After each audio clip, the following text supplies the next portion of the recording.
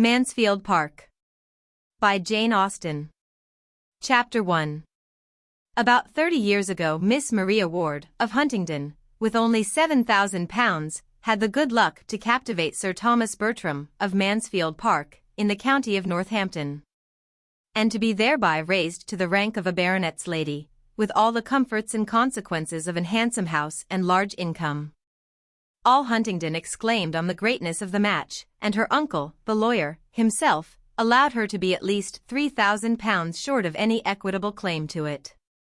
She had 2 sisters to be benefited by her elevation, and such of their acquaintance as thought Miss Ward and Miss Frances quite as handsome as Miss Maria, did not scruple to predict their marrying with almost equal advantage.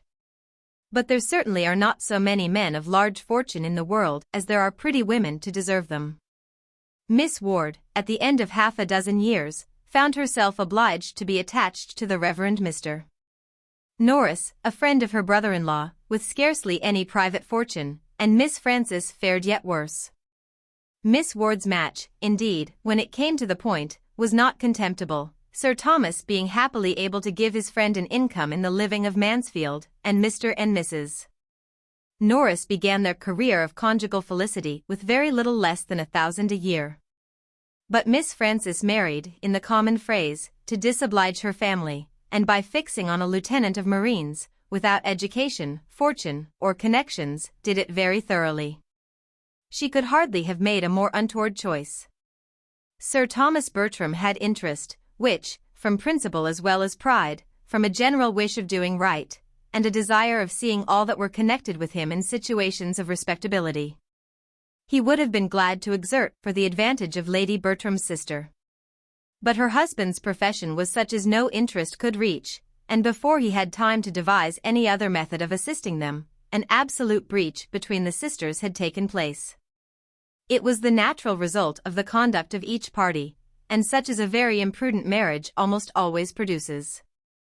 To save herself from useless remonstrance, Mrs. Price never wrote to her family on the subject till actually married.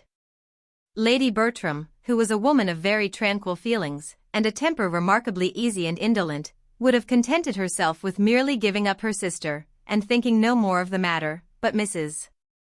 Norris had a spirit of activity, which could not be satisfied till she had written a long and angry letter to Fanny, to point out the folly of her conduct, and threaten her with all its possible ill consequences. Mrs. Price, in her turn, was injured and angry, and an answer, which comprehended each sister in its bitterness, and bestowed such very disrespectful reflections on the pride of Sir Thomas as Mrs. Norris could not possibly keep to herself, put an end to all intercourse between them for a considerable period.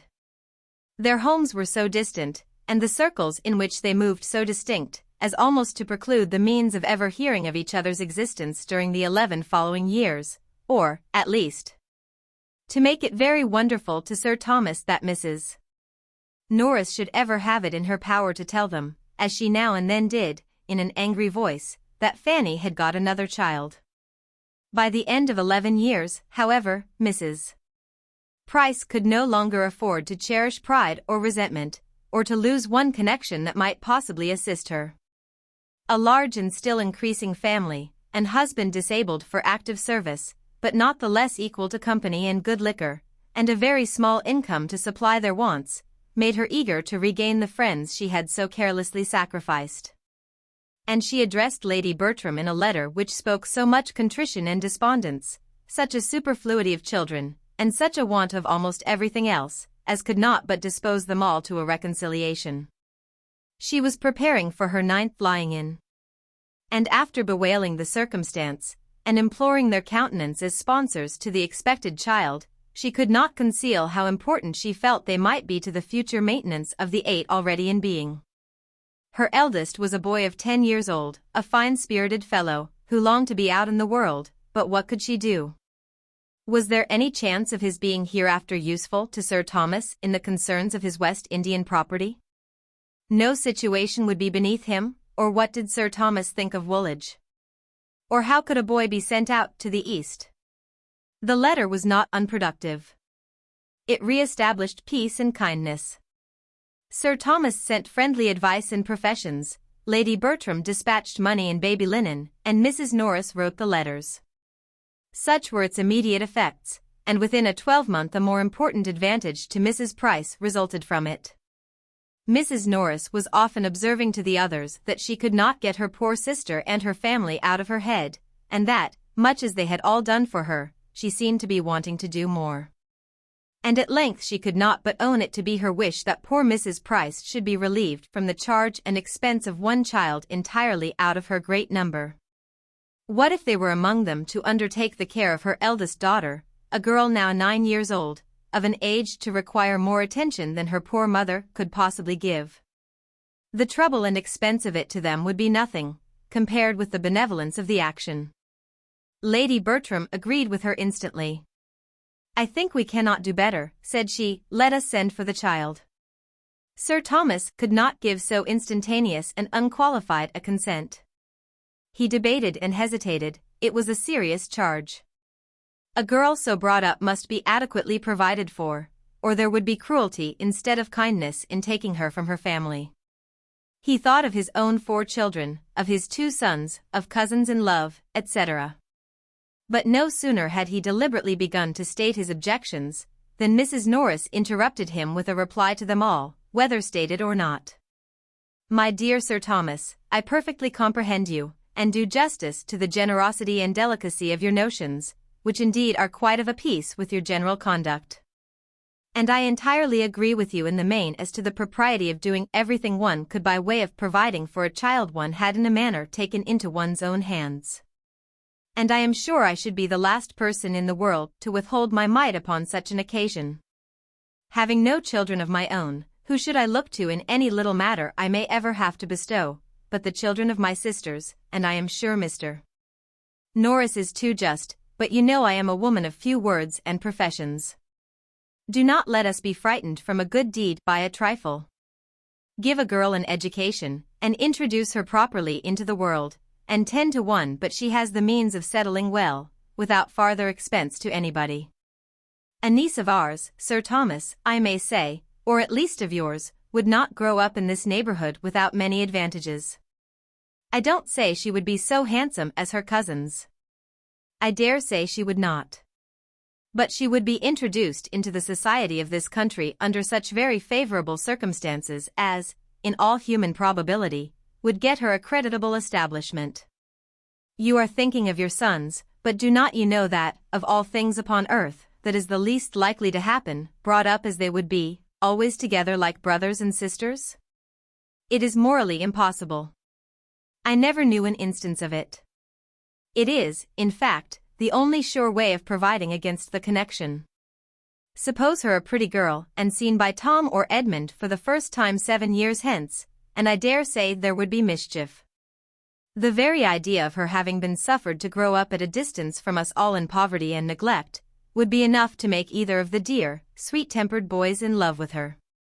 But breed her up with them from this time, and suppose her even to have the beauty of an angel, and she will never be more to either than a sister." "There is a great deal of truth in what you say," replied Sir Thomas, "and far be it from me to throw any fanciful impediment in the way of a plan which would be so consistent with the relative situations of each. I only meant to observe that it ought not to be lightly engaged in, and that to make it really serviceable to Mrs. Price, and creditable to ourselves, we must secure to the child, or consider ourselves engaged to secure to her hereafter, as circumstances may arise, the provision of a gentlewoman. If no such establishment should offer as you are so sanguine in expecting." "I thoroughly understand you," cried Mrs. Norris, "you are everything that is generous and considerate, and I am sure we shall never disagree on this point. Whatever I can do, as you well know, I am always ready enough to do for the good of those I love. And, though I could never feel for this little girl the 100th part of the regard I bear your own dear children, nor consider her, in any respect, so much my own, I should hate myself if I were capable of neglecting her. Is not she a sister's child? And could I bear to see her want while I had a bit of bread to give her? My dear Sir Thomas, with all my faults I have a warm heart. And, poor as I am, would rather deny myself the necessaries of life than do an ungenerous thing. So, if you are not against it, I will write to my poor sister tomorrow, and make the proposal. And, as soon as matters are settled, I will engage to get the child to Mansfield. You shall have no trouble about it. My own trouble, you know, I never regard. I will send Nanny to London on purpose, and she may have a bed at her cousin the saddler's, and the child be appointed to meet her there. They may easily get her from Portsmouth to town by the coach, under the care of any creditable person that may chance to be going. I dare say there is always some reputable tradesman's wife or other going up. Except to the attack on Nanny's cousin, Sir Thomas no longer made any objection, and a more respectable, though less economical rendezvous being accordingly substituted, everything was considered as settled. And the pleasures of so benevolent a scheme were already enjoyed. The division of gratifying sensations ought not, in strict justice, to have been equal, for Sir Thomas was fully resolved to be the real and consistent patron of the selected child, and Mrs. Norris had not the least intention of being at any expense whatever in her maintenance. As far as walking, talking, and contriving reached, she was thoroughly benevolent, and nobody knew better how to dictate liberality to others. But her love of money was equal to her love of directing, and she knew quite as well how to save her own as to spend that of her friends.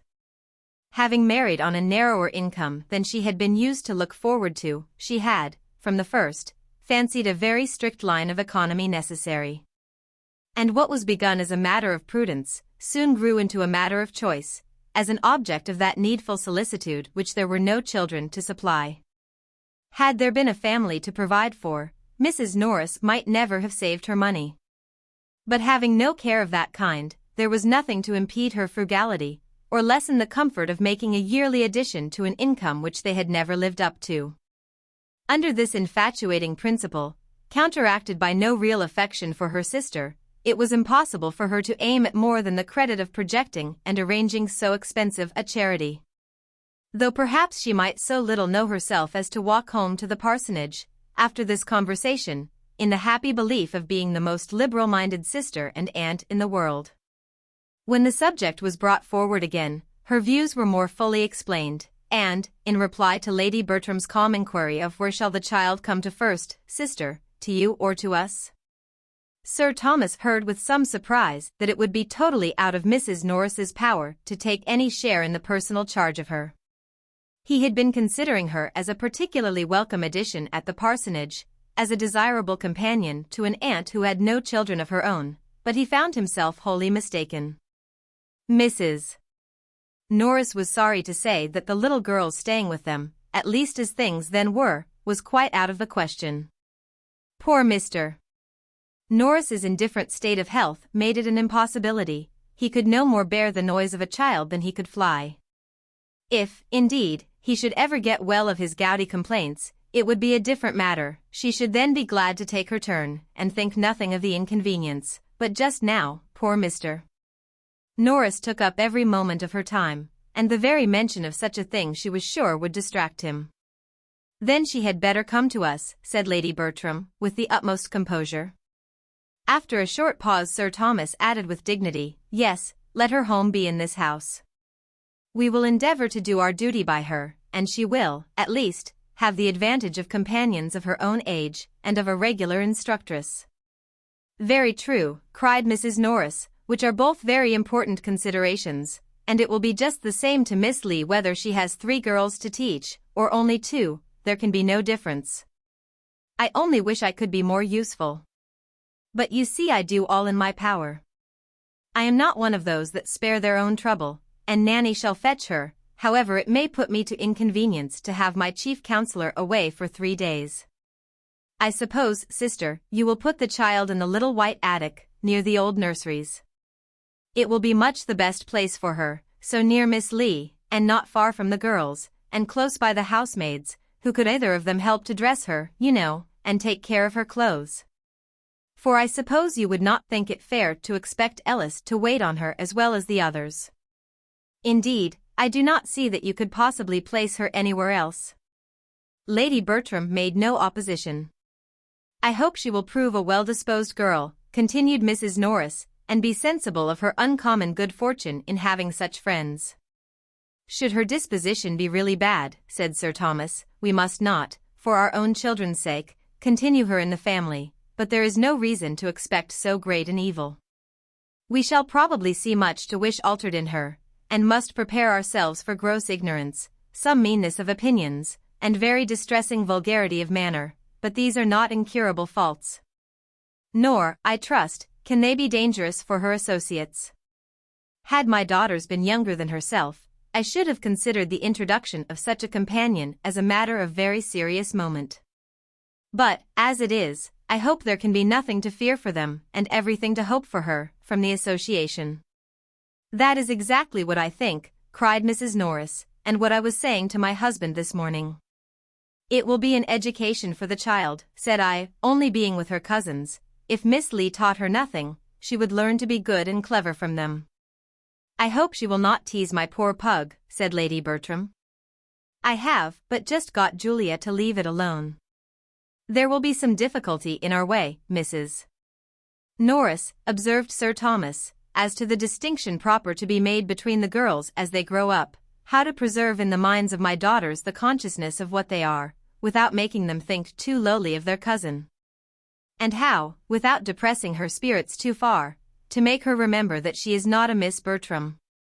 I should wish to see them very good friends, and would, on no account, authorize in my girls the smallest degree of arrogance towards their relation, but still they cannot be equals. Their rank, fortune, rights, and expectations will always be different. It is a point of great delicacy, and you must assist us in our endeavors to choose exactly the right line of conduct. Mrs. Norris was quite at his service. And though she perfectly agreed with him as to its being a most difficult thing, encouraged him to hope that between them it would be easily managed. It will be readily believed that Mrs. Norris did not write to her sister in vain. Mrs. Price seemed rather surprised that a girl should be fixed on, when she had so many fine boys, but accepted the offer most thankfully, assuring them of her daughter's being a very well-disposed, good-humored girl, and trusting they would never have cause to throw her off. She spoke of her father as somewhat delicate and puny, but was sanguine in the hope of her being materially better for change of air. Poor woman! She probably thought change of air might agree with many of her children. Chapter 2. The little girl performed her long journey in safety, and at Northampton was met by Mrs. Norris, who thus regaled in the credit of being foremost to welcome her, and in the importance of leading her in to the others, and recommending her to their kindness. Fanny Price was at this time just 10 years old, and though there might not be much in her first appearance to captivate, there was, at least, nothing to disgust her relations. She was small of her age, with no glow of complexion, nor any other striking beauty, exceedingly timid and shy, and shrinking from notice. But her air, though awkward, was not vulgar, her voice was sweet, and when she spoke her countenance was pretty. Sir Thomas and Lady Bertram received her very kindly.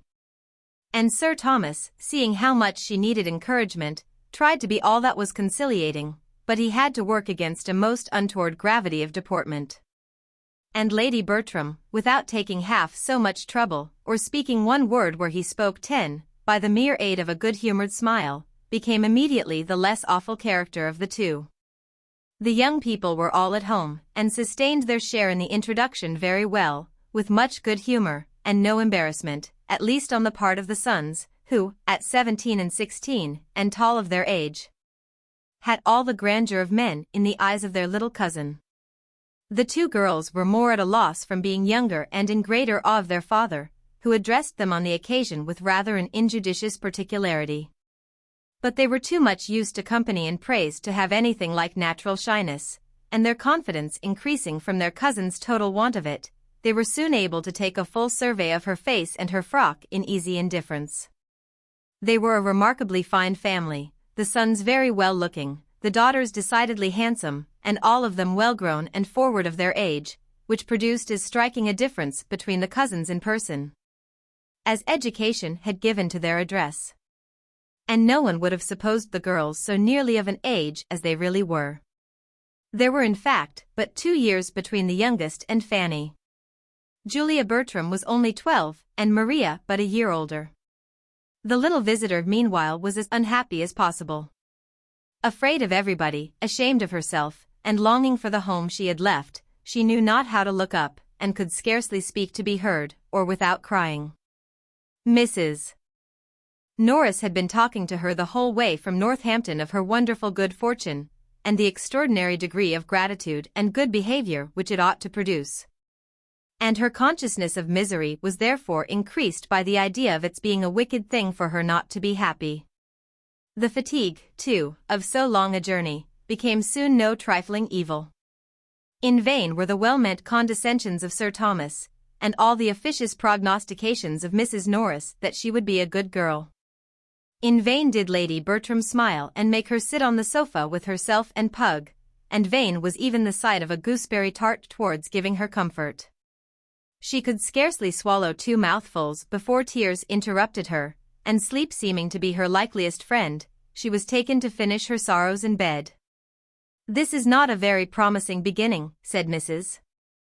Norris, when Fanny had left the room. "After all that I said to her as we came along, I thought she would have behaved better. I told her how much might depend upon her acquitting herself well at first. I wish there may not be a little sulkiness of temper, her poor mother had a good deal. But we must make allowances for such a child, and I do not know that her being sorry to leave her home is really against her, for, with all its faults, it was her home, and she cannot as yet understand how much she is changed for the better. But then there is moderation in all things." It required a longer time, however, than Mrs. Norris was inclined to allow, to reconcile Fanny to the novelty of Mansfield Park, and the separation from everybody she had been used to. Her feelings were very acute, and too little understood to be properly attended to. Nobody meant to be unkind, but nobody put themselves out of their way to secure her comfort. The holiday allowed to the Miss Bertrams the next day, on purpose to afford leisure for getting acquainted with, and entertaining their young cousin, produced little union. They could not but hold her cheap on finding that she had but 2 sashes, and had never learned French. And when they perceived her to be little struck with the duet they were so good as to play, they could do no more than make her a generous present of some of their least valued toys, and leave her to herself. While they adjourned to whatever might be the favorite holiday sport of the moment, making artificial flowers or wasting gold paper. Fanny, whether near or from her cousins, whether in the schoolroom, the drawing-room, or the shrubbery, was equally forlorn, finding something to fear in every person and place. She was disheartened by Lady Bertram's silence, awed by Sir Thomas's grave looks, and quite overcome by Mrs. Norris's admonitions. Her elder cousins mortified her by reflections on her size, and abashed her by noticing her shyness. Miss Lee wondered at her ignorance, and the maid-servants sneered at her clothes. And when to these sorrows was added the idea of the brothers and sisters among whom she had always been important as playfellow, instructress, and nurse, the despondence that sunk her little heart was severe. The grandeur of the house astonished, but could not console her. The rooms were too large for her to move in with ease, whatever she touched she expected to injure, and she crept about in constant terror of something or other, often retreating towards her own chamber to cry. And the little girl who was spoken of in the drawing-room when she left it at night as seeming so desirably sensible of her peculiar good fortune, ended every day's sorrows by sobbing herself to sleep. A week had passed in this way, and no suspicion of it conveyed by her quiet passive manner, when she was found one morning by her cousin Edmund, the youngest of the sons, sitting crying on the attic stairs. "My dear little cousin," said he, with all the gentleness of an excellent nature, "what can be the matter?" And sitting down by her, he was at great pains to overcome her shame in being so surprised, and persuade her to speak openly. Was she ill? Or was anybody angry with her? Or had she quarreled with Maria and Julia? Or was she puzzled about anything in her lesson that he could explain? Did she, in short, want anything he could possibly get her, or do for her? For a long while no answer could be obtained beyond a no, not at all, no, thank you. But he still persevered, and no sooner had he begun to revert to her own home, than her increased sobs explained to him where the grievance lay. He tried to console her. "You are sorry to leave Mamma, my dear little Fanny," said he, "which shows you to be a very good girl, but you must remember that you are with relations and friends, who all love you, and wish to make you happy. Let us walk out in the park, and you shall tell me all about your brothers and sisters." On pursuing the subject, he found that, dear as all these brothers and sisters generally were, there was one among them who ran more in her thoughts than the rest. It was William whom she talked of most, and wanted most to see. William, the eldest, a year older than herself, her constant companion and friend, her advocate with her mother, of whom he was the darling, in every distress. William did not like she should come away. He had told her he should miss her very much indeed. "But William will write to you, I dare say." Yes, he had promised he would, but he had told her to write first. "And when shall you do it?" She hung her head and answered hesitatingly, she did not know, she had not any paper. "If that be all your difficulty, I will furnish you with paper and every other material, and you may write your letter whenever you choose." "Would it make you happy to write to William?" "Yes, very." "Then let it be done now. Come with me into the breakfast room, we shall find everything there, and be sure of having the room to ourselves." "But, cousin, will it go to the post?" "Yes, depend upon me it shall go with the other letters, and, as your uncle will frank it, it will cost William nothing." "My uncle," repeated Fanny, with a frightened look. "Yes, when you have written the letter, I will take it to my father to frank." Fanny thought it a bold measure, but offered no further resistance. And they went together into the breakfast room, where Edmund prepared her paper, and ruled her lines with all the goodwill that her brother could himself have felt, and probably with somewhat more exactness. He continued with her the whole time of her writing, to assist her with his penknife or his orthography, as either were wanted. And added to these attentions, which she felt very much, a kindness to her brother which delighted her beyond all the rest.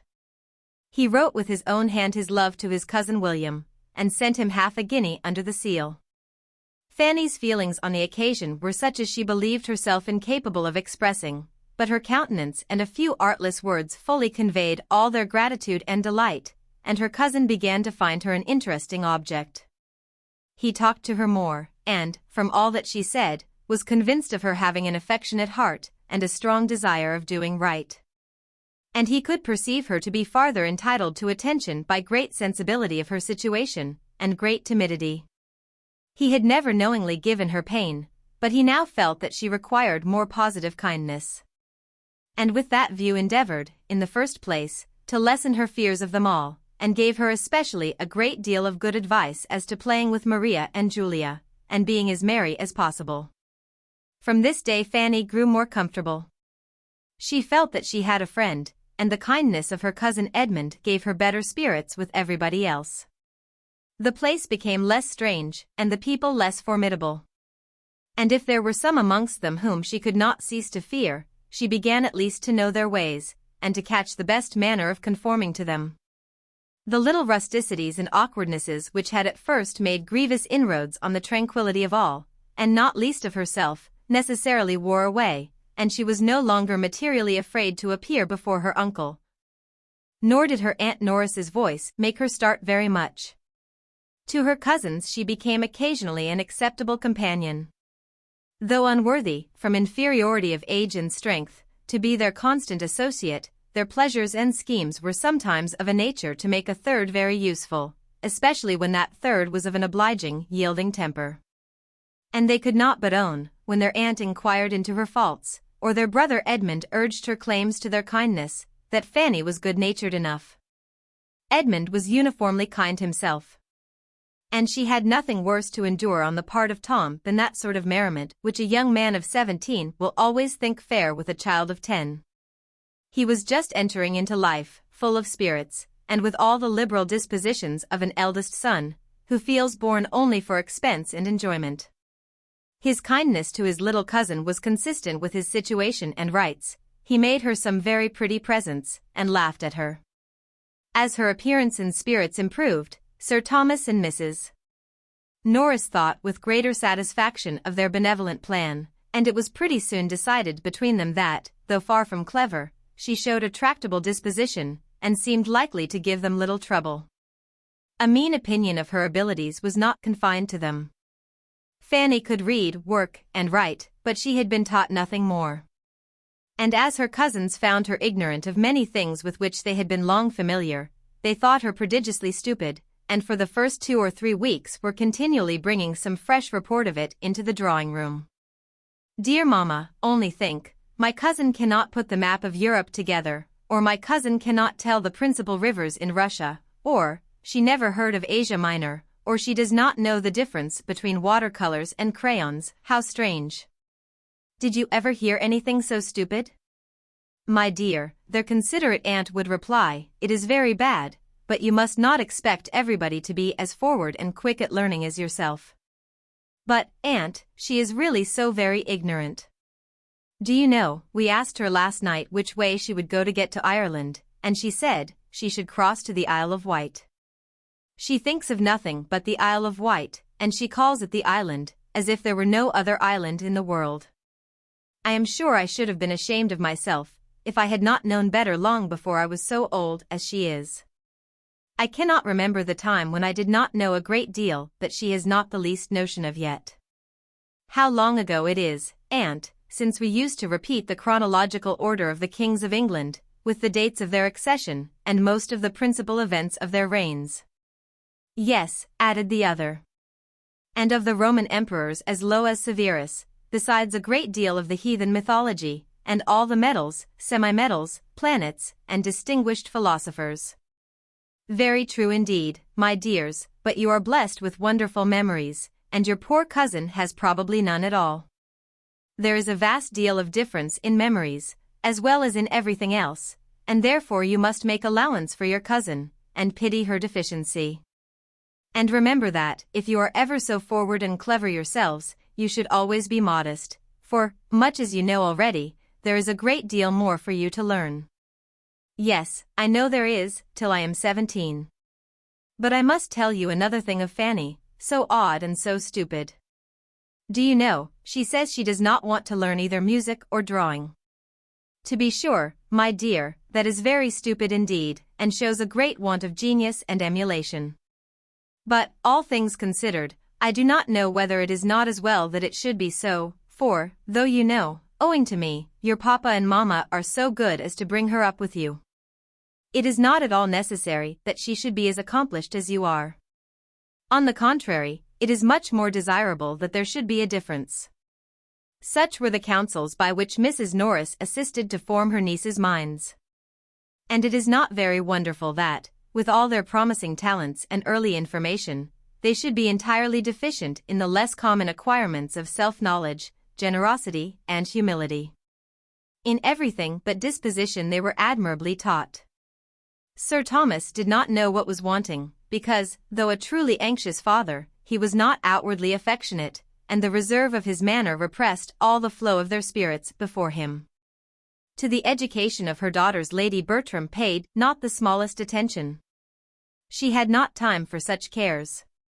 She was a woman who spent her days in sitting, nicely dressed, on a sofa, doing some long piece of needlework, of little use and no beauty, thinking more of her pug than her children.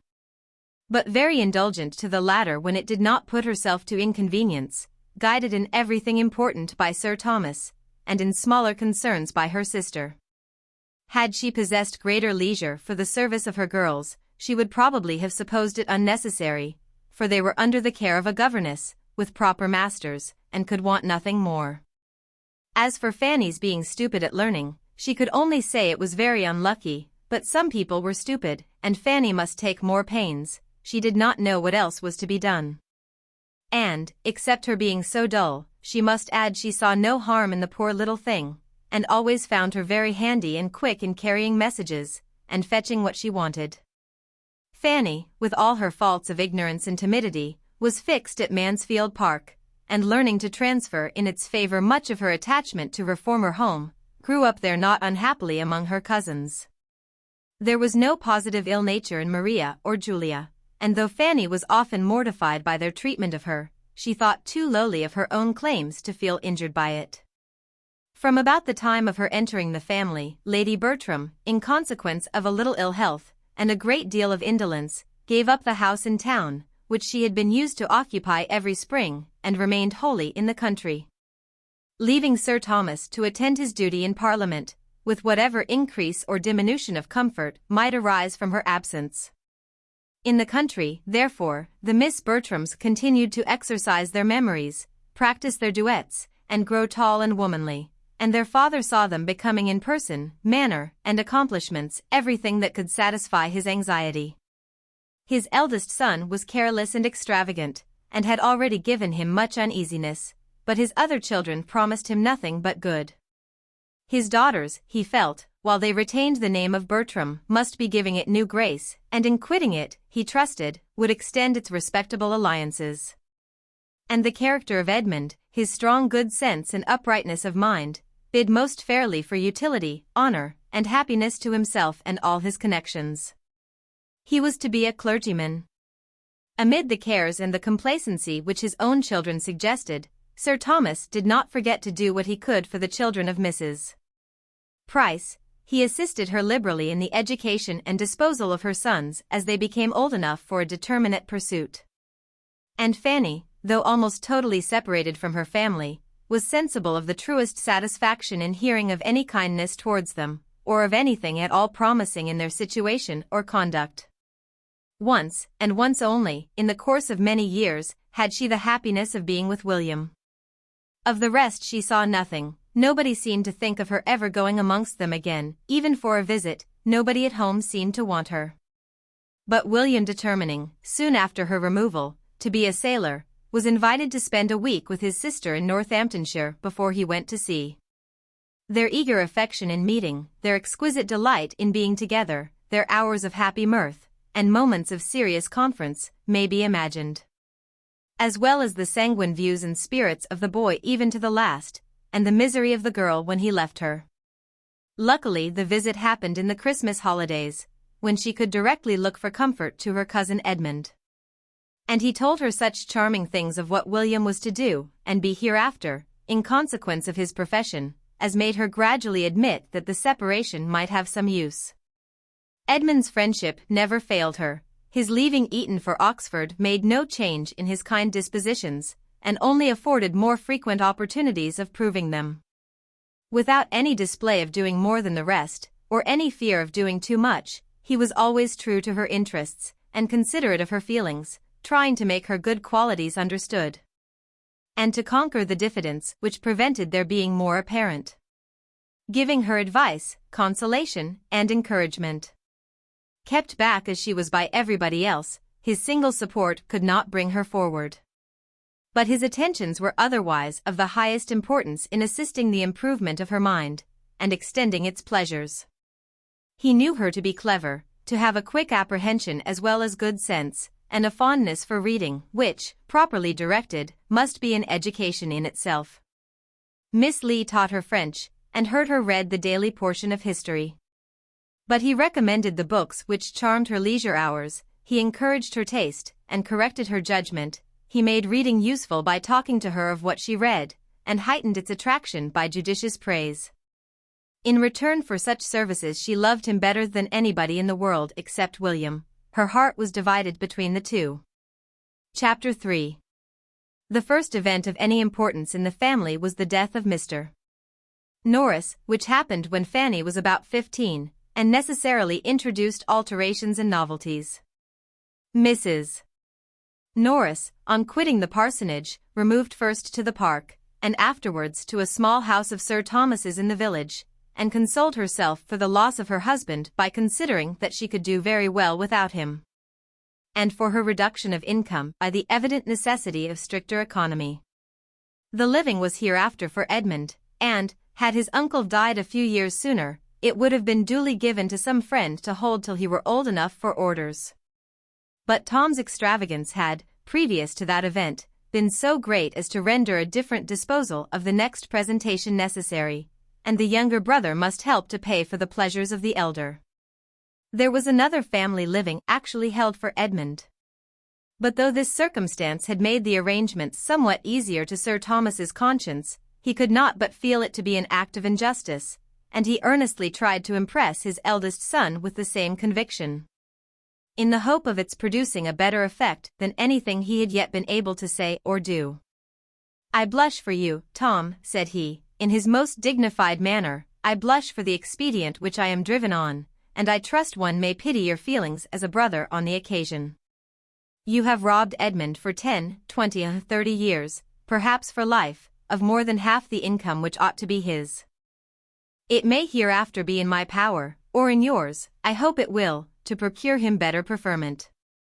But it must not be forgotten that no benefit of that sort would have been beyond his natural claims on us, and that nothing can, in fact, be an equivalent for the certain advantage which he is now obliged to forego through the urgency of your debts.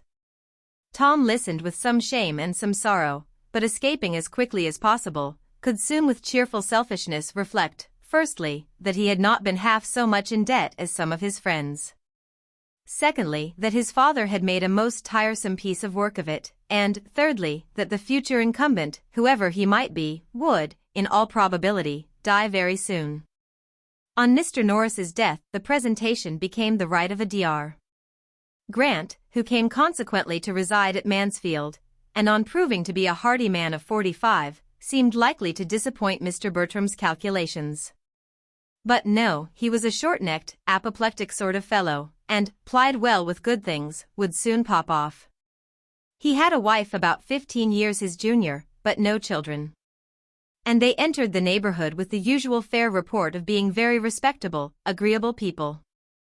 The time was now come when Sir Thomas expected his sister-in-law to claim her share in their niece, the change in Mrs. Norris's situation, and the improvement in Fanny's age, seeming not merely to do away any former objection to their living together, but even to give it the most decided eligibility. And as his own circumstances were rendered less fair than heretofore, by some recent losses on his West India estate, in addition to his eldest son's extravagance, it became not undesirable to himself to be relieved from the expense of her support, and the obligation of her future provision. In the fullness of his belief that such a thing must be, he mentioned its probability to his wife. And the first time of the subject's occurring to her again happening to be when Fanny was present, she calmly observed to her, "So, Fanny, you are going to leave us, and live with my sister. How shall you like it?" Fanny was too much surprised to do more than repeat her aunt's words, "Going to leave you?" "Yes, my dear, why should you be astonished? You have been 5 years with us, and my sister always meant to take you when Mr. Norris died. But you must come up and tack on my patterns all the same." The news was as disagreeable to Fanny as it had been unexpected. She had never received kindness from her Aunt Norris, and could not love her. "I shall be very sorry to go away," said she, with a faltering voice. "Yes, I dare say you will, that's natural enough. I suppose you have had as little to vex you since you came into this house as any creature in the world." "I hope I am not ungrateful, Aunt," said Fanny modestly. "No, my dear, I hope not. I have always found you a very good girl." "And am I never to live here again?" "Never, my dear, but you are sure of a comfortable home. It can make very little difference to you, whether you are in one house or the other." Fanny left the room with a very sorrowful heart. She could not feel the difference to be so small, she could not think of living with her aunt with anything like satisfaction. As soon as she met with Edmund she told him her distress. "Cousin," said she, "something is going to happen which I do not like at all, and though you have often persuaded me into being reconciled to things that I disliked at first, you will not be able to do it now. I am going to live entirely with my Aunt Norris." "Indeed?" "Yes, my Aunt Bertram has just told me so. It is quite settled. I am to leave Mansfield Park, and go to the White House, I suppose, as soon as she is removed there." "Well, Fanny, and if the plan were not unpleasant to you, I should call it an excellent one." "Oh, cousin, it has everything else in its favor. My aunt is acting like a sensible woman in wishing for you. She is choosing a friend and companion exactly where she ought, and I am glad her love of money does not interfere. You will be what you ought to be to her. I hope it does not distress you very much, Fanny?" "Indeed it does, I cannot like it. I love this house and everything in it, I shall love nothing there. You know how uncomfortable I feel with her. I can say nothing for her manner to you as a child, but it was the same with us all, or nearly so. She never knew how to be pleasant to children. But you are now of an age to be treated better. I think she is behaving better already, and when you are her only companion, you must be important to her. I can never be important to anyone. What is to prevent you? Everything. My situation, my foolishness and awkwardness. As to your foolishness and awkwardness, my dear Fanny, believe me, you never have a shadow of either, but in using the words so improperly. There is no reason in the world why you should not be important where you are known. You have good sense and a sweet temper, and I am sure you have a grateful heart that could never receive kindness without wishing to return it. I do not know any better qualifications for a friend and companion. You are too kind, said Fanny, coloring at such praise. How shall I ever thank you as I ought, for thinking so well of me? Oh, cousin, if I am to go away, I shall remember your goodness to the last moment of my life. Why, indeed, Fanny, I should hope to be remembered at such a distance as the White House. You speak as if you were going 200 miles off instead of only across the park, but you will belong to us almost as much as ever. The two families will be meeting every day in the year. The only difference will be that, living with your aunt, you will necessarily be brought forward as you ought to be. Here there are too many whom you can hide behind, but with her you will be forced to speak for yourself. Oh, do not say so. I must say it, and say it with pleasure. Mrs. Norris is much better fitted than my mother for having the charge of you now. She is of a temper to do a great deal for anybody she really interests herself about, and she will force you to do justice to your natural powers. Fanny sighed, and said, I cannot see things as you do. But I ought to believe you to be right rather than myself, and I am very much obliged to you for trying to reconcile me to what must be. If I could suppose my aunt really to care for me, it would be delightful to feel myself of consequence to anybody. Here, I know, I am of none, and yet I love the place so well. The place of Fanny is what you will not quit, though you quit the house. You will have as free a command of the park and gardens as ever. Even your constant little heart need not take fright at such a nominal change. You will have the same walks to frequent, the same library to choose from, the same people to look at, the same horse to ride. Very true. Yes, dear old gray pony. Ah, cousin, when I remember how much I used to dread riding, what terrors it gave me to hear it talked of as likely to do me good, oh! How I have trembled at my uncle's opening his lips if horses were talked of, and then think of the kind pains you took to reason and persuade me out of my fears, and convince me that I should like it after a little while.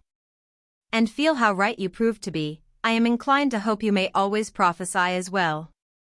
And I am quite convinced that your being with Mrs. Norris will be as good for your mind as riding has been for your health, and as much for your ultimate happiness too. So ended their discourse, which, for any very appropriate service it could render Fanny, might as well have been spared, for Mrs. Norris had not the smallest intention of taking her. It had never occurred to her, on the present occasion, but as a thing to be carefully avoided. To prevent its being expected, she had fixed on the smallest habitation which could rank as genteel among the buildings of Mansfield parish, the White House being only just large enough to receive herself and her servants, and allow a spare room for a friend, of which she made a very particular point. The spare rooms at the parsonage had never been wanted, but the absolute necessity of a spare room for a friend was now never forgotten. Not all her precautions, however, could save her from being suspected of something better. Or, perhaps, her very display of the importance of a spare room might have misled Sir Thomas to suppose it really intended for Fanny. Lady Bertram soon brought the matter to a certainty by carelessly observing to Mrs. Norris, I think, sister, we need not keep Miss Lee any longer, when Fanny goes to live with you. Mrs. Norris almost started. Live with me, dear Lady Bertram. What do you mean? Is she not to live with you? I thought you had settled it with Sir Thomas. Me?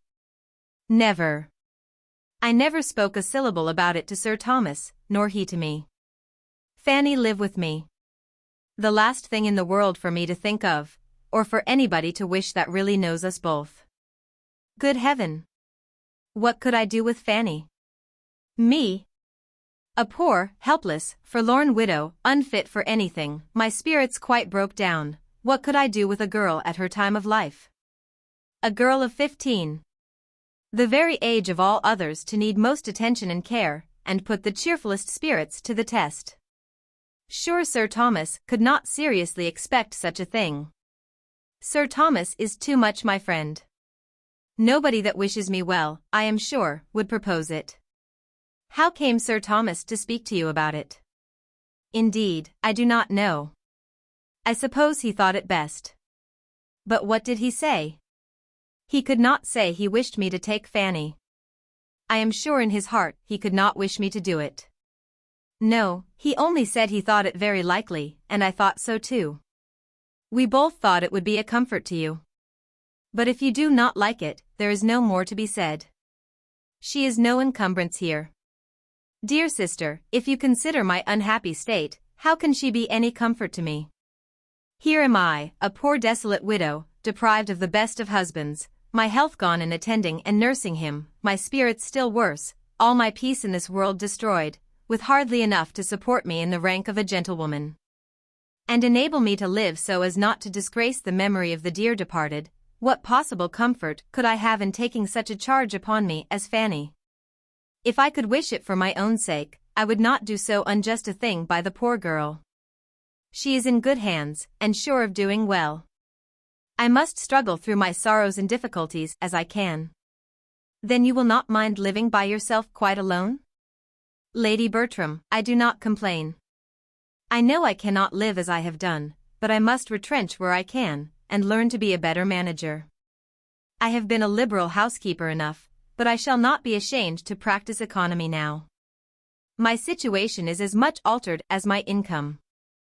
A great many things were due from poor Mr.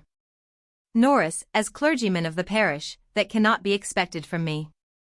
It is unknown how much was consumed in our kitchen by odd comers and goers. At the White House, matters must be better looked after.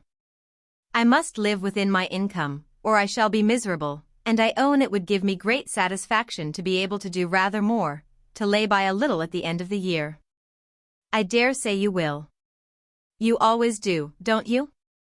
My object, Lady Bertram, is to be of use to those that come after me. It is for your children's good that I wish to be richer. I have nobody else to care for, but I should be very glad to think I could leave a little trifle among them worth their having. You are very good, but do not trouble yourself about them. They are sure of being well provided for. Sir Thomas will take care of that. Why, you know, Sir Thomas's means will be rather straitened if the Antigua estate is to make such poor returns. Oh. That will soon be settled. Sir Thomas has been writing about it, I know. Well, Lady Bertram, said Mrs. Norris, moving to go, I can only say that my sole desire is to be of use to your family, and so, if Sir Thomas should ever speak again about my taking Fanny, you will be able to say that my health and spirits put it quite out of the question. Besides that, I really should not have a bed to give her, for I must keep a spare room for a friend. Lady Bertram repeated enough of this conversation to her husband to convince him how much he had mistaken his sister-in-law's views. And she was from that moment perfectly safe from all expectation, or the slightest allusion to it from him. He could not but wonder at her refusing to do anything for a niece whom she had been so forward to adopt. But, as she took early care to make him, as well as Lady Bertram, understand that whatever she possessed was designed for their family, he soon grew reconciled to a distinction which, at the same time that it was advantageous and complimentary to them, would enable him better to provide for Fanny himself.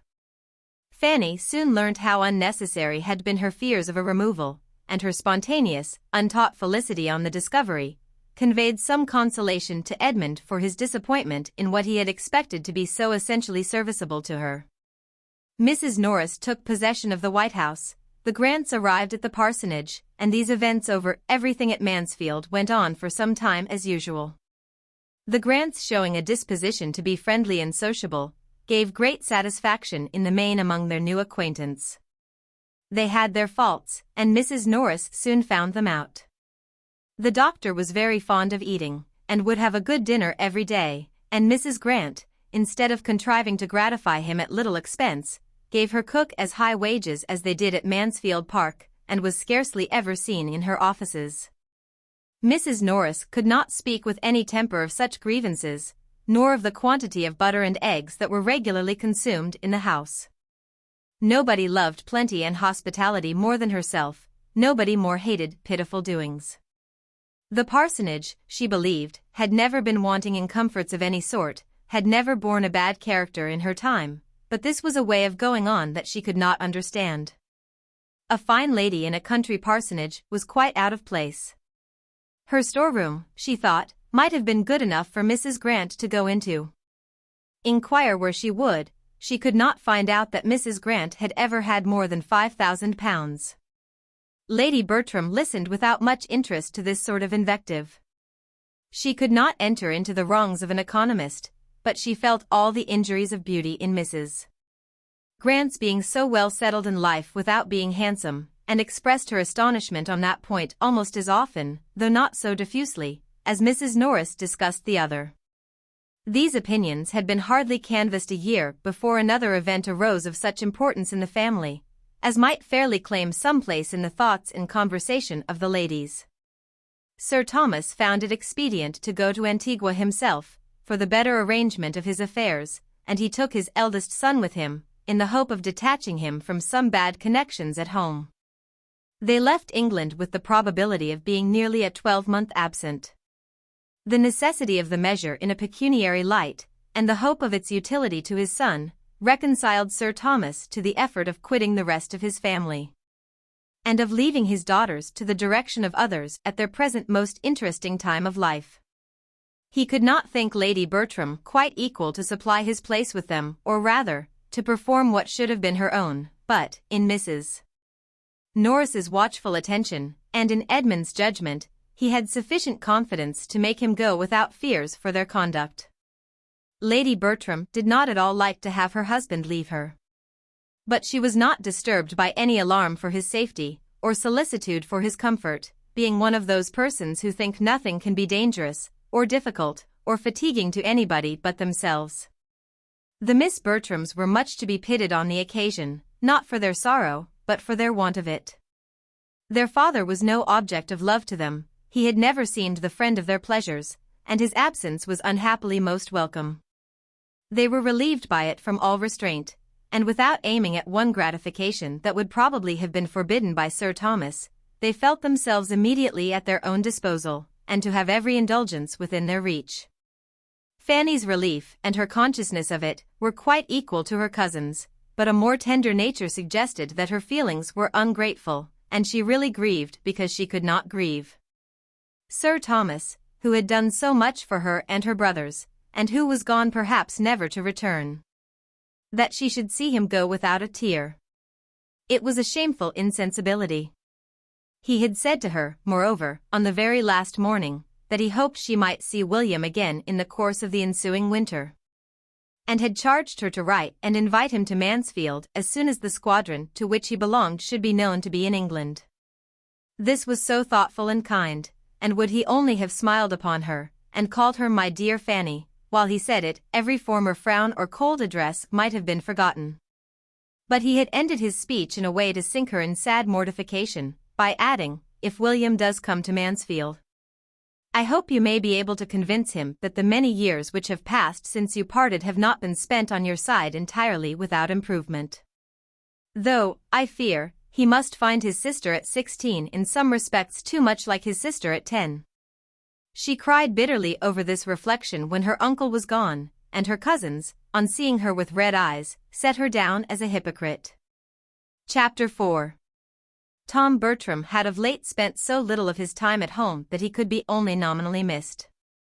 And Lady Bertram was soon astonished to find how very well they did even without his father, how well Edmund could supply his place in carving, talking to the steward, writing to the attorney, settling with the servants, and equally saving her from all possible fatigue or exertion in every particular but that of directing her letters.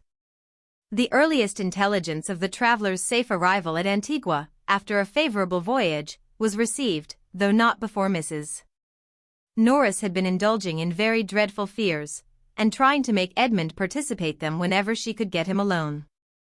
And as she depended on being the first person made acquainted with any fatal catastrophe, she had already arranged the manner of breaking it to all the others. When Sir Thomas's assurances of their both being alive and well made it necessary to lay by her agitation and affectionate preparatory speeches for a while. The winter came and passed without their being called for, the accounts continued perfectly good, and Mrs. Norris, in promoting gaieties for her nieces, assisting their toilets, displaying their accomplishments, and looking about for their future husbands, had so much to do as, in addition to all her own household cares, some interference in those of her sister, and Mrs. Grant's wasteful doings to overlook, left her very little occasion to be occupied in fears for the absent. The Miss Bertrams were now fully established among the belles of the neighbourhood. And as they joined to beauty and brilliant acquirements a manner naturally easy, and carefully formed to general civility and obligingness, they possessed its favour as well as its admiration. Their vanity was in such good order that they seemed to be quite free from it, and gave themselves no airs. While the praises attending such behaviour, secured and brought round by their aunt, served to strengthen them in believing they had no faults. Lady Bertram did not go into public with her daughters. She was too indolent even to accept a mother's gratification in witnessing their success and enjoyment at the expense of any personal trouble, and the charge was made over to her sister, who desired nothing better than a post of such honourable representation, and very thoroughly relished the means it afforded her of mixing in society without having horses to hire. Fanny had no share in the festivities of the season, but she enjoyed being avowedly useful as her aunt's companion when they called away the rest of the family. And, as Miss Lee had left Mansfield, she naturally became everything to Lady Bertram during the night of a ball or a party. She talked to her, listened to her, read to her. And the tranquillity of such evenings, her perfect security in such a tête-à-tête from any sound of unkindness, was unspeakably welcome to a mind which had seldom known a pause in its alarms or embarrassments. As to her cousin's gaieties, she loved to hear an account of them, especially of the balls, and whom Edmund had danced with, but thought too lowly of her own situation to imagine she should ever be admitted to the same, and listened, therefore, without an idea of any nearer concern in them. Upon the whole, it was a comfortable winter to her. For though it brought no William to England, the never-failing hope of his arrival was worth much. The ensuing spring deprived her of her valued friend, the old grey pony. And for some time she was in danger of feeling the loss in her health as well as in her affections. For in spite of the acknowledged importance of her riding on horseback, no measures were taken for mounting her again, because, as it was observed by her aunts, she might ride one of her cousin's horses at any time when they did not want them. And as the Miss Bertrams regularly wanted their horses every fine day, and had no idea of carrying their obliging manners to the sacrifice of any real pleasure, that time, of course, never came. They took their cheerful rides in the fine mornings of April and May.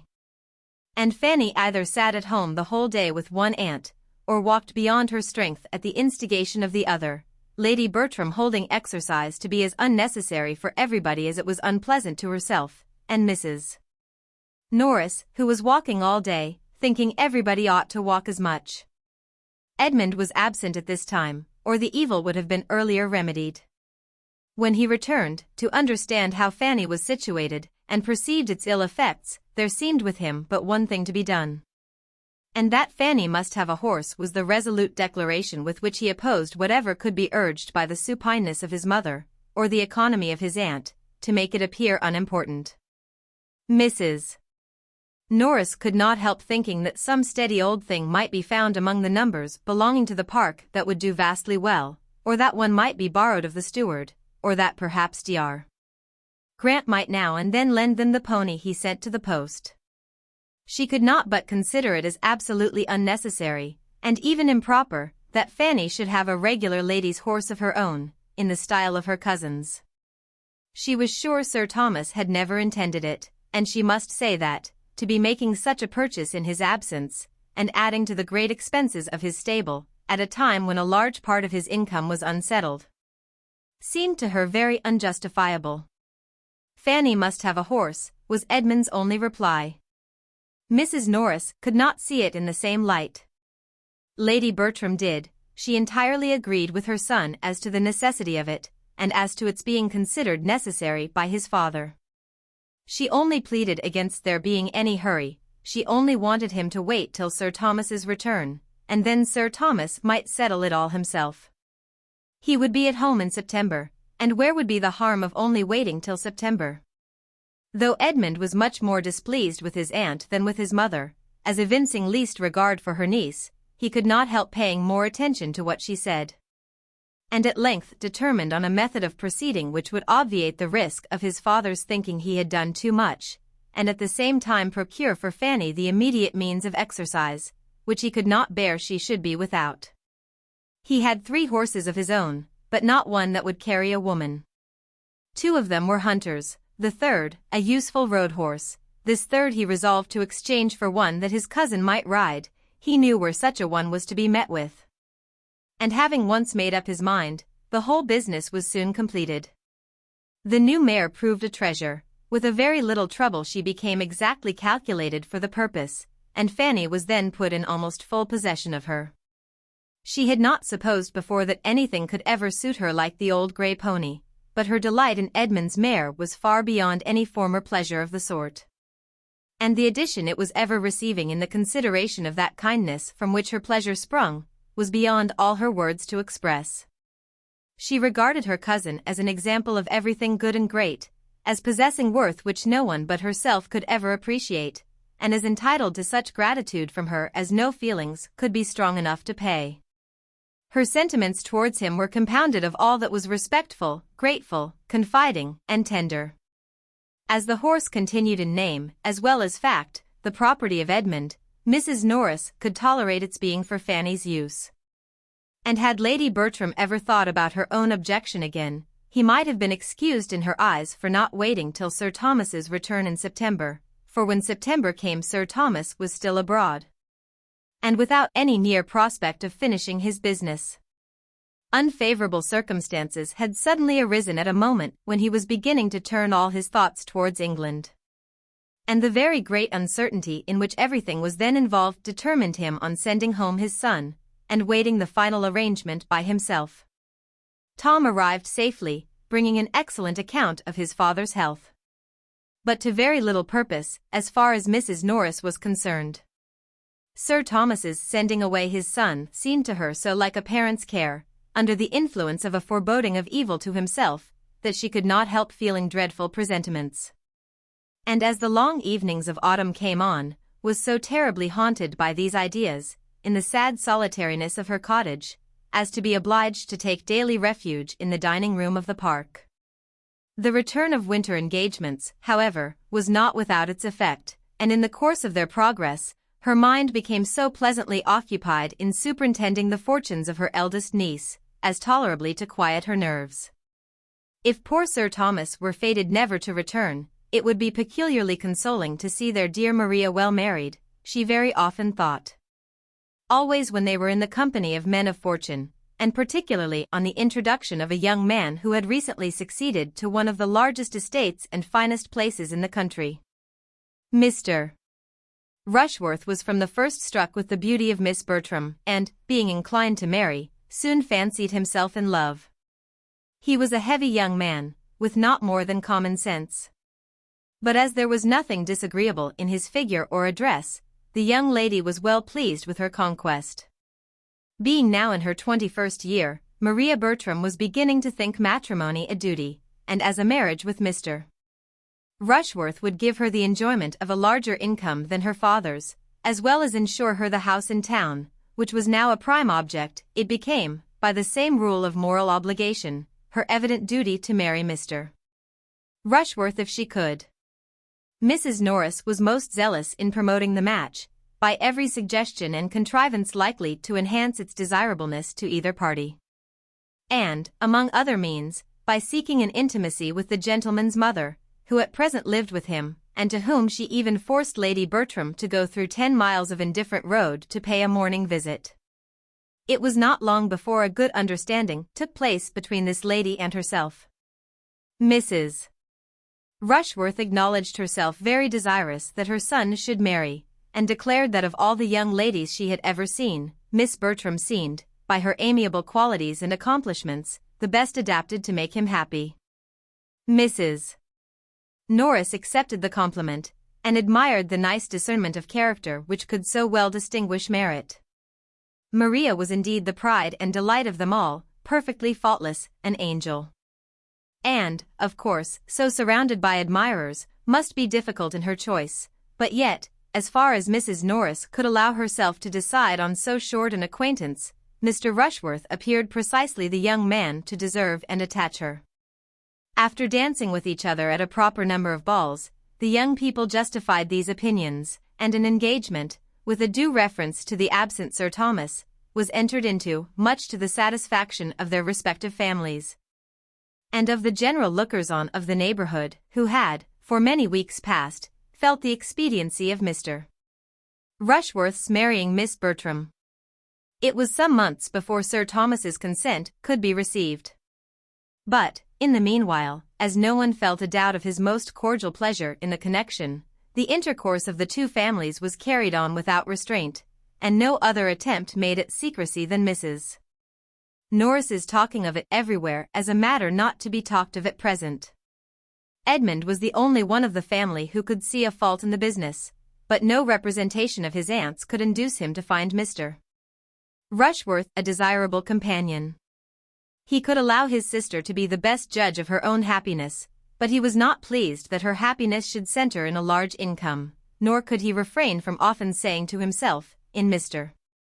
Rushworth's company, if this man had not 12,000 a year, he would be a very stupid fellow. Sir Thomas, however, was truly happy in the prospect of an alliance so unquestionably advantageous, and of which he heard nothing but the perfectly good and agreeable.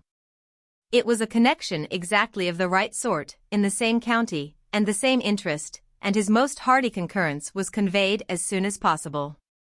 He only conditioned that the marriage should not take place before his return, which he was again looking eagerly forward to. He wrote in April, and had strong hopes of settling everything to his entire satisfaction, and leaving Antigua before the end of the summer. Such was the state of affairs in the month of July. And Fanny had just reached her 18th year, when the society of the village received an addition in the brother and sister of Mrs. Grant, a Mr. and Miss Crawford, the children of her mother by a second marriage. They were young people of fortune. The son had a good estate in Norfolk, the daughter £20,000. As children, their sister had been always very fond of them. But, as her own marriage had been soon followed by the death of their common parent, which left them to the care of a brother of their father, of whom Mrs. Grant knew nothing, she had scarcely seen them since. In their uncle's house they had found a kind home. Admiral and Mrs. Crawford, though agreeing in nothing else, were united in affection for these children, or, at least, were no farther adverse in their feelings than that each had their favorite, to whom they showed the greatest fondness of the two. The Admiral delighted in the boy, Mrs. Crawford doted on the girl, and it was the lady's death which now obliged her protégée, after some months' further trial at her uncle's house, to find another home. Admiral Crawford was a man of vicious conduct, who chose, instead of retaining his niece, to bring his mistress under his own roof, and to this Mrs. Grant was indebted for her sister's proposal of coming to her, a measure quite as welcome on one side as it could be expedient on the other, for Mrs. Grant, having by this time run through the usual resources of ladies residing in the country without a family of children, having more than filled her favorite sitting-room with pretty furniture, and made a choice collection of plants and poultry, was very much in want of some variety at home. The arrival, therefore, of a sister whom she had always loved, and now hoped to retain with her as long as she remained single, was highly agreeable. And her chief anxiety was lest Mansfield should not satisfy the habits of a young woman who had been mostly used to London. Miss Crawford was not entirely free from similar apprehensions, though they arose principally from doubts of her sister's style of living and tone of society. And it was not till after she had tried in vain to persuade her brother to settle with her at his own country house, that she could resolve to hazard herself among her other relations. To anything like a permanence of abode, or limitation of society, Henry Crawford had, unluckily, a great dislike. He could not accommodate his sister in an article of such importance. But he escorted her, with the utmost kindness, into Northamptonshire, and as readily engaged to fetch her away again, at half an hour's notice, whenever she were weary of the place. The meeting was very satisfactory on each side. Miss Crawford found a sister without preciseness or rusticity, a sister's husband who looked the gentleman, and a house commodious and well fitted up, and Mrs. Grant received in those whom she hoped to love better than ever a young man and woman of very prepossessing appearance. Mary Crawford was remarkably pretty. Henry, though not handsome, had air and countenance. The manners of both were lively and pleasant, and Mrs. Grant immediately gave them credit for everything else. She was delighted with each, but Mary was her dearest object. And having never been able to glory in beauty of her own, she thoroughly enjoyed the power of being proud of her sisters. She had not waited her arrival to look out for a suitable match for her, she had fixed on Tom Bertram. The eldest son of a baronet was not too good for a girl of £20,000, with all the elegance and accomplishments which Mrs. Grant foresaw in her. And being a warm-hearted, unreserved woman, Mary had not been 3 hours in the house before she told her what she had planned. Miss Crawford was glad to find a family of such consequence so very near them, and not at all displeased either at her sister's early care, or the choice it had fallen on. Matrimony was her object, provided she could marry well, and having seen Mr. Bertram in town, she knew that objection could no more be made to his person than to his situation in life. While she treated it as a joke, therefore, she did not forget to think of it seriously. The scheme was soon repeated to Henry. "And now," added Mrs. Grant, "I have thought of something to make it complete. I should dearly love to settle you both in this country. And therefore, Henry, you shall marry the youngest Miss Bertram, a nice, handsome, good-humored, accomplished girl, who will make you very happy." Henry bowed and thanked her. "My dear sister," said Mary, "if you can persuade him into anything of the sort, it will be a fresh matter of delight to me to find myself allied to anybody so clever, and I shall only regret that you have not half a dozen daughters to dispose of. If you can persuade Henry to marry, you must have the address of a Frenchwoman. All that English abilities can do has been tried already. I have 3 very particular friends who have been all dying for him in their turn. And the pains which they, their mothers, very clever women, as well as my dear aunt and myself, have taken to reason, coax, or trick him into marrying, is inconceivable. He is the most horrible flirt that can be imagined. If your Miss Bertrams do not like to have their hearts broke, let them avoid Henry. My dear brother, I will not believe this of you. No, I am sure you are too good. You will be kinder than Mary. You will allow for the doubts of youth and inexperience. I am of a cautious temper, and unwilling to risk my happiness in a hurry. Nobody can think more highly of the matrimonial state than myself. I consider the blessing of a wife as most justly described in those discreet lines of the poet, heaven's last best gift. There, Mrs. Grant, you see how he dwells on one word, and only look at his smile.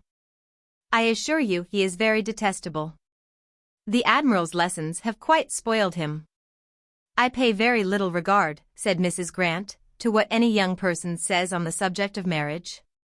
If they profess a disinclination for it, I only set it down that they have not yet seen the right person." Dr. Grant laughingly congratulated Miss Crawford on feeling no disinclination to the state herself. "Oh yes. I am not at all ashamed of it. I would have everybody marry if they can do it properly. I do not like to have people throw themselves away, but everybody should marry as soon as they can do it to advantage." Chapter 5. The young people were pleased with each other from the first. On each side there was much to attract, and their acquaintance soon promised as early an intimacy as good manners would warrant. Miss Crawford's beauty did her no disservice with the Miss Bertrams. They were too handsome themselves to dislike any woman for being so too, and were almost as much charmed as their brothers with her lively dark eye, clear brown complexion, and general prettiness. Had she been tall, full-formed, and fair, it might have been more of a trial, but as it was, there could be no comparison, and she was most allowably a sweet, pretty girl, while they were the finest young women in the country.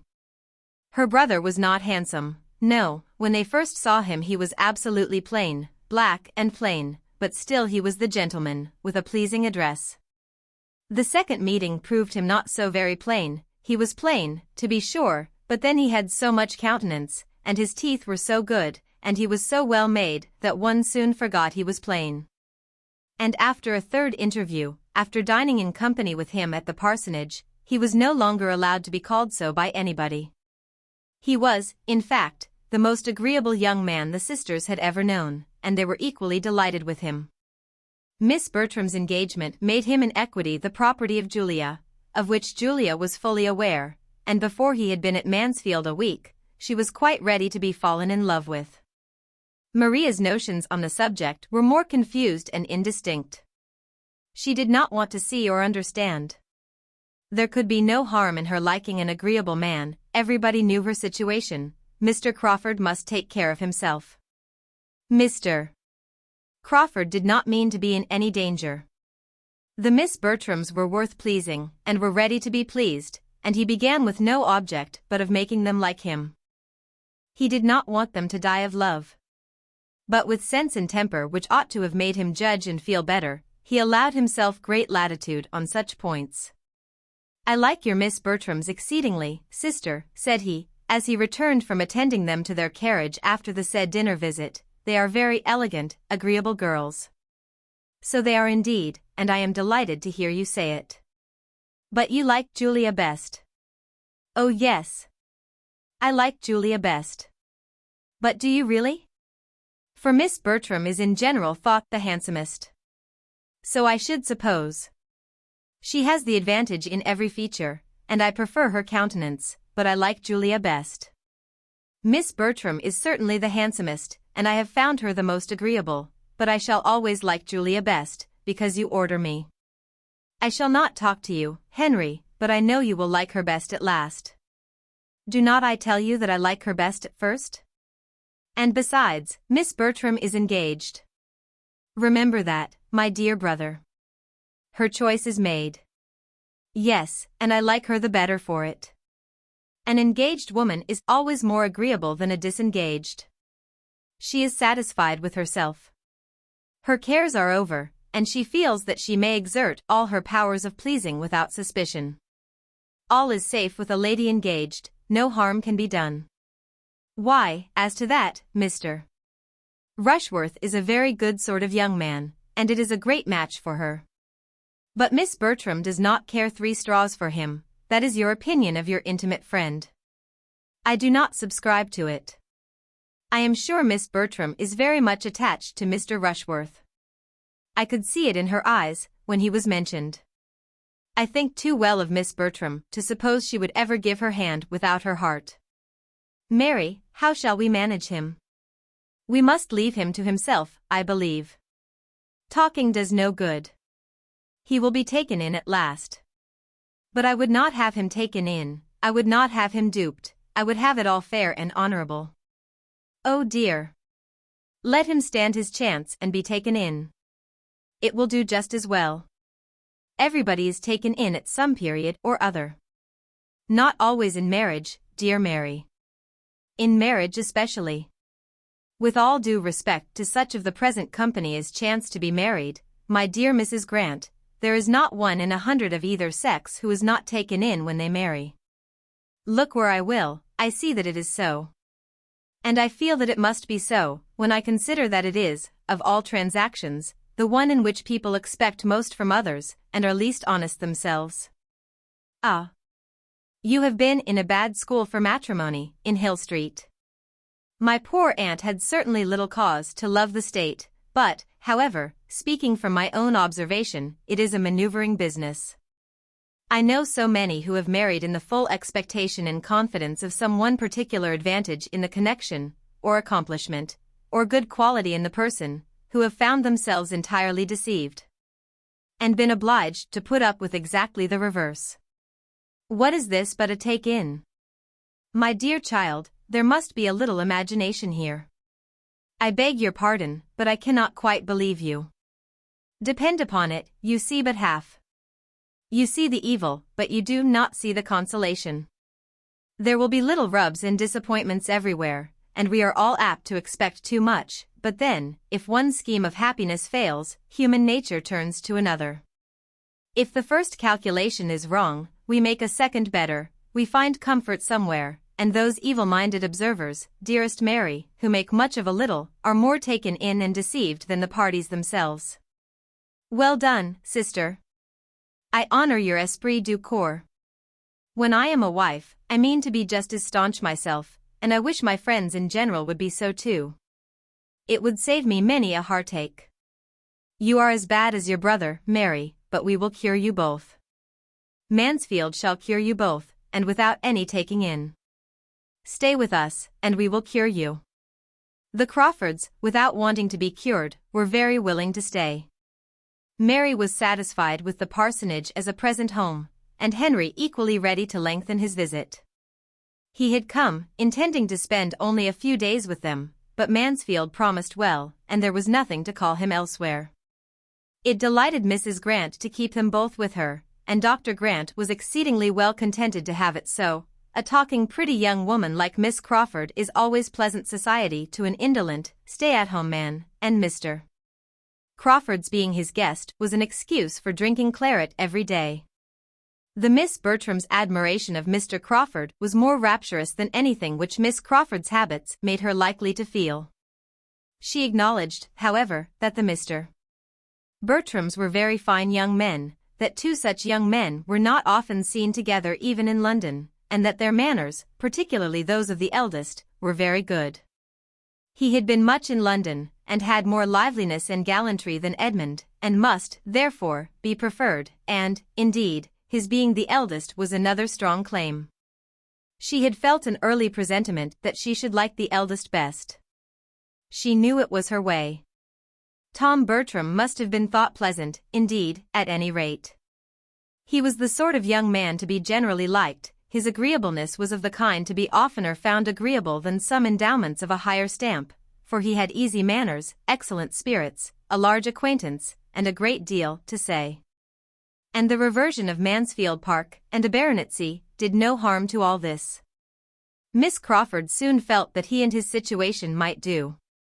She looked about her with due consideration, and found almost everything in his favor, a park, a real park, 5 miles round, a spacious modern-built house, so well placed and well screened as to deserve to be in any collection of engravings of gentlemen's seats in the kingdom, and wanting only to be completely new furnished, pleasant sisters, a quiet mother, and an agreeable man himself, with the advantage of being tied up from much gaming at present by a promise to his father, and of being Sir Thomas hereafter. It might do very well. She believed she should accept him, and she began accordingly to interest herself a little about the horse which he had to run at the VIII races. These races were to call him away not long after their acquaintance began.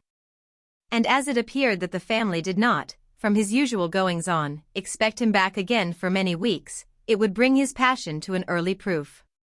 Much was said on his side to induce her to attend the races, and schemes were made for a large party to them, with all the eagerness of inclination, but it would only do to be talked of. And Fanny, what was she doing and thinking all this while? And what was her opinion of the newcomers? Few young ladies of 18 could be less called on to speak their opinion than Fanny. In a quiet way, very little attended to, she paid her tribute of admiration to Miss Crawford's beauty. But as she still continued to think Mr. Crawford very plain, in spite of her two cousins having repeatedly proved the contrary, she never mentioned him. The notice, which she excited herself, was to this effect. "I begin now to understand you all, except Miss Price," said Miss Crawford, as she was walking with the Mr. Bertrams. "Pray, is she out, or is she not? I am puzzled. She dined at the parsonage, with the rest of you, which seemed like being out. And yet she says so little, that I can hardly suppose she is." Edmund, to whom this was chiefly addressed, replied, I believe I know what you mean, but I will not undertake to answer the question. My cousin is grown up. She has the age and sense of a woman, but the outs and not outs are beyond me. And yet, in general, nothing can be more easily ascertained.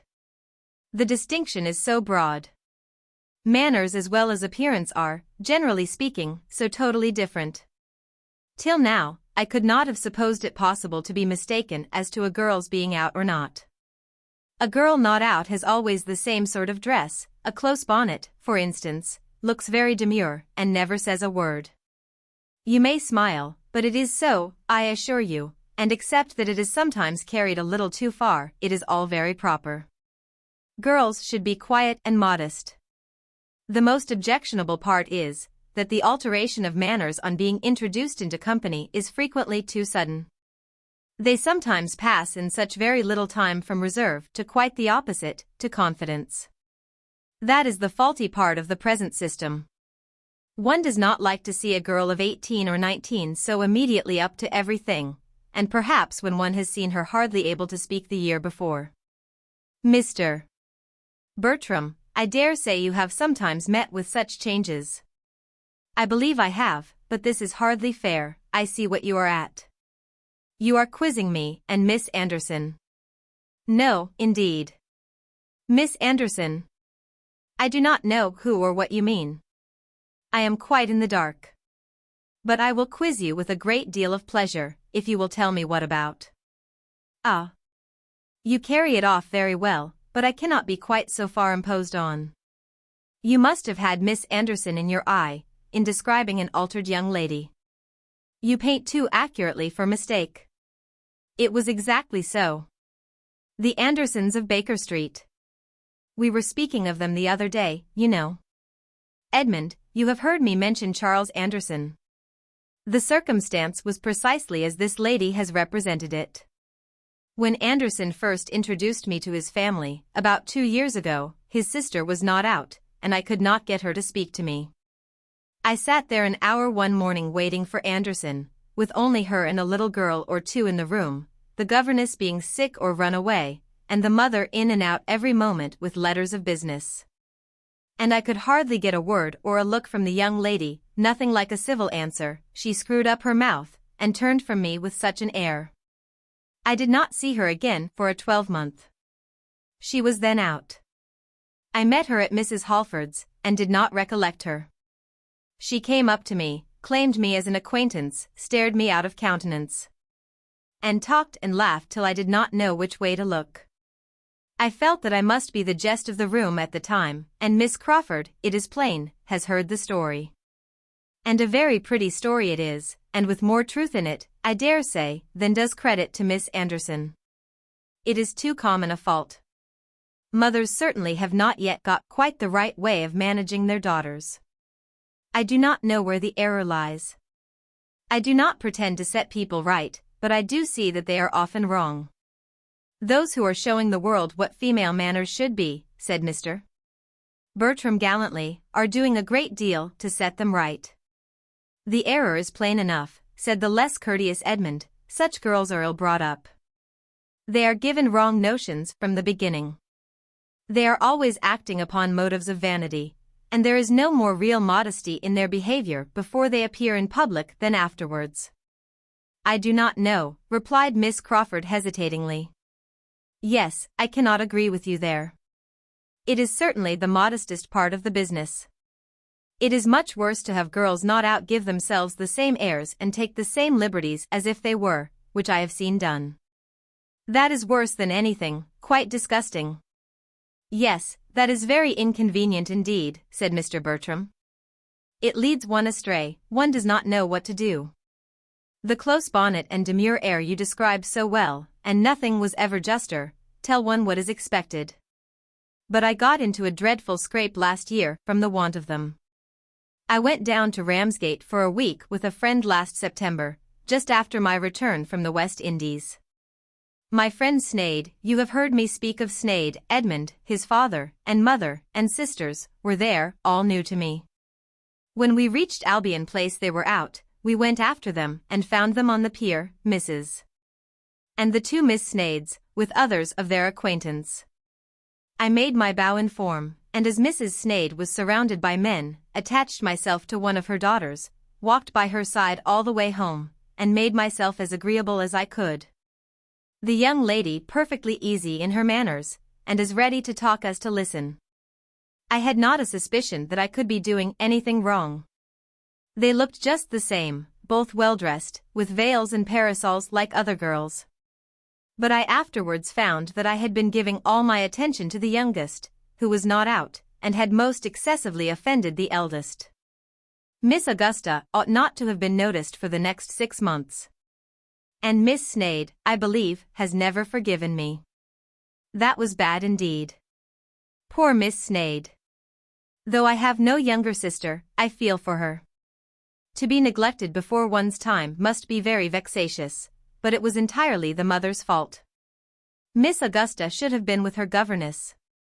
Such half-and-half doings never prosper. But now I must be satisfied about Miss Price. Does she go to balls? Does she dine out everywhere, as well as at my sister's? No, replied Edmund. I do not think she has ever been to a ball. My mother seldom goes into company herself, and dines nowhere but with Mrs. Grant, and Fanny stays at home with her. Oh. Then the point is clear. Miss Price is not out. Chapter 6. Mr. Bertram set off for, and Miss Crawford was prepared to find a great chasm in their society, and to miss him decidedly in the meetings which were now becoming almost daily between the families. And on their all dining together at the park soon after his going, she retook her chosen place near the bottom of the table, fully expecting to feel a most melancholy difference in the change of masters. It would be a very flat business, she was sure. In comparison with his brother, Edmund would have nothing to say. The soup would be sent round in a most spiritless manner, wine drank without any smiles or agreeable trifling, and the venison cut up without supplying one pleasant anecdote of any former haunch, or a single entertaining story. About my friend such a one.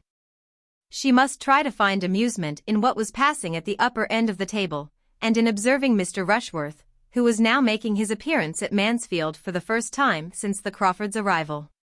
He had been visiting a friend in the neighboring county, and that friend having recently had his grounds laid out by an improver, Mr. Rushworth was returned with his head full of the subject, and very eager to be improving his own place in the same way, and though not saying much to the purpose, could talk of nothing else. The subject had been already handled in the drawing-room. It was revived in the dining parlor. Miss Bertram's attention and opinion was evidently his chief aim.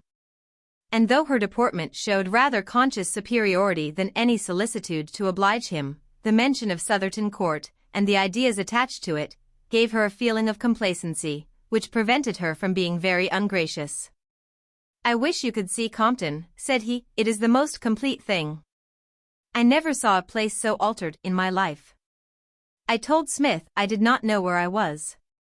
The approach now is one of the finest things in the country. You see the house in the most surprising manner. I declare, when I got back to Southerton yesterday, it looked like a prison, quite a dismal old prison. Oh, for shame, cried Mrs. Norris. A prison indeed? Southerton Court is the noblest old place in the world. It wants improvement, ma'am, beyond anything. I never saw a place that wanted so much improvement in my life. And it is so forlorn that I do not know what can be done with it. No wonder that Mr. Rushworth should think so at present, said Mrs. Grant to Mrs. Norris, with a smile. But depend upon it, Southerton will have every improvement in time which his heart can desire. I must try to do something with it, said Mr. Rushworth, but I do not know what. I hope I shall have some good friend to help me. Your best friend upon such an occasion, said Miss Bertram calmly, would be Mr. Repton, I imagine. That is what I was thinking of. As he has done so well by Smith, I think I had better have him at once. His terms are 5 guineas a day. Well, and if they were 10, cried Mrs. Norris, I am sure you need not regard it. The expense need not be any impediment. If I were you, I should not think of the expense. I would have everything done in the best style, and made as nice as possible. Such a place as Southerton Court deserves everything that taste and money can do. You have space to work upon there, and grounds that will well reward you. For my own part, if I had anything within the 50th part of the size of Southerton, I should be always planting and improving, for naturally I am excessively fond of it. It would be too ridiculous for me to attempt anything where I am now, with my little half-acre. It would be quite a burlesque. But if I had more room, I should take a prodigious delight in improving and planting. We did a vast deal in that way at the parsonage. We made it quite a different place from what it was when we first had it. You young ones do not remember much about it, perhaps.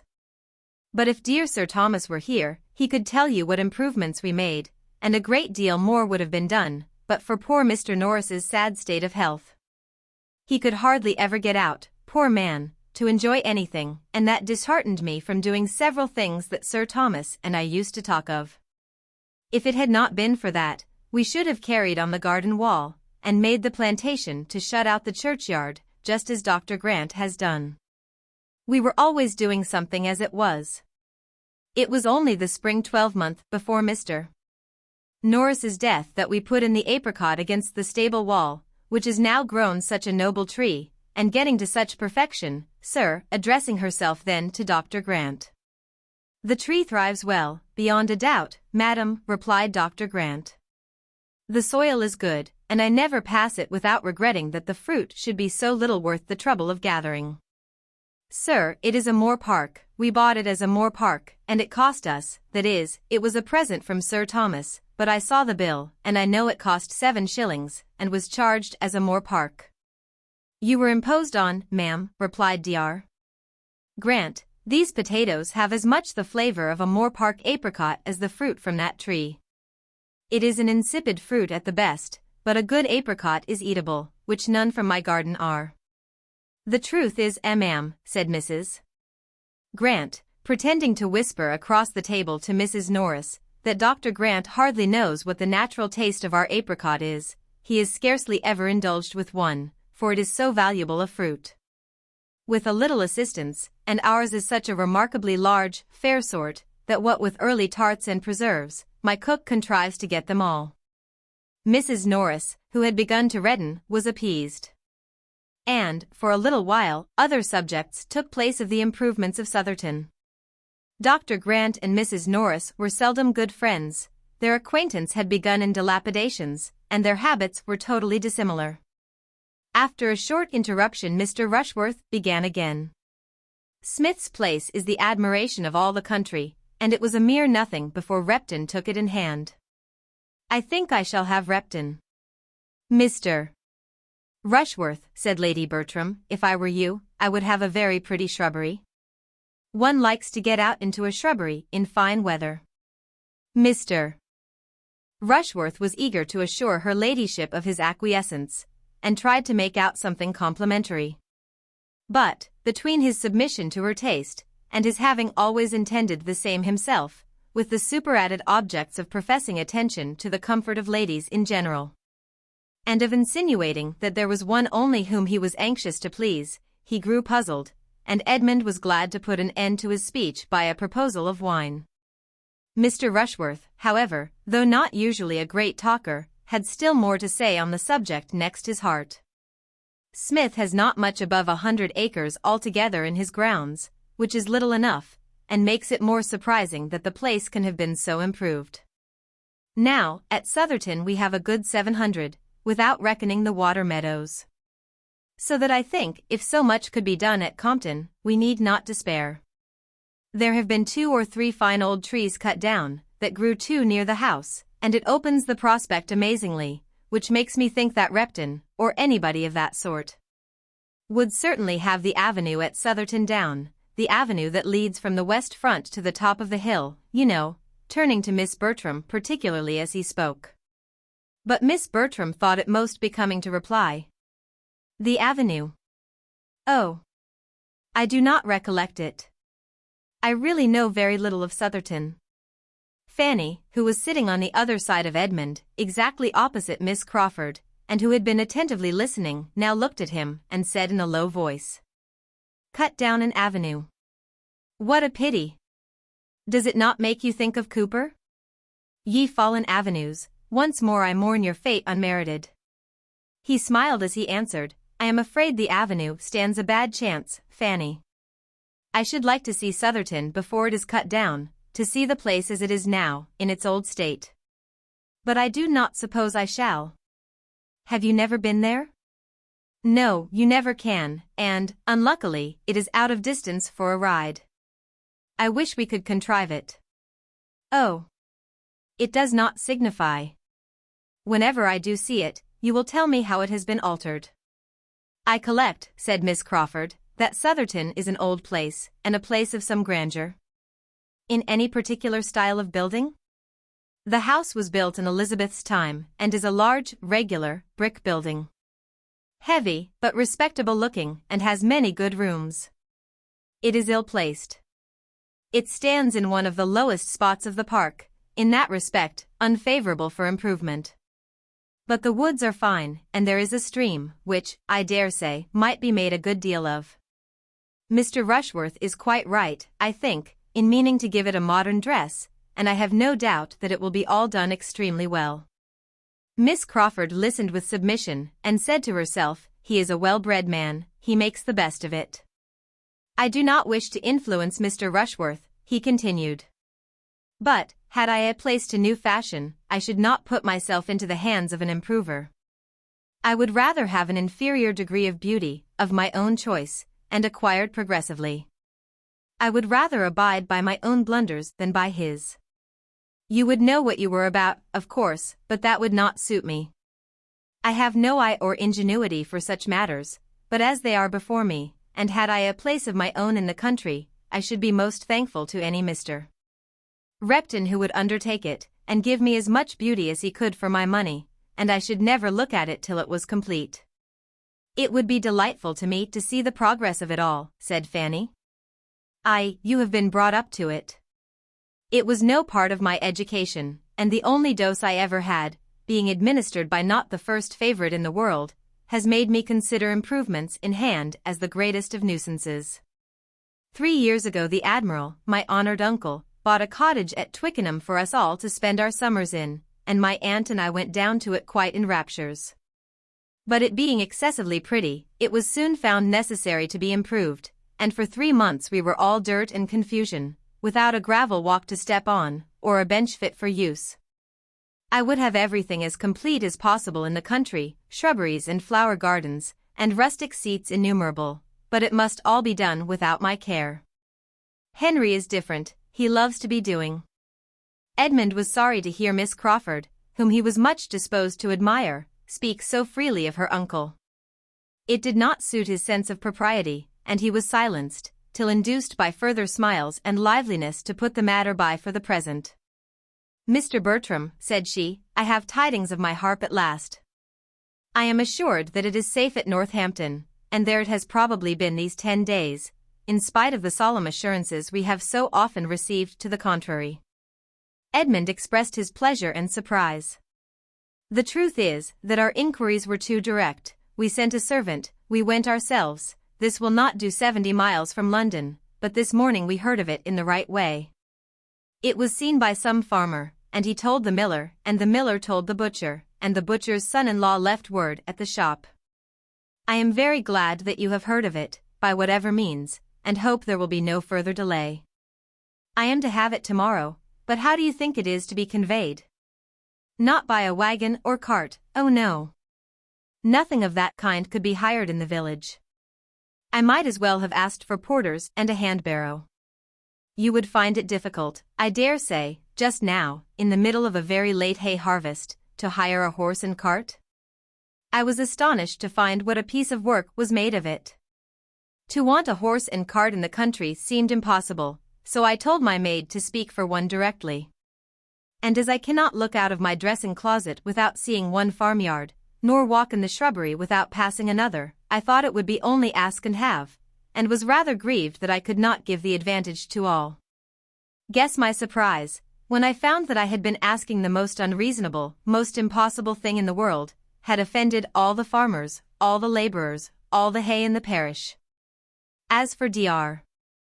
Grant's bailiff, I believe I had better keep out of his way, and my brother-in-law himself, who is all kindness in general, looked rather black upon me when he found what I had been at. You could not be expected to have thought on the subject before, but when you do think of it, you must see the importance of getting in the grass. The hire of a cart at any time might not be so easy as you suppose. Our farmers are not in the habit of letting them out, but, in harvest, it must be quite out of their power to spare a horse.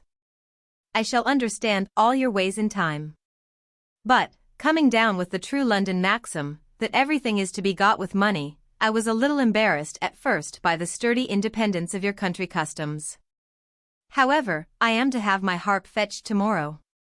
Henry, who is good nature itself, has offered to fetch it in his barouche.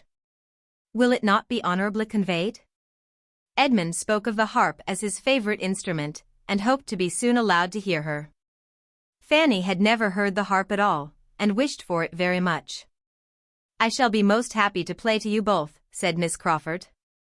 At least as long as you can like to listen, probably much longer, for I dearly love music myself, and where the natural taste is equal the player must always be best off, for she is gratified in more ways than one.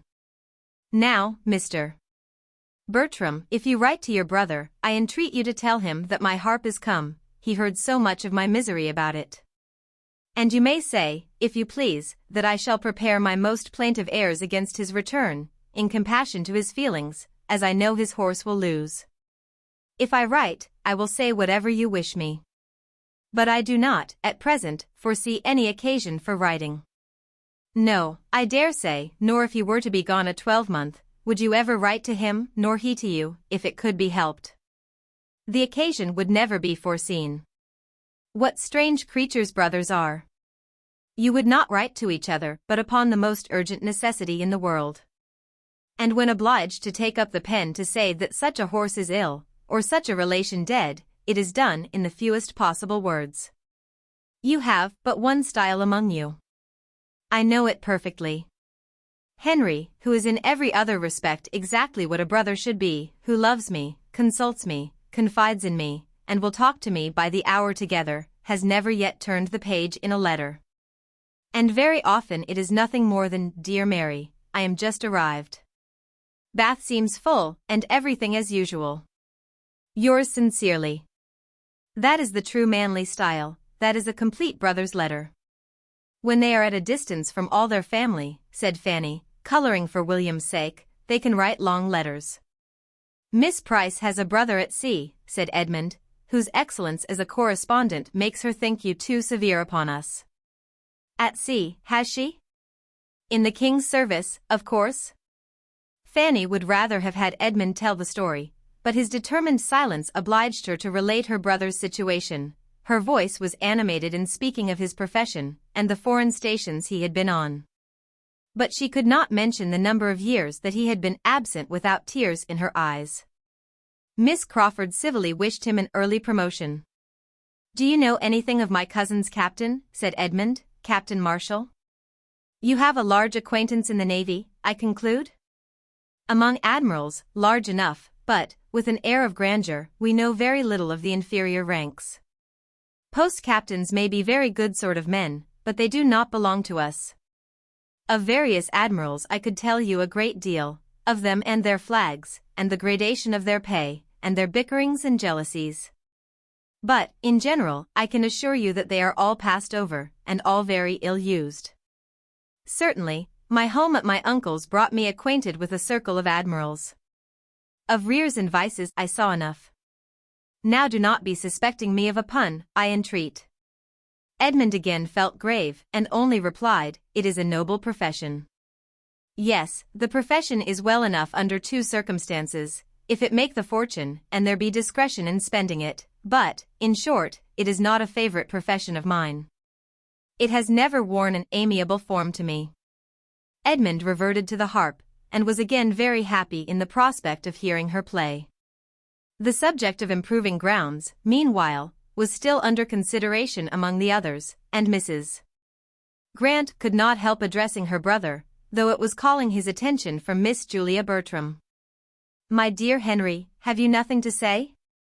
You have been an improver yourself, and from what I hear of Everingham, it may vie with any place in England. Its natural beauties, I am sure, are great. Everingham, as it used to be, was perfect in my estimation, such a happy fall of ground, and such timber. What would I not give to see it again?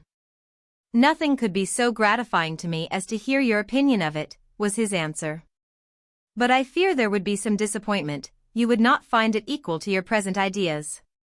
In extent, it is a mere nothing, you would be surprised at its insignificance.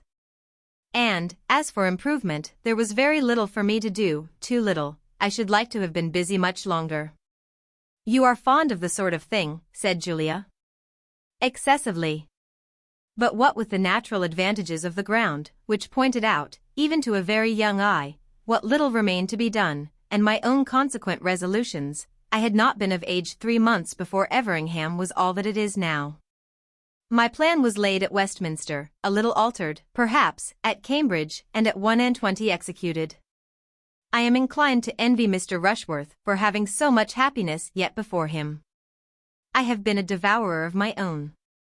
Those who see quickly will resolve quickly, and act quickly, said Julia. You can never want employment. Instead of envying Mr. Rushworth, you should assist him with your opinion. Mrs. Grant, hearing the latter part of this speech, enforced it warmly, persuaded that no judgment could be equal to her brother's.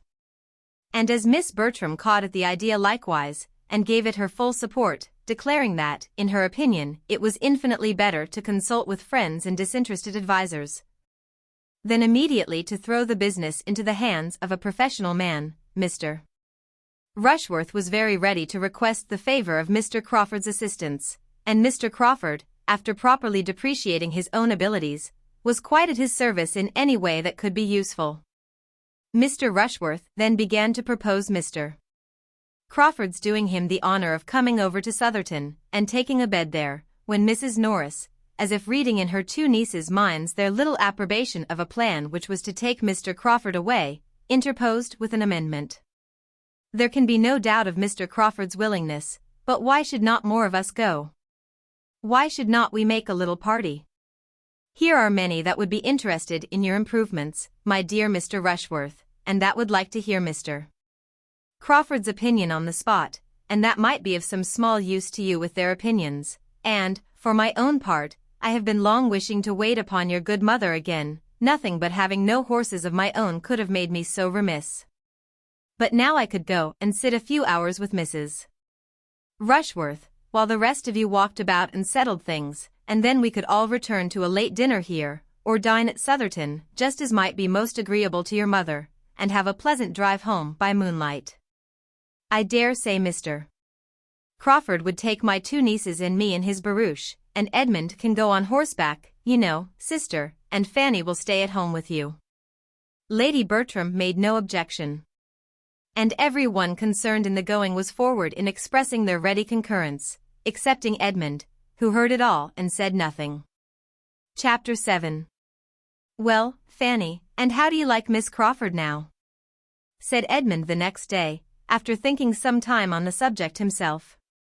How did you like her yesterday? Very well, very much.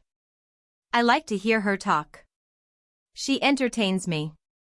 And she is so extremely pretty, that I have great pleasure in looking at her. It is her countenance that is so attractive. She has a wonderful play of feature. But was there nothing in her conversation that struck you, Fanny, as not quite right? Oh yes. She ought not to have spoken of her uncle as she did. I was quite astonished. An uncle with whom she has been living so many years, and who, whatever his faults may be, is so very fond of her brother, treating him, they say, quite like a son. I could not have believed it. I thought you would be struck. It was very wrong. Very indecorous. And very ungrateful, I think. Ungrateful is a strong word. I do not know that her uncle has any claim to her gratitude, his wife certainly had, and it is the warmth of her respect for her aunt's memory which misleads her here.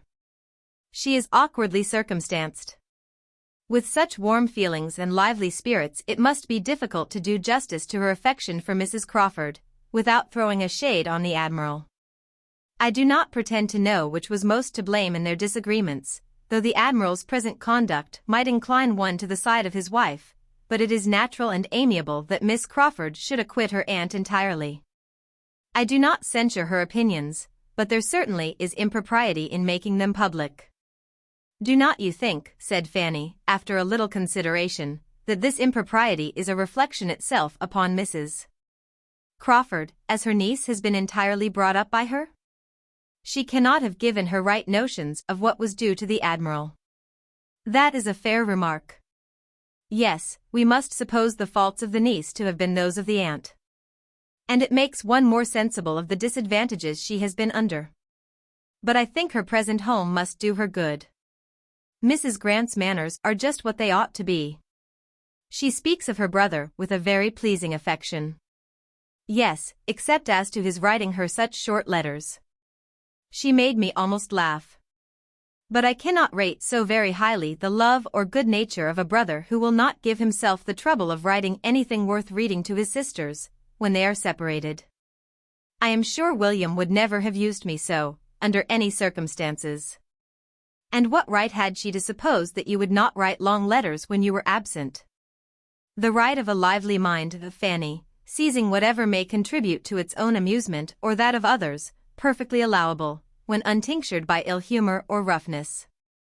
And there is not a shadow of either in the countenance or manner of Miss Crawford, nothing sharp or loud or coarse. She is perfectly feminine, except in the instances we have been speaking of. There she cannot be justified. I am glad you saw it all as I did. Having formed her mind and gained her affections, he had a good chance of her thinking like him. Though at this period, and on this subject, there began now to be some danger of dissimilarity, for he was in a line of admiration of Miss Crawford, which might lead him where Fanny could not follow. Miss Crawford's attractions did not lessen. The harp arrived, and rather added to her beauty, wit, and good humor, for she played with the greatest obligingness, with an expression and taste which were peculiarly becoming, and there was something clever to be said at the close of every air. Edmund was at the parsonage every day, to be indulged with his favorite instrument, one morning secured an invitation for the next, for the lady could not be unwilling to have a listener, and everything was soon in a fair train. A young woman, pretty, lively, with a harp as elegant as herself, and both placed near a window, cut down to the ground, and opening on a little lawn, surrounded by shrubs in the rich foliage of summer, was enough to catch any man's heart. The season, the scene, the air, were all favorable to tenderness and sentiment. Mrs. Grant and her tambour frame were not without their use, it was all in harmony. And as everything will turn to account when love is once set going, even the sandwich tray, and Dr. Grant doing the honors of it, were worth looking at. Without studying the business, however, or knowing what he was about, Edmund was beginning, at the end of a week of such intercourse, to be a good deal in love. And to the credit of the lady it may be added that, without his being a man of the world or an elder brother, without any of the arts of flattery or the gaieties of small talk, he began to be agreeable to her. She felt it to be so, though she had not foreseen, and could hardly understand it, for he was not pleasant by any common rule, he talked no nonsense, he paid no compliments, his opinions were unbending, his attentions tranquil and simple. There was a charm, perhaps, in his sincerity, his steadiness, his integrity, which Miss Crawford might be equal to feel, though not equal to discuss with herself. She did not think very much about it, however, he pleased her for the present. She liked to have him near her, it was enough. Fanny could not wonder that Edmund was at the parsonage every morning, she would gladly have been there too, might she have gone in uninvited and unnoticed, to hear the harp.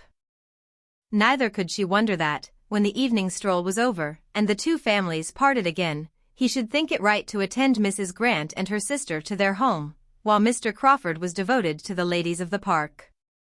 But she thought it a very bad exchange, and if Edmund were not there to mix the wine and water for her, would rather go without it than not. She was a little surprised that he could spend so many hours with Miss Crawford, and not see more of the sort of fault which he had already observed, and of which she was almost always reminded by a something of the same nature whenever she was in her company. But so it was. Edmund was fond of speaking to her of Miss Crawford, but he seemed to think it enough that the Admiral had since been spared, and she scrupled to point out her own remarks to him, lest it should appear like ill-nature. The first actual pain which Miss Crawford occasioned her was the consequence of an inclination to learn to ride, which the former caught, soon after her being settled at Mansfield, from the example of the young ladies at the park, and which, when Edmund's acquaintance with her increased, led to his encouraging the wish, and the offer of his own quiet mare for the purpose of her first attempts, as the best fitted for a beginner that either stable could furnish. No pain, no injury, however, was designed by him to his cousin in this offer. She was not to lose a day's exercise by it. The mare was only to be taken down to the parsonage half an hour before her ride were to begin. And Fanny, on its being first proposed, so far from feeling slighted, was almost overpowered with gratitude that he should be asking her leave for it. Miss Crawford made her first essay with great credit to herself, and no inconvenience to Fanny. Edmund, who had taken down the mare and presided at the whole, returned with it in excellent time, before either Fanny or the steady old coachman, who always attended her when she rode without her cousins, were ready to set forward. The second day's trial was not so guiltless. Miss Crawford's enjoyment of riding was such that she did not know how to leave off. Active and fearless, and though rather small, strongly made, she seemed formed for a horsewoman. And to the pure genuine pleasure of the exercise, something was probably added in Edmund's attendance and instructions, and something more in the conviction of very much surpassing her sex in general by her early progress, to make her unwilling to dismount. Fanny was ready and waiting, and Mrs. Norris was beginning to scold her for not being gone, and still no horse was announced, no Edmund appeared. To avoid her aunt, and look for him, she went out. The houses, though scarcely half a mile apart, were not within sight of each other. But, by walking 50 yards from the hall door, she could look down the park, and command a view of the parsonage and all its domains, gently rising beyond the village road, and in Dr. Grant's meadow she immediately saw the group Edmund and Miss Crawford both on horseback, riding side by side, Dr. and Mrs. Grant, and Mr. Crawford, with 2 or 3 grooms, standing about and looking on. A happy party it appeared to her, all interested in one object, cheerful beyond a doubt, for the sound of merriment ascended even to her. It was a sound which did not make her cheerful. She wondered that Edmund should forget her, and felt a pang. She could not turn her eyes from the meadow, she could not help watching all that passed. At first Miss Crawford and her companion made the circuit of the field, which was not small, at a foot's pace. Then, at her apparent suggestion, they rose into a canter, and to Fanny's timid nature it was most astonishing to see how well she sat. After a few minutes they stopped entirely. Edmund was close to her, he was speaking to her. He was evidently directing her management of the bridle. He had hold of her hand, she saw it, or the imagination supplied what the eye could not reach. She must not wonder at all this. What could be more natural than that Edmund should be making himself useful, and proving his good nature by anyone? She could not but think, indeed, that Mr. Crawford might as well have saved him the trouble. That it would have been particularly proper and becoming in a brother to have done it himself, but Mr. Crawford, with all his boasted good nature, and all his coachmanship, probably knew nothing of the matter, and had no active kindness in comparison of Edmund. She began to think it rather hard upon the mare to have such double duty. If she were forgotten, the poor mare should be remembered. Her feelings for one and the other were soon a little tranquilized by seeing the party in the meadow disperse, and Miss Crawford still on horseback, but attended by Edmund on foot, pass through a gate into the lane, and so into the park, and make towards the spot where she stood. She began then to be afraid of appearing rude and impatient, and walked to meet them with a great anxiety to avoid the suspicion. "My dear Miss Price," said Miss Crawford, as soon as she was at all within hearing, "I am come to make my own apologies for keeping you waiting. But I have nothing in the world to say for myself. I knew it was very late, and that I was behaving extremely ill, and therefore, if you please, you must forgive me. Selfishness must always be forgiven, you know, because there is no hope of a cure." Fanny's answer was extremely civil, and Edmund added his conviction that she could be in no hurry. "For there is more than time enough for my cousin to ride twice as far as she ever goes," said he, "and you have been promoting her comfort by preventing her from setting off half an hour sooner. Clouds are now coming up, and she will not suffer from the heat as she would have done then. I wish you may not be fatigued by so much exercise. I wish you had saved yourself this walk home." "No part of it fatigues me but getting off this horse, I assure you," said she, as she sprang down with his help. "I am very strong. Nothing ever fatigues me but doing what I do not like. Miss Price, I give way to you with a very bad grace, but I sincerely hope you will have a pleasant ride, and that I may have nothing but good to hear of this dear, delightful, beautiful animal." The old coachman, who had been waiting about with his own horse, now joining them, Fanny was lifted on hers, and they set off across another part of the park. Her feelings of discomfort not lightened by seeing, as she looked back, that the others were walking down the hill together to the village. Nor did her attendant do her much good by his comments on Miss Crawford's great cleverness as a horsewoman, which he had been watching with an interest almost equal to her own. "It is a pleasure to see a lady with such a good heart for riding," said he. "I never see one sit a horse better. She did not seem to have a thought of fear. Very different from you, miss, when you first began, 6 years ago come next Easter. Lord bless you! How you did tremble when Sir Thomas first had you put on." In the drawing-room Miss Crawford was also celebrated. Her merit in being gifted by nature with strength and courage was fully appreciated by the Miss Bertrams. Her delight in riding was like their own. Her early excellence in it was like their own, and they had great pleasure in praising it. "I was sure she would ride well," said Julia. "She has the make for it. Her figure is as neat as her brother's." "Yes," added Maria, "and her spirits are as good, and she has the same energy of character.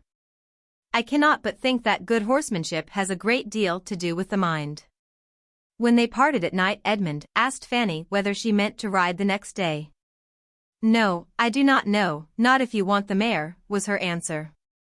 "I do not want her at all for myself," said he. "But whenever you are next inclined to stay at home, I think Miss Crawford would be glad to have her a longer time, for a whole morning, in short. She has a great desire to get as far as Mansfield Common. Mrs. Grant has been telling her of its fine views, and I have no doubt of her being perfectly equal to it. But any morning will do for this. She would be extremely sorry to interfere with you. It would be very wrong if she did. She rides only for pleasure, you for health." "I shall not ride tomorrow, certainly," said Fanny. "I have been out very often lately, and would rather stay at home. You know I am strong enough now to walk very well." Edmund looked pleased, which must be Fanny's comfort, and the ride to Mansfield Common took place the next morning. The party included all the young people but herself, and was much enjoyed at the time, and doubly enjoyed again in the evening discussion. A successful scheme of this sort generally brings on another, and the having been to Mansfield Common disposed them all for going somewhere else the day after. There were many other views to be shown, and though the weather was hot, there were shady lanes wherever they wanted to go. A young party is always provided with a shady lane. 4 fine mornings successively were spent in this manner, in shewing the Crawfords the country, and doing the honors of its finest spots. Everything answered. It was all gaiety and good humor, the heat only supplying inconvenience enough to be talked of with pleasure, till the 4th day, when the happiness of one of the party was exceedingly clouded. Miss Bertram was the one. Edmund and Julia were invited to dine at the parsonage, and she was excluded.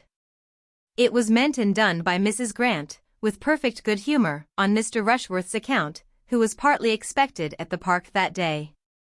But it was felt as a very grievous injury, and her good manners were severely taxed to conceal her vexation and anger till she reached home. As Mr.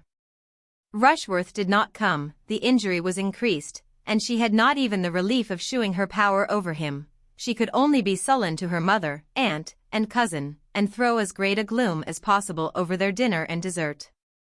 Between 10 and 11 Edmund and Julia walked into the drawing-room, fresh with the evening air, glowing and cheerful, the very reverse of what they found in the 3 ladies sitting there, for Maria would scarcely raise her eyes from her book.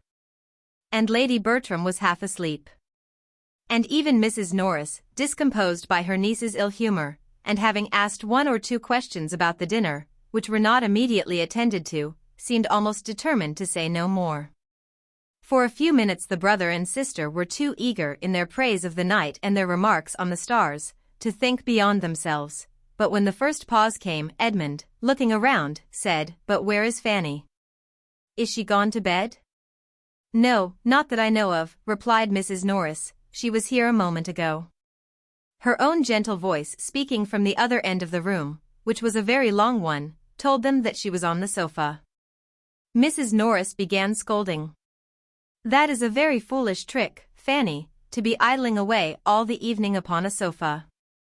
Why cannot you come and sit here, and employ yourself as we do? If you have no work of your own, I can supply you from the poor basket. There is all the new calico that was bought last week, not touched yet. I am sure I almost broke my back by cutting it out. You should learn to think of other people. And, take my word for it, it is a shocking trick for a young person to be always lolling upon a sofa." Before half this was said, Fanny was returned to her seat at the table, and had taken up her work again. And Julia, who was in high good humor, from the pleasures of the day, did her the justice of exclaiming, "I must say, ma'am, that Fanny is as little upon the sofa as anybody in the house." "Fanny," said Edmund, after looking at her attentively, "I am sure you have the headache."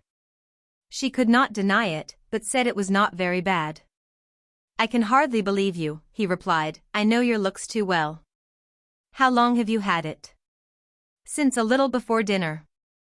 "It is nothing but the heat." "Did you go out in the heat?" "Go out? To be sure she did," said Mrs. Norris. "Would you have her stay within such a fine day as this? Were not we all out? Even your mother was out today for above an hour." "Yes, indeed, Edmund," added her ladyship, who had been thoroughly awakened by Mrs. Norris's sharp reprimand to Fanny, "I was out above an hour. I sat 3/4 of an hour in the flower garden, while Fanny cut the roses, and very pleasant it was, I assure you, but very hot. It was shady enough in the alcove, but I declare I quite dreaded the coming home again." "Fanny has been cutting roses, has she?" "Yes, and I am afraid they will be the last this year." "Poor thing! She found it hot enough, but they were so full-blown that one could not wait." "There was no help for it, certainly," rejoined Mrs. Norris, in a rather softened voice, "but I question whether her headache might not be caught then, sister. There is nothing so likely to give it as standing and stooping in a hot sun, but I dare say it will be well tomorrow. Suppose you let her have your aromatic vinegar, I always forget to have mine filled." "She has got it," said Lady Bertram. "She has had it ever since she came back from your house the second time." "What?" cried Edmund. "Has she been walking as well as cutting roses, walking across the hot park to your house, and doing it twice, ma'am? No wonder her head aches." Mrs. Norris was talking to Julia, and did not hear. "I was afraid it would be too much for her," said Lady Bertram, "but when the roses were gathered, your aunt wished to have them, and then you know they must be taken home."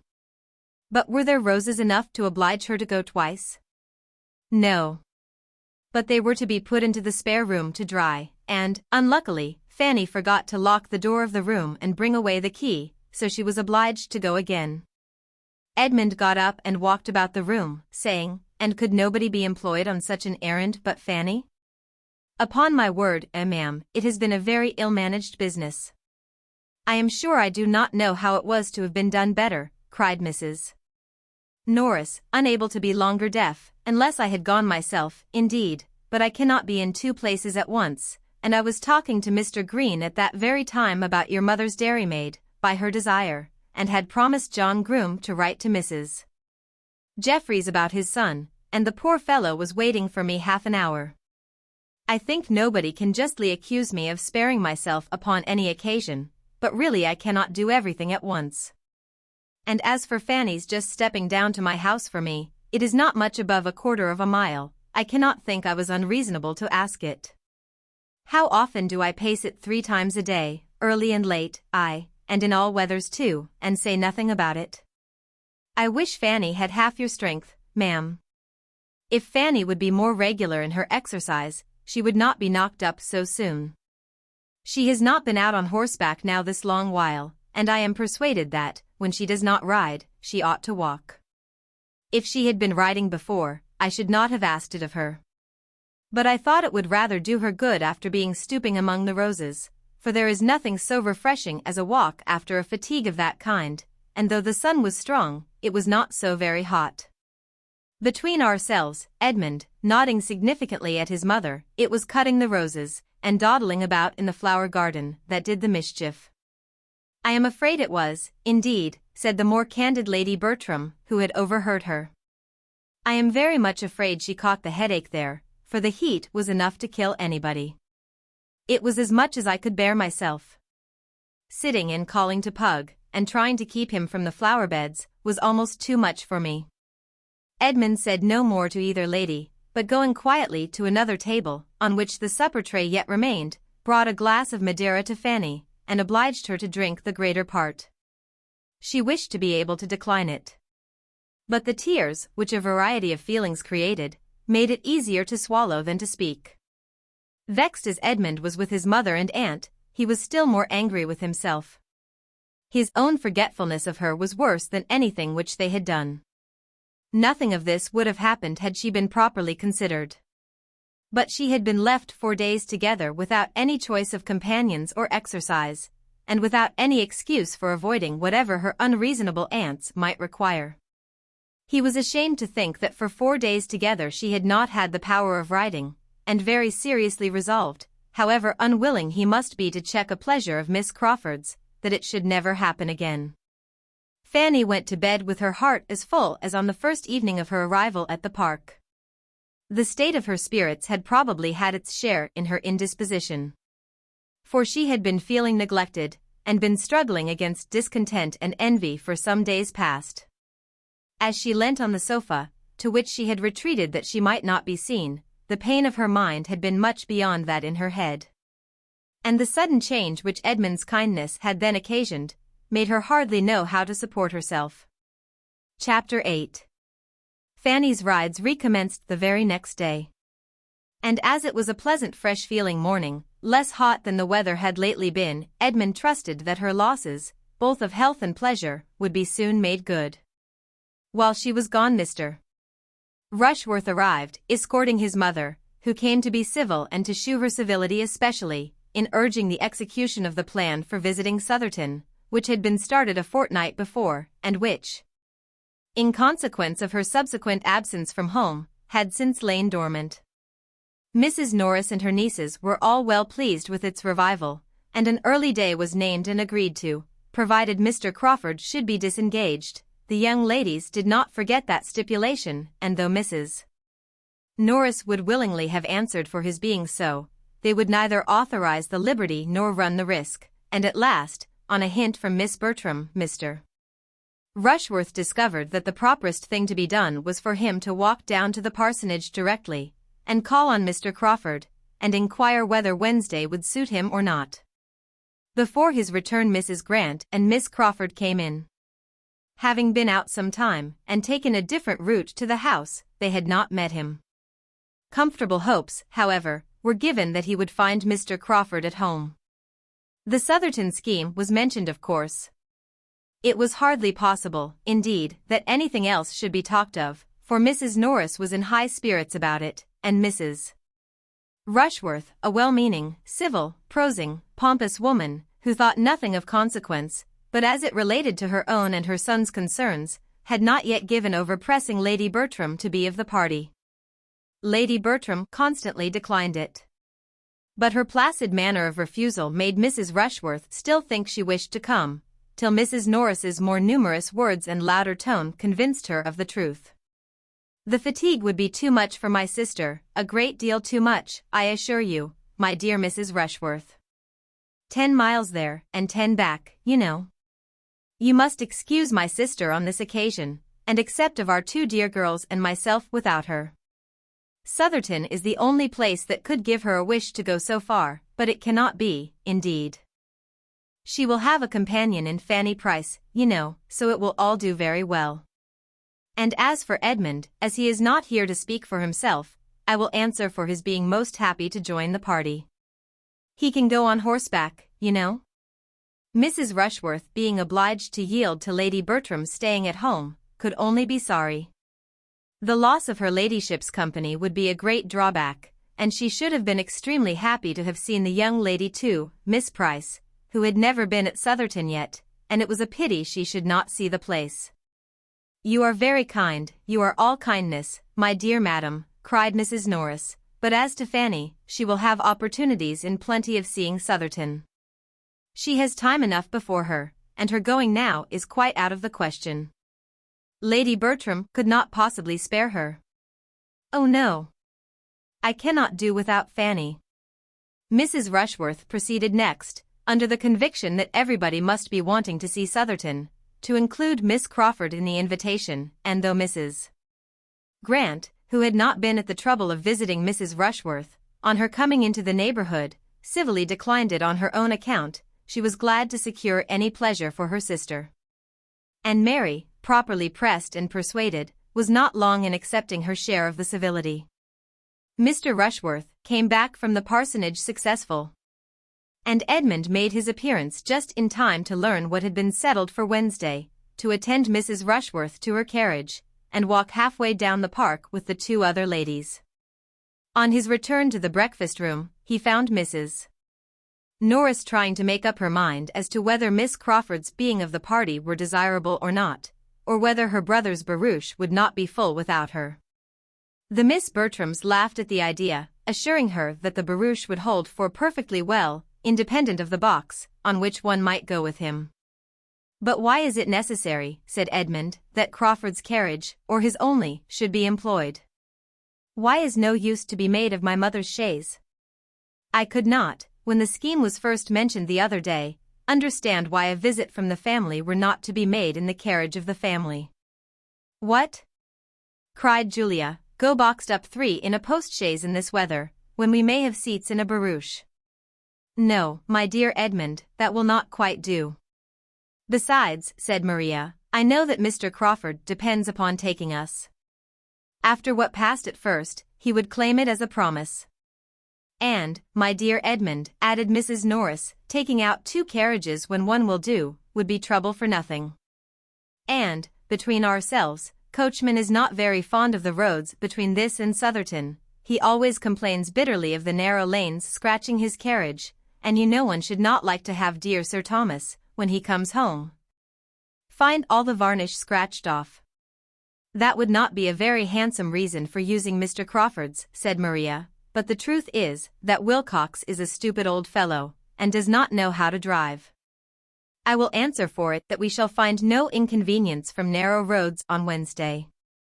"There is no hardship, I suppose, nothing unpleasant," said Edmund, "in going on the barouche box."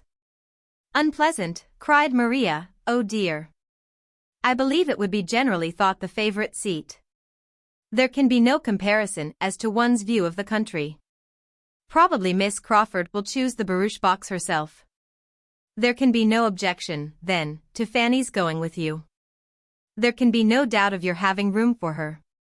"Fanny," repeated Mrs. Norris, "my dear Edmund, there is no idea of her going with us. She stays with her aunt. I told Mrs. Rushworth so. She is not expected." "You can have no reason, I imagine, madam," said he, addressing his mother, "for wishing Fanny not to be of the party, but as it relates to yourself, to your own comfort. If you could do without her, you would not wish to keep her at home?" "To be sure not, but I cannot do without her." "You can, if I stay at home with you, as I mean to do." There was a general cry out at this. "Yes," he continued, "there is no necessity for my going, and I mean to stay at home. Fanny has a great desire to see Southerton. I know she wishes it very much. She has not often a gratification of the kind, and I am sure, ma'am, you would be glad to give her the pleasure now?" "Oh yes. Very glad, if your aunt sees no objection." Mrs. Norris was very ready with the only objection which could remain, their having positively assured Mrs. Rushworth that Fanny could not go, and the very strange appearance there would consequently be in taking her, which seemed to her a difficulty quite impossible to be got over. It must have the strangest appearance. It would be something so very unceremonious, so bordering on disrespect for Mrs. Rushworth, whose own manners were such a pattern of good breeding and attention, that she really did not feel equal to it. Mrs. Norris had no affection for Fanny, and no wish of procuring her pleasure at any time, but her opposition to Edmund now arose more from partiality for her own scheme, because it was her own, than from anything else. She felt that she had arranged everything extremely well, and that any alteration must be for the worse. When Edmund, therefore, told her in reply, as he did when she would give him the hearing, that she need not distress herself on Mrs. Rushworth's account, because he had taken the opportunity, as he walked with her through the hall, of mentioning Miss Price as one who would probably be of the party, and had directly received a very sufficient invitation for his cousin, Mrs.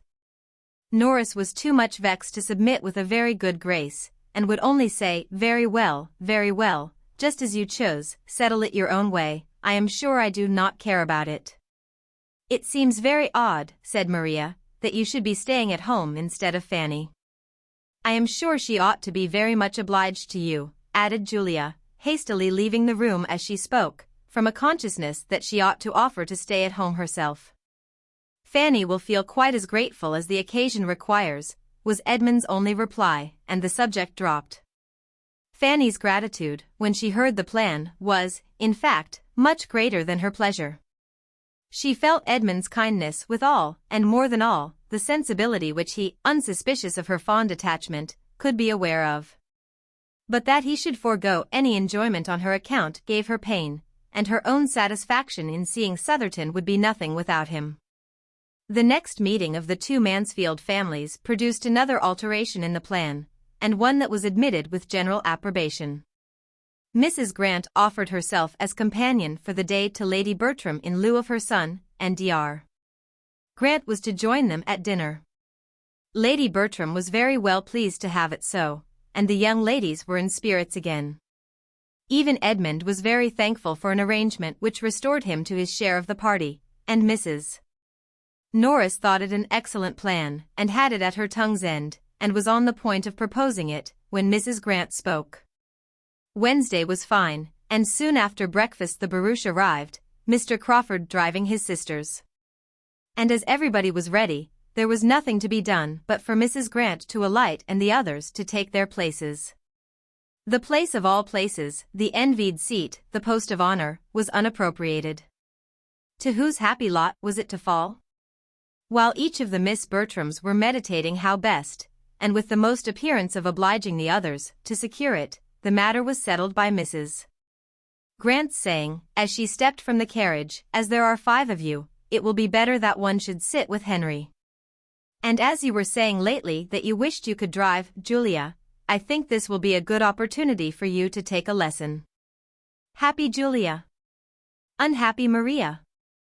The former was on the barouche box in a moment, the latter took her seat within, in gloom and mortification, and the carriage drove off amid the good wishes of the 2 remaining ladies, and the barking of Pug in his mistress's arms. Their road was through a pleasant country, and Fanny, whose rides had never been extensive, was soon beyond her knowledge, and was very happy in observing all that was new, and admiring all that was pretty. She was not often invited to join in the conversation of the others, nor did she desire it. Her own thoughts and reflections were habitually her best companions. And, in observing the appearance of the country, the bearings of the roads, the difference of soil, the state of the harvest, the cottages, the cattle, the children, she found entertainment that could only have been heightened by having Edmund to speak to of what she felt. That was the only point of resemblance between her and the lady who sat by her. In everything but a value for Edmund, Miss Crawford was very unlike her. She had none of Fanny's delicacy of taste, of mind, of feeling. She saw nature, inanimate nature, with little observation. Her attention was all for men and women, her talents for the light and lively. In looking back after Edmund, however, when there was any stretch of road behind them, or when he gained on them in ascending a considerable hill, they were united, and there he is broke at the same moment from them both, more than once. For the first 7 miles Miss Bertram had very little real comfort. Her prospect always ended in Mr. Crawford and her sister sitting side by side, full of conversation and merriment.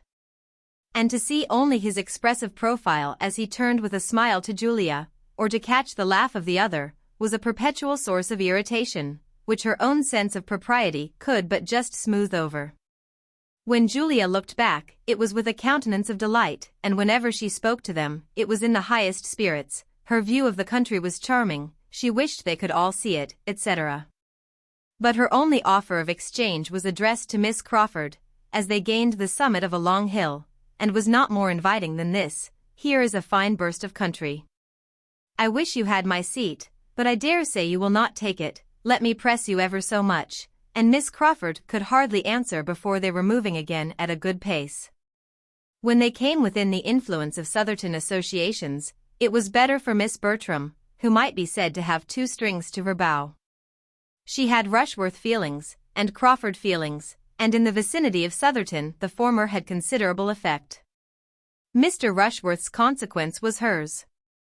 She could not tell Miss Crawford that those woods belonged to Southerton. She could not carelessly observe that she believed that it was now all Mr. Rushworth's property on each side of the road, without elation of heart. And it was a pleasure to increase with their approach to the capital freehold mansion, and ancient manorial residence of the family, with all its rights of court leet and court baron. "Now we shall have no more rough road, Miss Crawford. Our difficulties are over. The rest of the way is such as it ought to be. Mr. Rushworth has made it since he succeeded to the estate. Here begins the village. Those cottages are really a disgrace. The church spire is reckoned remarkably handsome. I am glad the church is not so close to the great house as often happens in old places. The annoyance of the bells must be terrible. There is the parsonage, a tidy-looking house, and I understand the clergyman and his wife are very decent people. Those are almshouses, built by some of the family. To the right is the steward's house, he is a very respectable man. Now we are coming to the lodge gates, but we have nearly a mile through the park still. It is not ugly, you see, at this end. There is some fine timber, but the situation of the house is dreadful. We go downhill to it for half a mile, and it is a pity, for it would not be an ill-looking place if it had a better approach." Miss Crawford was not slow to admire. She pretty well guessed Miss Bertram's feelings, and made it a point of honor to promote her enjoyment to the utmost. Mrs. Norris was all delight and volubility. And even Fanny had something to say in admiration, and might be heard with complacency. Her eye was eagerly taking in everything within her reach. And after being at some pains to get a view of the house, and observing that it was a sort of building which she could not look at but with respect, she added, "Now, where is the avenue?" "The house fronts the east, I perceive. The avenue, therefore, must be at the back of it." Mr. Rushworth talked of the west front. "Yes, it is exactly behind the house, begins at a little distance, and ascends for half a mile to the extremity of the grounds. You may see something of it here, something of the more distant trees. It is oak entirely." Miss Bertram could now speak with decided information of what she had known nothing about when Mr. Rushworth had asked her opinion. And her spirits were in as happy a flutter as vanity and pride could furnish, when they drove up to the spacious stone steps before the principal entrance. Chapter 9. Mr. Rushworth was at the door to receive his fair lady. And the whole party were welcomed by him with due attention. In the drawing-room they were met with equal cordiality by the mother, and Miss Bertram had all the distinction with each that she could wish. After the business of arriving was over, it was first necessary to eat, and the doors were thrown open to admit them through 1 or 2 intermediate rooms into the appointed dining parlor, where a collation was prepared with abundance and elegance. Much was said, and much was ate, and all went well. The particular object of the day was then considered. How would Mr. Crawford like, in what manner would he choose, to take a survey of the grounds? Mr. Rushworth mentioned his cockle. Mr. Crawford suggested the greater desirableness of some carriage which might convey more than 2. To be depriving themselves of the advantage of other eyes and other judgments might be an evil even beyond the loss of present pleasure. Mrs. Rushworth proposed that the chaise should be taken also, but this was scarcely received as an amendment. The young ladies neither smiled nor spoke. Her next proposition, of shewing the house to such of them as had not been there before, was more acceptable, for Miss Bertram was pleased to have its size displayed, and all were glad to be doing something. The whole party rose accordingly, and under Mrs. Rushworth's guidance were shown through a number of rooms, all lofty, and many large, and amply furnished in the taste of 50 years back, with shining floors, solid mahogany, rich damask, marble, gilding, and carving, each handsome in its way. Of pictures there were abundance, and some few good, but the larger part were family portraits, no longer anything to anybody but Mrs. Rushworth, who had been at great pains to learn all that the housekeeper could teach, and was now almost equally well qualified to shew the house. On the present occasion she addressed herself chiefly to Miss Crawford and Fanny, but there was no comparison in the willingness of their attention. For Miss Crawford, who had seen scores of great houses, and cared for none of them, had only the appearance of civilly listening, while Fanny, to whom everything was almost as interesting as it was new, attended with unaffected earnestness to all that Mrs. Rushworth could relate of the family in former times, its rise and grandeur, regal visits and loyal efforts, delighted to connect anything with history already known, or warm her imagination with scenes of the past. The situation of the house excluded the possibility of much prospect from any of the rooms, and while Fanny and some of the others were attending Mrs. Rushworth, Henry Crawford was looking grave and shaking his head at the windows. Every room on the west front looked across a lawn to the beginning of the avenue immediately beyond tall iron palisades and gates. Having visited many more rooms than could be supposed to be of any other use than to contribute to the window tax, and find employment for housemaids, now, said Mrs. Rushworth, we are coming to the chapel, which properly we ought to enter from above, and look down upon, but as we are quite among friends, I will take you in this way, if you will excuse me. They entered. Fanny's imagination had prepared her for something grander than a mere spacious, oblong room, fitted up for the purpose of devotion, with nothing more striking or more solemn than the profusion of mahogany and the crimson velvet cushions appearing over the ledge of the family gallery above. I am disappointed, said she, in a low voice, to Edmund. This is not my idea of a chapel. There is nothing awful here, nothing melancholy, nothing grand. Here are no aisles, no arches, no inscriptions, no banners. No banners, cousin, to be blown by the night wind of heaven. No signs that a Scottish monarch sleeps below. You forget, Fanny, how lately all this has been built, and for how confined a purpose, compared with the old chapels of castles and monasteries. It was only for the private use of the family. They have been buried, I suppose, in the parish church. There you must look for the banners and the achievements. It was foolish of me not to think of all that, but I am disappointed. Mrs. Rushworth began her relation. This chapel was fitted up as you see it, in James II's time. Before that period, as I understand, the pews were only wainscot, and there is some reason to think that the linings and cushions of the pulpit and family seat were only purple cloth, but this is not quite certain. It is a handsome chapel, and was formerly in constant use both morning and evening. Prayers were always read in it by the domestic chaplain, within the memory of many, but the late Mr. Rushworth left it off. Every generation has its improvements, said Miss Crawford, with a smile, to Edmund. Mrs. Rushworth was gone to repeat her lesson to Mr. Crawford, and Edmund, Fanny, and Miss Crawford remained in a cluster together. It is a pity, cried Fanny, that the custom should have been discontinued. It was a valuable part of former times. There is something in a chapel and chaplains so much in character with a great house, with one's ideas of what such a household should be. A whole family assembling regularly for the purpose of prayer is fine. Very fine indeed, said Miss Crawford, laughing. It must do the heads of the family a great deal of good to force all the poor housemaids and footmen to leave business and pleasure, and say their prayers here twice a day, while they are inventing excuses themselves for staying away. That is hardly Fanny's idea of a family assembling, said Edmund. If the master and mistress do not attend themselves, there must be more harm than good in the custom. At any rate, it is safer to leave people to their own devices on such subjects. Everybody likes to go their own way, to choose their own time and manner of devotion.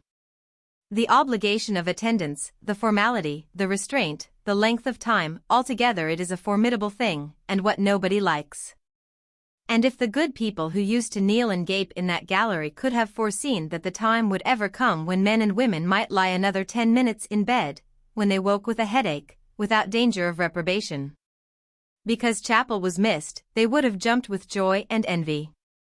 Cannot you imagine with what unwilling feelings the former belles of the house of Rushworth did many a time repair to this chapel?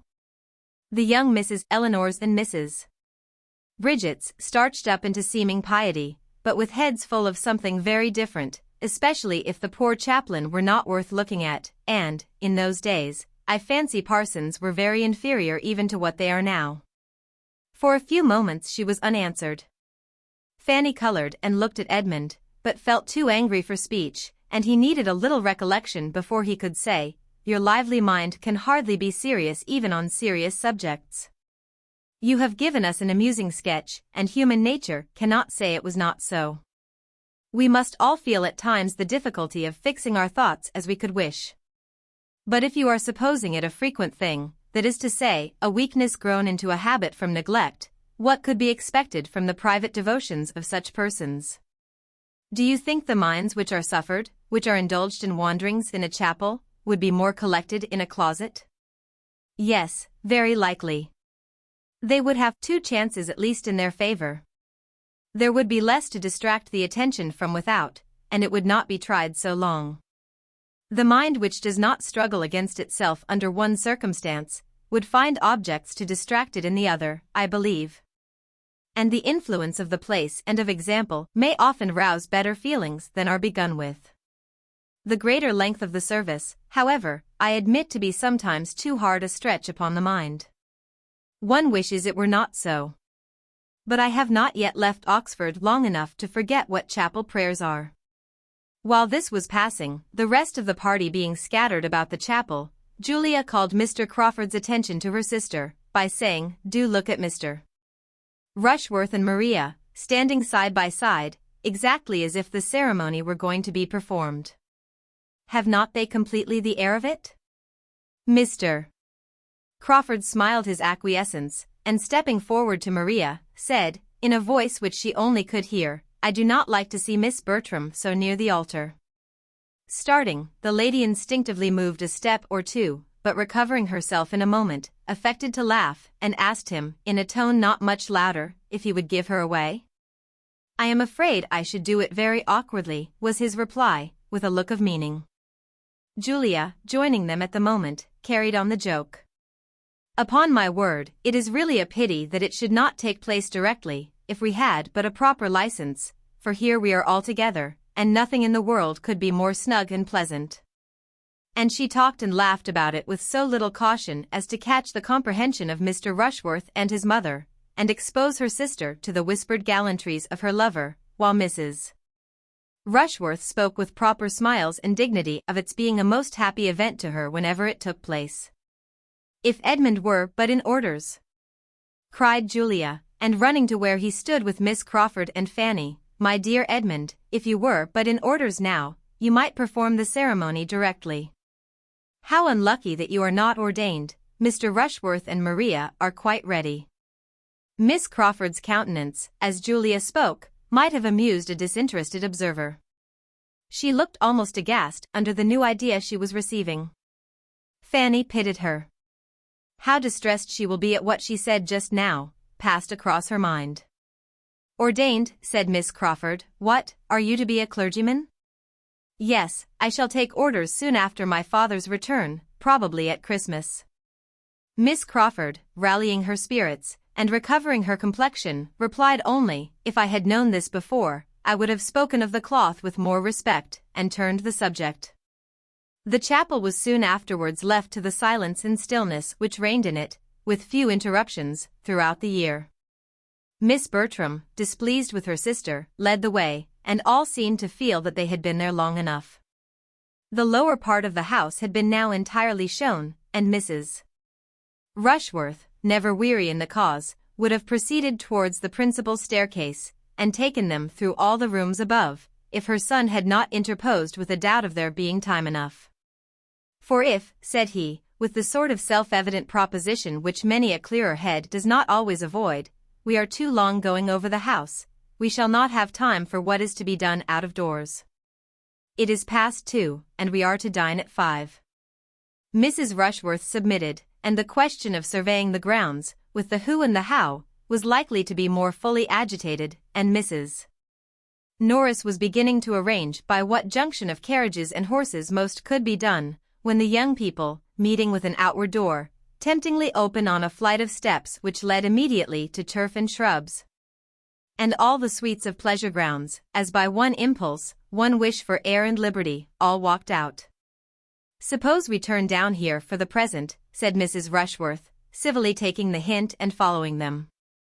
"Here are the greatest number of our plants, and here are the curious pheasants." "Query," said Mr. Crawford, looking round him, "whether we may not find something to employ us here before we go farther? I see walls of great promise. Mr. Rushworth, shall we summon a council on this lawn?" "James," said Mrs. Rushworth to her son, "I believe the wilderness will be new to all the party. The Miss Bertrams have never seen the wilderness yet." No objection was made, but for some time there seemed no inclination to move in any plan, or to any distance. All were attracted at first by the plants or the pheasants, and all dispersed about in happy independence.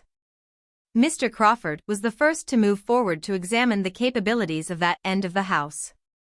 The lawn, bounded on each side by a high wall, contained beyond the first planted area a bowling green, and beyond the bowling green a long terrace walk, backed by iron palisades, and commanding a view over them into the tops of the trees of the wilderness immediately adjoining. It was a good spot for fault-finding. Mr. Crawford was soon followed by Miss Bertram and Mr. Rushworth. And when, after a little time, the others began to form into parties, these three were found in busy consultation on the terrace by Edmund, Miss Crawford, and Fanny, who seemed as naturally to unite, and who, after a short participation of their regrets and difficulties, left them and walked on. The remaining three, Mrs. Rushworth, Mrs. Norris, and Julia, were still far behind, for Julia, whose happy star no longer prevailed, was obliged to keep by the side of Mrs. Rushworth, and restrain her impatient feet to that lady's slow pace, while her aunt, having fallen in with the housekeeper, who was come out to feed the pheasants, was lingering behind in gossip with her. Poor Julia, the only one out of the 9 not tolerably satisfied with their lot, was now in a state of complete penance, and as different from the Julia of the barouche box as could well be imagined.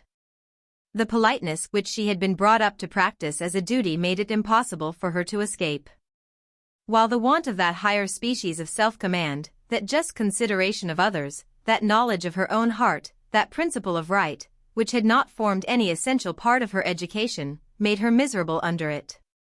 "This is insufferably hot," said Miss Crawford, when they had taken one turn on the terrace, and were drawing a second time to the door in the middle which opened to the wilderness. "Shall any of us object to being comfortable? Here is a nice little wood, if one can but get into it. What happiness if the door should not be locked! But of course it is, for in these great places the gardeners are the only people who can go where they like." The door, however, proved not to be locked, and they were all agreed in turning joyfully through it, and leaving the unmitigated glare of day behind. A considerable flight of steps landed them in the wilderness, which was a planted wood of about 2 acres, and though chiefly of larch and laurel and beech cut down, and though laid out with too much regularity, was darkness and shade and natural beauty, compared with the bowling green and the terrace. They all felt the refreshment of it, and for some time could only walk and admire. At length, after a short pause, Miss Crawford began with, "So you are to be a clergyman, Mr. Bertram. This is rather a surprise to me." "Why should it surprise you? You must suppose me designed for some profession, and might perceive that I am neither a lawyer, nor a soldier, nor a sailor. Very true, but, in short, it had not occurred to me. And you know there is generally an uncle or a grandfather to leave a fortune to the second son. A very praiseworthy practice, said Edmund, but not quite universal. I am one of the exceptions, and being one, must do something for myself. But why are you to be a clergyman? I thought that was always the lot of the youngest, where there were many to choose before him. Do you think the church itself never chosen, then? Never is a black word. But yes, in the never of conversation, which means not very often, I do think it. For what is to be done in the church? Men love to distinguish themselves, and in either of the other lines distinction may be gained, but not in the church. A clergyman is nothing. The nothing of conversation has its gradations, I hope, as well as the never. A clergyman cannot be high in state or fashion. He must not head mobs, or set the ton in dress. But I cannot call that situation nothing which has the charge of all that is of the first importance to mankind, individually or collectively considered, temporally and eternally, which has the guardianship of religion and morals, and consequently of the manners which result from their influence. No one here can call the office nothing. If the man who holds it is so, it is by the neglect of his duty, by foregoing its just importance, and stepping out of his place to appear what he ought not to appear. You assign greater consequence to the clergyman than one has been used to hear given, or than I can quite comprehend. One does not see much of this influence and importance in society, and how can it be acquired where they are so seldom seen themselves? How can 2 sermons a week, even supposing them worth hearing, supposing the preacher to have the sense to prefer Blair's to his own, do all that you speak of? Govern the conduct and fashion the manners of a large congregation for the rest of the week? One scarcely sees a clergyman out of his pulpit. You are speaking of London, I am speaking of the nation at large. The metropolis, I imagine, is a pretty fair sample of the rest. Not, I should hope, of the proportion of virtue to vice throughout the kingdom. We do not look in great cities for our best morality. It is not there that respectable people of any denomination can do most good, and it certainly is not there that the influence of the clergy can be most felt. A fine preacher is followed and admired. But it is not in fine preaching only that a good clergyman will be useful in his parish and his neighborhood, where the parish and neighborhood are of a size capable of knowing his private character, and observing his general conduct, which in London can rarely be the case. The clergy are lost there in the crowds of their parishioners. They are known to the largest part only as preachers. And with regard to their influencing public manners, Miss Crawford must not misunderstand me, or suppose I mean to call them the arbiters of good breeding, the regulators of refinement and courtesy, the masters of the ceremonies of life. The manners I speak of might rather be called conduct, perhaps, the result of good principles, the effect, in short, of those doctrines which it is their duty to teach and recommend. And it will, I believe, be everywhere found, that as the clergy are, or are not what they ought to be, so are the rest of the nation. Certainly, said Fanny, with gentle earnestness. There, cried Miss Crawford, you have quite convinced Miss Price already. I wish I could convince Miss Crawford too. I do not think you ever will, said she, with an arch smile. I am just as much surprised now as I was at first that you should intend to take orders. You really are fit for something better. Come, do change your mind. It is not too late. Go into the law. Go into the law. With as much ease as I was told to go into this wilderness. Now you are going to say something about law being the worst wilderness of the two, but I forestall you, remember, I have forestalled you. You need not hurry when the object is only to prevent my saying a bon mot, for there is not the least wit in my nature. I am a very matter-of-fact, plain-spoken being, and may blunder on the borders of a repartee for half an hour together without striking it out. A general silence succeeded. Each was thoughtful. Fanny made the first interruption by saying, I wonder that I should be tired with only walking in this sweet wood, but the next time we come to a seat, if it is not disagreeable to you, I should be glad to sit down for a little while. My dear Fanny, cried Edmund, immediately drawing her arm within his, how thoughtless I have been. I hope you are not very tired. Perhaps, turning to Miss Crawford, my other companion may do me the honor of taking an arm. Thank you, but I am not at all tired. She took it, however, as she spoke, and the gratification of having her do so, of feeling such a connection for the first time, made him a little forgetful of Fanny. You scarcely touch me, said he. You do not make me of any use. What a difference in the weight of a woman's arm from that of a man. At Oxford I have been a good deal used to have a man lean on me for the length of a street, and you are only a fly in the comparison. I am really not tired, which I almost wonder at, for we must have walked at least a mile in this wood. Do not you think we have? Not half a mile, was his sturdy answer. For he was not yet so much in love as to measure distance, or reckon time, with feminine lawlessness. Oh! You do not consider how much we have wound about. We have taken such a very serpentine course, and the wood itself must be half a mile long in a straight line, for we have never seen the end of it yet since we left the first great path. But if you remember, before we left that first great path, we saw directly to the end of it. We looked down the whole vista, and saw it closed by iron gates, and it could not have been more than a furlong in length. Oh! I know nothing of your furlongs, but I am sure it is a very long wood, and that we have been winding in and out ever since we came into it, and therefore, when I say that we have walked a mile in it, I must speak within compass. We have been exactly a quarter of an hour here, said Edmund, taking out his watch. Do you think we are walking 4 miles an hour? Oh! Do not attack me with your watch. A watch is always too fast or too slow. I cannot be dictated to by a watch. A few steps farther brought them out at the bottom of the very walk they had been talking of. And standing back, well shaded and sheltered, and looking over a ha-ha into the park, was a comfortable-sized bench, on which they all sat down. I am afraid you are very tired, Fanny, said Edmund, observing her. Why would not you speak sooner? This will be a bad day's amusement for you if you are to be knocked up. Every sort of exercise fatigues her so soon, Miss Crawford, except riding. How abominable in you, then, to let me engross her horse as I did all last week. I am ashamed of you and of myself, but it shall never happen again. Your attentiveness and consideration makes me more sensible of my own neglect. Fanny's interest seems in safer hands with you than with me. That she should be tired now, however, gives me no surprise.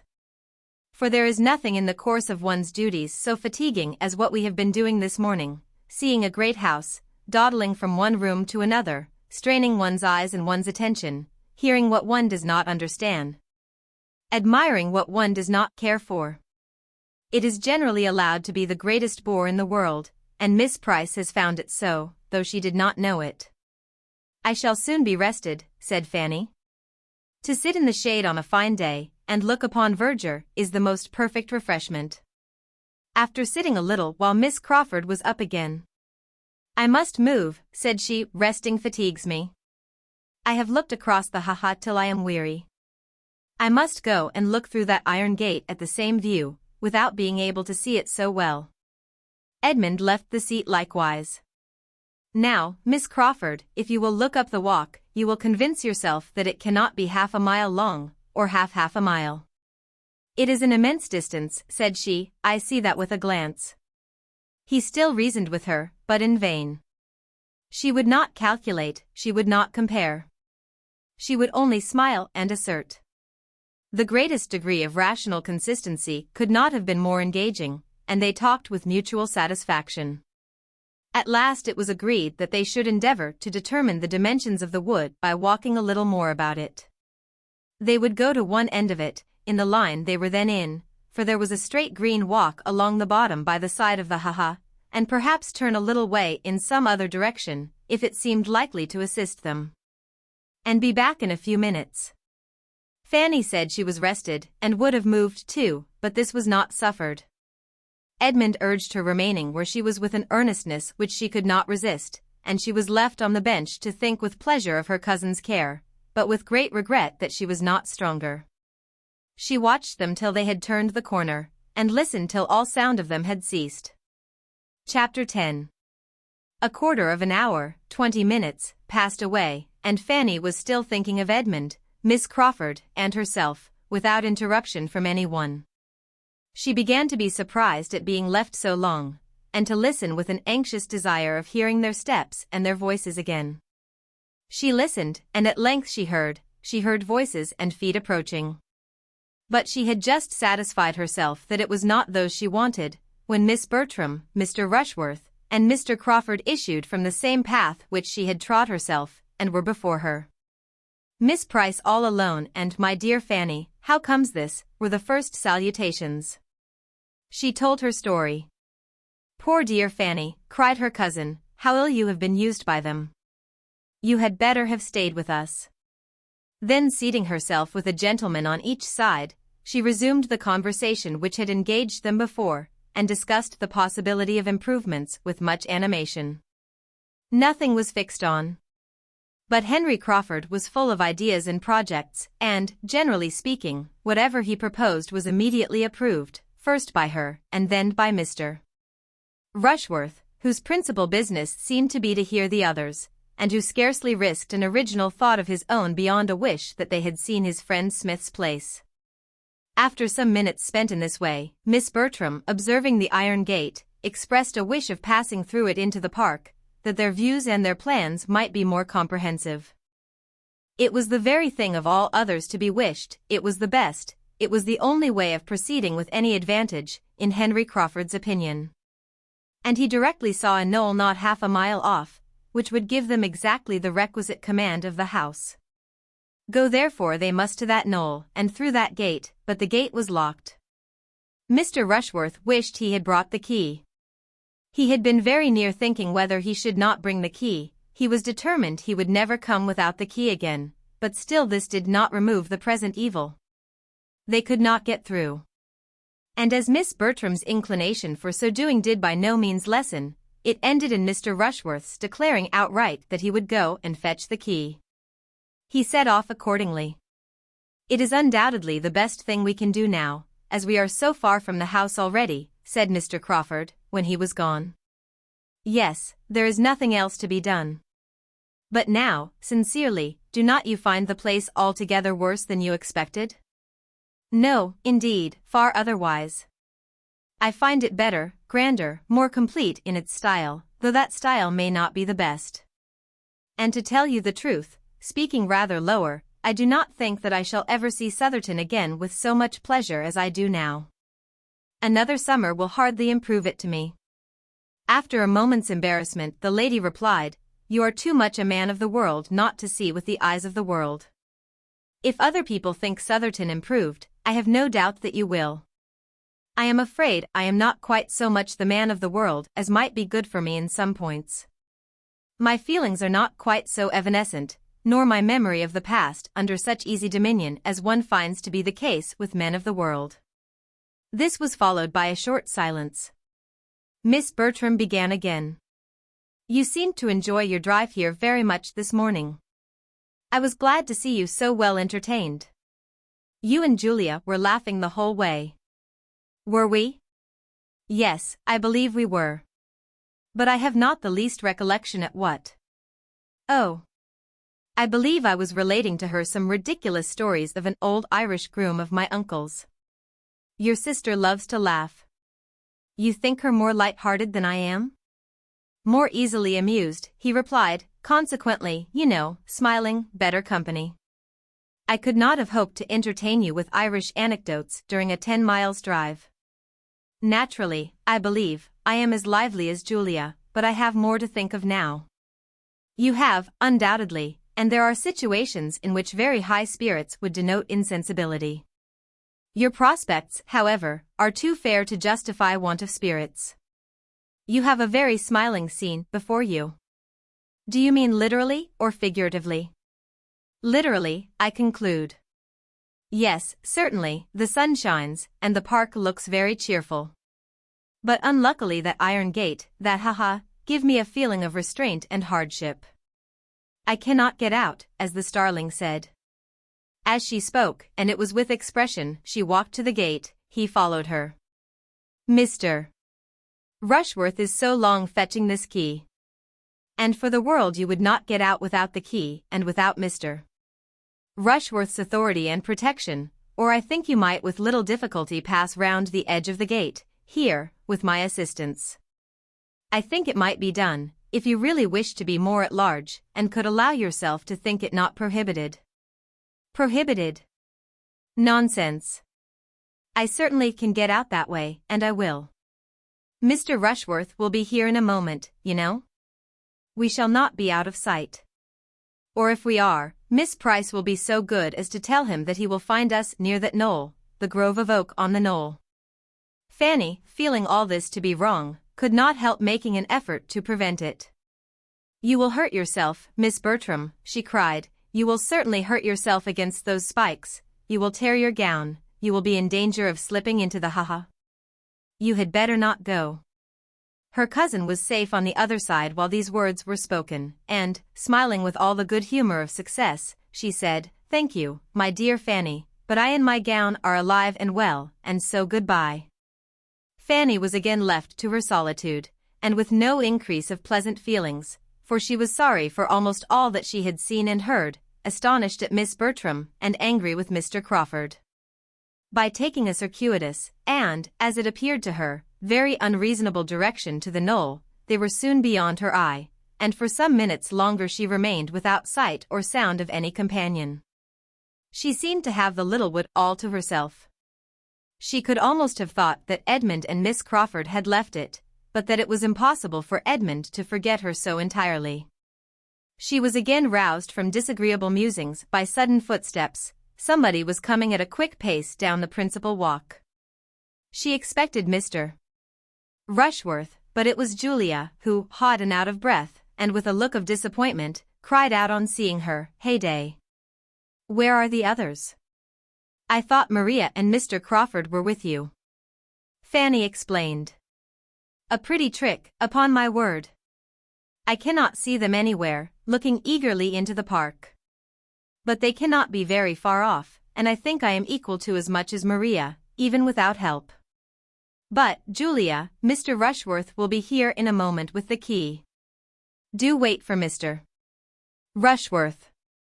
"Not I, indeed. I have had enough of the family for one morning. Why, child, I have but this moment escaped from his horrible mother. Such a penance as I have been enduring, while you were sitting here so composed and so happy. It might have been as well, perhaps, if you had been in my place, but you always contrive to keep out of these scrapes." This was a most unjust reflection, but Fanny could allow for it, and let it pass. Julia was vexed, and her temper was hasty. But she felt that it would not last, and therefore, taking no notice, only asked her if she had not seen Mr. Rushworth. "Yes, yes, we saw him. He was posting away as if upon life and death, and could but just spare time to tell us his errand, and where you all were. It is a pity he should have so much trouble for nothing. That is Miss Maria's concern. I am not obliged to punish myself for her sins. The mother I could not avoid, as long as my tiresome aunt was dancing about with the housekeeper, but the son I can get away from." And she immediately scrambled across the fence, and walked away, not attending to Fanny's last question of whether she had seen anything of Miss Crawford and Edmund. The sort of dread in which Fanny now sat of seeing Mr. Rushworth prevented her thinking so much of their continued absence, however, as she might have done. She felt that he had been very ill-used, and was quite unhappy in having to communicate what had passed.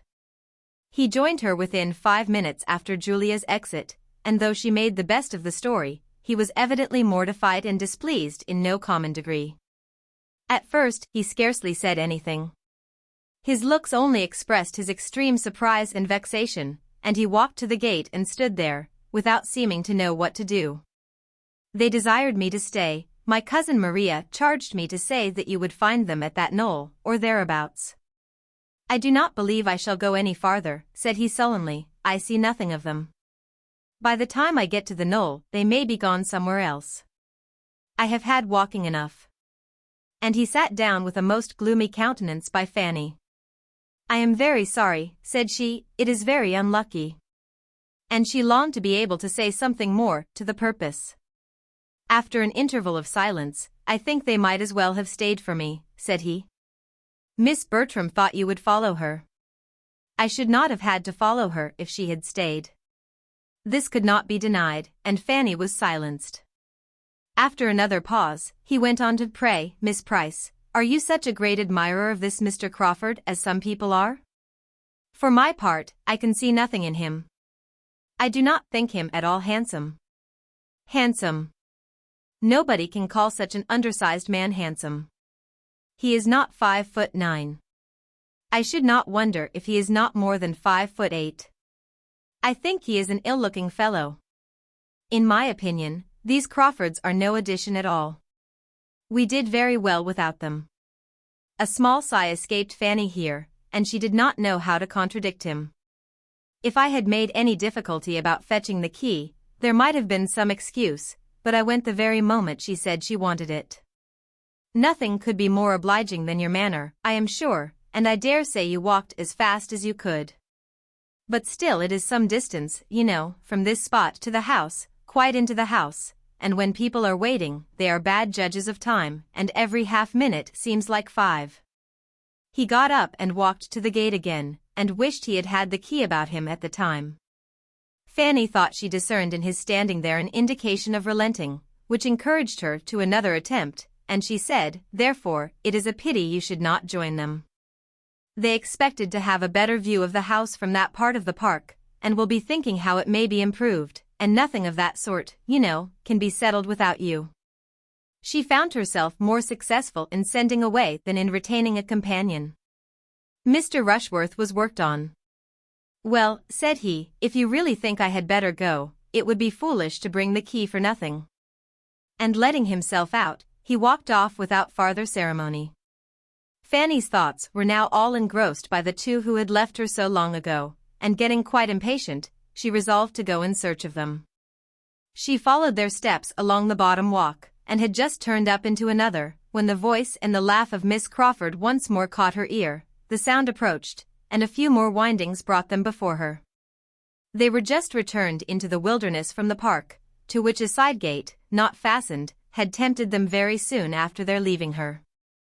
And they had been across a portion of the park into the very avenue which Fanny had been hoping the whole morning to reach at last, and had been sitting down under one of the trees.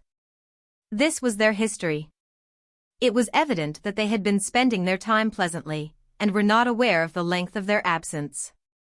Fanny's best consolation was in being assured that Edmund had wished for her very much, and that he should certainly have come back for her, had she not been tired already. But this was not quite sufficient to do away with the pain of having been left a whole hour, when he had talked of only a few minutes, nor to banish the sort of curiosity she felt to know what they had been conversing about all that time. And the result of the whole was to her disappointment and depression, as they prepared by general agreement to return to the house. On reaching the bottom of the steps to the terrace, Mrs. Rushworth and Mrs. Norris presented themselves at the top, just ready for the wilderness, at the end of an hour and a half from their leaving the house. Mrs. Norris had been too well employed to move faster.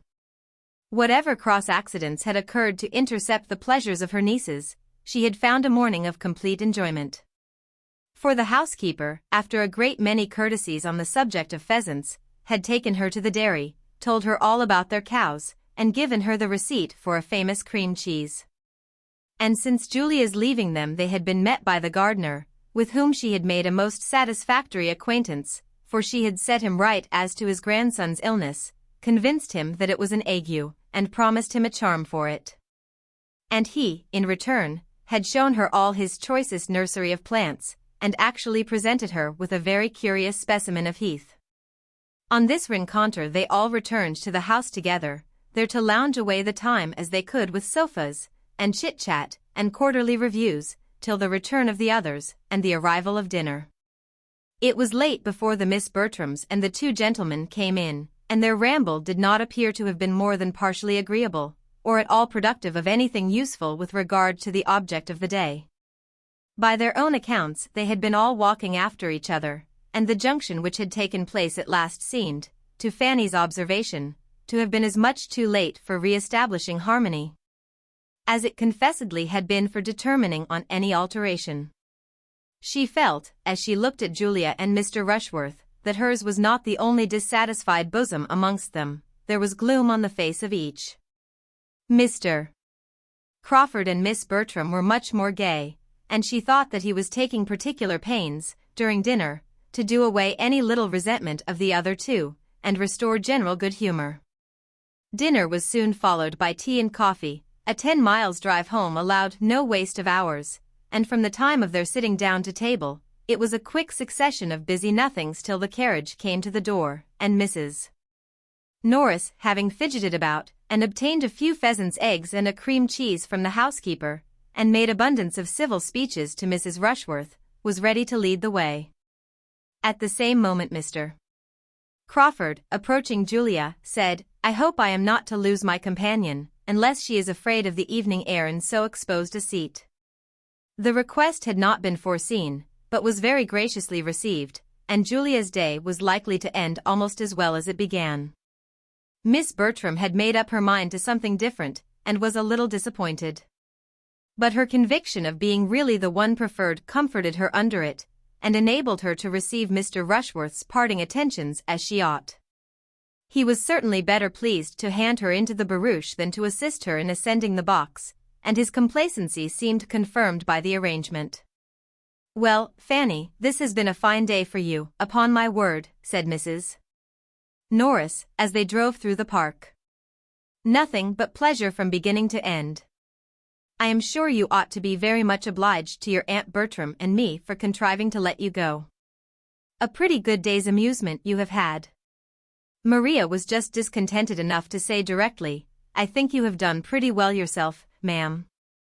Your lap seems full of good things, and here is a basket of something between us which has been knocking my elbow unmercifully. My dear, it is only a beautiful little heath, which that nice old gardener would make me take, but if it is in your way, I will have it in my lap directly. There, Fanny, you shall carry that parcel for me, take great care of it, do not let it fall. It is a cream cheese, just like the excellent one we had at dinner. Nothing would satisfy that good old Mrs. Whittaker, but my taking one of the cheeses."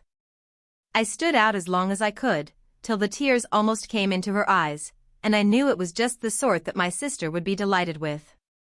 That Mrs. Whittaker is a treasure. She was quite shocked when I asked her whether wine was allowed at the second table, and she has turned away 2 housemaids for wearing white gowns. Take care of the cheese, Fanny. Now I can manage the other parcel and the basket very well. What else have you been sponging? Said Maria, half pleased that Southerton should be so complimented. Sponging, my dear. It is nothing but 4 of those beautiful pheasants' eggs, which Mrs. Whittaker would quite force upon me. She would not take a denial. She said it must be such an amusement to me, as she understood I lived quite alone, to have a few living creatures of that sort, and so to be sure it will. I shall get the dairymaid to set them under the first spare hen, and if they come to good I can have them moved to my own house and borrow a coop, and it will be a great delight to me in my lonely hours to attend to them. And if I have good luck, your mother shall have some. It was a beautiful evening, mild and still, and the drive was as pleasant as the serenity of nature could make it, but when Mrs. Norris ceased speaking, it was altogether a silent drive to those within. Their spirits were in general exhausted, and to determine whether the day had afforded most pleasure or pain, might occupy the meditations of almost all. Chapter 11. The day at Southerton, with all its imperfections, afforded the Miss Bertrams much more agreeable feelings than were derived from the letters from Antigua, which soon afterwards reached Mansfield. It was much pleasanter to think of Henry Crawford than of their father, and to think of their father in England again within a certain period, which these letters obliged them to do, was a most unwelcome exercise. November was the black month fixed for his return. Sir Thomas wrote of it with as much decision as experience and anxiety could authorize. His business was so nearly concluded as to justify him in proposing to take his passage in the September packet, and he consequently looked forward with the hope of being with his beloved family again early in November. Maria was more to be pitied than Julia, for to her the father brought a husband, and the return of the friend most solicitous for her happiness would unite her to the lover, on whom she had chosen that happiness should depend. It was a gloomy prospect, and all she could do was to throw a mist over it, and hope when the mist cleared away she should see something else. It would hardly be early in November, there were generally delays, a bad passage or something. That favoring something which everybody who shuts their eyes while they look, or their understandings while they reason, feels the comfort of. It would probably be the middle of November at least. The middle of November was 3 months off. 3 months comprised 13 weeks. Much might happen in 13 weeks. Sir Thomas would have been deeply mortified by a suspicion of half that his daughters felt on the subject of his return, and would hardly have found consolation in a knowledge of the interest it excited in the breast of another young lady. Miss Crawford, on walking up with her brother to spend the evening at Mansfield Park, heard the good news. And though seeming to have no concern in the affair beyond politeness, and to have vented all her feelings in a quiet congratulation, heard it with an attention not so easily satisfied. Mrs. Norris gave the particulars of the letters, and the subject was dropped, but after tea, as Miss Crawford was standing at an open window with Edmund and Fanny looking out on a twilight scene, while the Miss Bertrams, Mr. Rushworth, and Henry Crawford were all busy with candles at the pianoforte, she suddenly revived it by turning round towards the group, and saying, "How happy Mr. Rushworth looks! He is thinking of November." Edmund looked round at Mr. Rushworth too, but had nothing to say.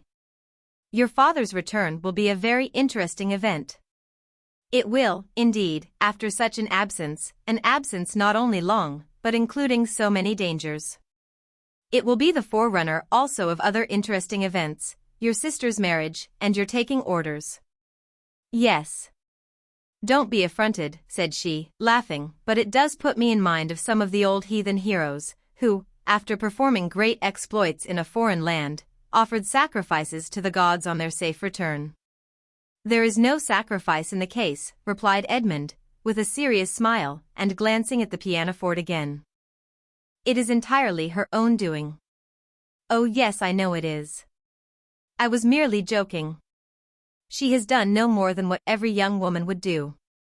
And I have no doubt of her being extremely happy. My other sacrifice, of course, you do not understand. My taking orders, I assure you, is quite as voluntary as Maria's marrying. It is fortunate that your inclination and your father's convenience should accord so well.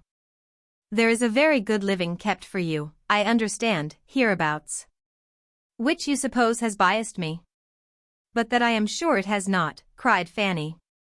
"Thank you for your good word, Fanny, but it is more than I would affirm myself. On the contrary, the knowing that there was such a provision for me probably did bias me. Nor can I think it wrong that it should. There was no natural disinclination to be overcome, and I see no reason why a man should make a worse clergyman for knowing that he will have a competence early in life. I was in safe hands. I hope I should not have been influenced myself in a wrong way, and I am sure my father was too conscientious to have allowed it. I have no doubt that I was biased, but I think it was blamelessly."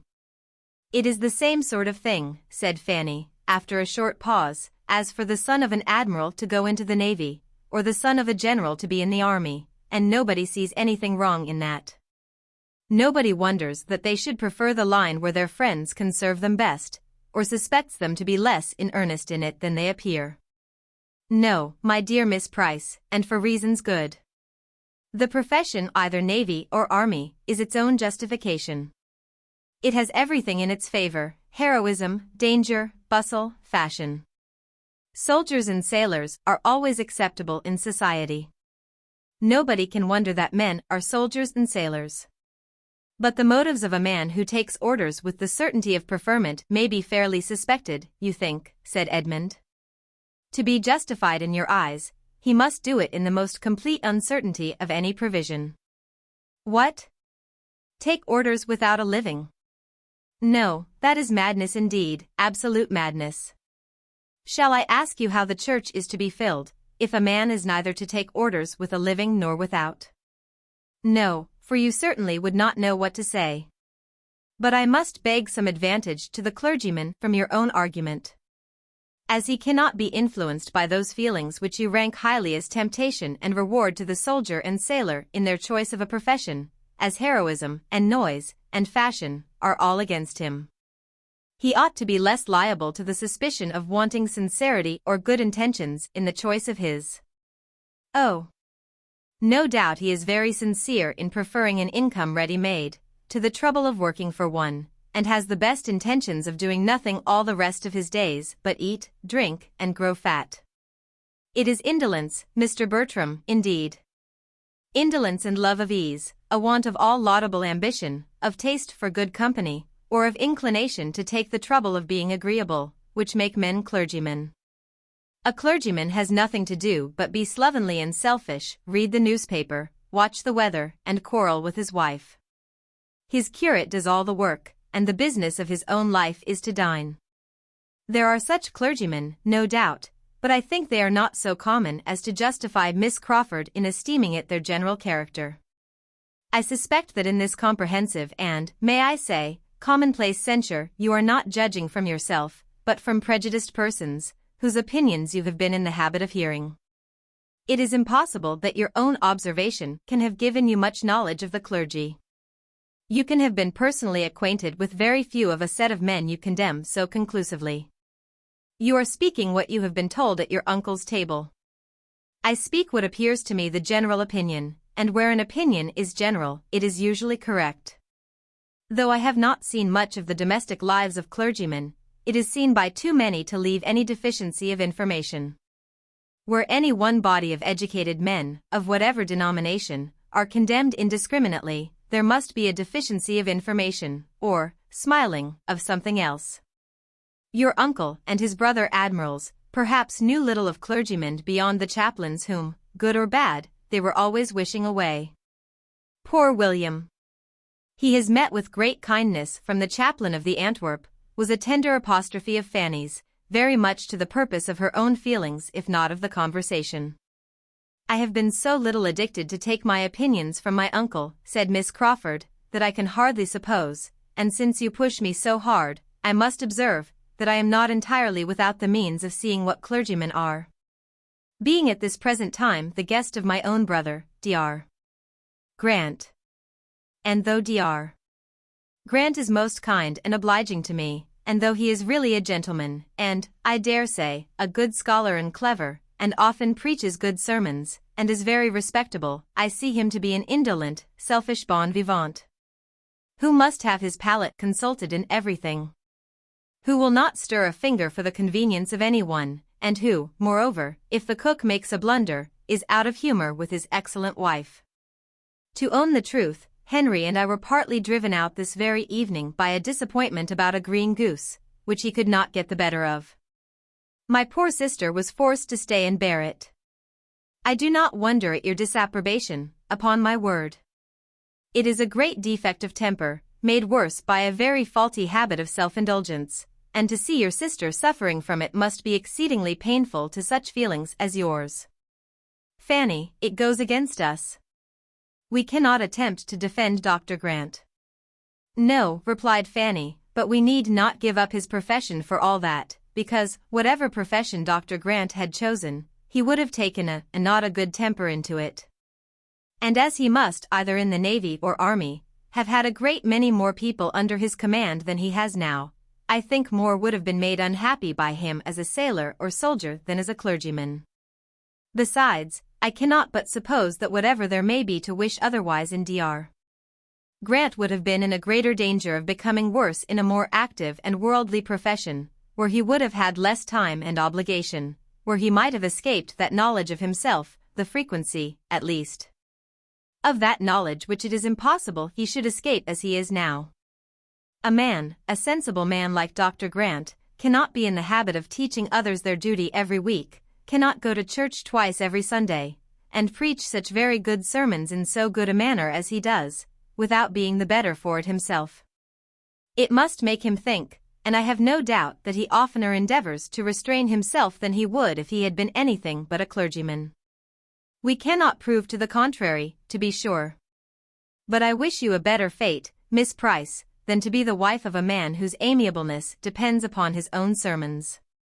For though he may preach himself into a good humor every Sunday, it will be bad enough to have him quarreling about green geese from Monday morning till Saturday night.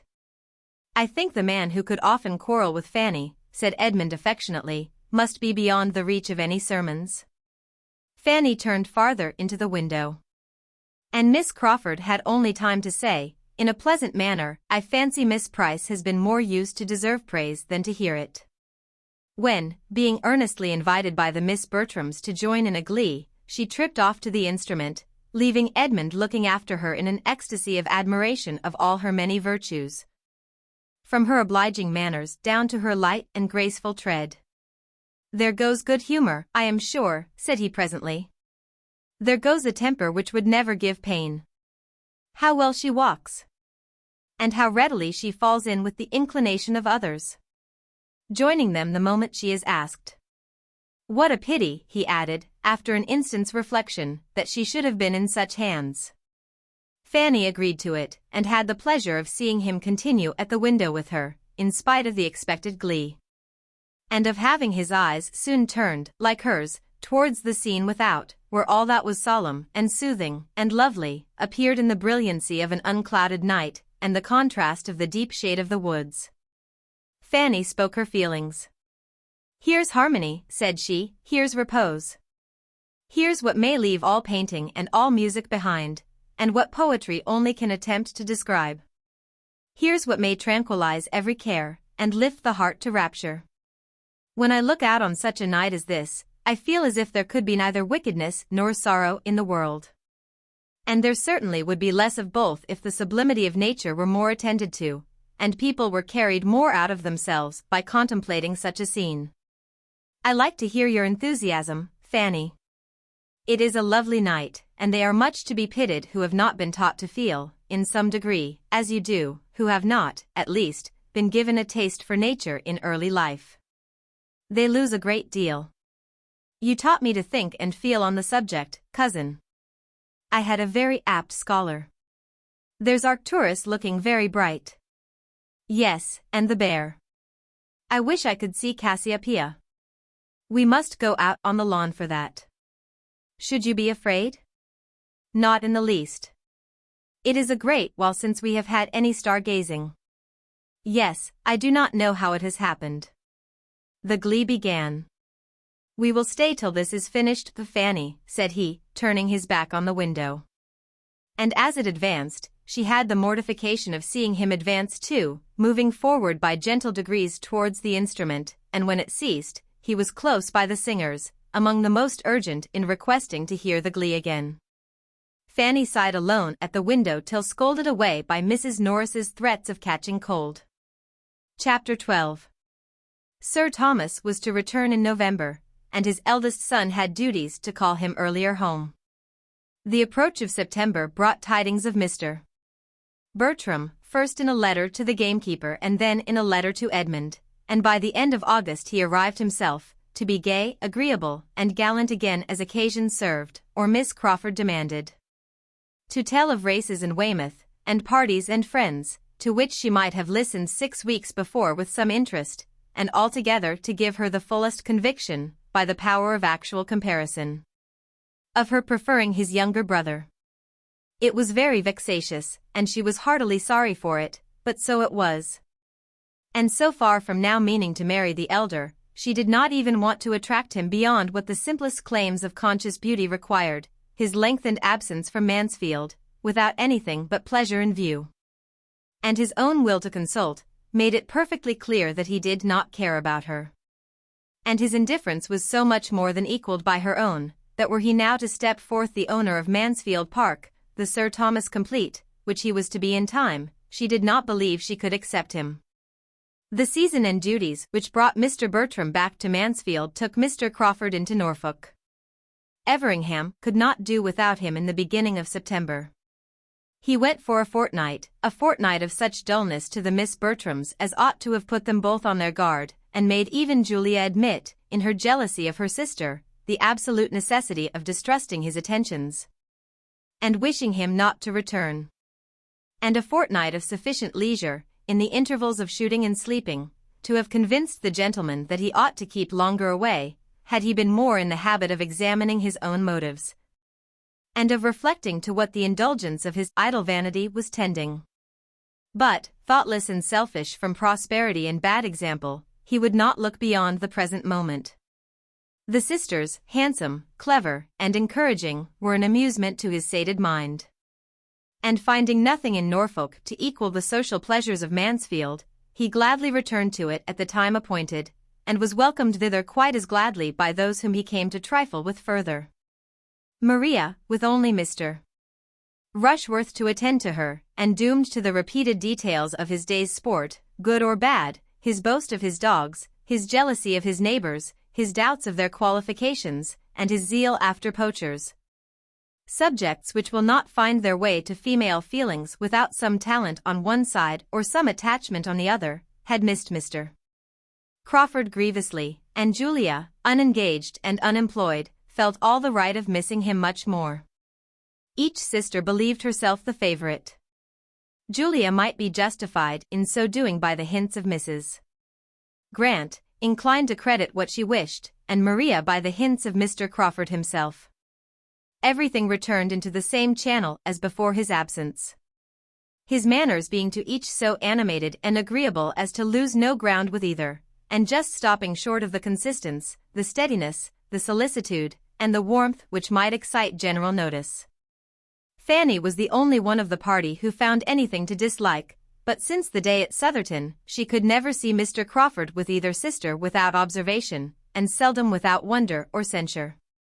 And had her confidence in her own judgment been equal to her exercise of it in every other respect, had she been sure that she was seeing clearly, and judging candidly, she would probably have made some important communications to her usual confidant.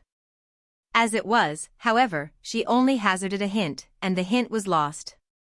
"I am rather surprised," said she, "that Mr. Crawford should come back again so soon, after being here so long before, full 7 weeks. For I had understood he was so very fond of change and moving about, that I thought something would certainly occur, when he was once gone, to take him elsewhere. He is used to much gayer places than Mansfield." "It is to his credit," was Edmund's answer, "and I dare say it gives his sister pleasure.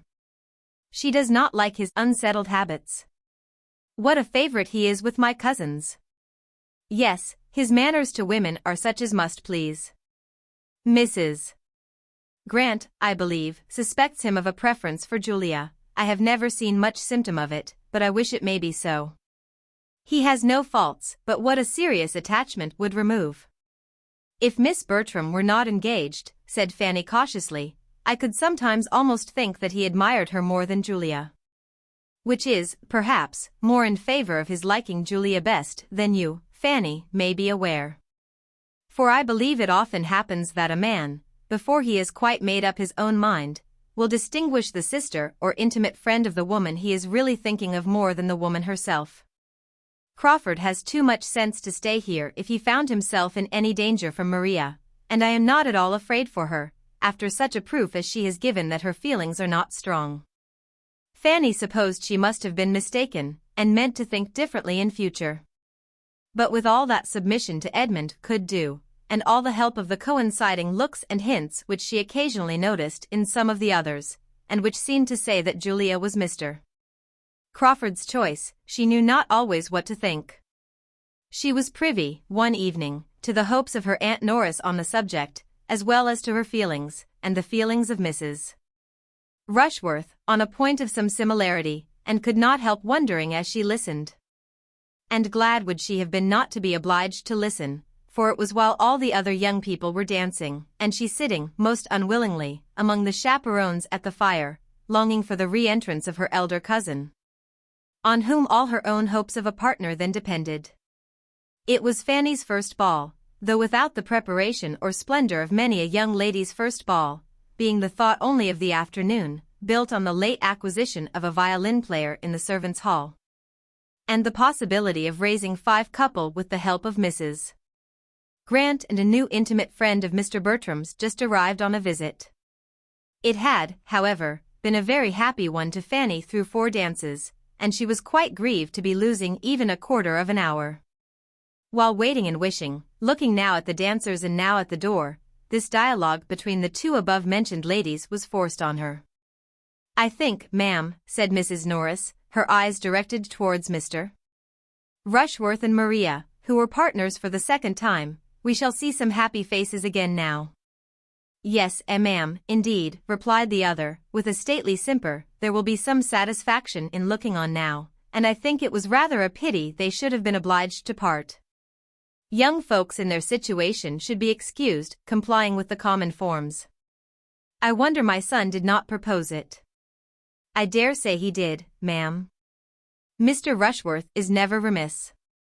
But dear Maria has such a strict sense of propriety, so much of that true delicacy which one seldom meets with nowadays, Mrs. Rushworth, that wish of avoiding particularity.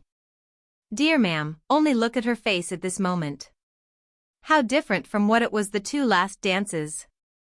Miss Bertram did indeed look happy, her eyes were sparkling with pleasure, and she was speaking with great animation, for Julia and her partner, Mr. Crawford, were close to her. They were all in a cluster together. How she had looked before, Fanny could not recollect, for she had been dancing with Edmund herself, and had not thought about her. Mrs. Norris continued, "It is quite delightful, ma'am, to see young people so properly happy, so well suited, and so much the thing. I cannot but think of dear Sir Thomas's delight. And what do you say, ma'am, to the chance of another match? Mr. Rushworth has set a good example, and such things are very catching." Mrs. Rushworth, who saw nothing but her son, was quite at a loss. "The couple above, ma'am. Do you see no symptoms there? Oh dear. Miss Julia and Mr. Crawford. Yes, indeed, a very pretty match. What is his property? 4,000 a year. Very well. Those who have not more must be satisfied with what they have. 4,000 a year is a pretty estate, and he seems a very genteel, steady young man, so I hope Miss Julia will be very happy. It is not a settled thing, ma'am, yet. We only speak of it among friends. But I have very little doubt it will be. He is growing extremely particular in his attentions." Fanny could listen no farther. Listening and wondering were all suspended for a time, for Mr. Bertram was in the room again.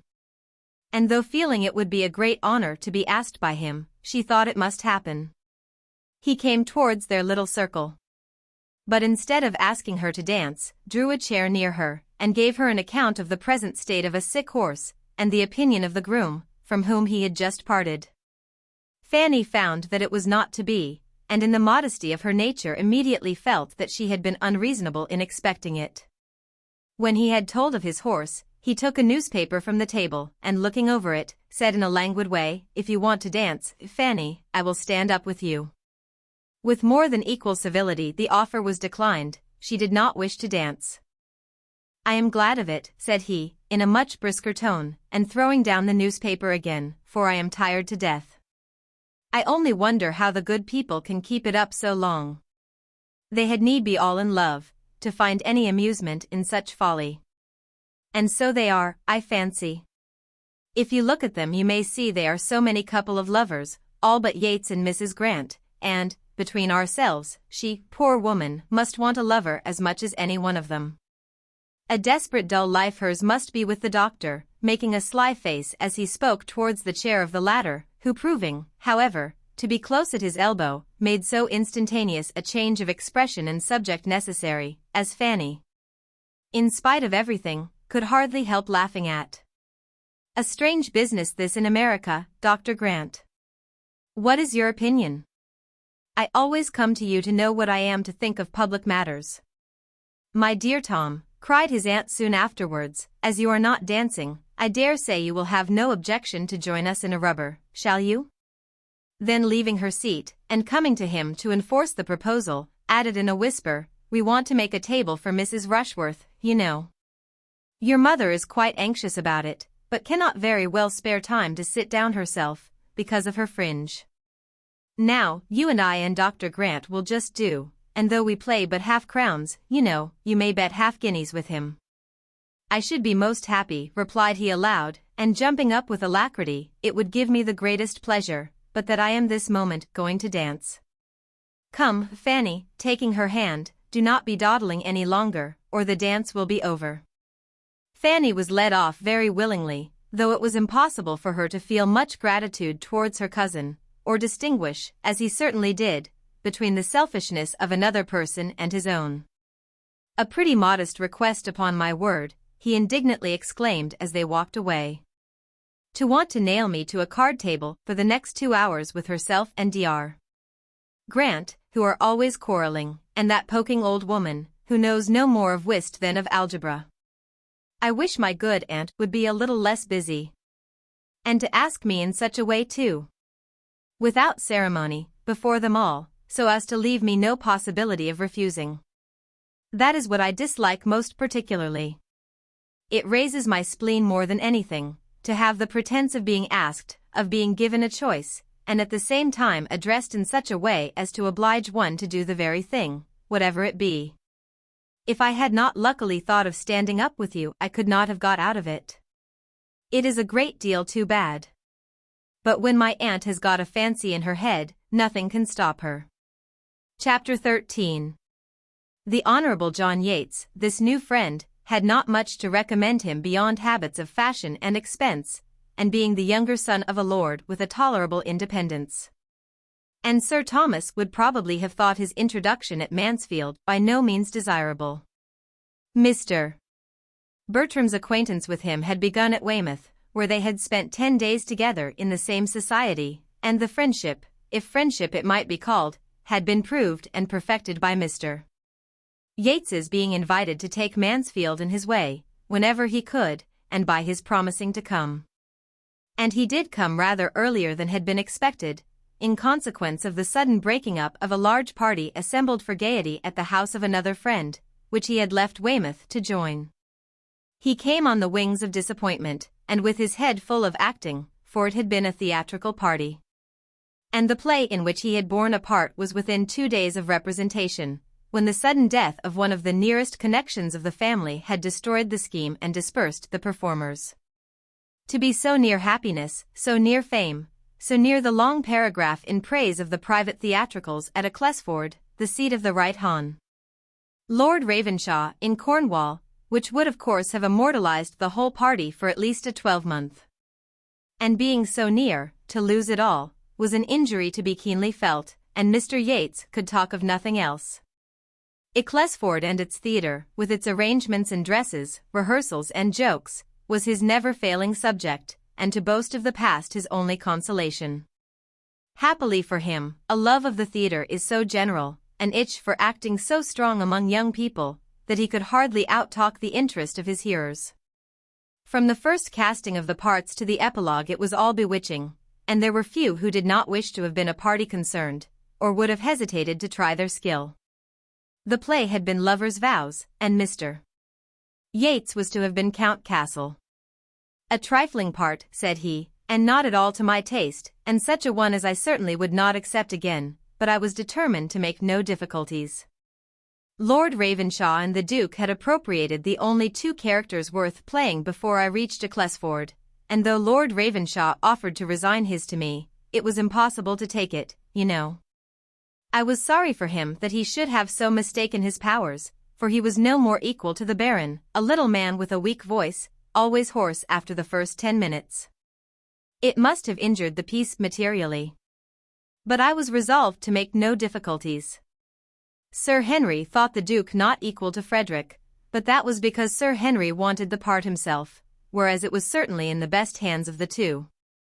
I was surprised to see Sir Henry such a stick. Luckily the strength of the piece did not depend upon him. Our Agatha was inimitable, and the Duke was thought very great by many. And upon the whole, it would certainly have gone off wonderfully. It was a hard case, upon my word, and, I do think you were very much to be pitied, were the kind responses of listening sympathy. It is not worth complaining about, but to be sure the poor old dowager could not have died at a worse time. And it is impossible to help wishing that the news could have been suppressed for just the 3 days we wanted. It was but 3 days. And being only a grandmother, and all happening 200 miles off, I think there would have been no great harm, and it was suggested, I know, but Lord Ravenshaw, who I suppose is one of the most correct men in England, would not hear of it. An afterpiece instead of a comedy, said Mr. Bertram. Lovers' vows were at an end, and Lord and Lady Ravenshaw left to act my grandmother by themselves. Well, the jointure may comfort him. And perhaps, between friends, he began to tremble for his credit and his lungs in the Baron, and was not sorry to withdraw, and to make you amends, Yates, I think we must raise a little theatre at Mansfield, and ask you to be our manager. This, though the thought of the moment, did not end with the moment, for the inclination to act was awakened, and in no one more strongly than in him who was now master of the house.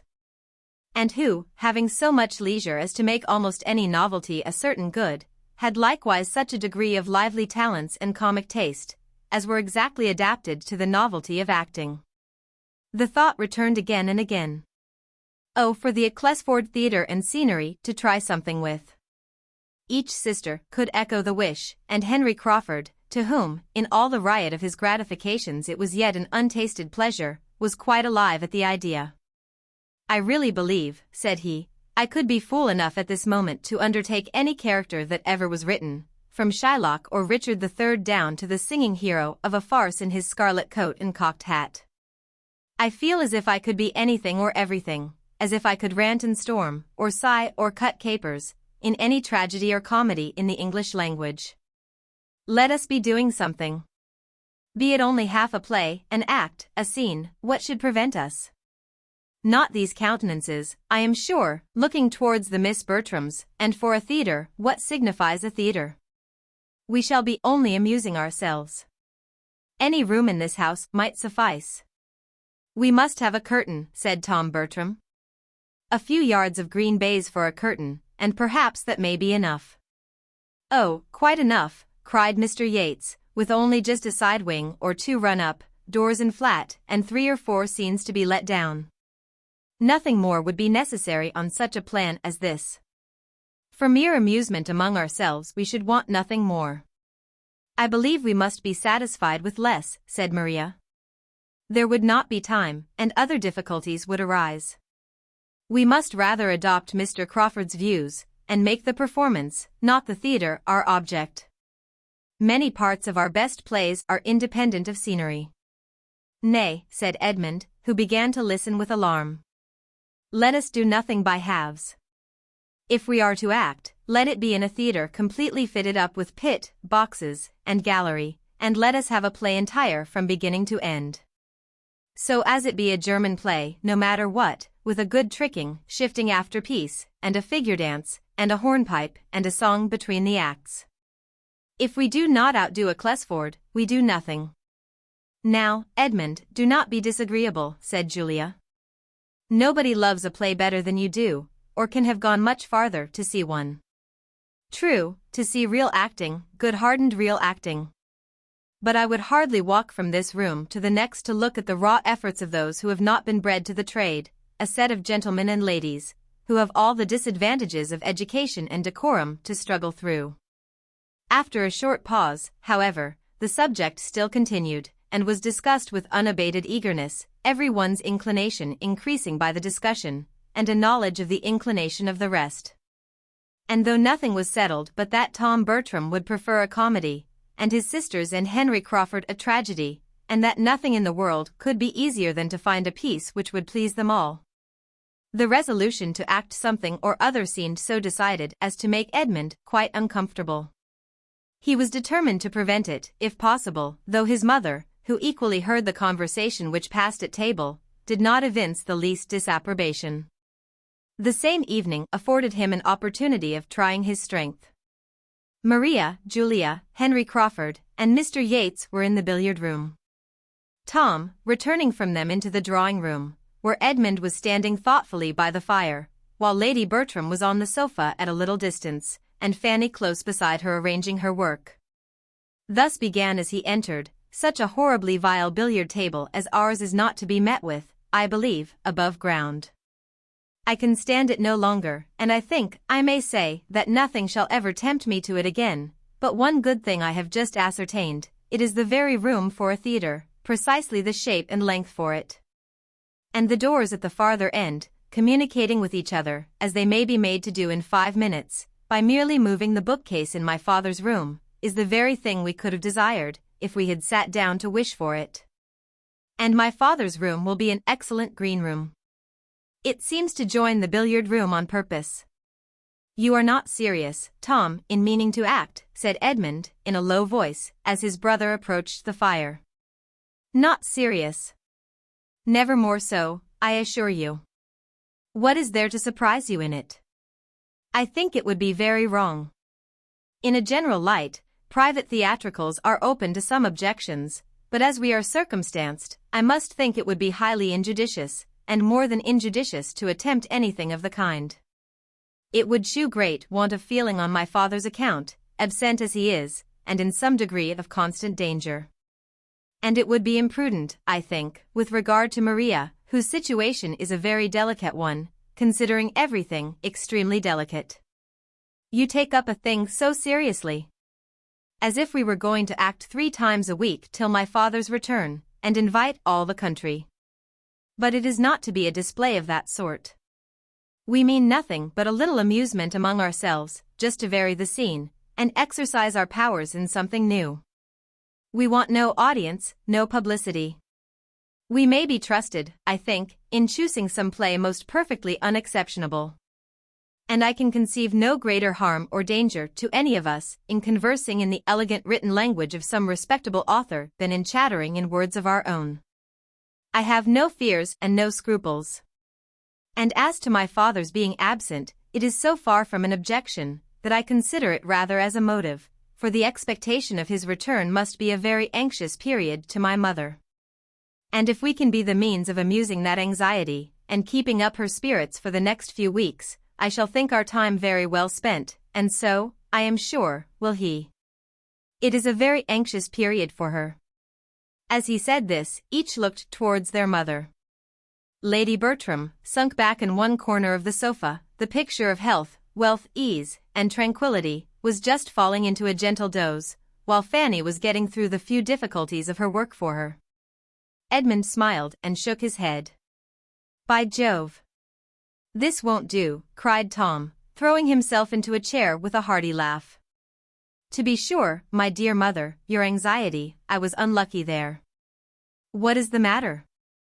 Asked her ladyship, in the heavy tone of one half-roused. I was not asleep. Oh dear, no, ma'am, nobody suspected you. Well, Edmund, he continued, returning to the former subject, posture, and voice, as soon as Lady Bertram began to nod again, but this I will maintain, that we shall be doing no harm. I cannot agree with you.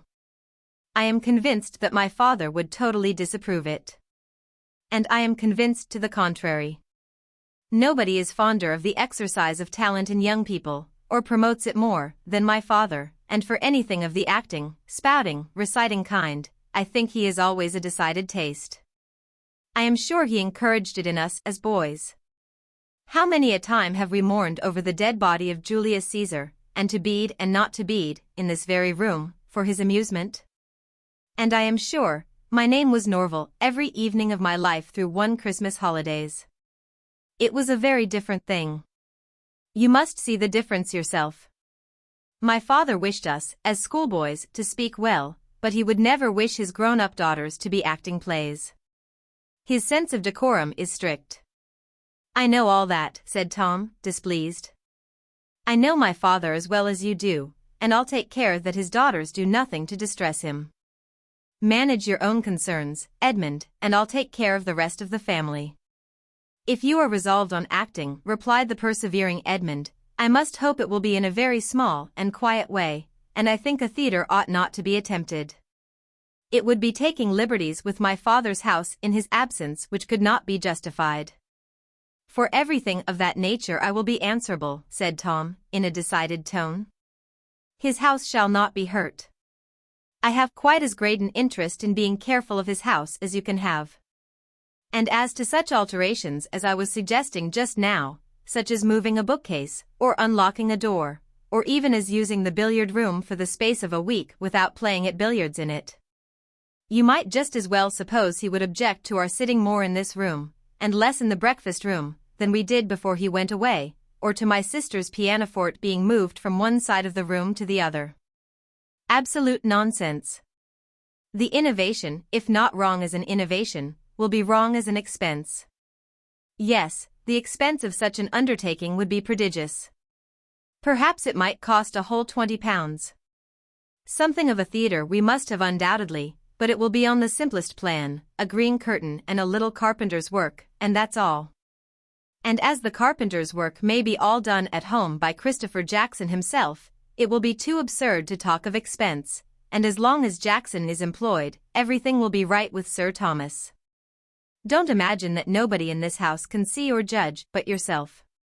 Don't act yourself if you do not like it, but don't expect to govern everybody else. No, as to acting myself, said Edmund, that I absolutely protest against. Tom walked out of the room as he said it, and Edmund was left to sit down and stir the fire in thoughtful vexation.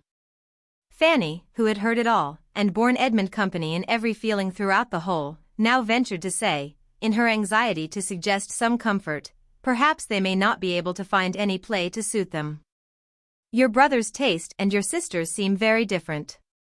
I have no hope there, Fanny. If they persist in the scheme, they will find something.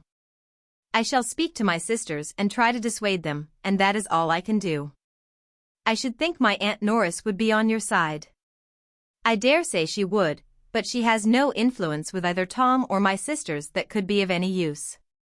And if I cannot convince them myself, I shall let things take their course, without attempting it through her. Family squabbling is the greatest evil of all, and we had better do anything than be altogether by the ears. His sisters, to whom he had an opportunity of speaking the next morning, were quite as impatient of his advice, quite as unyielding to his representation, quite as determined in the cause of pleasure, as Tom. Their mother had no objection to the plan, and they were not in the least afraid of their father's disapprobation. There could be no harm in what had been done in so many respectable families, and by so many women of the first consideration. And it must be scrupulousness run mad that could see anything to censure in a plan like theirs, comprehending only brothers and sisters and intimate friends, and which would never be heard of beyond themselves. Julia did seem inclined to admit that Maria's situation might require particular caution and delicacy, but that could not extend to her, she was at liberty. And Maria evidently considered her engagement as only raising her so much more above restraint, and leaving her less occasion than Julia to consult either father or mother. Edmund had little to hope, but he was still urging the subject when Henry Crawford entered the room, fresh from the parsonage, calling out, "No want of hands in our theatre, Miss Bertram. No want of understrappers. My sister desires her love, and hopes to be admitted into the company, and will be happy to take the part of any old duenna or tame confidante, that you may not like to do yourselves." Maria gave Edmund a glance, which meant, "What say you now? Can we be wrong if Mary Crawford feels the same?" And Edmund, silenced, was obliged to acknowledge that the charm of acting might well carry fascination to the mind of genius. And with the ingenuity of love, to dwell more on the obliging, accommodating purport of the message than on anything else. The scheme advanced. Opposition was vain, and as to Mrs. Norris, he was mistaken in supposing she would wish to make any. She started no difficulties that were not talked down in 5 minutes by her eldest nephew and niece, who were all-powerful with her. And as the whole arrangement was to bring very little expense to anybody, and none at all to herself, as she foresaw in it all the comforts of hurry, bustle, and importance, and derived the immediate advantage of fancying herself obliged to leave her own house, where she had been living a month at her own cost, and take up her abode in theirs, that every hour might be spent in their service, she was, in fact, exceedingly delighted with the project. Chapter 14.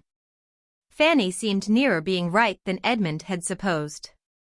The business of finding a play that would suit everybody proved to be no trifle. And the carpenter had received his orders and taken his measurements, had suggested and removed at least 2 sets of difficulties, and having made the necessity of an enlargement of plan and expense fully evident, was already at work. While a play was still to seek. Other preparations were also in hand. An enormous roll of green baize had arrived from Northampton, and been cut out by Mrs. Norris, with a saving by her good management of full 3/4 of a yard, and was actually forming into a curtain by the housemaids, and still the play was wanting. And as 2 or 3 days passed away in this manner, Edmund began almost to hope that none might ever be found. There were, in fact, so many things to be attended to, so many people to be pleased, so many best characters required, and, above all, such a need that the play should be at once both tragedy and comedy, that there did seem as little chance of a decision as anything pursued by youth and zeal could hold out. On the tragic side were the Miss Bertrams, Henry Crawford, and Mr. Yates. On the comic, Tom Bertram, not quite alone, because it was evident that Mary Crawford's wishes, though politely kept back, inclined the same way, but his determinateness and his power seemed to make allies unnecessary. And, independent of this great irreconcilable difference, they wanted a piece containing very few characters in the whole, but every character first-rate, and 3 principal women. All the best plays were run over in vain. Neither Hamlet, nor Macbeth, nor Othello, nor Douglas, nor the Gamester, presented anything that could satisfy even the tragedians. And the rivals, the School for Scandal, Wheel of Fortune, Heir at Law, and Along etc., were successively dismissed with yet warmer objections.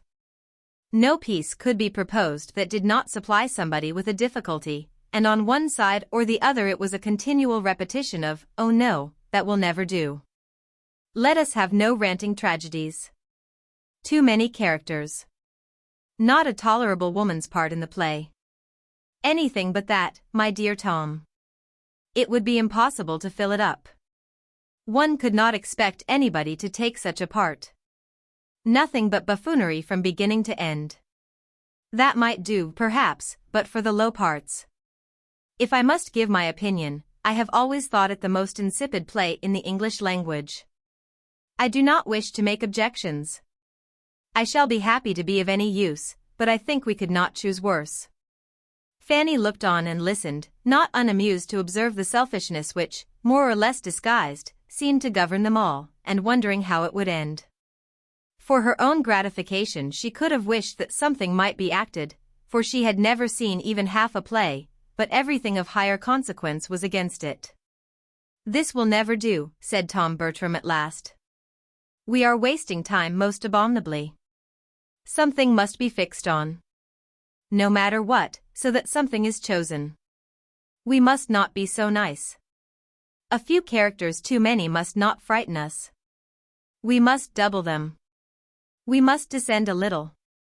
If a part is insignificant, the greater our credit in making anything of it. From this moment I make no difficulties. I take any part you choose to give me, so as it be comic. Let it but be comic, I condition for nothing more." For about the 5th time he then proposed the heir at law, doubting only whether to prefer Lord Duberly or Dr. Pangloss for himself.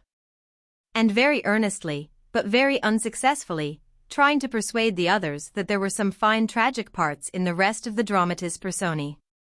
The pause which followed this fruitless effort was ended by the same speaker, who, taking up one of the many volumes of plays that lay on the table, and turning it over, suddenly exclaimed, "Lovers' Vows. And why should not Lovers' Vows do for us as well as for the Ravenshaws? How came it never to be thought of before? It strikes me as if it would do exactly. What say you all? Here are 2 capital tragic parts for Yates and Crawford, and here is the rhyming butler for me, if nobody else wants it. A trifling part, but the sort of thing I should not dislike, and, as I said before, I am determined to take anything and do my best. And as for the rest, they may be filled up by anybody. It is only Count Castle and Anhalt." The suggestion was generally welcome. Everybody was growing weary of indecision, and the first idea with everybody was, that nothing had been proposed before so likely to suit them all. Mr. Yates was particularly pleased. He had been sighing and longing to do the Baron at Ecclesford, had grudged every rant of Lord Ravenshaw's, and been forced to re-rant it all in his own room. The storm through Baron Wildenheim was the height of his theatrical ambition, and with the advantage of knowing half the scenes by heart already, he did now, with the greatest alacrity, offer his services for the part.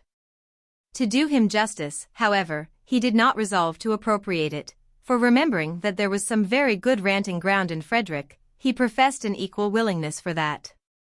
Henry Crawford was ready to take either. Whichever Mr. Yeats did not choose would perfectly satisfy him, and a short parley of compliment ensued.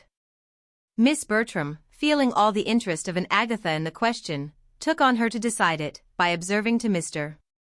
Yeats that this was a point in which height and figure ought to be considered, and that his being the tallest, seemed to fit him peculiarly for the Baron.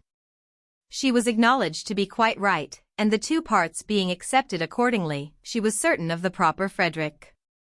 3 of the characters were now cast, besides Mr.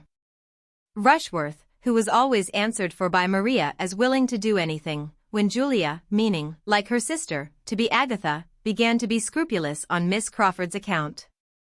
"This is not behaving well by the absent," said she. "Here are not women enough. Amelia and Agatha may do for Maria and me, but here is nothing for your sister, Mr. Crawford." Mr. Crawford desired that might not be thought of. He was very sure his sister had no wish of acting but as she might be useful, and that she would not allow herself to be considered in the present case. But this was immediately opposed by Tom Bertram, who asserted the part of Amelia to be in every respect the property of Miss Crawford, if she would accept it. "It falls as naturally, as necessarily to her," said he, "as Agatha does to one or other of my sisters. It can be no sacrifice on their side, for it is highly comic." A short silence followed.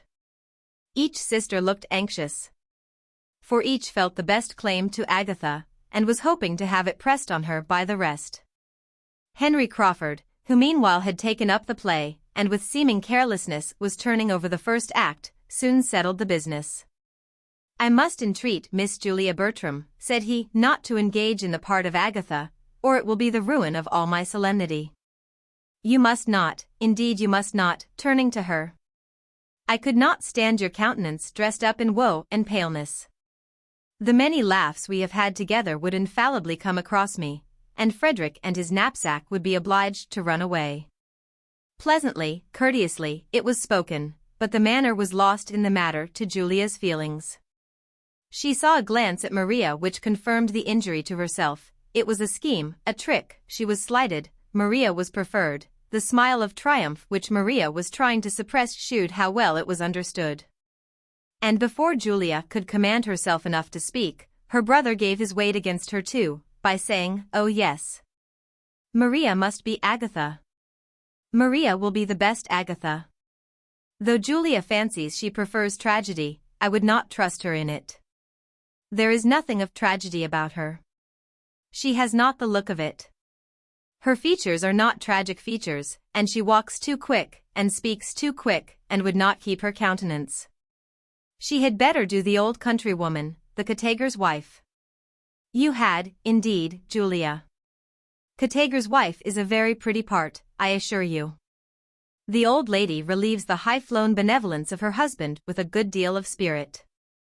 You shall be cottager's wife." "Cottager's wife," cried Mr. Yeats. "What are you talking of?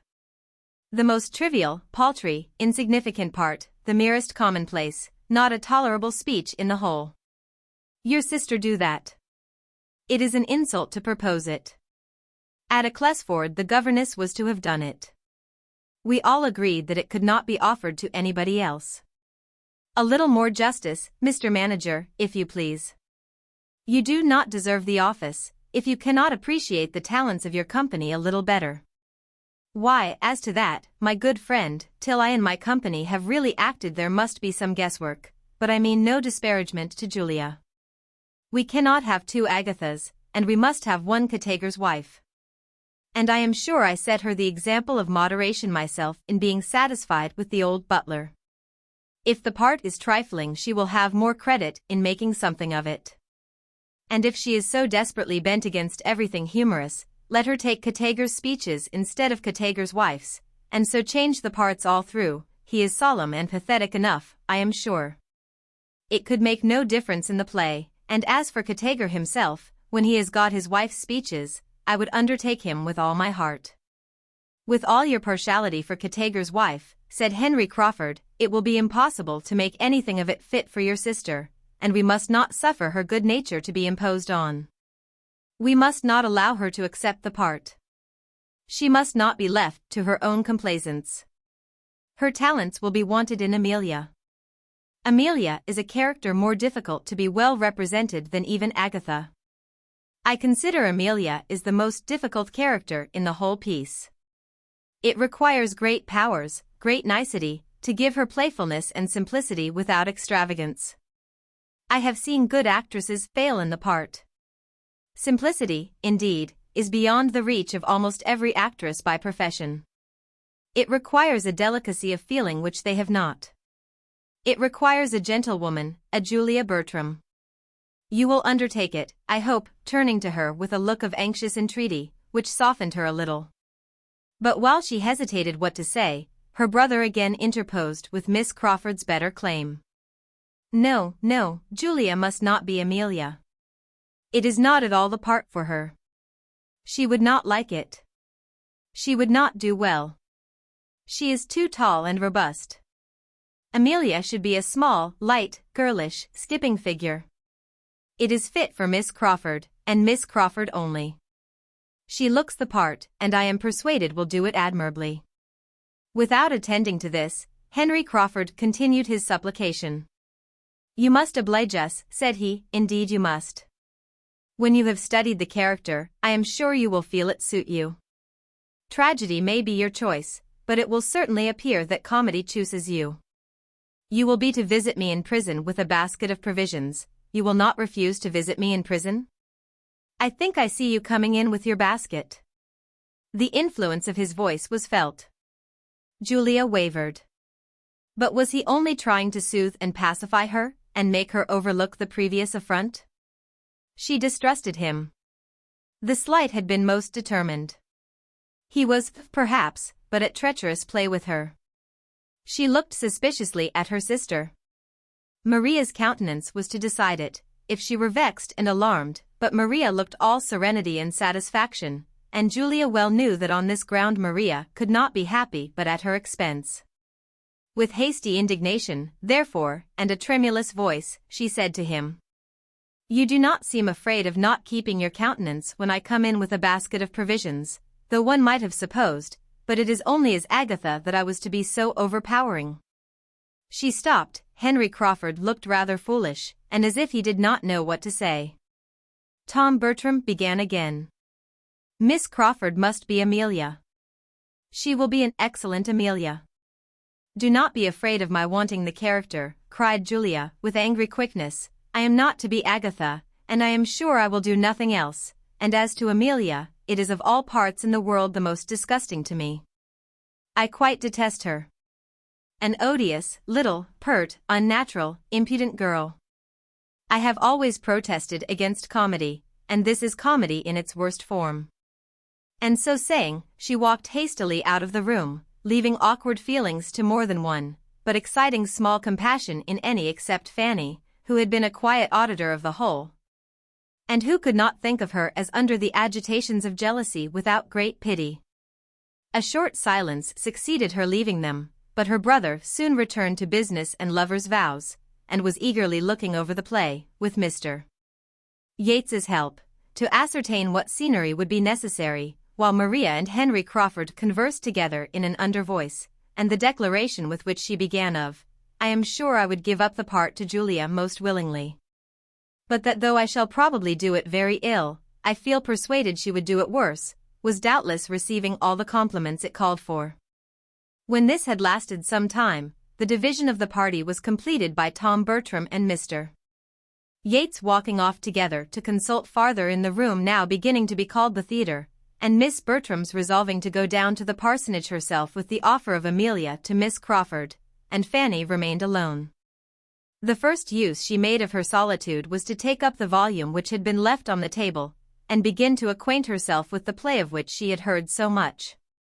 Her curiosity was all awake, and she ran through it with an eagerness which was suspended only by intervals of astonishment, that it could be chosen in the present instance, that it could be proposed and accepted in a private theatre. Agatha and Amelia appeared to her in their different ways so totally improper for home representation, the situation of one, and the language of the other, so unfit to be expressed by any woman of modesty, that she could hardly suppose her cousins could be aware of what they were engaging in, and longed to have them roused as soon as possible by the remonstrance which Edmund would certainly make. Chapter 15. Miss Crawford accepted the part very readily, and soon after Miss Bertram's return from the parsonage, Mr. Rushworth arrived, and another character was consequently cast. He had the offer of Count Castle and Anhalt, and at first did not know which to choose, and wanted Miss Bertram to direct him. But upon being made to understand the different style of the characters, and which was which, and recollecting that he had once seen the play in London, and had thought Anhalt a very stupid fellow, he soon decided for the Count. Miss Bertram approved the decision, for the less he had to learn the better. And though she could not sympathize in his wish that the Count and Agatha might be to act together, nor wait very patiently while he was slowly turning over the leaves with the hope of still discovering such a scene, she very kindly took his part in hand, and curtailed every speech that admitted being shortened, besides pointing out the necessity of his being very much dressed, and choosing his colors. Mr. Rushworth liked the idea of his finery very well, though affecting to despise it, and was too much engaged with what his own appearance would be to think of the others, or draw any of those conclusions, or feel any of that displeasure which Maria had been half prepared for. Thus much was settled before Edmund, who had been out all the morning, knew anything of the matter, but when he entered the drawing-room before dinner, the buzz of discussion was high between Tom, Maria, and Mr. Yates, and Mr. Rushworth stepped forward with great alacrity to tell him the agreeable news. "We have got a play," said he. "It is to be Lovers' Vows. And I am to be Count Castle, and am to come in first with a blue dress and a pink satin cloak, and afterwards am to have another fine fancy suit, by way of a shooting dress. I do not know how I shall like it." Fanny's eyes followed Edmund, and her heart beat for him as she heard this speech, and saw his look, and felt what his sensations must be.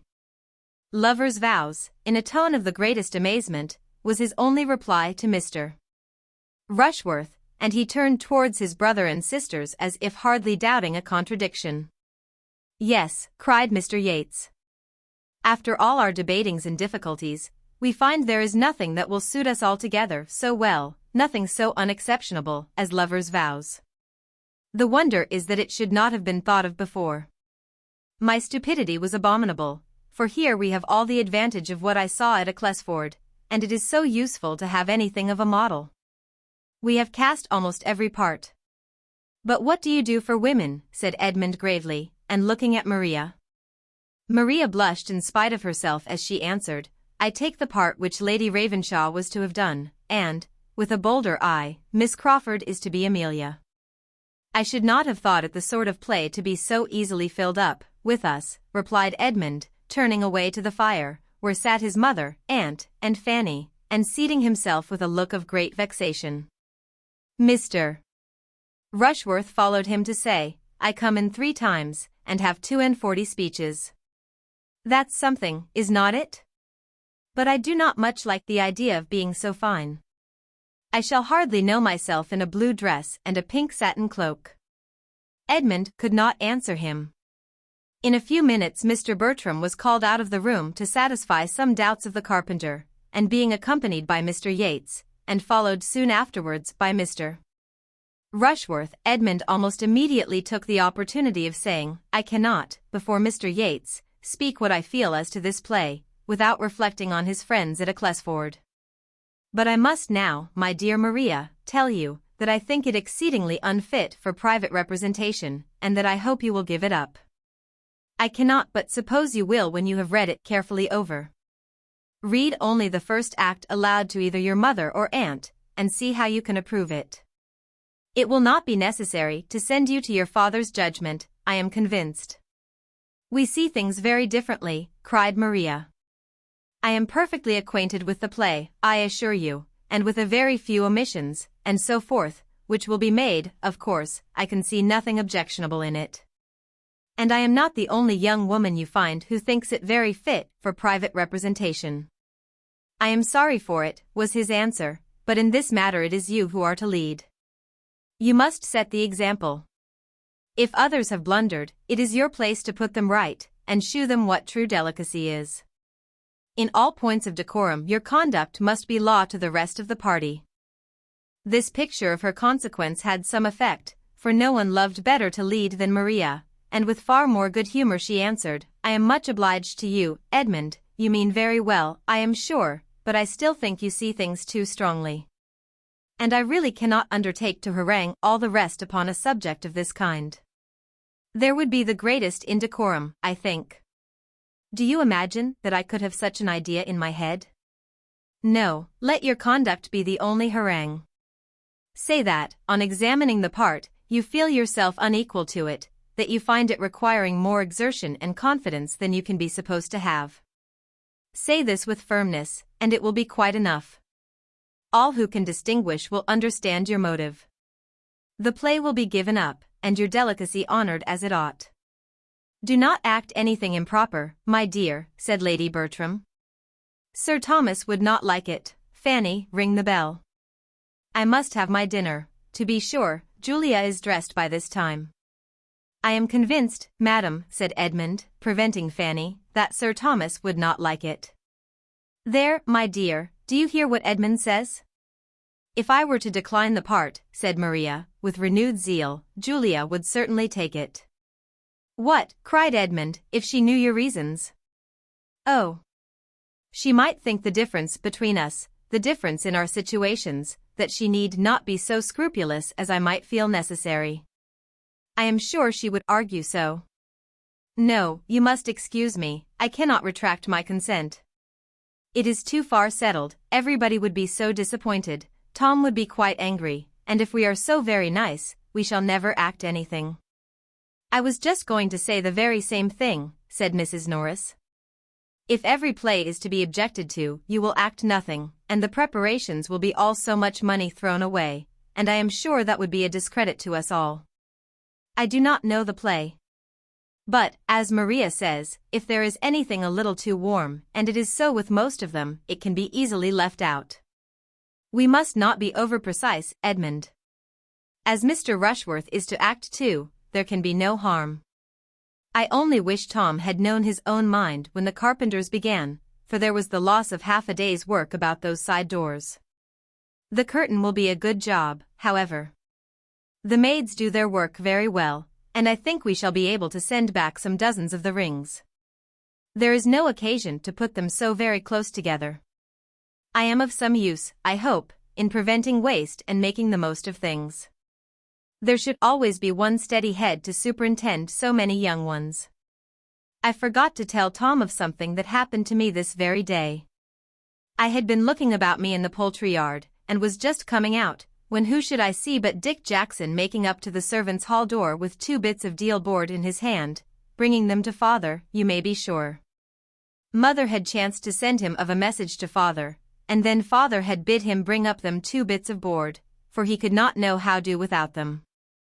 I knew what all this meant, for the servants' dinner bell was ringing at the very moment over our heads. And as I hate such encroaching people, the Jacksons are very encroaching, I have always said so, just the sort of people to get all they can, I said to the boy directly, a great lubberly fellow of 10 years old, you know, who ought to be ashamed of himself. I'll take the boards to your father, Dick, so get you home again as fast as you can. The boy looked very silly, and turned away without offering a word, for I believe I might speak pretty sharp, and I dare say it will cure him of coming marauding about the house for one while. I hate such greediness, so good as your father is to the family, employing the man all the year round. Nobody was at the trouble of an answer, the others soon returned. And Edmund found that to have endeavored to set them right must be his only satisfaction. Dinner passed heavily. Mrs. Norris related again her triumph over Dick Jackson, but neither play nor preparation were otherwise much talked of, for Edmund's disapprobation was felt even by his brother, though he would not have owned it. Maria, wanting Henry Crawford's animating support, thought the subject better avoided. Mr. Yates, who was trying to make himself agreeable to Julia, found her gloom less impenetrable on any topic than that of his regret at her secession from their company, and Mr. Rushworth, having only his own part and his own dress in his head, had soon talked away all that could be said of either. But the concerns of the theatre were suspended only for an hour or two. There was still a great deal to be settled. And the spirits of evening giving fresh courage, Tom, Maria, and Mr.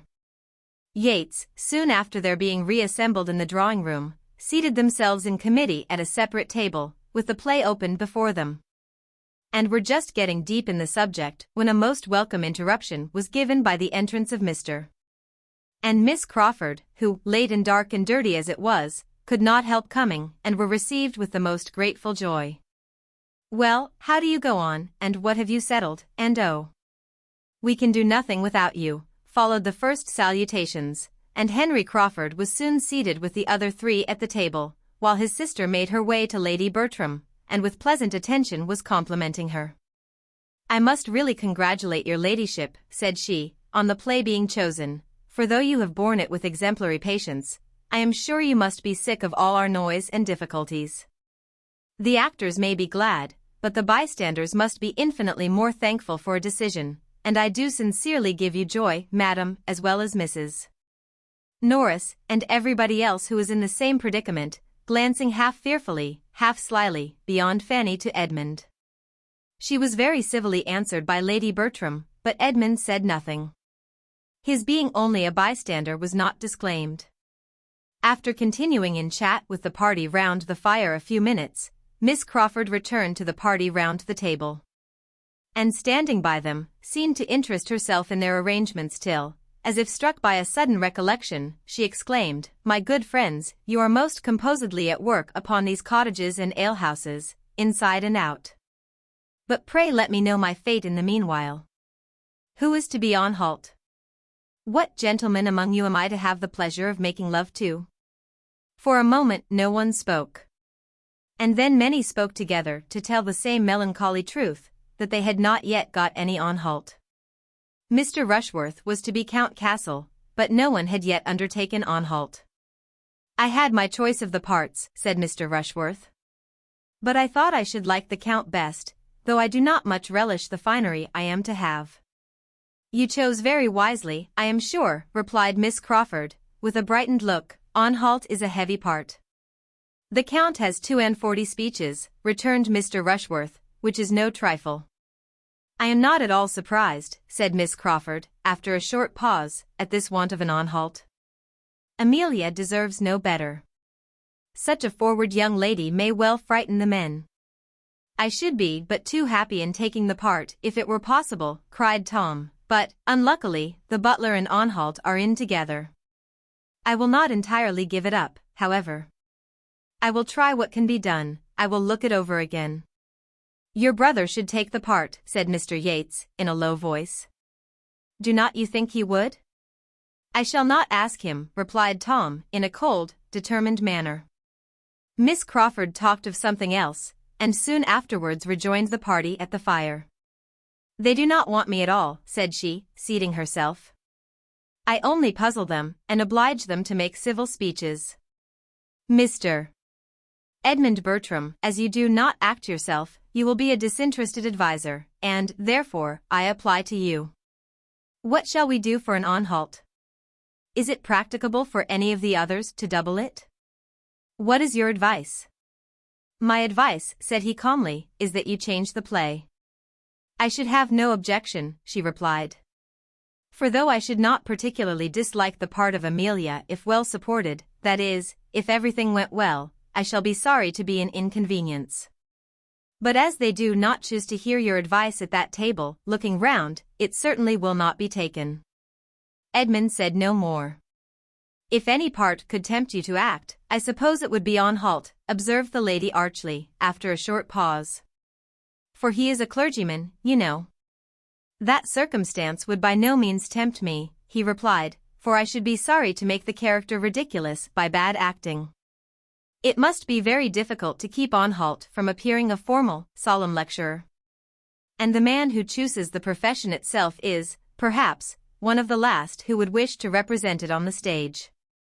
Miss Crawford was silenced, and with some feelings of resentment and mortification, moved her chair considerably nearer the tea-table, and gave all her attention to Mrs. Norris, who was presiding there.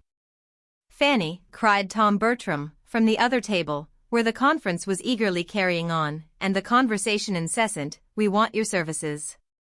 Fanny was up in a moment, expecting some errand. For the habit of employing her in that way was not yet overcome, in spite of all that Edmund could do. "Oh! We do not want to disturb you from your seat. We do not want your present services. We shall only want you in our play. You must be Categer's wife." "Me," cried Fanny, sitting down again with a most frightened look. "Indeed you must excuse me. I could not act anything if you were to give me the world. No, indeed, I cannot act. Indeed, but you must, for we cannot excuse you. It need not frighten you, it is a nothing of a part, a mere nothing, not above half a dozen speeches altogether, and it will not much signify if nobody hears a word you say. So you may be as Creetmouse as you like, but we must have you to look at." "If you are afraid of half a dozen speeches," cried Mr. Rushworth, "what would you do with such a part as mine? I have 42 to learn." "It is not that I am afraid of learning by heart," said Fanny, shocked to find herself at that moment the only speaker in the room, and to feel that almost every eye was upon her, "but I really cannot act." "Yes, yes, you can act well enough for us. Learn your part, and we will teach you all the rest. You have only 2 scenes, and as I shall be Categer, I'll put you in and push you about, and you will do it very well, I'll answer for it." "No, indeed, Mr. Bertram, you must excuse me. You cannot have an idea. It would be absolutely impossible for me. If I were to undertake it, I should only disappoint you." "Phoo! Phoo! Do not be so shamefaced. You'll do it very well. Every allowance will be made for you. We do not expect perfection. You must get a brown gown, and a white apron, and a mob cap, and we must make you a few wrinkles, and a little of the crowsfoot at the corner of your eyes, and you will be a very proper little old woman." "You must excuse me, indeed you must excuse me," cried Fanny, growing more and more red from excessive agitation, and looking distressfully at Edmund, who was kindly observing her, but unwilling to exasperate his brother by interference, gave her only an encouraging smile. Her entreaty had no effect on Tom, he only said again what he had said before. And it was not merely Tom, for the requisition was now backed by Maria, and Mr. Crawford, and Mr. Yates, with an urgency which differed from his but in being more gentle or more ceremonious, and which altogether was quite overpowering to Fanny. And before she could breathe after it, Mrs. Norris completed the whole by thus addressing her in a whisper at once angry and audible: "What a piece of work here is about nothing. I am quite ashamed of you, Fanny. To make such a difficulty of obliging your cousins in a trifle of this sort, so kind as they are to you. Take the part with a good grace, and let us hear no more of the matter, I entreat." "Do not urge her, madam," said Edmund. "It is not fair to urge her in this manner. You see she does not like to act. Let her choose for herself, as well as the rest of us. Her judgment may be quite as safely trusted. Do not urge her any more." "I am not going to urge her," replied Mrs. Norris sharply. "But I shall think her a very obstinate, ungrateful girl, if she does not do what her aunt and cousins wish her, very ungrateful, indeed, considering who and what she is." Edmund was too angry to speak. But Miss Crawford, looking for a moment with astonished eyes at Mrs. Norris, and then at Fanny, whose tears were beginning to shew themselves, immediately said, with some keenness, "I do not like my situation, this place is too hot for me," and moved away her chair to the opposite side of the table, close to Fanny, saying to her, in a kind, low whisper, as she placed herself, "Never mind, my dear Miss Price, this is a cross evening, everybody is cross and teasing, but do not let us mind them." And with pointed attention continued to talk to her and endeavor to raise her spirits, in spite of being out of spirits herself. By a look at her brother she prevented any farther entreaty from the theatrical board, and the really good feelings by which she was almost purely governed were rapidly restoring her to all the little she had lost in Edmund's favor.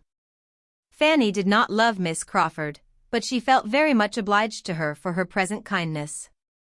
And when, from taking notice of her work, and wishing she could work as well, and begging for the pattern, and supposing Fanny was now preparing for her appearance, as of course she would come out when her cousin was married, Miss Crawford proceeded to inquire if she had heard lately from her brother at sea, and said that she had quite a curiosity to see him, and imagined him a very fine young man, and advised Fanny to get his picture drawn before he went to sea again. She could not help admitting it to be very agreeable flattery, or help listening, and answering with more animation than she had intended.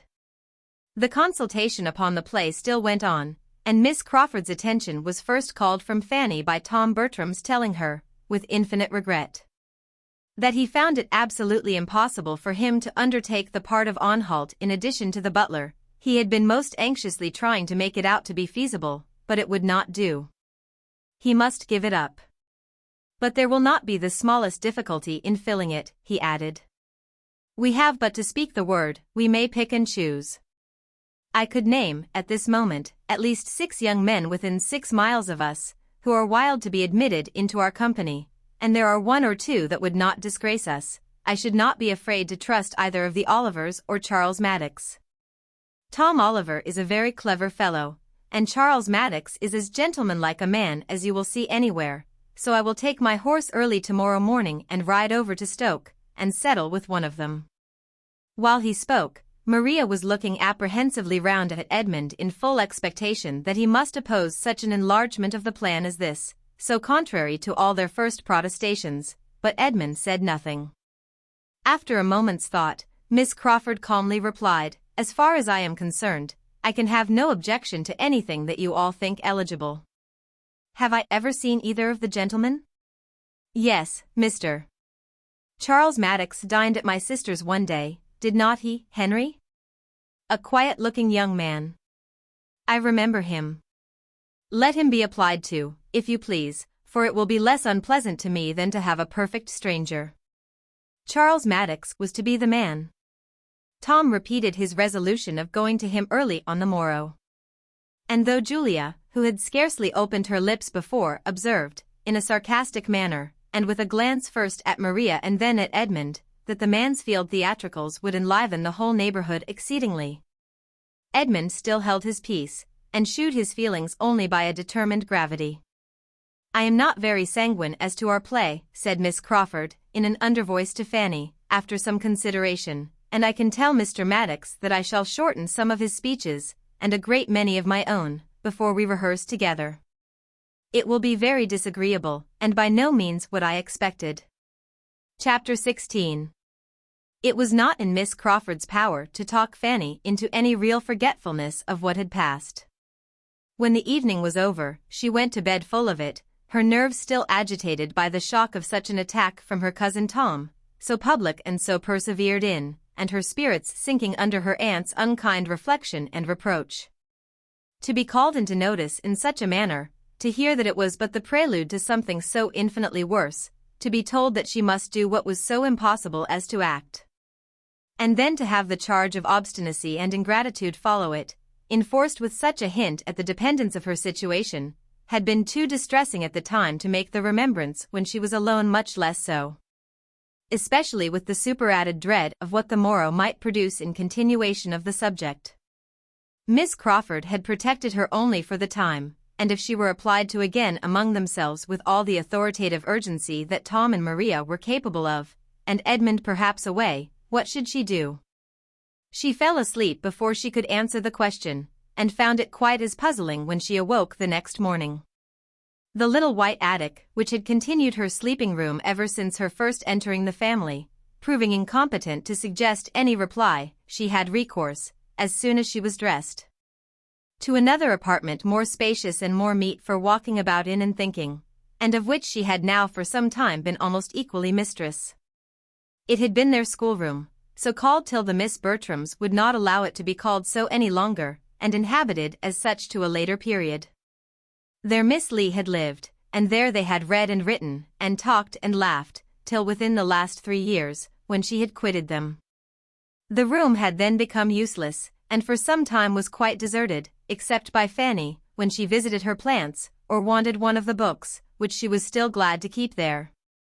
From the deficiency of space and accommodation in her little chamber above, but gradually, as her value for the comforts of it increased, she had added to her possessions, and spent more of her time there. And having nothing to oppose her, had so naturally and so artlessly worked herself into it, that it was now generally admitted to be hers. The East Room, as it had been called ever since Maria Bertram was 16, was now considered Fanny's, almost as decidedly as the White Attic, the smallness of the one making the use of the other so evidently reasonable that the Miss Bertrams, with every superiority in their own apartments which their own sense of superiority could demand, were entirely approving it. And Mrs.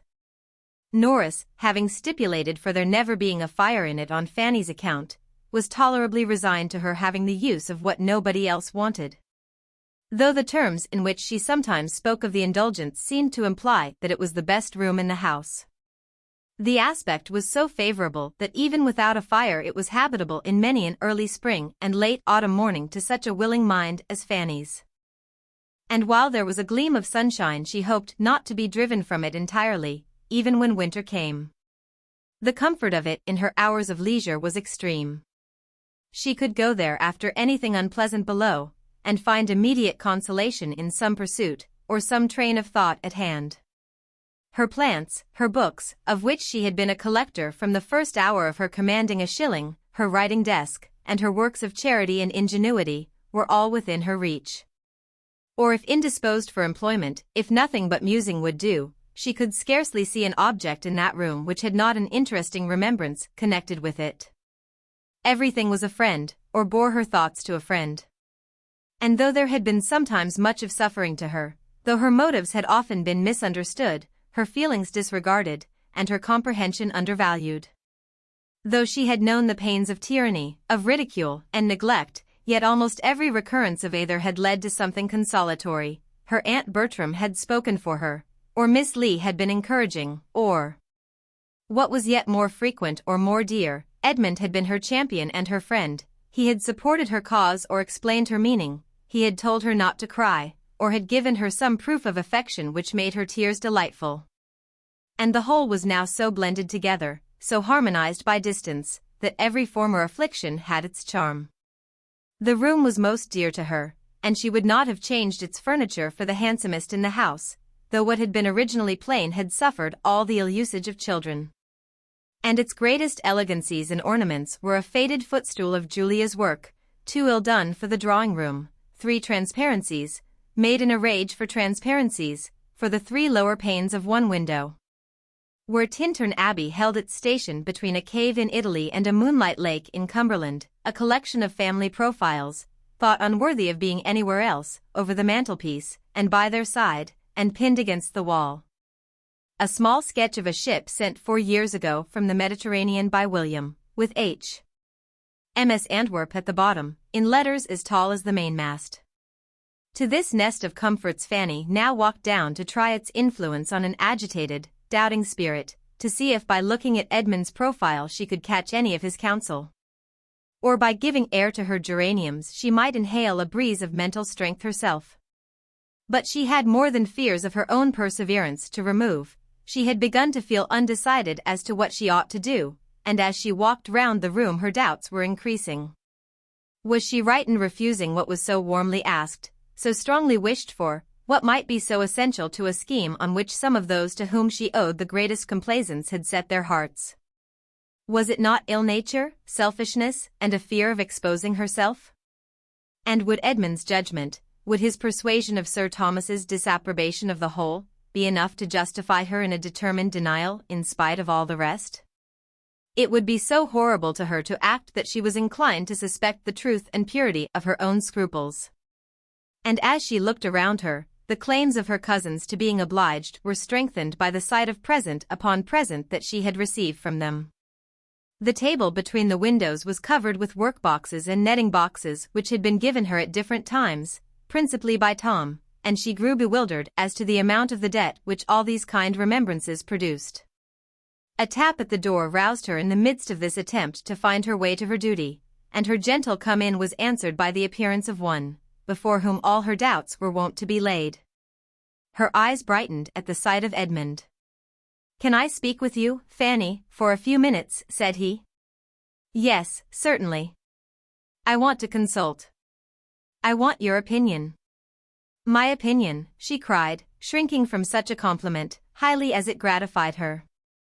"Yes, your advice and opinion. I do not know what to do. This acting scheme gets worse and worse, you see. They have chosen almost as bad a play as they could, and now, to complete the business, are going to ask the help of a young man very slightly known to any of us. This is the end of all the privacy and propriety which was talked about at first. I know no harm of Charles Maddox. But the excessive intimacy which must spring from his being admitted among us in this manner is highly objectionable, the more than intimacy, the familiarity. I cannot think of it with any patience.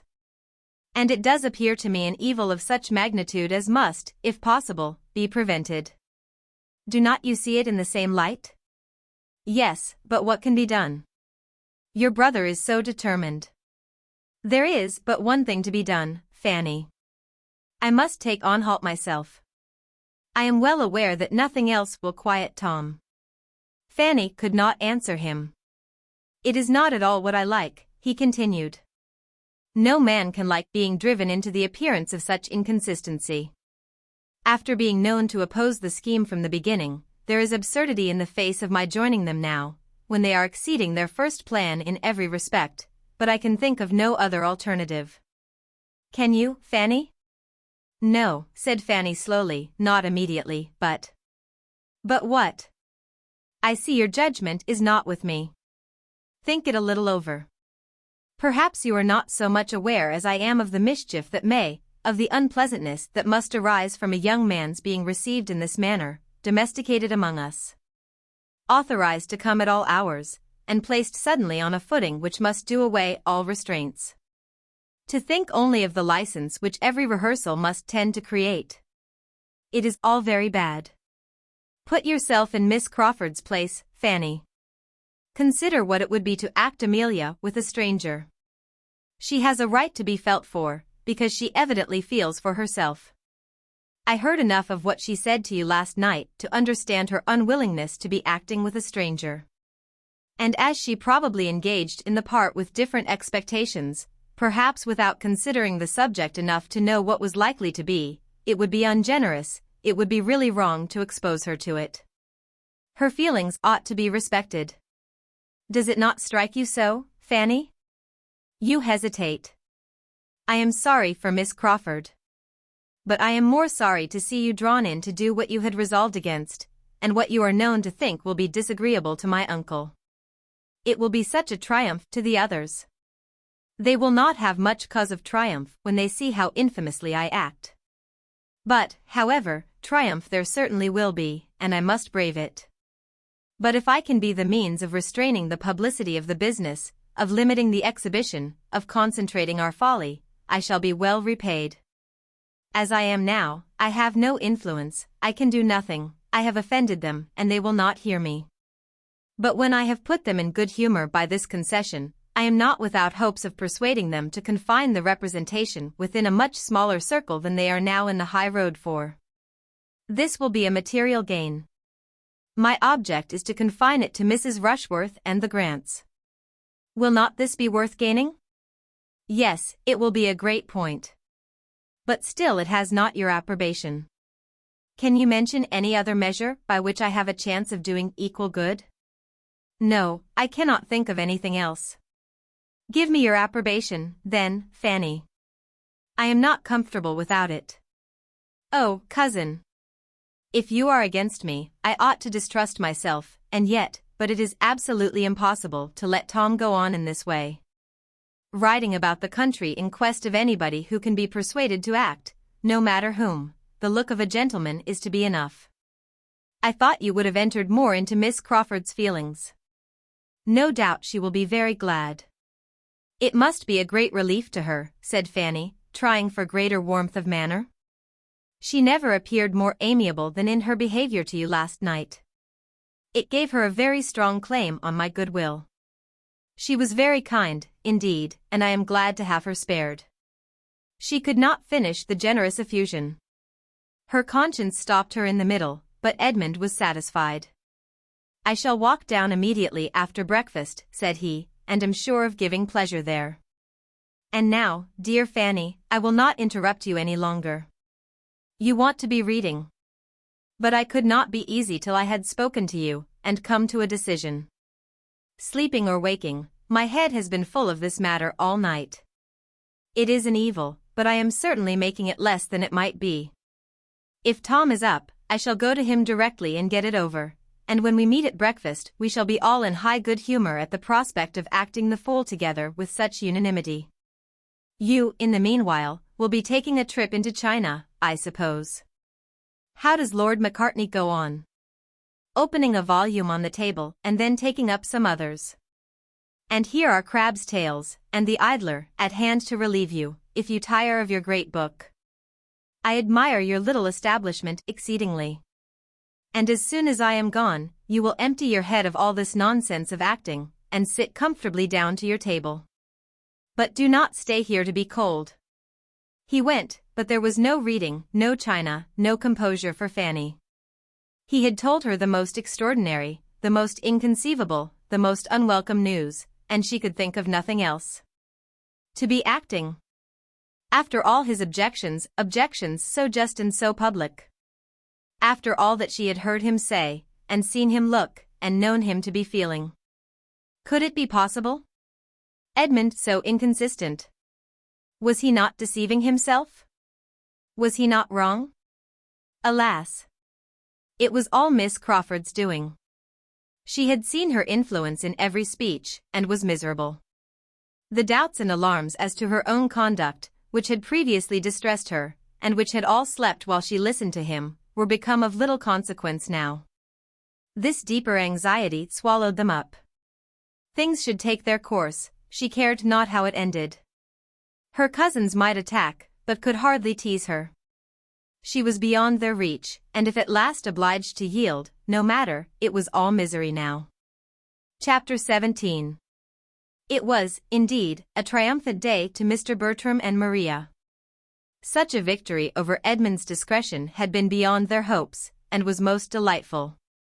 There was no longer anything to disturb them in their darling project, and they congratulated each other in private on the jealous weakness to which they attributed the change, with all the glee of feelings gratified in every way. Edmund might still look grave, and say he did not like the scheme in general, and must disapprove the play in particular. Their point was gained, he was to act, and he was driven to it by the force of selfish inclinations only. Edmund had descended from that moral elevation which he had maintained before, and they were both as much the better as the happier for the descent. They behaved very well, however, to him on the occasion, betraying no exultation beyond the lines about the corners of the mouth, and seemed to think it as great an escape to be quit of the intrusion of Charles Maddox. As if they had been forced into admitting him against their inclination. To have it quite in their own family circle was what they had particularly wished. A stranger among them would have been the destruction of all their comfort. And when Edmund, pursuing that idea, gave a hint of his hope as to the limitation of the audience, they were ready, in the complaisance of the moment, to promise anything. It was all good humor and encouragement. Mrs. Norris offered to contrive his dress. Mr. Yates assured him that Onhalt's last scene with the Baron admitted a good deal of action and emphasis, and Mr. Rushworth undertook to count his speeches. "Perhaps," said Tom, "Fanny may be more disposed to oblige us now. Perhaps you may persuade her." "No, she is quite determined. She certainly will not act." "Oh. Very well." And not another word was said. But Fanny felt herself again in danger, and her indifference to the danger was beginning to fail her already. There were not fewer smiles at the parsonage than at the park on this change in Edmund. Miss Crawford looked very lovely in hers, and entered with such an instantaneous renewal of cheerfulness into the whole affair as could have but one effect on him. He was certainly right in respecting such feelings. He was glad he had determined on it. And the morning wore away in satisfactions very sweet, if not very sound. One advantage resulted from it to Fanny, at the earnest request of Miss Crawford. Mrs. Grant had, with her usual good humor, agreed to undertake the part for which Fanny had been wanted, and this was all that occurred to gladden her heart during the day. And even this, when imparted by Edmund, brought a pang with it, for it was Miss Crawford to whom she was obliged, it was Miss Crawford whose kind exertions were to excite her gratitude, and whose merit in making them was spoken of with a glow of admiration. She was safe, but peace and safety were unconnected here. Her mind had been never farther from peace. She could not feel that she had done wrong herself, but she was disquieted in every other way. Her heart and her judgment were equally against Edmund's decision. She could not acquit his unsteadiness, and his happiness under it made her wretched. She was full of jealousy and agitation. Miss Crawford came with looks of gaiety which seemed an insult, with friendly expressions towards herself which she could hardly answer calmly. Everybody around her was gay and busy, prosperous and important. Each had their object of interest, their part, their dress, their favorite scene, their friends and confederates. All were finding employment in consultations and comparisons, or diversion in the playful conceits they suggested. She alone was sad and insignificant. She had no share in anything. She might go or stay, she might be in the midst of their noise, or retreat from it to the solitude of the East Room, without being seen or missed. She could almost think anything would have been preferable to this. Mrs. Grant was of consequence. Her good nature had honorable mention, her taste and her time were considered, her presence was wanted.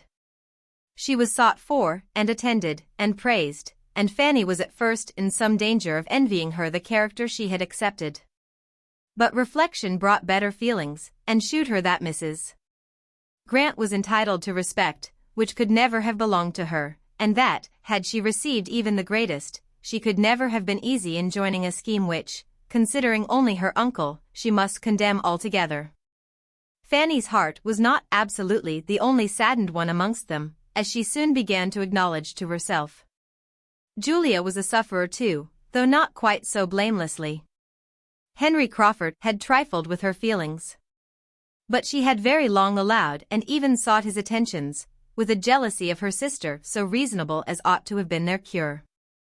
And now that the conviction of his preference for Maria had been forced on her, she submitted to it without any alarm for Maria's situation, or any endeavor at rational tranquility for herself.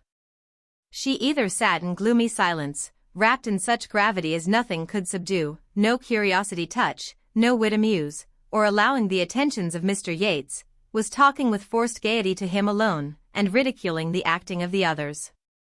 For a day or two after the affront was given, Henry Crawford had endeavored to do it away by the usual attack of gallantry and compliment, but he had not cared enough about it to persevere against a few repulses. And becoming soon too busy with his play to have time for more than one flirtation, he grew indifferent to the quarrel, or rather thought it a lucky occurrence, as quietly putting an end to what might ere long have raised expectations in more than Mrs. Grant. She was not pleased to see Julia excluded from the play, and sitting by disregarded.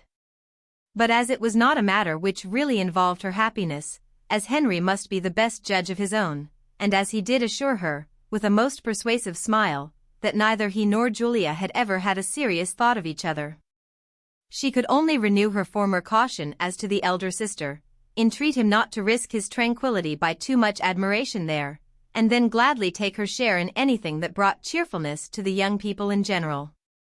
And that did so particularly promote the pleasure of the two so dear to her. "I rather wonder Julia is not in love with Henry," was her observation to Mary.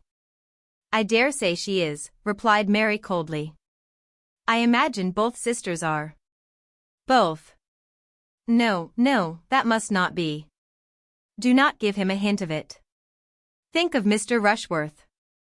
You had better tell Miss Bertram to think of Mr. Rushworth. It may do her some good. I often think of Mr. Rushworth's property and independence, and wish them in other hands, but I never think of him. A man might represent the county with such an estate, a man might escape a profession and represent the county. I dare say he will be in Parliament soon. When Sir Thomas comes, I dare say he will be in for some borough, but there has been nobody to put him in the way of doing anything yet. Sir Thomas is to achieve many mighty things when he comes home, said Mary, after a pause. Do you remember Hawkins Brown's address to tobacco, in imitation of Pope? Blessed leaf, whose aromatic gales dispense to Templars modesty, to parsons sense. I will parody them. Blessed night, whose dictatorial looks dispense to children affluence, to Rushworth sense. Will not that do, Mrs. Grant? Everything seems to depend upon Sir Thomas's return. You will find his consequence very just and reasonable when you see him and his family, I assure you. I do not think we do so well without him. He has a fine dignified manner, which suits the head of such a house, and keeps everybody in their place. Lady Bertram seems more of a cipher now than when he is at home, and nobody else can keep Mrs. Norris in order. But, Mary, do not fancy that Maria Bertram cares for Henry. I am sure Julia does not, or she would not have flirted as she did last night with Mr. Yates, and though he and Maria are very good friends, I think she likes Sotherton too well to be inconstant. I would not give much for Mr. Rushworth's chance if Henry stepped in before the articles were signed. If you have such a suspicion, something must be done, and as soon as the play is all over, we will talk to him seriously and make him know his own mind. And if he means nothing, we will send him off, though he is Henry, for a time. Julia did suffer, however, though Mrs. Grant discerned it not, and though it escaped the notice of many of her own family likewise. She had loved, she did love still, and she had all the suffering which a warm temper and a high spirit were likely to endure under the disappointment of a dear, though irrational hope, with a strong sense of ill-usage. Her heart was sore and angry, and she was capable only of angry consolations. The sister with whom she was used to be on easy terms was now become her greatest enemy, they were alienated from each other. And Julia was not superior to the hope of some distressing end to the attentions which were still carrying on there, some punishment to Maria for conduct so shameful towards herself as well as towards Mr. Rushworth. With no material fault of temper, or difference of opinion, to prevent their being very good friends while their interests were the same, the sisters, under such a trial as this, had not affection or principle enough to make them merciful or just, to give them honor or compassion. Maria felt her triumph and pursued her purpose, careless of Julia, and Julia could never see Maria distinguished by Henry Crawford without trusting that it would create jealousy and bring a public disturbance at last. Fanny saw and pitied much of this in Julia, but there was no outward fellowship between them. Julia made no communication, and Fanny took no liberties. They were two solitary sufferers, or connected only by Fanny's consciousness. The inattention of the two brothers and the aunt to Julia's discomposure, and their blindness to its true cause, must be imputed to the fullness of their own minds. They were totally preoccupied. Tom was engrossed by the concerns of his theatre, and saw nothing that did not immediately relate to it. Edmund, between his theatrical and his real part, between Miss Crawford's claims and his own conduct, between love and consistency, was equally unobservant, and Mrs.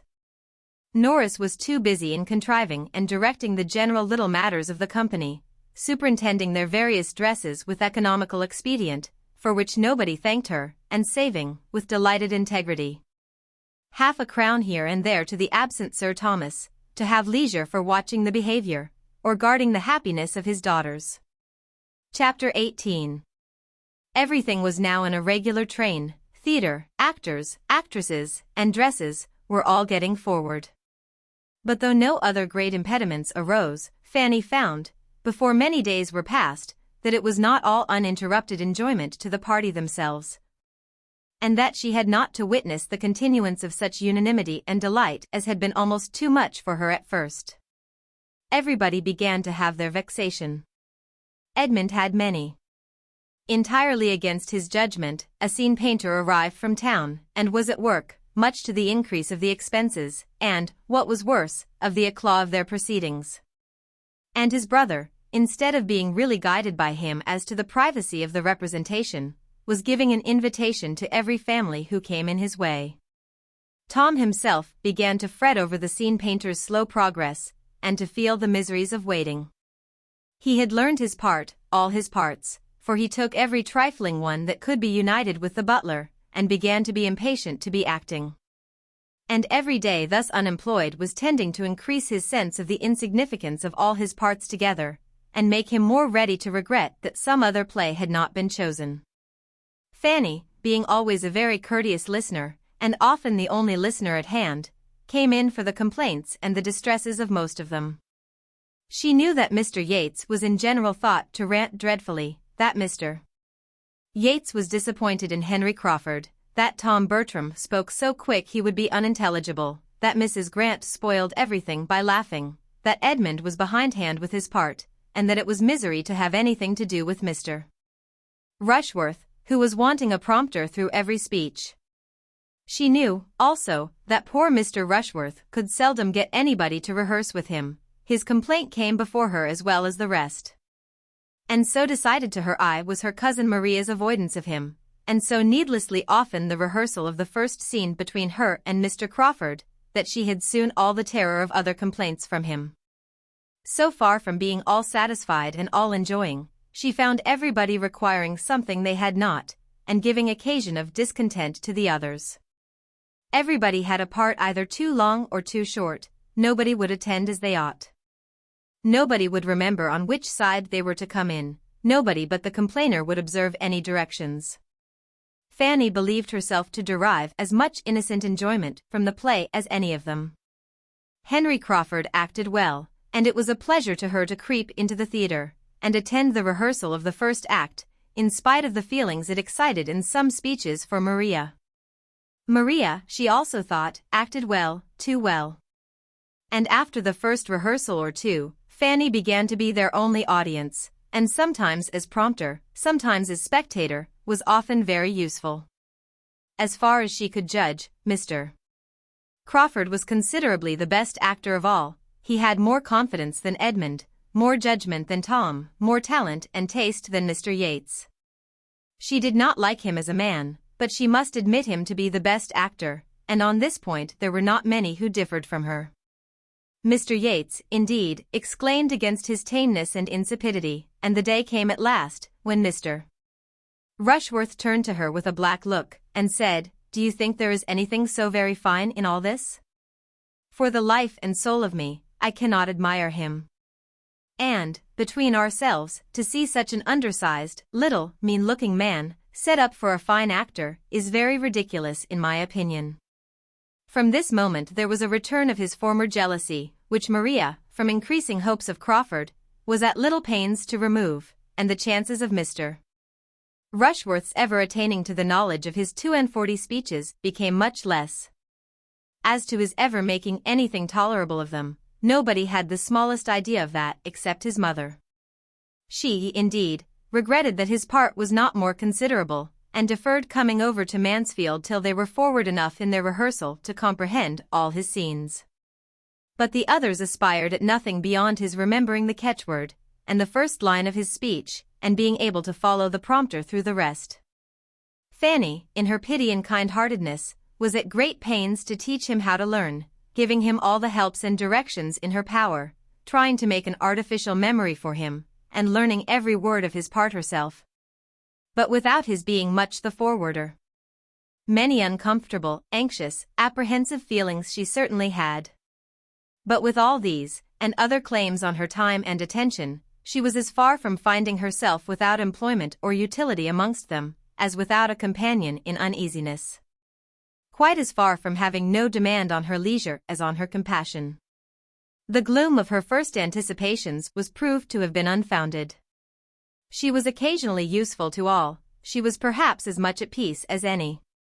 There was a great deal of needlework to be done, moreover, in which her help was wanted, and that Mrs.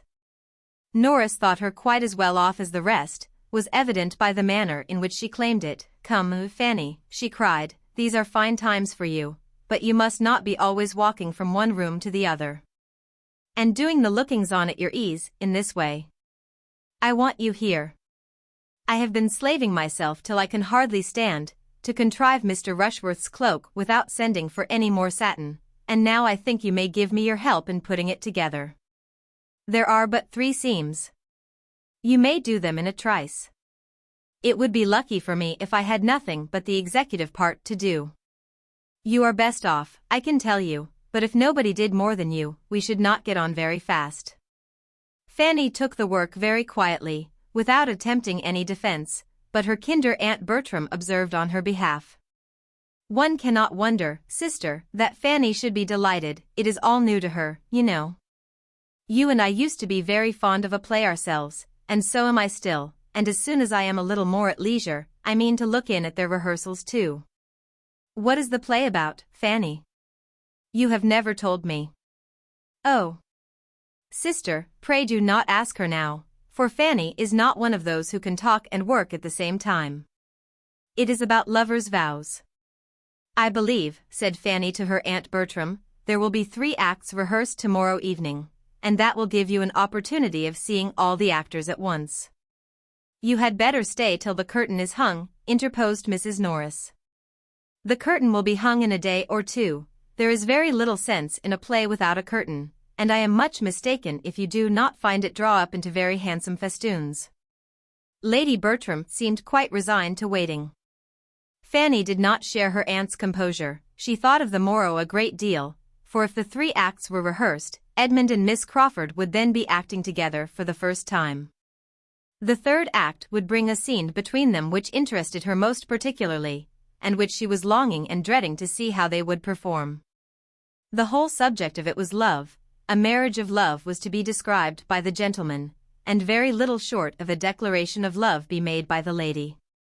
She had read and read the scene again with many painful, many wondering emotions, and looked forward to their representation of it as a circumstance almost too interesting. She did not believe they had yet rehearsed it, even in private. The morrow came, the plan for the evening continued, and Fanny's consideration of it did not become less agitated. She worked very diligently under her aunt's directions, but her diligence and her silence concealed a very absent, anxious mind.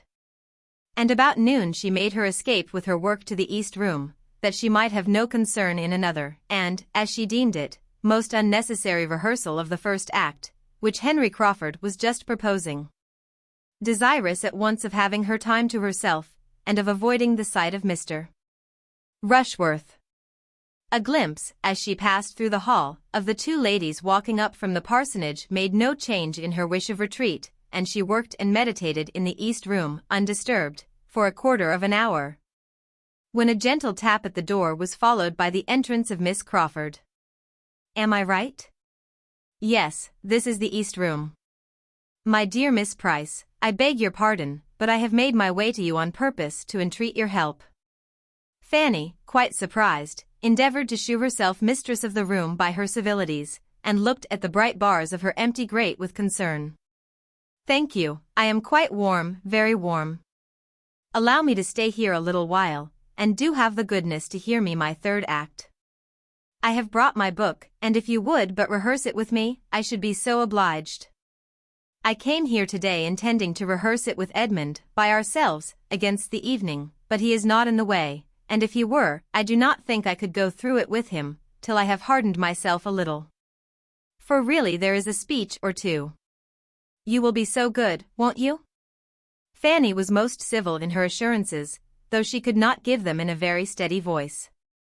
Have you ever happened to look at the part one mean? Continued Miss Crawford, opening her book. Here it is. I did not think much of it at first, but, upon my word. There, look at that speech, and that, and that.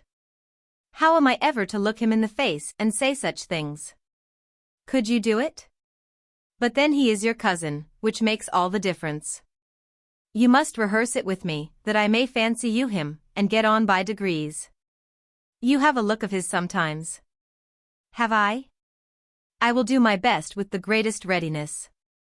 But I must read the part, for I can say very little of it. None of it, I suppose.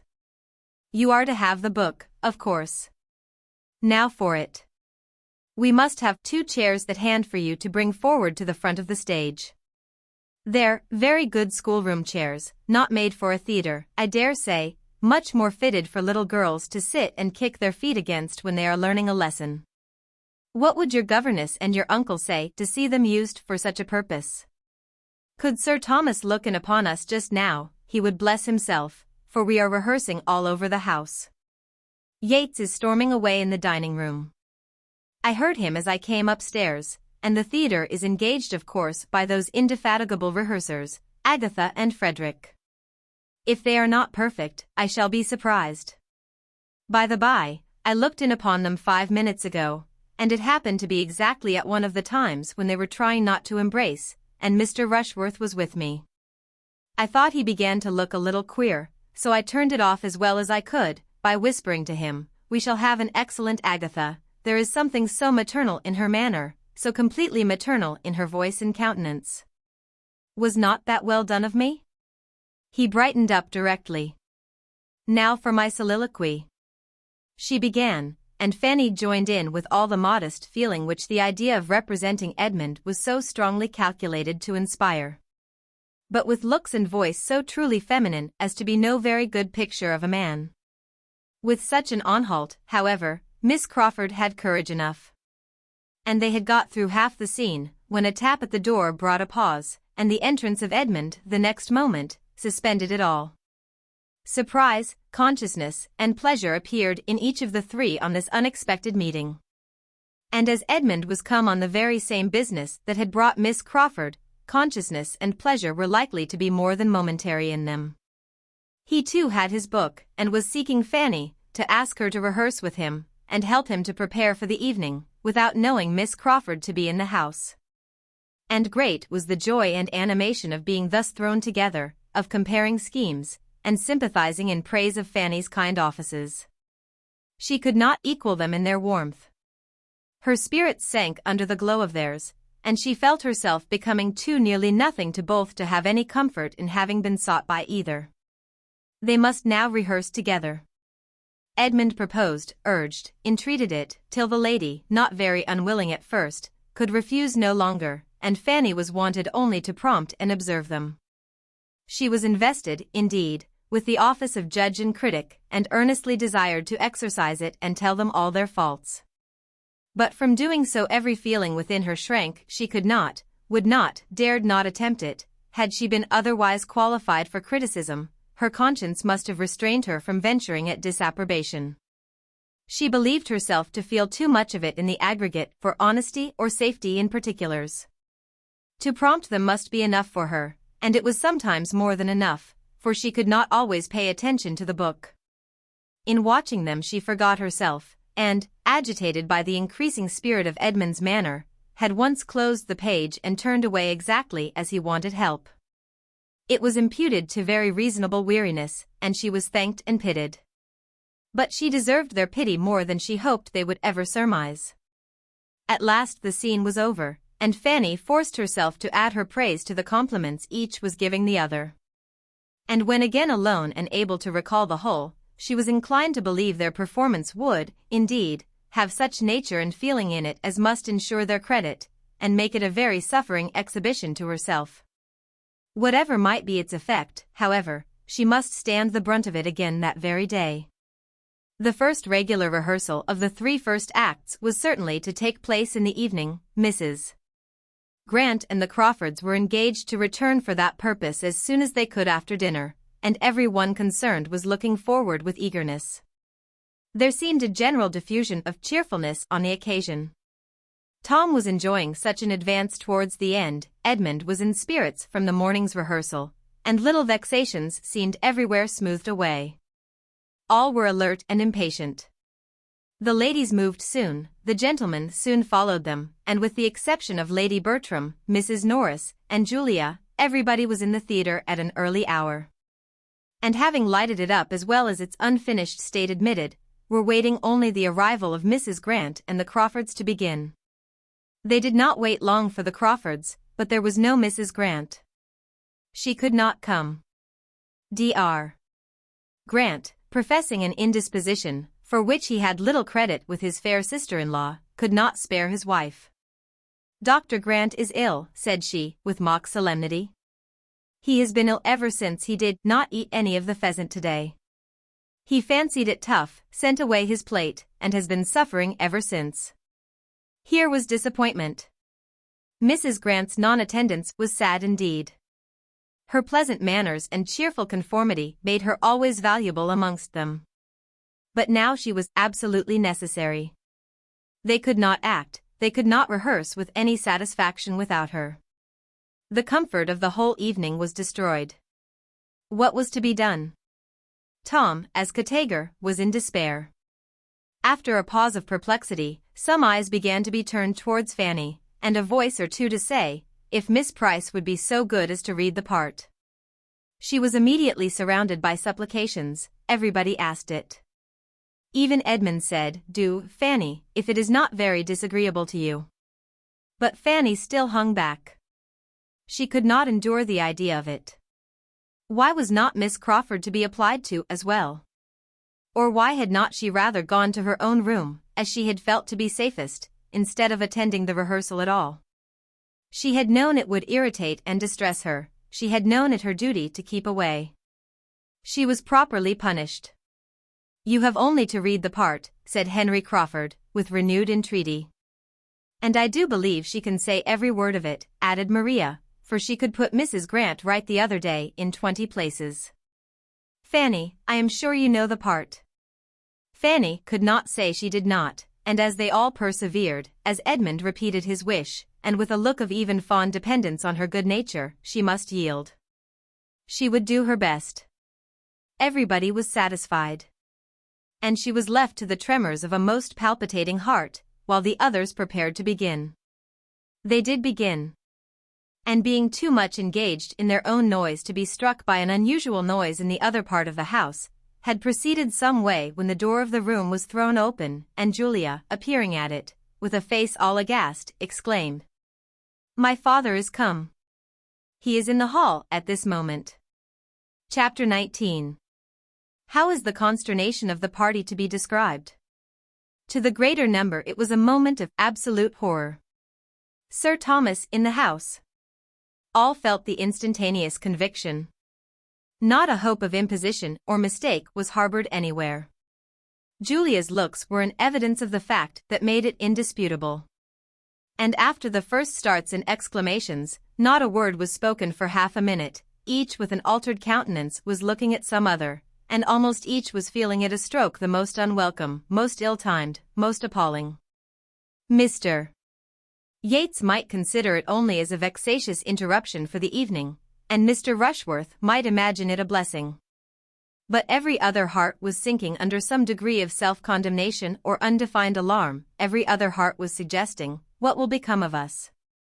What is to be done now?" It was a terrible pause. And terrible to every ear were the corroborating sounds of opening doors and passing footsteps. Julia was the first to move and speak again. Jealousy and bitterness had been suspended, selfishness was lost in the common cause. But at the moment of her appearance, Frederick was listening with looks of devotion to Agatha's narrative, and pressing her hand to his heart. And as soon as she could notice this, and see that, in spite of the shock of her words, he still kept his station and retained her sister's hand, her wounded heart swelled again with injury, and looking as red as she had been white before. She turned out of the room, saying, "I need not be afraid of appearing before him." Her going roused the rest, and at the same moment the two brothers stepped forward, feeling the necessity of doing something.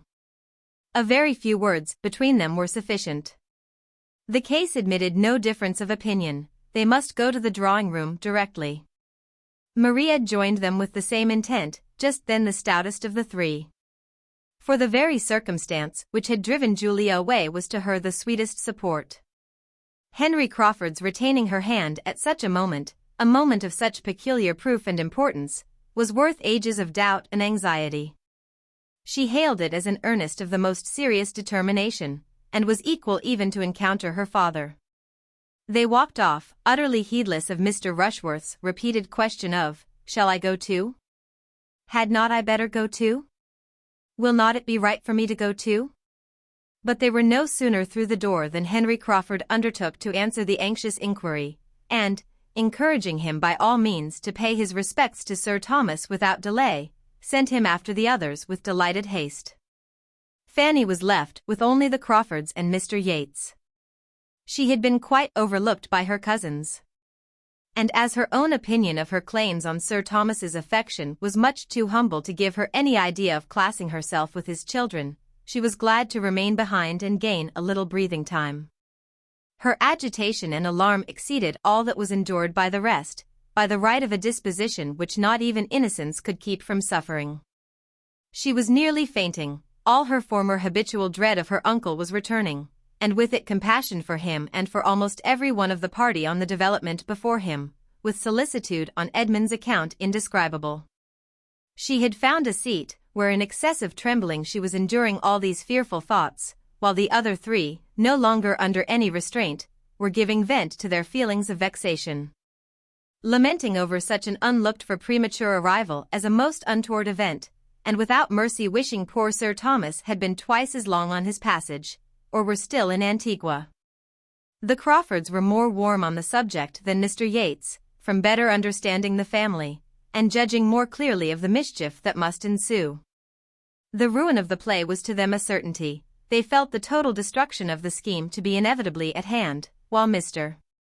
Yates considered it only as a temporary interruption, a disaster for the evening, and could even suggest the possibility of the rehearsal being renewed after tea, when the bustle of receiving Sir Thomas were over, and he might be at leisure to be amused by it. The Crawfords laughed at the idea, and having soon agreed on the propriety of their walking quietly home and leaving the family to themselves, proposed Mr. Yates's accompanying them and spending the evening at the parsonage. But Mr. Yates, having never been with those who thought much of parental claims, or family confidence, could not perceive that anything of the kind was necessary. And therefore, thanking them, said, he preferred remaining where he was, that he might pay his respects to the old gentleman handsomely since he was come, and besides, he did not think it would be fair by the others to have everybody run away. Fanny was just beginning to collect herself, and to feel that if she stayed longer behind it might seem disrespectful, when this point was settled, and being commissioned with the brother and sister's apology, saw them preparing to go as she quitted the room herself to perform the dreadful duty of appearing before her uncle. Too soon did she find herself at the drawing-room door. And after pausing a moment for what she knew would not come, for a courage which the outside of no door had ever supplied to her, she turned the lock in desperation, and the lights of the drawing-room, and all the collected family, were before her. As she entered, her own name caught her ear. Sir Thomas was at that moment looking round him, and saying, "But where is Fanny? Why do not I see my little Fanny?" And on perceiving her, came forward with a kindness which astonished and penetrated her, calling her his dear Fanny, kissing her affectionately, and observing with decided pleasure how much she was grown. Fanny knew not how to feel, nor where to look. She was quite oppressed. He had never been so kind, so very kind to her in his life. His manner seemed changed, his voice was quick from the agitation of joy. And all that had been awful in his dignity seemed lost in tenderness. He led her nearer the light and looked at her again, inquired particularly after her health, and then, correcting himself, observed that he need not inquire, for her appearance spoke sufficiently on that point. A fine blush having succeeded the previous paleness of her face, he was justified in his belief of her equal improvement in health and beauty. He inquired next after her family, especially William, and his kindness altogether was such as made her reproach herself for loving him so little, and thinking his return a misfortune. And when, on having courage to lift her eyes to his face, she saw that he was grown thinner, and had the burnt, fagged, worn look of fatigue in a hot climate, every tender feeling was increased. And she was miserable in considering how much unsuspected vexation was probably ready to burst on him. Sir Thomas was indeed the life of the party, who at his suggestion now seated themselves round the fire. He had the best right to be the talker. And the delight of his sensations in being again in his own house, in the center of his family, after such a separation, made him communicative and chatty in a very unusual degree. and he was ready to give every information as to his voyage, and answer every question of his two sons almost before it was put. His business in Antigua had latterly been prosperously rapid, and he came directly from Liverpool, having had an opportunity of making his passage thither in a private vessel, instead of waiting for the packet. And all the little particulars of his proceedings and events, his arrivals and departures, were most promptly delivered, as he sat by Lady Bertram and looked with heartfelt satisfaction on the faces around him, interrupting himself more than once, however, to remark on his good fortune in finding them all at home, coming unexpectedly as he did, all collected together exactly as he could have wished, but dared not depend on. Mr. Rushworth was not forgotten. A most friendly reception and warmth of handshaking had already met him, and with pointed attention he was now included in the objects most intimately connected with Mansfield. There was nothing disagreeable in Mr. Rushworth's appearance, and Sir Thomas was liking him already. By not one of the circle was he listened to with such unbroken, unalloyed enjoyment as by his wife, who was really extremely happy to see him, and whose feelings were so warmed by his sudden arrival as to place her nearer agitation than she had been for the last 20 years. She had been almost fluttered for a few minutes, and still remained so sensibly animated as to put away her work, move Pug from her side, and give all her attention and all the rest of her sofa to her husband. She had no anxieties for anybody to cloud her pleasure. Her own time had been irreproachably spent during his absence. She had done a great deal of carpet work, and made many yards of fringe. And she would have answered as freely for the good conduct and useful pursuits of all the young people as for her own. It was so agreeable to her to see him again, and hear him talk, to have her ear amused and her whole comprehension filled by his narratives, that she began particularly to feel how dreadfully she must have missed him, and how impossible it would have been for her to bear a lengthened absence. Mrs. Norris was by no means to be compared in happiness to her sister. Not that she was incommoded by many fears of Sir Thomas's disapprobation when the present state of his house should be known, for her judgment had been so blinded that, except by the instinctive caution with which she had whisked away Mr. Rushworth's pink satin cloak as her brother-in-law entered, she could hardly be said to shew any sign of alarm, but she was vexed by the manner of his return. It had left her nothing to do. Instead of being sent for out of the room and seeing him first, and having to spread the happy news through the house, Sir Thomas, with a very reasonable dependence, perhaps, on the nerves of his wife and children, had sought no confidant but the butler, and had been following him almost instantaneously into the drawing-room. Mrs. Norris felt herself defrauded of an office on which she had always depended, whether his arrival or his death were to be the thing unfolded, and was now trying to be in a bustle without having anything to bustle about, and laboring to be important where nothing was wanted but tranquillity and silence. Would Sir Thomas have consented to eat, she might have gone to the housekeeper with troublesome directions, and insulted the footmen with injunctions of dispatch. But Sir Thomas resolutely declined all dinner. He would take nothing till tea came. He would rather wait for tea. Still Mrs. Norris was at intervals urging something different. And in the most interesting moment of his passage to England, when the alarm of a French privateer was at the height, she burst through his recital with the proposal of soup. "Sure, my dear Sir Thomas, a basin of soup would be a much better thing for you than tea. Do have a basin of soup." Sir Thomas could not be provoked. Still the same anxiety for everybody's comfort, "My dear Mrs. Norris," was his answer. "But indeed I would rather have nothing but tea." "Well, then, Lady Bertram, suppose you speak for tea directly, suppose you hurry Baddeley a little, he seems behindhand tonight." She carried this point, and Sir Thomas's narrative proceeded.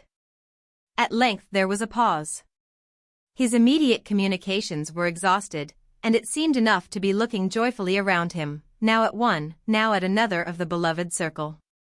But the pause was not long. In the elation of her spirits Lady Bertram became talkative, and what were the sensations of her children upon hearing her say, "How do you think the young people have been amusing themselves lately, Sir Thomas?" "They have been acting. We have been all alive with acting." "Indeed. And what have you been acting?" "Oh. They'll tell you all about it. "The all will soon be told," cried Tom hastily, and with affected unconcern. "But it is not worth while to bore my father with it now. You will hear enough of it tomorrow, sir. We have just been trying, by way of doing something, and amusing my mother, just within the last week, to get up a few scenes, a mere trifle. We have had such incessant rains almost since October began, that we have been nearly confined to the house for days together. I have hardly taken out a gun since the 3rd. Tolerable sport the first 3 days, but there has been no attempting anything since. The first day I went over Mansfield Wood, and Edmund took the copses beyond Easton, and we brought home 6 brace between us, and might each have killed 6 times as many, but we respect your pheasants, sir, I assure you. As much as you could desire. I do not think you will find your woods by any means worse stocked than they were. I never saw Mansfield Wood so full of pheasants in my life as this year. I hope you will take a day's sport there yourself, sir, soon." For the present the danger was over, and Fanny's sick feelings subsided. But when tea was soon afterwards brought in, and Sir Thomas, getting up, said that he found that he could not be any longer in the house without just looking into his own dear room, every agitation was returning. He was gone before anything had been said to prepare him for the change he must find there, and a pause of alarm followed his disappearance. Edmund was the first to speak. "Something must be done," said he. "It is time to think of our visitors," said Maria, still feeling her hand pressed to Henry Crawford's heart, and caring little for anything else.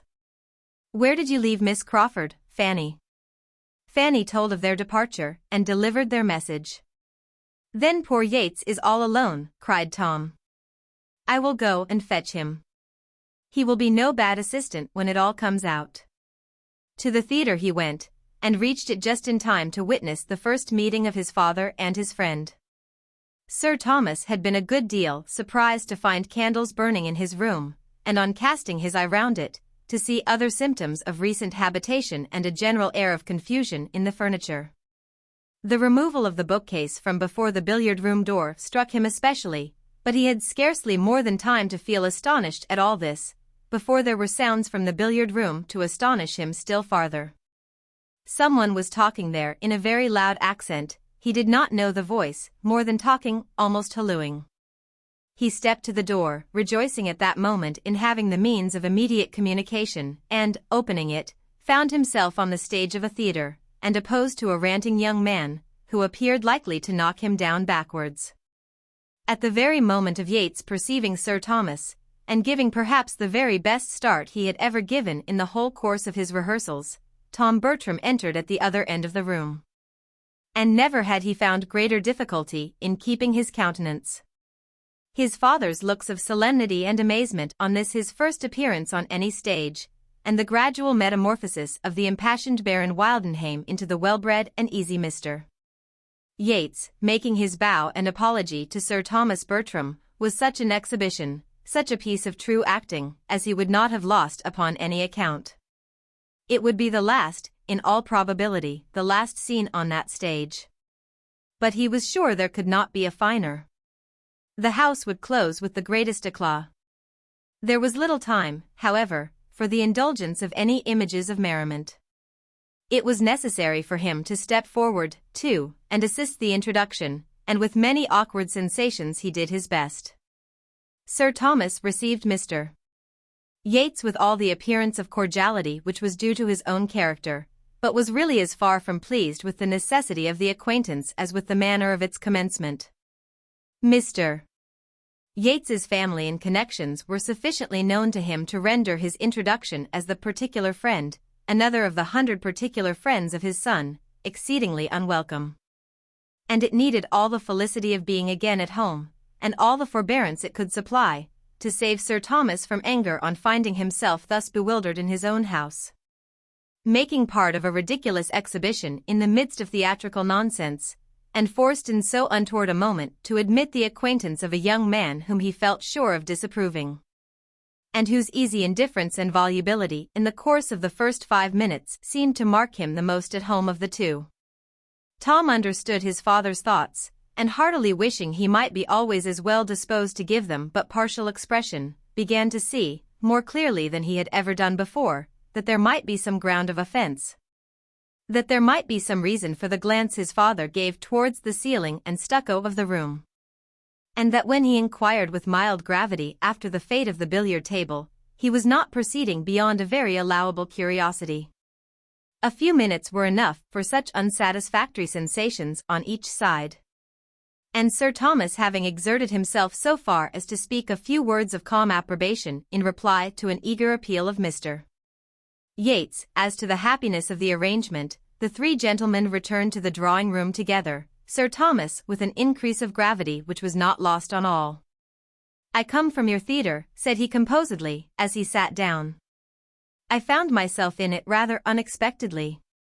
Its vicinity to my own room, but in every respect, indeed, it took me by surprise, as I had not the smallest suspicion of your acting having assumed so serious a character. It appears a neat job, however, as far as I could judge by candlelight, and does my friend Christopher Jackson credit." And then he would have changed the subject, and sipped his coffee in peace over domestic matters of a calmer hue, but Mr. Yates, without discernment to catch Sir Thomas's meaning, or diffidence, or delicacy, or discretion enough to allow him to lead the discourse while he mingled among the others with the least obtrusiveness himself, would keep him on the topic of the theatre, would torment him with questions and remarks relative to it, and finally would make him hear the whole history of his disappointment at XXIV. Sir Thomas listened most politely, but found much to offend his ideas of decorum, and confirm his ill opinion of Mr. Yates's habits of thinking, from the beginning to the end of the story.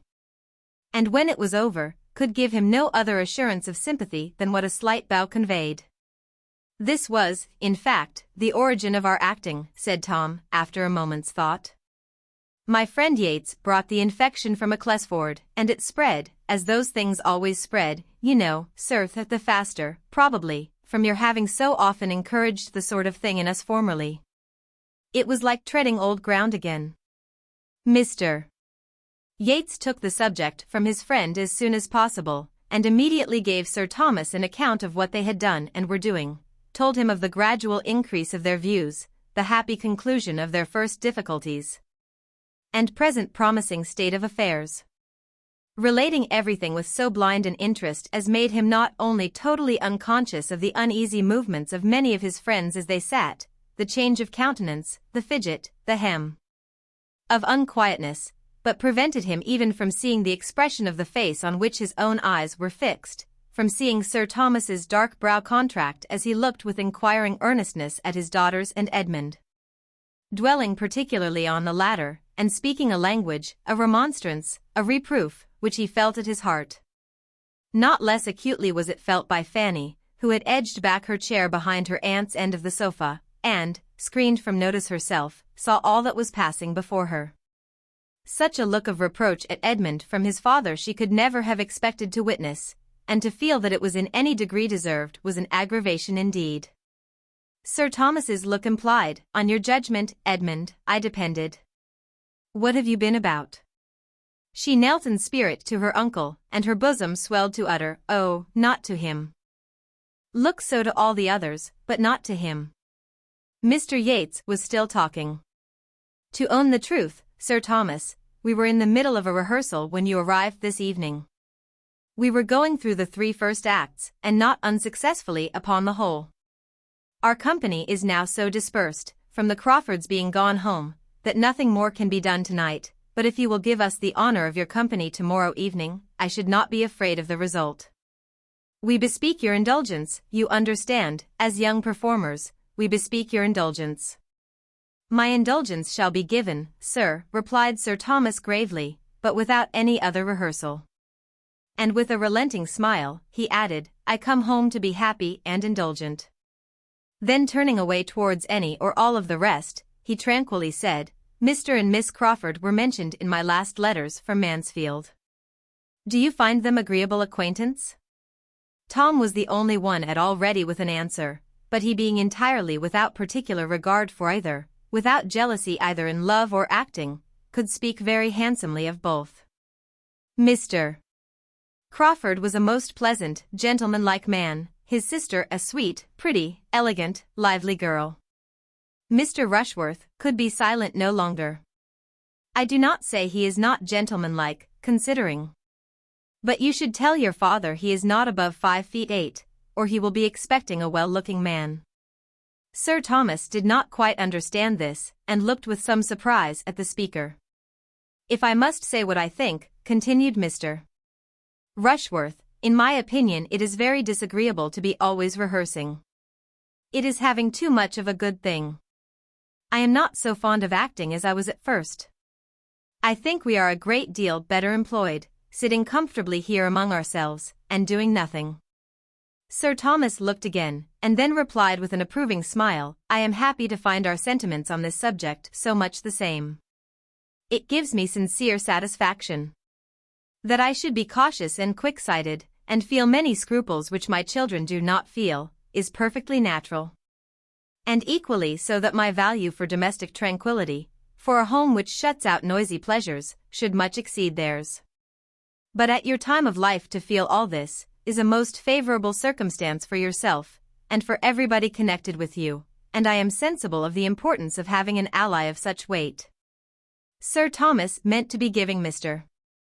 Rushworth's opinion in better words than he could find himself. He was aware that he must not expect a genius in Mr. Rushworth. But as a well-judging, steady young man, with better notions than his elocution would do justice to, he intended to value him very highly. It was impossible for many of the others not to smile. Mr. Rushworth hardly knew what to do with so much meaning, but by looking, as he really felt, most exceedingly pleased with Sir Thomas's good opinion, and saying scarcely anything, he did his best towards preserving that good opinion a little longer. Chapter 20. Edmund's first object the next morning was to see his father alone, and give him a fair statement of the whole acting scheme, defending his own share in it as far only as he could then, in a soberer moment, feel his motives to deserve. And acknowledging, with perfect ingenuousness, that his concession had been attended with such partial good as to make his judgment in it very doubtful. He was anxious, while vindicating himself, to say nothing unkind of the others, but there was only one amongst them whose conduct he could mention without some necessity of defense or palliation. We have all been more or less to blame, said he, every one of us, excepting Fanny. Fanny is the only one who has judged rightly throughout, who has been consistent. Her feelings have been steadily against it from first to last. She never ceased to think of what was due to you. You will find, Fanny, everything you could wish. Sir Thomas saw all the impropriety of such a scheme among such a party, and at such a time, as strongly as his son had ever supposed he must. He felt it too much, indeed, for many words. And having shaken hands with Edmund, meant to try to lose the disagreeable impression, and forget how much he had been forgotten himself as soon as he could, after the house had been cleared of every object enforcing the remembrance, and restored to its proper state. He did not enter into any remonstrance with his other children. He was more willing to believe they felt their error than to run the risk of investigation. The reproof of an immediate conclusion of everything, the sweep of every preparation, would be sufficient. There was one person, however, in the house, whom he could not leave to learn his sentiments merely through his conduct. He could not help giving Mrs. Norris a hint of his having hoped that her advice might have been interposed to prevent what her judgment must certainly have disapproved. The young people had been very inconsiderate in forming the plan. They ought to have been capable of a better decision themselves, but they were young, and, excepting Edmund, he believed, of unsteady characters. And with greater surprise, therefore, he must regard her acquiescence in their wrong measures, her countenance of their unsafe amusements, than that such measures and such amusements should have been suggested. Mrs. Norris was a little confounded, and as nearly being silenced as ever she had been in her life. For she was ashamed to confess having never seen any of the impropriety which was so glaring to Sir Thomas, and would not have admitted that her influence was insufficient, that she might have talked in vain. Her only resource was to get out of the subject as fast as possible, and turn the current of Sir Thomas's ideas into a happier channel. She had a great deal to insinuate in her own praise as to general attention to the interest and comfort of his family, much exertion and many sacrifices to glance at in the form of hurried walks and sudden removals from her own fireside.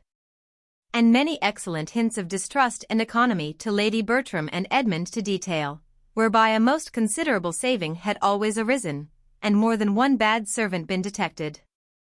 But her chief strength lay in Southerton. Her greatest support and glory was in having formed the connection with the Rushworths. There she was impregnable. She took to herself all the credit of bringing Mr. Rushworth's admiration of Maria to any effect. "If I had not been active," said she, "and made a point of being introduced to his mother, and then prevailed on my sister to pay the first visit, I am as certain as I sit here that nothing would have come of it, for Mr. Rushworth is the sort of amiable, modest young man who wants a great deal of encouragement, and there were girls enough on the catch for him if we had been idle. But I left no stone unturned. I was ready to move heaven and earth to persuade my sister, and at last I did persuade her. You know the distance to Southerton, it was in the middle of winter, and the roads almost impassable, but I did persuade her. I know how great, how justly great, your influence is with Lady Bertram and her children, and am the more concerned that it should not have been. My dear Sir Thomas, if you had seen the state of the roads that day! I thought we should never have got through them, though we had the 4 horses of course. And poor old coachman would attend us, out of his great love and kindness, though he was hardly able to sit the box on account of the rheumatism which I had been doctoring him for ever since Michaelmas. I cured him at last. But he was very bad all the winter, and this was such a day, I could not help going to him up in his room before we set off to advise him not to venture. He was putting on his wig, so I said, "Coachman, you had much better not go. Your lady and I shall be very safe, you know how steady Stephen is, and Charles has been upon the leaders so often now, that I am sure there is no fear." But, however, I soon found it would not do. He was bent upon going, and as I hate to be worrying and officious, I said no more. But my heart quite ached for him at every jolt, and when we got into the rough lanes about Stoke, where, what with frost and snow upon beds of stones, it was worse than anything you can imagine, I was quite in an agony about him. And then the poor horses too. To see them straining away. You know how I always feel for the horses. And when we got to the bottom of Sandcroft Hill, what do you think I did? You will laugh at me, but I got out and walked up. I did indeed. It might not be saving them much, but it was something, and I could not bear to sit at my ease and be dragged up at the expense of those noble animals. I caught a dreadful cold, but that I did not regard. My object was accomplished in the visit. I hope we shall always think the acquaintance worth any trouble that might be taken to establish it. There is nothing very striking in Mr. Rushworth's manners, but I was pleased last night with what appeared to be his opinion on one subject, his decided preference of a quiet family party to the bustle and confusion of acting. He seemed to feel exactly as one could wish. Yes, indeed, and the more you know of him the better you will like him. He is not a shining character, but he has 1,000 good qualities. And is so disposed to look up to you, that I am quite laughed at about it, for everybody considers it as my doing. Upon my word, Mrs. Norris, said Mrs. Grant the other day, if Mr.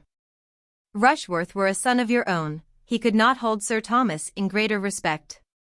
Sir Thomas gave up the point, foiled by her evasions, disarmed by her flattery, and was obliged to rest satisfied with the conviction that where the present pleasure of those she loved was at stake, her kindness did sometimes overpower her judgment. It was a busy morning with him. Conversation with any of them occupied but a small part of it. He had to reinstate himself in all the wonted concerns of his Mansfield life, to see his steward and his bailiff, to examine and compute, and, in the intervals of business, to walk into his stables and his gardens, and nearest plantations. But active and methodical, he had not only done all this before he resumed his seat as master of the house at dinner, he had also set the carpenter to work in pulling down what had been so lately put up in the billiard room, and given the scene painter his dismissal long enough to justify the pleasing belief of his being then at least as far off as Northampton. The scene painter was gone, having spoiled only the floor of one room, ruined all the coachman's sponges, and made 5 of the underservants idle and dissatisfied. And Sir Thomas was in hopes that another day or 2 would suffice to wipe away every outward memento of what had been, even to the destruction of every unbound copy of Lovers' Vows in the house, for he was burning all that met his eye. Mr. Yates was beginning now to understand Sir Thomas's intentions, though as far as ever from understanding their source. He and his friend had been out with their guns the chief of the morning, and Tom had taken the opportunity of explaining, with proper apologies for his father's particularity, what was to be expected. Mr. Yates felt it as acutely as might be supposed. To be a second time disappointed in the same way was an instance of very severe ill-luck. And his indignation was such, that had it not been for delicacy towards his friend, and his friend's youngest sister, he believed he should certainly attack the baronet on the absurdity of his proceedings, and argue him into a little more rationality. He believed this very stoutly while he was in Mansfield Wood, and all the way home, but there was a something in Sir Thomas, when they sat round the same table, which made Mr. Yates think it wiser to let him pursue his own way, and feel the folly of it without opposition. He had known many disagreeable fathers before, and often been struck with the inconveniences they occasioned, but never, in the whole course of his life, had he seen one of that class so unintelligibly moral, so infamously tyrannical as Sir Thomas. He was not a man to be endured but for his children's sake, and he might be thankful to his fair daughter Julia that Mr. Yates did yet mean to stay a few days longer under his roof. The evening passed with external smoothness, though almost every mind was ruffled, and the music which Sir Thomas called for from his daughters helped to conceal the want of real harmony. Maria was in a good deal of agitation. It was of the utmost consequence to her that Crawford should now lose no time in declaring himself, and she was disturbed that even a day should be gone by without seeming to advance that point. She had been expecting to see him the whole morning, and all the evening, too, was still expecting him. Mr. Rushworth had set off early with the great news for Southerton, and she had fondly hoped for such an immediate eclaircissement as might save him the trouble of ever coming back again. But they had seen no one from the parsonage, not a creature, and had heard no tidings beyond a friendly note of congratulation and inquiry from Mrs. Grant to Lady Bertram. It was the first day for many, many weeks, in which the families had been wholly divided. 24 hours had never passed before, since August began, without bringing them together in some way or other. It was a sad, anxious day. And the morrow, though differing in the sort of evil, did by no means bring less. A few moments of feverish enjoyment were followed by hours of acute suffering. Henry Crawford was again in the house. He walked up with Dr. Grant, who was anxious to pay his respects to Sir Thomas, and at rather an early hour they were ushered into the breakfast-room, where were most of the family. Sir Thomas soon appeared, and Maria saw with delight and agitation the introduction of the man she loved to her father. Her sensations were indefinable, and so were they a few minutes afterwards upon hearing Henry Crawford, who had a chair between herself and Tom, ask the latter in an undervoice whether there were any plans for resuming the play after the present happy interruption, with a courteous glance at Sir Thomas, because, in that case, he should make a point of returning to Mansfield at any time required by the party. He was going away immediately, being to meet his uncle at Bath without delay. But if there were any prospect of a renewal of lovers' vows, he should hold himself positively engaged, he should break through every other claim, he should absolutely condition with his uncle for attending them whenever he might be wanted. The play should not be lost by his absence. From Bath, Norfolk, London, York, wherever I may be, said he, I will attend you from any place in England, at an hour's notice. It was well at that moment that Tom had to speak, and not his sister. He could immediately say with easy fluency, I am sorry you are going, but as to our play, that is all over, entirely at an end, looking significantly at his father. The painter was sent off yesterday, and very little will remain of the theatre tomorrow. I knew how that would be from the first. It is early for Bath. You will find nobody there. It is about my uncle's usual time. When do you think of going? I may, perhaps, get as far as Banbury today. Whose stables do you use at Bath, was the next question. And while this branch of the subject was under discussion, Maria, who wanted neither pride nor resolution, was preparing to encounter her share of it with tolerable calmness. To her he soon turned, repeating much of what he had already said, with only a softened air and stronger expressions of regret. But what availed his expressions or his air? He was going, and, if not voluntarily going, voluntarily intending to stay away, for, excepting what might be due to his uncle, his engagements were all self-imposed. He might talk of necessity, but she knew his independence. The hand which had so pressed hers to his heart. The hand and the heart were alike motionless and passive now. Her spirit supported her, but the agony of her mind was severe. She had not long to endure what arose from listening to language which his actions contradicted, or to bury the tumult of her feelings under the restraint of society. For general civilities soon called his notice from her, and the farewell visit, as it then became openly acknowledged, was a very short one. He was gone, he had touched her hand for the last time, he had made his parting bow, and she might seek directly all that solitude could do for her. Henry Crawford was gone from the house, and within 2 hours afterwards from the parish. And so ended all the hopes his selfish vanity had raised in Maria and Julia Bertram. Julia could rejoice that he was gone. His presence was beginning to be odious to her. And if Maria gained him not, she was now cool enough to dispense with any other revenge. She did not want exposure to be added to desertion. Henry Crawford gone, she could even pity her sister. With a purer spirit did Fanny rejoice in the intelligence. She heard it at dinner, and felt it a blessing. By all the others it was mentioned with regret. And his merits honored with due gradation of feeling, from the sincerity of Edmund's too partial regard, to the unconcern of his mother speaking entirely by rote. Mrs.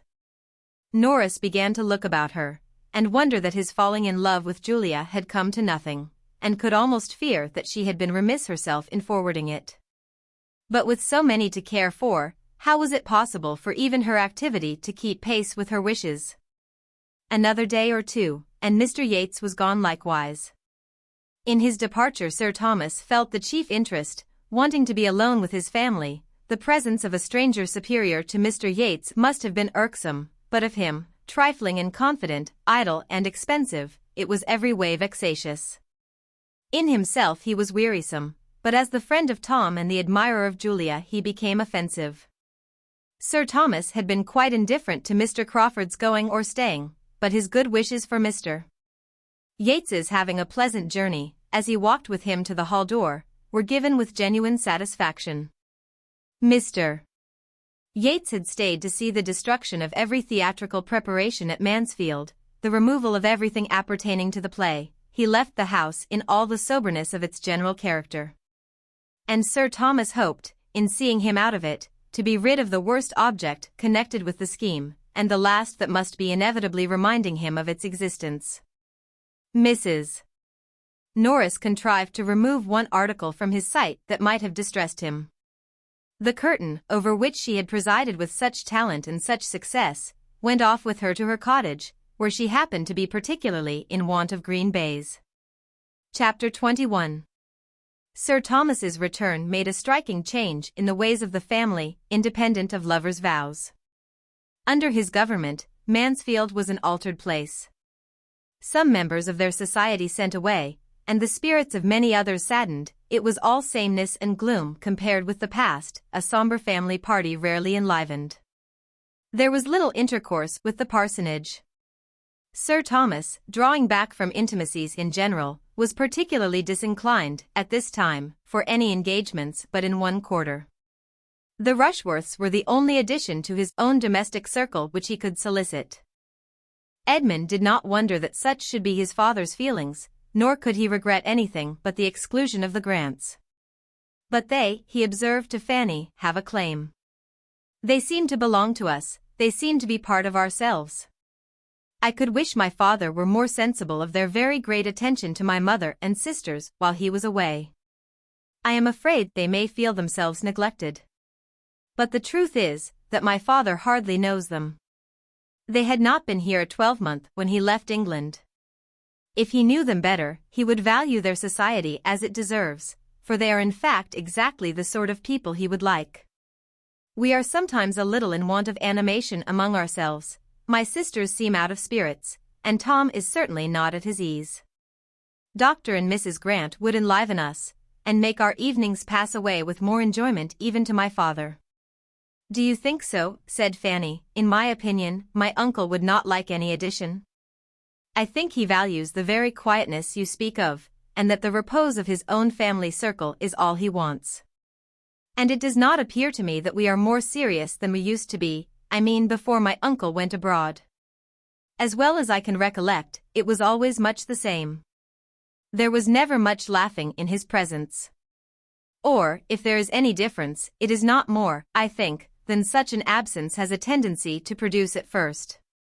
There must be a sort of shyness, but I cannot recollect that our evenings formerly were ever merry, except when my uncle was in town.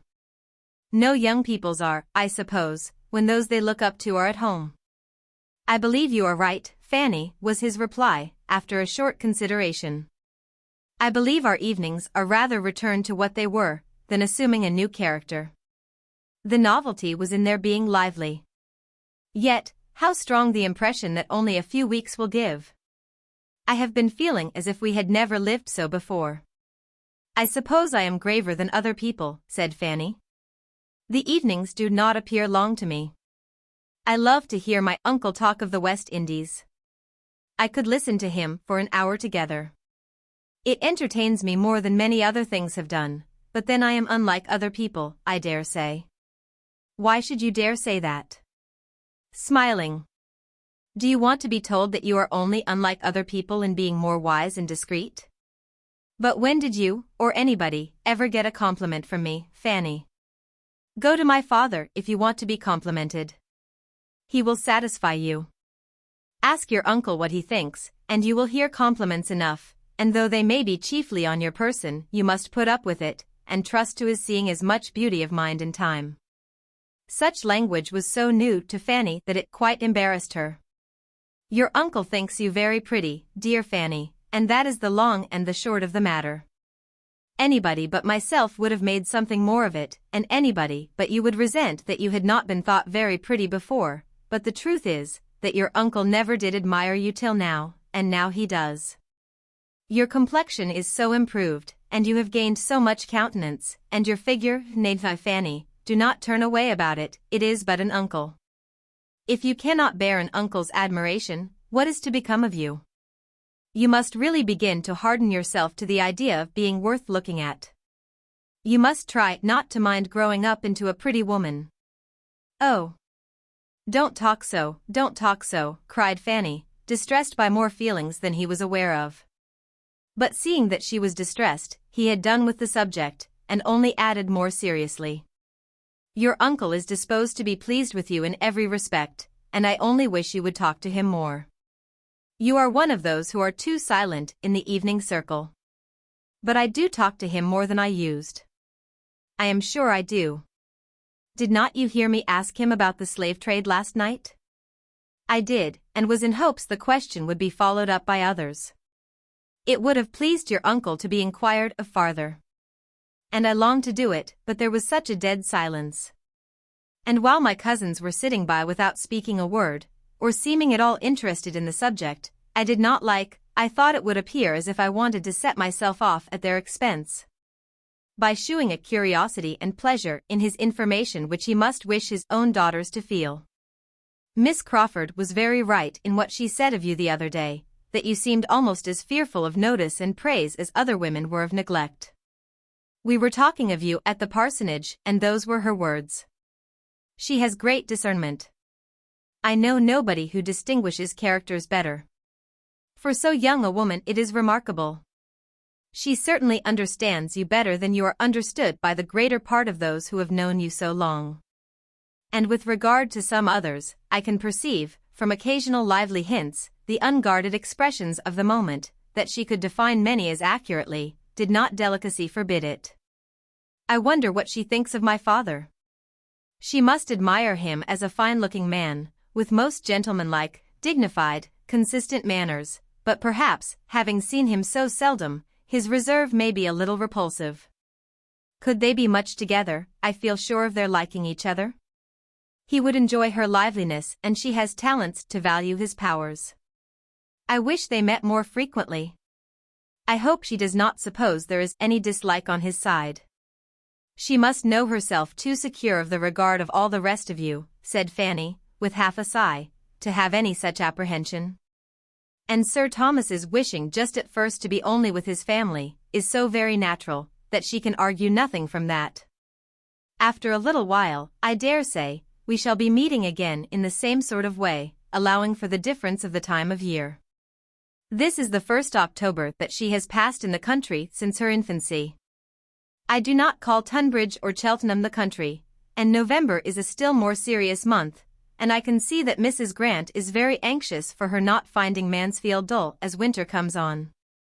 Fanny could have said a great deal, but it was safer to say nothing, and leave untouched all Miss Crawford's resources, her accomplishments, her spirits, her importance, her friends, lest it should betray her into any observations seemingly unhandsome.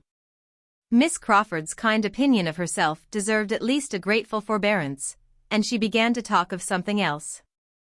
Tomorrow, I think, my uncle dines at Southerton, and you and Mr. Bertram too. We shall be quite a small party at home. I hope my uncle may continue to like Mr. Rushworth. That is impossible, Fanny. He must like him less after tomorrow's visit, for we shall be 5 hours in his company. I should dread the stupidity of the day, if there were not a much greater evil to follow, the impression it must leave on Sir Thomas. He cannot much longer deceive himself. I am sorry for them all, and would give something that Rushworth and Maria had never met. In this quarter, indeed, disappointment was impending over Sir Thomas. Not all his goodwill for Mr. Rushworth, not all Mr. Rushworth's deference for him, could prevent him from soon discerning some part of the truth, that Mr. Rushworth was an inferior young man, as ignorant in business as in books, with opinions in general unfixed, and without seeming much aware of it himself. He had expected a very different son-in-law, and beginning to feel grave on Maria's account, tried to understand her feelings. Little observation there was necessary to tell him that indifference was the most favorable state they could be in. Her behavior to Mr. Rushworth was careless and cold. She did not like him. Sir Thomas resolved to speak seriously to her. Advantageous as would be the alliance, and long-standing and public as was the engagement, her happiness must not be sacrificed to it. Mr. Rushworth had, perhaps, been accepted on too short an acquaintance, and, on knowing him better, she was repenting. With solemn kindness Sir Thomas addressed her, told her his fears, inquired into her wishes, entreated her to be open and sincere, and assured her that every inconvenience should be braved, and the connection entirely given up, if she felt herself unhappy in the prospect of it. He would act for her and release her. Maria had a moment's struggle as she listened, and only a moment's. When her father ceased, she was able to give her answer immediately, decidedly, and with no apparent agitation. She thanked him for his great attention, his paternal kindness, but he was quite mistaken in supposing she had the smallest desire of breaking through her engagement, or was sensible of any change of opinion or inclination since her forming it. She had the highest esteem for Mr. Rushworth's character and disposition, and could not have a doubt of her happiness with him. Sir Thomas was satisfied. Too glad to be satisfied, perhaps, to urge the matter quite so far as his judgment might have dictated to others. It was an alliance which he could not have relinquished without pain, and thus he reasoned. Mr. Rushworth was young enough to improve. Mr. Rushworth must and would improve in good society, and if Maria could now speak so securely of her happiness with him, speaking certainly without the prejudice, the blindness of love, she ought to be believed. Her feelings, probably, were not acute, he had never supposed them to be so, but her comforts might not be less on that account. And if she could dispense with seeing her husband a leading, shining character, there would certainly be everything else in her favor. A well-disposed young woman, who did not marry for love, was in general but the more attached to her own family. And the nearness of Sotherton to Mansfield must naturally hold out the greatest temptation, and would, in all probability, be a continual supply of the most amiable and innocent enjoyments. Such and such like were the reasonings of Sir Thomas, happy to escape the embarrassing evils of a rupture, the wonder, the reflections, the reproach that must attend it. Happy to secure a marriage which would bring him such an addition of respectability and influence, and very happy to think anything of his daughter's disposition that was most favorable for the purpose. To her the conference closed as satisfactorily as to him. She was in a state of mind to be glad that she had secured her fate beyond recall, that she had pledged herself anew to Sotherton, that she was safe from the possibility of giving Crawford the triumph of governing her actions, and destroying her prospects, and retired in proud resolve, determined only to behave more cautiously to Mr. Rushworth in future, that her father might not be again suspecting her. Had Sir Thomas applied to his daughter within the first 3 or 4 days after Henry Crawford's leaving Mansfield, before her feelings were at all tranquilized, before she had given up every hope of him, or absolutely resolved on enduring his rival, her answer might have been different. But after another 3 or 4 days, when there was no return, no letter, no message, no symptom of a softened heart, no hope of advantage from separation, her mind became cool enough to seek all the comfort that pride and self-revenge could give. Henry Crawford had destroyed her happiness, but he should not know that he had done it. He should not destroy her credit, her appearance, her prosperity, too. He should not have to think of her as pining in the retirement of Mansfield for him, rejecting Sotherton and London, independence and splendor, for his sake. Independence was more needful than ever, the want of it at Mansfield more sensibly felt. She was less and less able to endure the restraint which her father imposed. The liberty which his absence had given was now become absolutely necessary. She must escape from him and Mansfield as soon as possible, and find consolation in fortune and consequence, bustle and the world, for a wounded spirit. Her mind was quite determined, and varied not. To such feelings delay, even the delay of much preparation, would have been an evil, and Mr. Rushworth could hardly be more impatient for the marriage than herself. In all the important preparations of the mind she was complete, being prepared for matrimony by an hatred of home, restraint, and tranquility, by the misery of disappointed affection, and contempt of the man she was to marry. The rest might wait. The preparations of new carriages and furniture might wait for London and spring, when her own taste could have fairer play.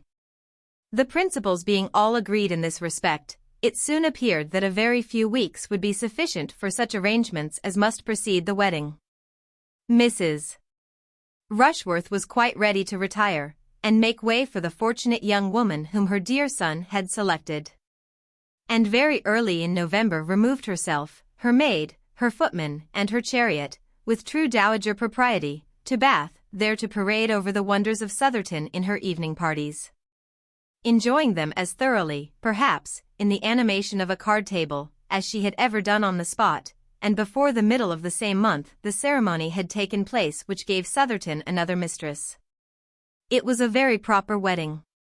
The bride was elegantly dressed, the 2 bridesmaids were duly inferior, her father gave her away, her mother stood with salts in her hand, expecting to be agitated, her aunt tried to cry, and the service was impressively read by Dr. Grant. Nothing could be objected to when it came under the discussion of the neighborhood, except that the carriage which conveyed the bride and bridegroom and Julia from the church door to Sotherton was the same chaise which Mr. Rushworth had used for a 12-month before. In everything else the etiquette of the day might stand the strictest investigation. It was done, and they were gone. Sir Thomas felt as an anxious father must feel, and was indeed experiencing much of the agitation which his wife had been apprehensive of for herself, but had fortunately escaped. Mrs. Norris, most happy to assist in the duties of the day, by spending it at the park to support her sister's spirits, and drinking the health of Mr. and Mrs. Rushworth in a supernumerary glass or 2, was all joyous delight, for she had made the match. She had done everything. And no one would have supposed, from her confident triumph, that she had ever heard of conjugal infelicity in her life, or could have the smallest insight into the disposition of the niece who had been brought up under her eye. The plan of the young couple was to proceed, after a few days, to Brighton and take a house there for some weeks. Every public place was new to Maria, and Brighton is almost as gay in winter as in summer. When the novelty of amusement there was over, it would be time for the wider range of London. Julia was to go with them to Brighton. Since rivalry between the sisters had ceased, they had been gradually recovering much of their former good understanding, and were at least sufficiently friends to make each of them exceedingly glad to be with the other at such a time. Some other companion than Mr. Rushworth was of the first consequence to his lady. And Julia was quite as eager for novelty and pleasure as Maria, though she might not have struggled through so much to obtain them, and could better bear a subordinate situation. Their departure made another material change at Mansfield, a chasm which required some time to fill up. The family circle became greatly contracted, and though the Miss Bertrams had latterly added little to its gaiety, they could not but be missed. Even their mother missed them, and how much more their tender-hearted cousin, who wandered about the house, and thought of them, and felt for them, with a degree of affectionate regret which they had never done much to deserve. Chapter 22. Fanny's consequence increased on the departure of her cousins. Becoming, as she then did, the only young woman in the drawing-room, the only occupier of that interesting division of a family in which she had hitherto held so humble a third, it was impossible for her not to be more looked at, more thought of and attended to, than she had ever been before. And "Where is Fanny?" became no uncommon question, even without her being wanted for anyone's convenience. Not only at home did her value increase, but at the parsonage too. In that house, which she had hardly entered twice a year since Mr. Norris's death, she became a welcome, an invited guest, and in the gloom and dirt of a November day, most acceptable to Mary Crawford. Her visits there, beginning by chance, were continued by solicitation. Mrs. Grant, really eager to get any change for her sister, could, by the easiest self-deceit, persuade herself that she was doing the kindest thing by Fanny, and giving her the most important opportunities of improvement in pressing her frequent calls. Fanny, having been sent into the village on some errand by her Aunt Norris, was overtaken by a heavy shower close to the parsonage. And being descried from one of the windows endeavoring to find shelter under the branches and lingering leaves of an oak just beyond their premises, was forced, though not without some modest reluctance on her part, to come in. A civil servant she had withstood, but when Dr. Grant himself went out with an umbrella, there was nothing to be done but to be very much ashamed, and to get into the house as fast as possible. And to poor Miss Crawford, who had just been contemplating the dismal rain in a very desponding state of mind, sighing over the ruin of all her plan of exercise for that morning, and of every chance of seeing a single creature beyond themselves for the next 24 hours, the sound of a little bustle at the front door, and the sight of Miss Price dripping with wet in the vestibule, was delightful. The value of an event on a wet day in the country was most forcibly brought before her. She was all alive again directly, and among the most active in being useful to Fanny, in detecting her to be wetter than she would at first allow, and providing her with dry clothes. And Fanny, after being obliged to submit to all this attention, and to being assisted and waited on by mistresses and maids, being also obliged, on returning downstairs, to be fixed in their drawing-room for an hour while the rain continued. The blessing of something fresh to see and think of was thus extended to Miss Crawford, and might carry on her spirits to the period of dressing and dinner. The two sisters were so kind to her, and so pleasant, that Fanny might have enjoyed her visit could she have believed herself not in the way, and could she have foreseen that the weather would certainly clear at the end of the hour, and save her from the shame of having Dr. Grant's carriage and horses out to take her home, with which she was threatened. As to anxiety for any alarm that her absence in such weather might occasion at home, she had nothing to suffer on that score. For as her being out was known only to her two aunts, she was perfectly aware that none would be felt, and that in whatever cottage Aunt Norris might choose to establish her during the rain, her being in such cottage would be indubitable to Aunt Bertram. It was beginning to look brighter, when Fanny, observing a harp in the room, asked some questions about it, which soon led to an acknowledgment of her wishing very much to hear it, and a confession, which could hardly be believed, of her having never yet heard it since its being in Mansfield. To Fanny herself it appeared a very simple and natural circumstance.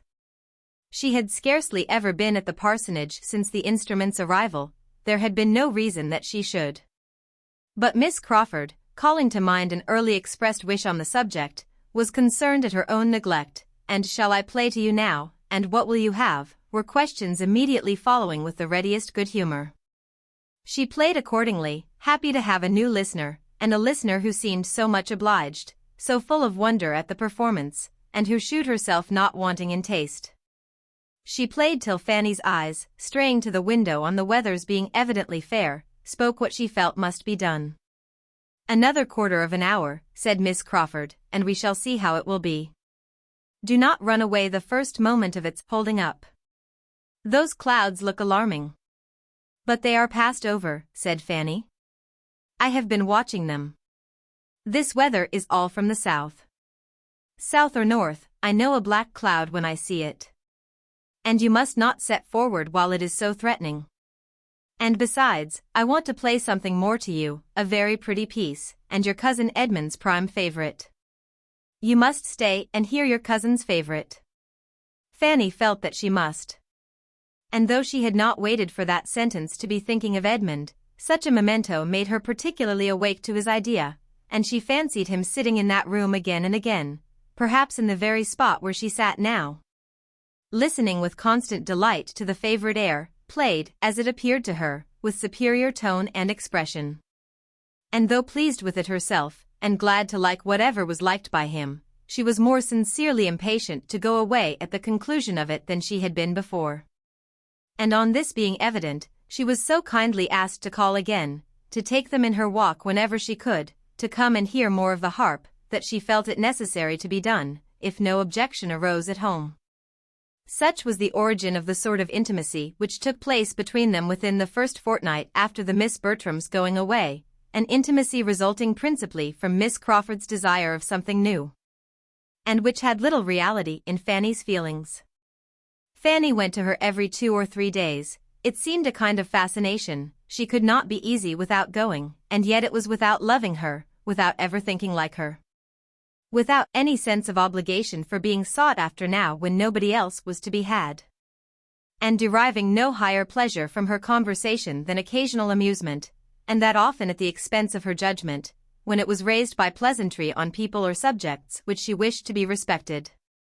She went, however, and they sauntered about together many an half-hour in Mrs. Grant's shrubbery, the weather being unusually mild for the time of year, and venturing sometimes even to sit down on one of the benches now comparatively unsheltered, remaining there perhaps till, in the midst of some tender ejaculation of Fanny's on the sweets of so protracted an autumn, they were forced, by the sudden swell of a cold gust shaking down the last few yellow leaves about them, to jump up and walk for warmth.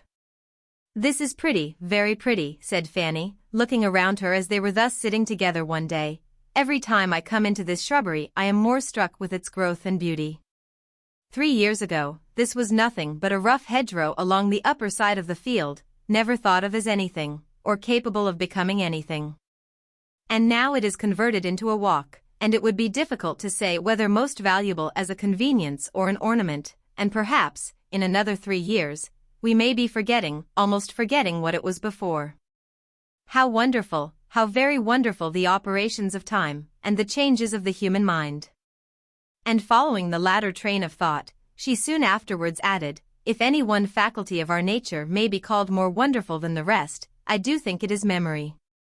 There seems something more speakingly incomprehensible in the powers, the failures, the inequalities of memory, than in any other of our intelligences. The memory is sometimes so retentive, so serviceable, so obedient. At others, so bewildered and so weak, and at others again, so tyrannic, so beyond control. We are, to be sure, a miracle every way, but our powers of recollecting and of forgetting do seem peculiarly past finding out." Miss Crawford, untouched and inattentive, had nothing to say, and Fanny, perceiving it, brought back her own mind to what she thought must interest. "It may seem impertinent in me to praise, but I must admire the taste Mrs. Grant has shown in all this. There is such a quiet simplicity in the plan of the walk. Not too much attempted. Yes, replied Miss Crawford carelessly, it does very well for a place of this sort. One does not think of extent here. And between ourselves, till I came to Mansfield, I had not imagined a country parson ever aspired to a shrubbery, or anything of the kind. I am so glad to see the evergreens thrive, said Fanny, in reply. My uncle's gardener always says the soil here is better than his own, and so it appears from the growth of the laurels and evergreens in general. The evergreen. How beautiful, how welcome, how wonderful the evergreen. When one thinks of it, how astonishing a variety of nature. In some countries we know the tree that sheds its leaf is the variety, but that does not make it less amazing that the same soil and the same sun should nurture plants differing in the first rule and law of their existence. You will think me rhapsodizing, but when I am out of doors, especially when I am sitting out of doors, I am very apt to get into this sort of wondering strain. One cannot fix one's eyes on the commonest natural production without finding food for a rambling fancy. To say the truth, replied Miss Crawford, I am something like the famous Doge at the court of Louis XIV. And may declare that I see no wonder in this shrubbery equal to seeing myself in it.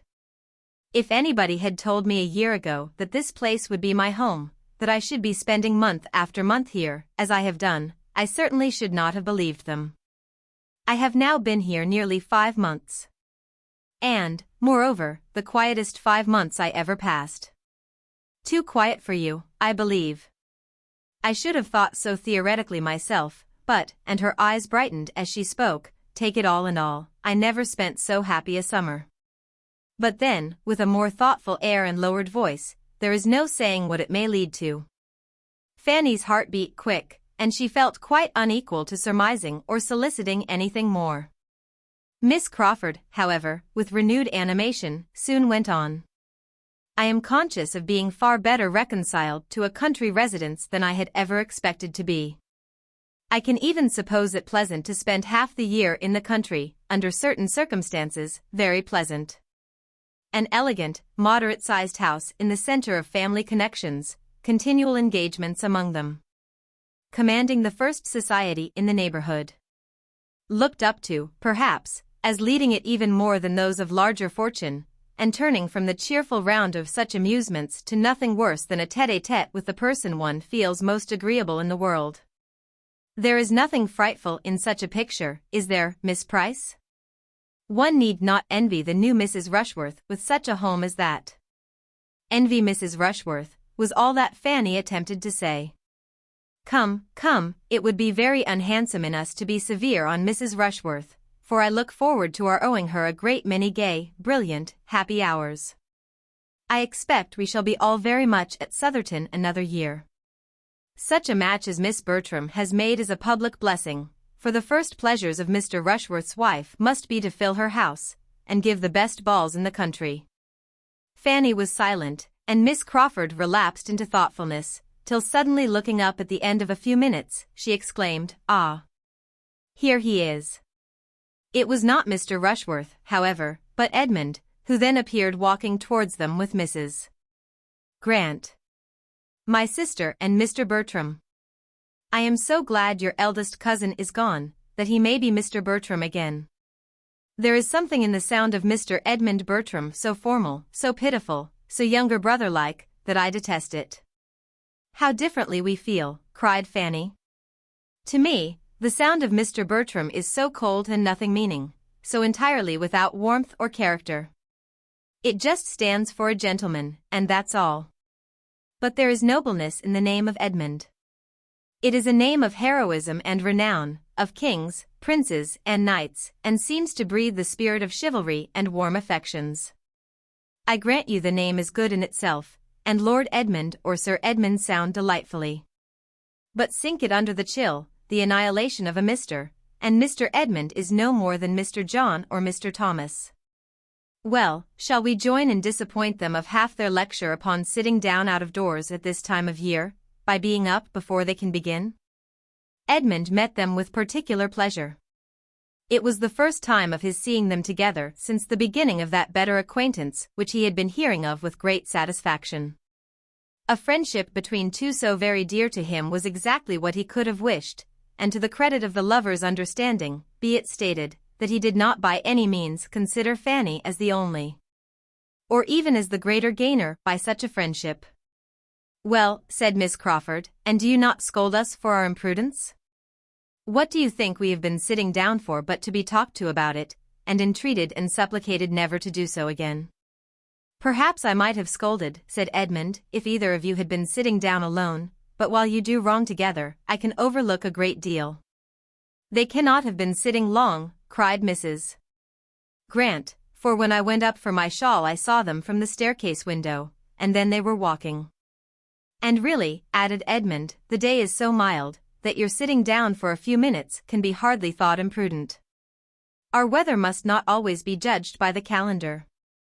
We may sometimes take greater liberties in November than in May." "Upon my word," cried Miss Crawford, "you are two of the most disappointing and unfeeling kind friends I ever met with. There is no giving you a moment's uneasiness. You do not know how much we have been suffering, nor what chills we have felt. But I have long thought Mr. Bertram one of the worst subjects to work on, in any little maneuver against common sense, that a woman could be plagued with. I had very little hope of him from the first, but you, Mrs. Grant, my sister, my own sister, I think I had a right to alarm you a little. Do not flatter yourself, my dearest Mary. You have not the smallest chance of moving me. I have my alarms, but they are quite in a different quarter. And if I could have altered the weather, you would have had a good sharp east wind blowing on you the whole time, for here are some of my plants which Robert will leave out because the nights are so mild, and I know the end of it will be that we shall have a sudden change of weather, a hard frost setting in all at once, taking everybody, at least Robert, by surprise, and I shall lose every one. And what is worse, cook has just been telling me that the turkey, which I particularly wished not to be dressed till Sunday, because I know how much more Dr. Grant would enjoy it on Sunday after the fatigues of the day, will not keep beyond tomorrow. These are something like grievances, and make me think the weather most unseasonably close. The sweets of housekeeping in a country village," said Miss Crawford archly. "Commend me to the nurseryman and the poulterer. My dear child, commend Dr. Grant to the Deanery of Westminster or St. Paul's, and I should be as glad of your nurseryman and poulterer as you could be. But we have no such people in Mansfield. What would you have me do?" "Oh, you can do nothing but what you do already, be plagued very often, and never lose your temper." "Thank you. But there is no escaping these little vexations, Mary, live where we may, and when you are settled in town and I come to see you, I dare say I shall find you with yours, in spite of the nurseryman and the poulterer, perhaps on their very account. Their remoteness and unpunctuality, or their exorbitant charges and frauds, will be drawing forth bitter lamentations. I mean to be too rich to lament or to feel anything of the sort. A large income is the best recipe for happiness I ever heard of. It certainly may secure all the myrtle and turkey part of it." "You intend to be very rich," said Edmund, with a look which, to Fanny's eye, had a great deal of serious meaning. "To be sure. Do not you? Do not we all? I cannot intend anything which it must be so completely beyond my power to command. Miss Crawford may choose her degree of wealth. She has only to fix on her number of thousands a year, and there can be no doubt of their coming. My intentions are only not to be poor. By moderation and economy, and bringing down your wants to your income, and all that. I understand you, and a very proper plan it is for a person at your time of life, with such limited means and indifferent connections. What can you want but a decent maintenance? You have not much time before you. And your relations are in no situation to do anything for you, or to mortify you by the contrast of their own wealth and consequence. Be honest and poor, by all means, but I shall not envy you, I do not much think I shall even respect you. I have a much greater respect for those that are honest and rich. Your degree of respect for honesty, rich or poor, is precisely what I have no manner of concern with. I do not mean to be poor. Poverty is exactly what I have determined against. Honesty, in the something between, in the middle state of worldly circumstances, is all that I am anxious for your not looking down on. But I do look down upon it, if it might have been higher. I must look down upon anything contented with obscurity when it might rise to distinction. But how may it rise? How may my honesty at least rise to any distinction? This was not so very easy a question to answer, and occasioned an O of some length from the fair lady before she could add, "You ought to be in Parliament, or you should have gone into the army 10 years ago. That is not much to the purpose now. And as to my being in Parliament, I believe I must wait till there is an especial assembly for the representation of younger sons who have little to live on. No, Miss Crawford," he added, in a more serious tone, "there are distinctions which I should be miserable if I thought myself without any chance, absolutely without chance or possibility of obtaining, but they are of a different character." A look of consciousness as he spoke, and what seemed a consciousness of manner on Miss Crawford's side as she made some laughing answer, was sorrowful food for Fanny's observation, and finding herself quite unable to attend as she ought to Mrs. Grant, by whose side she was now following the others, she had nearly resolved on going home immediately, and only waited for courage to say so, when the sound of the great clock at Mansfield Park, striking 3, made her feel that she had really been much longer absent than usual, and brought the previous self-inquiry of whether she should take leave or not just then, and how, to a very speedy issue. With undoubting decision she directly began her adieus, and Edmund began at the same time to recollect that his mother had been inquiring for her, and that he had walked down to the parsonage on purpose to bring her back. Fanny's hurry increased. And without in the least expecting Edmund's attendance, she would have hastened away alone, but the general pace was quickened, and they all accompanied her into the house, through which it was necessary to pass. Dr. Grant was in the vestibule, and as they stopped to speak to him she found, from Edmund's manner, that he did mean to go with her. He too was taking leave. She could not but be thankful. In the moment of parting, Edmund was invited by Dr. Grant to eat his mutton with him the next day, and Fanny had barely time for an unpleasant feeling on the occasion, when Mrs. Grant, with sudden recollection, turned to her and asked for the pleasure of her company too. This was so new an attention, so perfectly new a circumstance in the events of Fanny's life, that she was all surprise and embarrassment. And while stammering out her great obligation, but she did not suppose it would be in her power, was looking at Edmund for his opinion and help. But Edmund, delighted with her having such an happiness offered, and ascertaining with half a look, and half a sentence, that she had no objection but on her aunt's account, could not imagine that his mother would make any difficulty of sparing her, and therefore gave his decided open advice that the invitation should be accepted. And though Fanny would not venture, even on his encouragement, to such a flight of audacious independence, it was soon settled that if nothing were heard to the contrary, Mrs. Grant might expect her. "And you know what your dinner will be," said Mrs. Grant, smiling, "the turkey, and I assure you a very fine one, for, my dear," turning to her husband, "cook insists upon the turkey's being dressed tomorrow." Very well," cried Dr. Grant, "all the better. I am glad to hear you have anything so good in the house. But Miss Price and Mr. Edmund Bertram, I dare say, would take their chance. We none of us want to hear the bill of fare. A friendly meeting, and not a fine dinner, is all we have in view. A turkey, or a goose, or a leg of mutton, or whatever you and your cook choose to give us." The two cousins walked home together. And, except in the immediate discussion of this engagement, which Edmund spoke of with the warmest satisfaction, as so particularly desirable for her in the intimacy which he saw with so much pleasure established, it was a silent walk. For having finished that subject, he grew thoughtful and indisposed for any other. Chapter 23. "But why should Mrs. Grant ask Fanny?" said Lady Bertram. "How came she to think of asking Fanny? Fanny never dines there, you know, in this sort of way. I cannot spare her, and I am sure she does not want to go." "Fanny, you do not want to go, do you?"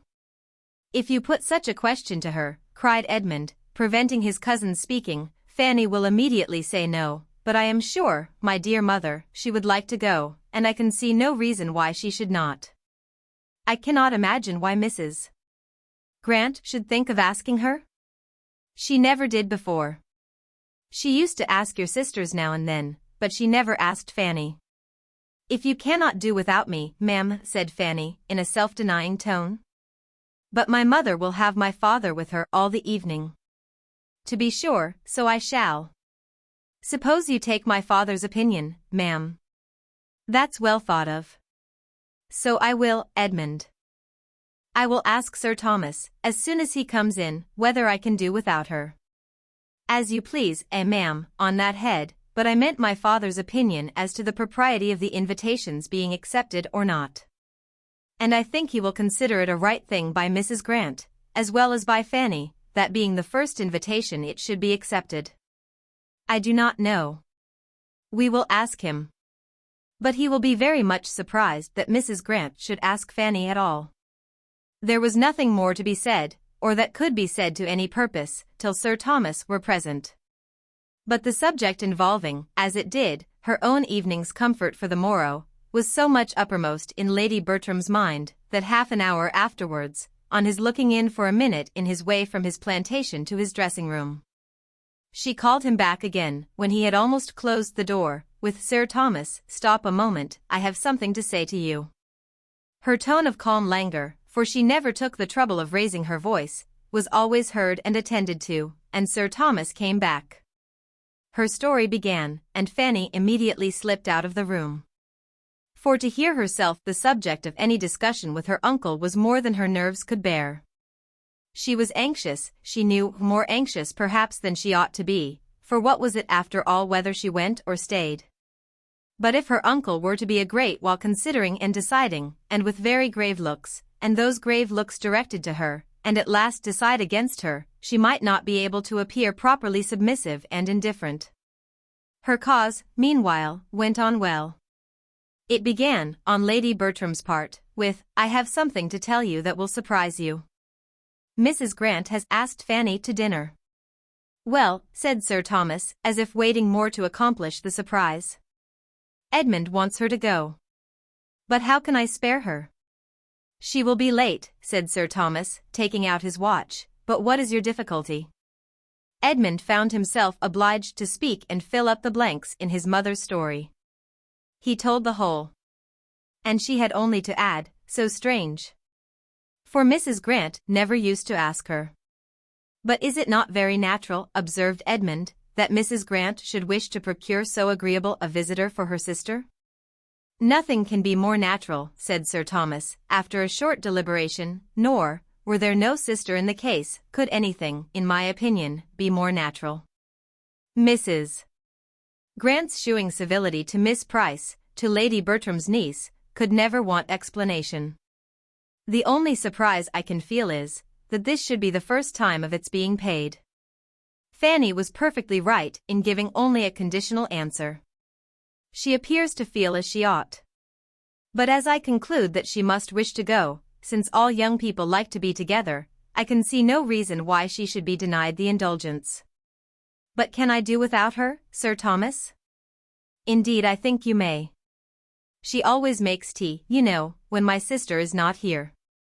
Your sister, perhaps, may be prevailed on to spend the day with us, and I shall certainly be at home. Very well, then, Fanny may go, Edmund. The good news soon followed her. Edmund knocked at her door in his way to his own. Well, Fanny, it is all happily settled, and without the smallest hesitation on your uncle's side. He had but one opinion. You are to go. Thank you, I am so glad, was Fanny's instinctive reply. Though when she had turned from him and shut the door, she could not help feeling, and yet why should I be glad? For am I not certain of seeing or hearing something there to pain me? In spite of this conviction, however, she was glad.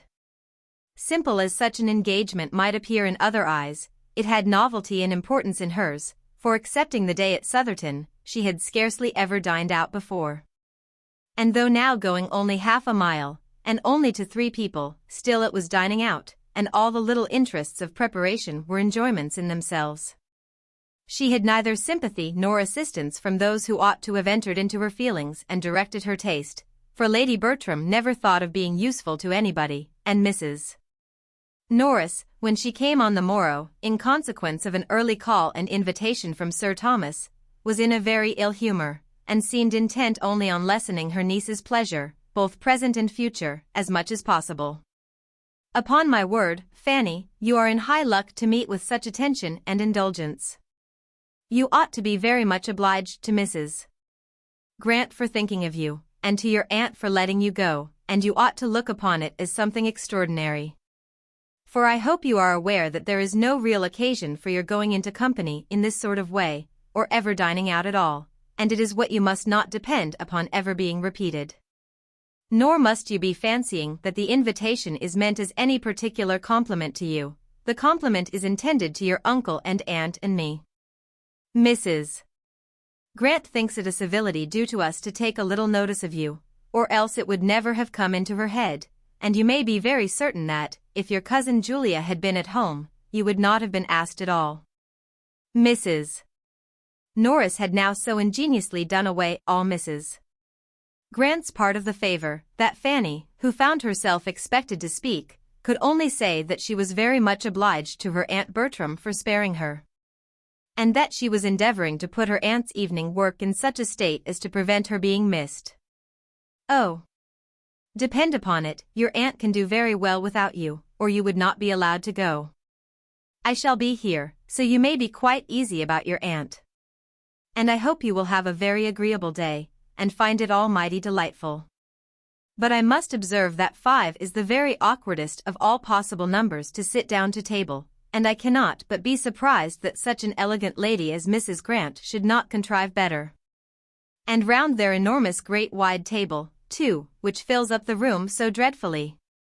Had the doctor been contented to take my dining table when I came away, as anybody in their senses would have done, instead of having that absurd new one of his own, which is wider, literally wider than the dinner table here, how infinitely better it would have been. And how much more he would have been respected. For people are never respected when they step out of their proper sphere.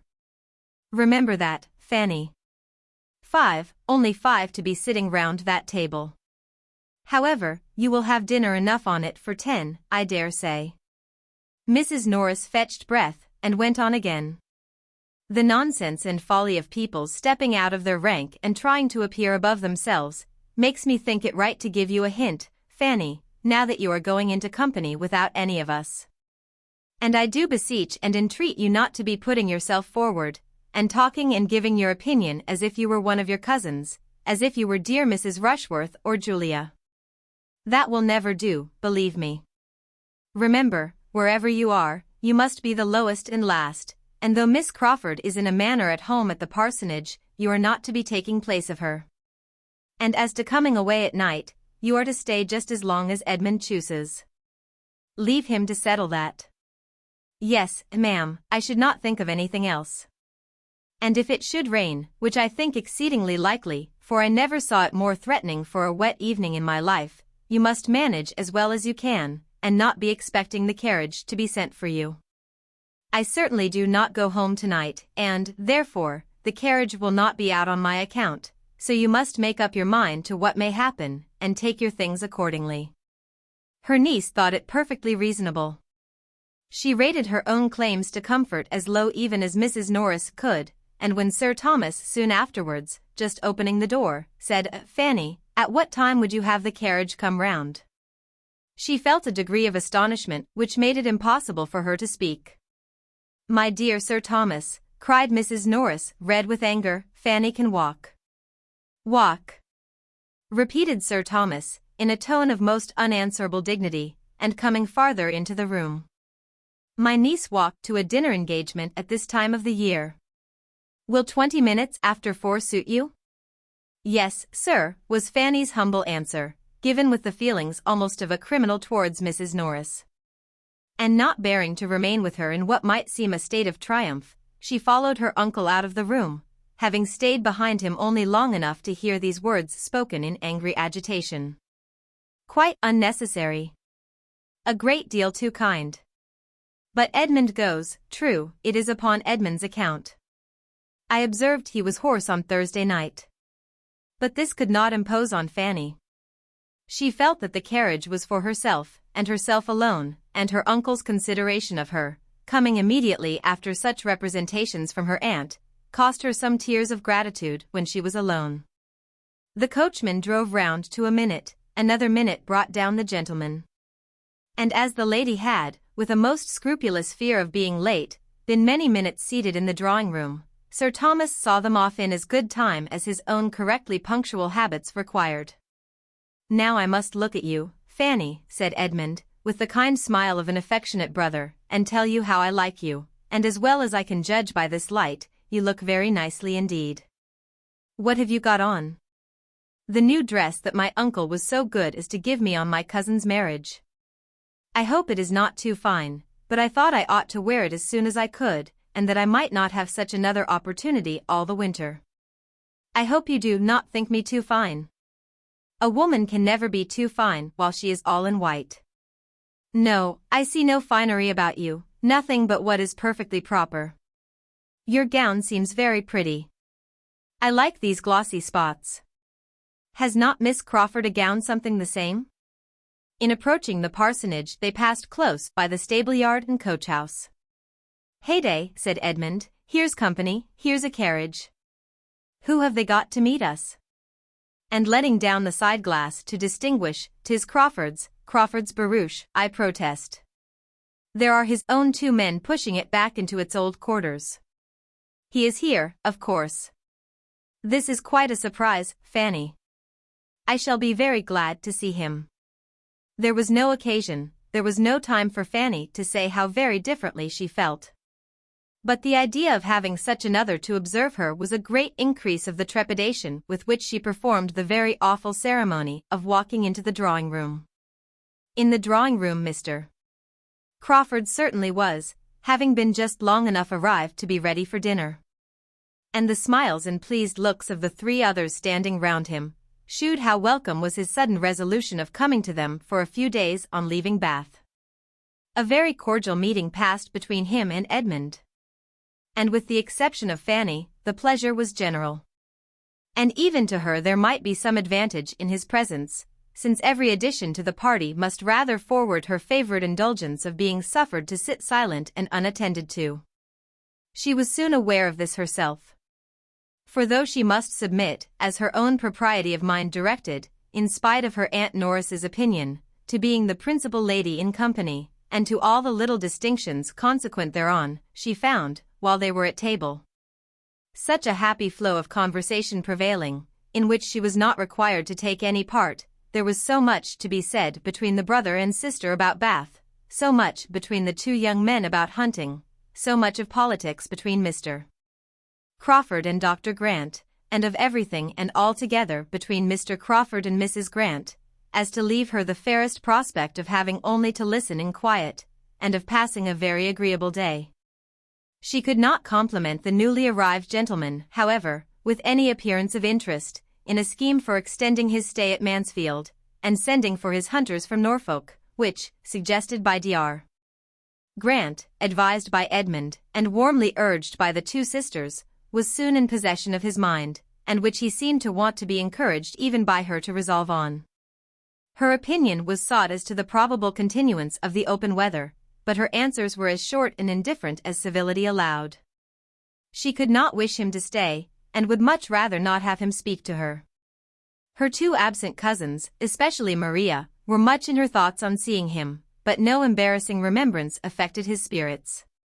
Here he was again on the same ground where all had passed before, and apparently as willing to stay and be happy without the Miss Bertrams, as if he had never known Mansfield in any other state. She heard them spoken of by him only in a general way, till they were all reassembled in the drawing-room, when Edmund, being engaged apart in some matter of business with Dr. Grant, which seemed entirely to engross them, and Mrs. Grant occupied at the tea-table, he began talking of them with more particularity to his other sister. With a significant smile, which made Fanny quite hate him, he said, "So Rushworth and his fair bride are at Brighton, I understand, happy man." "Yes, they have been there about a fortnight, Miss Price, have they not? And Julia is with them." And Mr. Yates, I presume, is not far off. Mr. Yates. Oh. We hear nothing of Mr. Yates. I do not imagine he figures much in the letters to Mansfield Park, do you, Miss Price? I think my friend Julia knows better than to entertain her father with Mr. Yates. Poor Rushworth and his 42 speeches, continued Crawford. Nobody can ever forget them. Poor fellow. I see him now, his toil and his despair. Well, I am much mistaken if his lovely Maria will ever want him to make 42 speeches to her. Adding, with a momentary seriousness, she is too good for him, much too good. And then changing his tone again to one of gentle gallantry, and addressing Fanny, he said, "You were Mr. Rushworth's best friend. Your kindness and patience can never be forgotten. Your indefatigable patience in trying to make it possible for him to learn his part, in trying to give him a brain which nature had denied, to mix up an understanding for him out of the superfluity of your own. He might not have sense enough himself to estimate your kindness, but I may venture to say that it had honor from all the rest of the party." Fanny colored, and said nothing. "It is as a dream, a pleasant dream," he exclaimed, breaking forth again, after a few minutes' musing. "I shall always look back on our theatricals with exquisite pleasure. There was such an interest, such an animation, such a spirit diffused. Everybody felt it. We were all alive. There was employment, hope, solicitude, bustle, for every hour of the day. Always some little objection, some little doubt, some little anxiety to be got over. I never was happier." With silent indignation Fanny repeated to herself, "Never happier.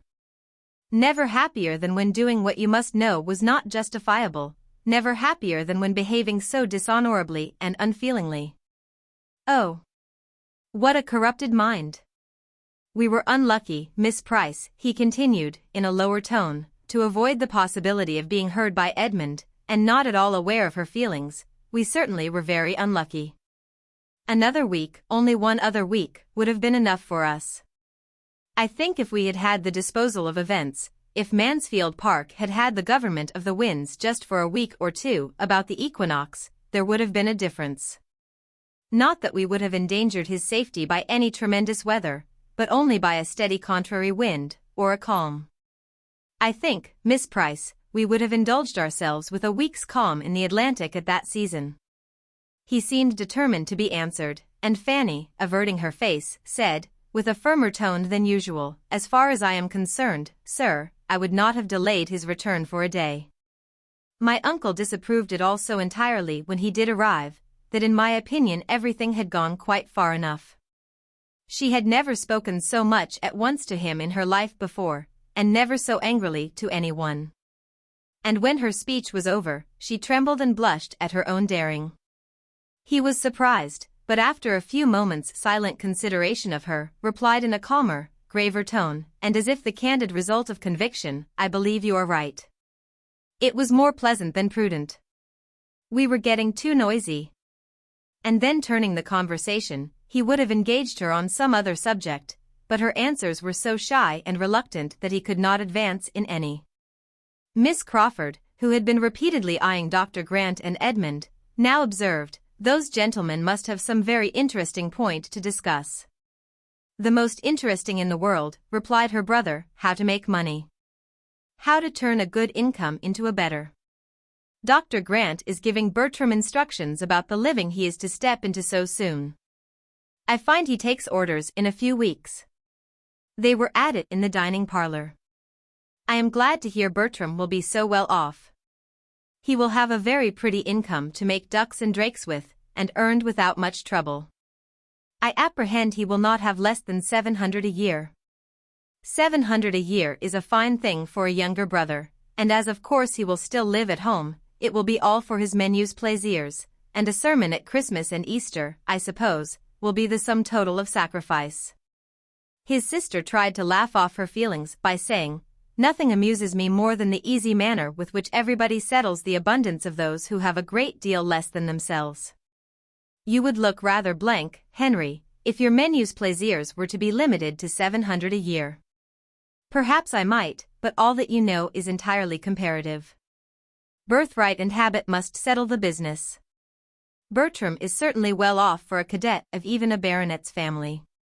By the time he is 4 or 5 and 20 he will have 700 a year, and nothing to do for it.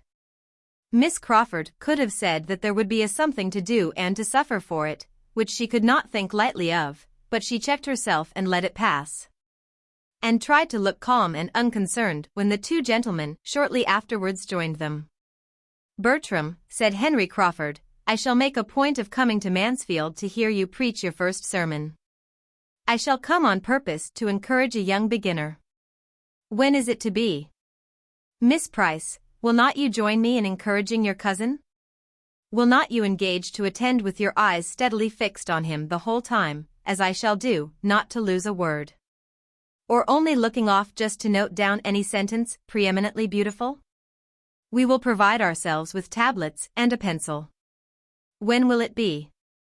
"You must preach at Mansfield, you know, that Sir Thomas and Lady Bertram may hear you."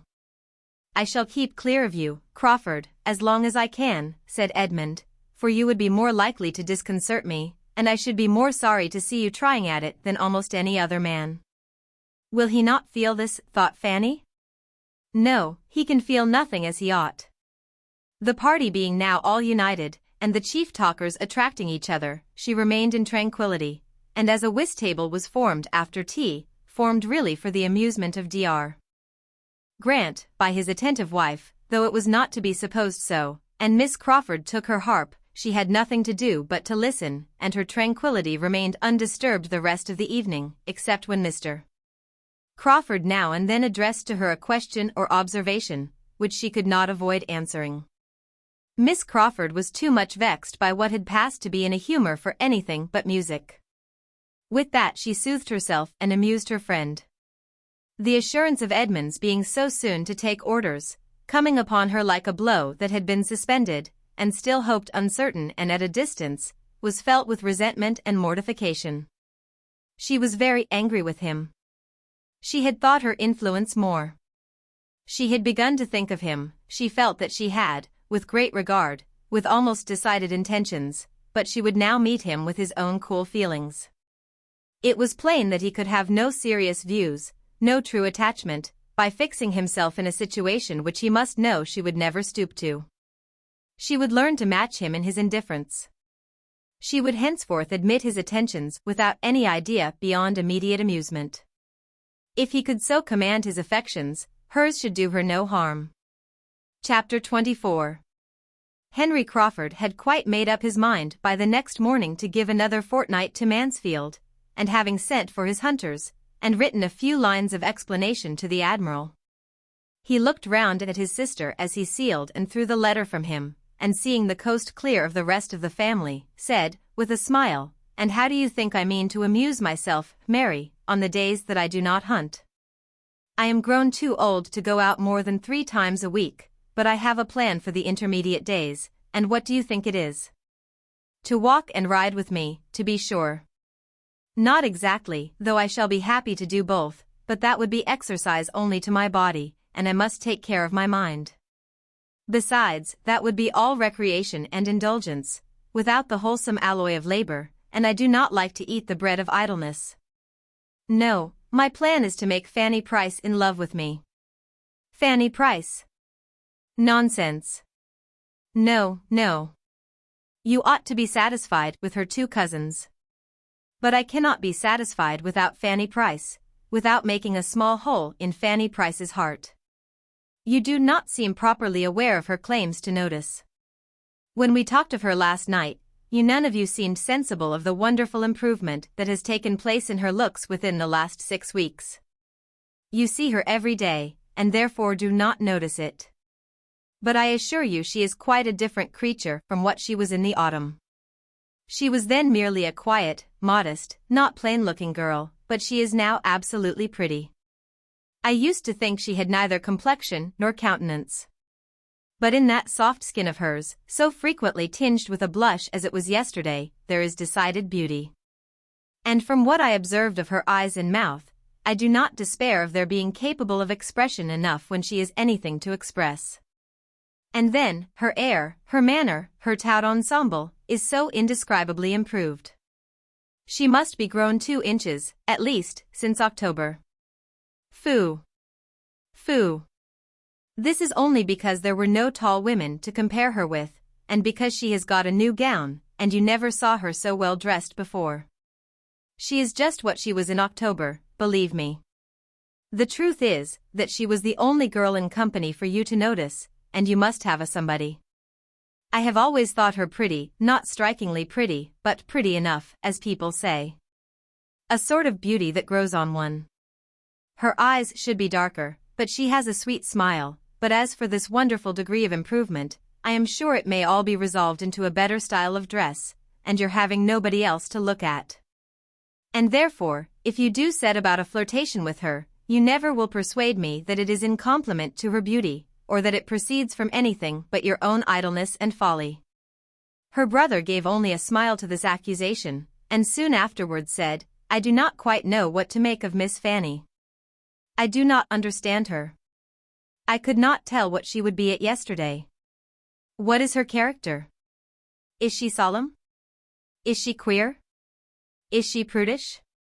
Why did she draw back and look so grave at me? I could hardly get her to speak. I never was so long in company with a girl in my life, trying to entertain her, and succeed so ill. Never met with a girl who looked so grave on me. I must try to get the better of this. Her looks say, I will not like you, I am determined not to like you, and I say she shall. Foolish fellow. And so this is her attraction after all. This it is, her not caring about you, which gives her such a soft skin, and makes her so much taller, and produces all these charms and graces. I do desire that you will not be making her really unhappy. A little love, perhaps, may animate and do her good, but I will not have you plunge her deep, for she is as good a little creature as ever lived, and has a great deal of feeling. It can be but for a fortnight, said Henry. And if a fortnight can kill her, she must have a constitution which nothing could save. No, I will not do her any harm, dear little soul. I only want her to look kindly on me, to give me smiles as well as blushes, to keep a chair for me by herself wherever we are, and be all animation when I take it and talk to her. To think as I think, be interested in all my possessions and pleasures, try to keep me longer at Mansfield, and feel when I go away that she shall be never happy again. I want nothing more. Moderation itself, said Mary. I can have no scruples now. Well, you will have opportunities enough of endeavoring to recommend yourself, for we are a great deal together.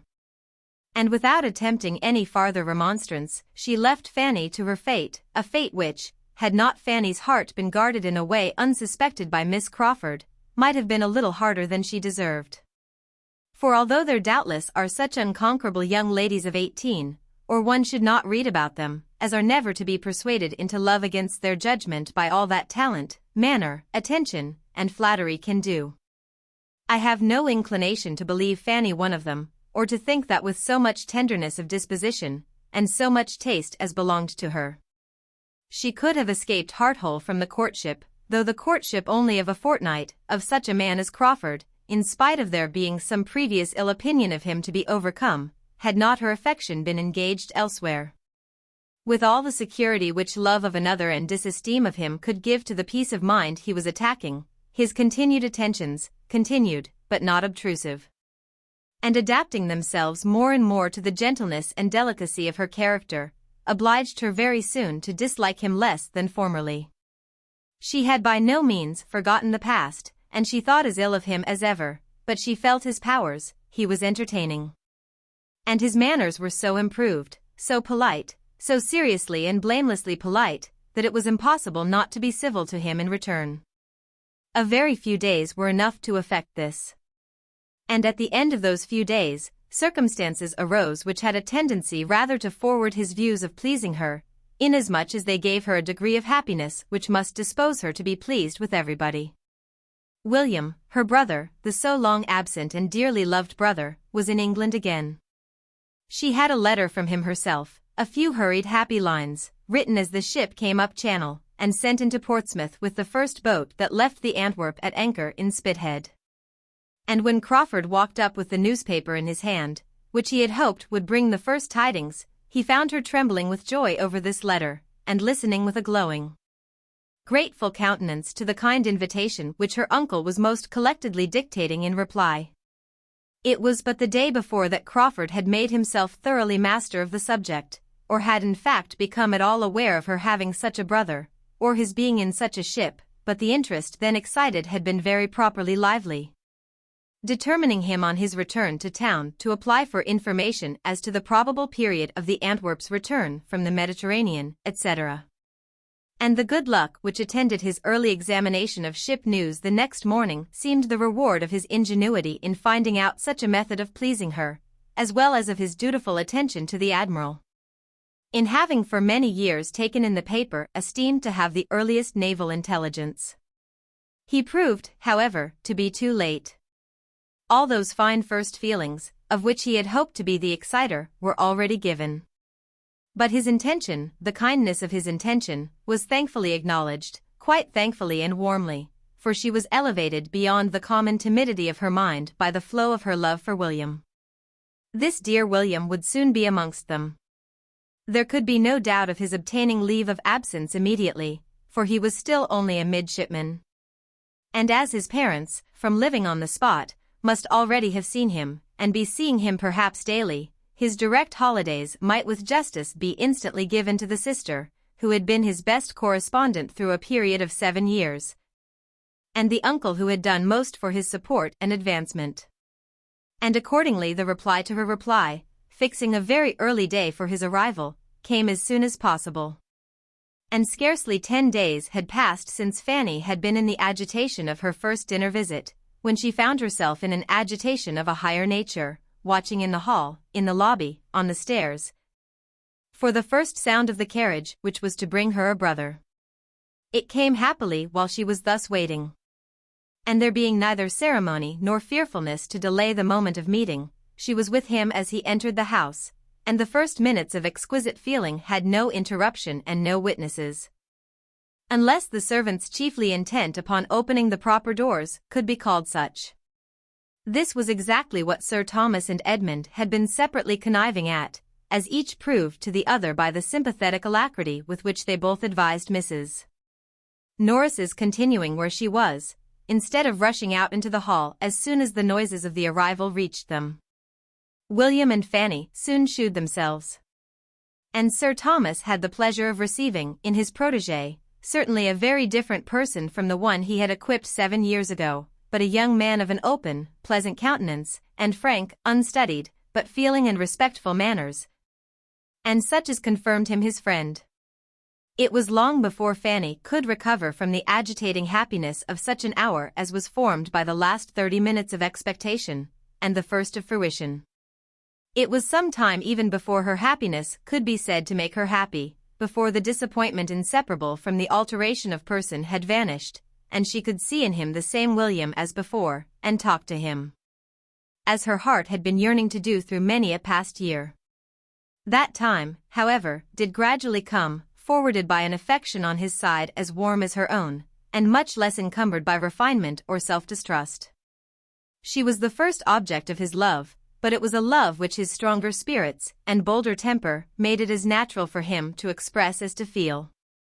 On the morrow they were walking about together with true enjoyment, and every succeeding morrow renewed a tête-à-tête which Sir Thomas could not but observe with complacency, even before Edmund had pointed it out to him. Excepting the moments of peculiar delight, which any marked or unlooked-for instance of Edmund's consideration of her in the last few months had excited, Fanny had never known so much felicity in her life, as in this unchecked, equal, fearless intercourse with the brother and friend who was opening all his heart to her, telling her all his hopes and fears, plans, and solicitudes respecting that long thought of, dearly earned, and justly valued blessing of promotion. Who could give her direct and minute information of the father and mother, brothers and sisters, of whom she very seldom heard, who was interested in all the comforts and all the little hardships of her home at Mansfield, ready to think of every member of that home as she directed, or differing only by a less scrupulous opinion, and more noisy abuse of their Aunt Norris. And with whom, perhaps the dearest indulgence of the whole, all the evil and good of their earliest years could be gone over again, and every former united pain and pleasure retraced with the fondest recollection. An advantage this, a strengthener of love, in which even the conjugal tie is beneath the fraternal. Children of the same family, the same blood, with the same first associations and habits, have some means of enjoyment in their power, which no subsequent connections can supply. And it must be by a long and unnatural estrangement, by a divorce which no subsequent connection can justify, if such precious remains of the earliest attachments are ever entirely outlived. Too often, alas, it is so. Fraternal love, sometimes almost everything, is at others worse than nothing. But with William and Fanny Price it was still a sentiment in all its prime and freshness, wounded by no opposition of interest, cooled by no separate attachment, and feeling the influence of time and absence only in its increase. An affection so amiable was advancing each in the opinion of all who had hearts to value anything good. Henry Crawford was as much struck with it as any. He honored the warm-hearted, blunt fondness of the young sailor, which led him to say, with his hands stretched towards Fanny's head, "Do you know, I begin to like that queer fashion already. Though when I first heard of such things being done in England, I could not believe it. And when Mrs. Brown, and the other women at the Commissioners at Gibraltar, appeared in the same trim, I thought they were mad, but Fanny can reconcile me to anything." And saw, with lively admiration, the glow of Fanny's cheek, the brightness of her eye, the deep interest, the absorbed attention, while her brother was describing any of the imminent hazards, or terrific scenes, which such a period at sea must supply. It was a picture which Henry Crawford had moral taste enough to value.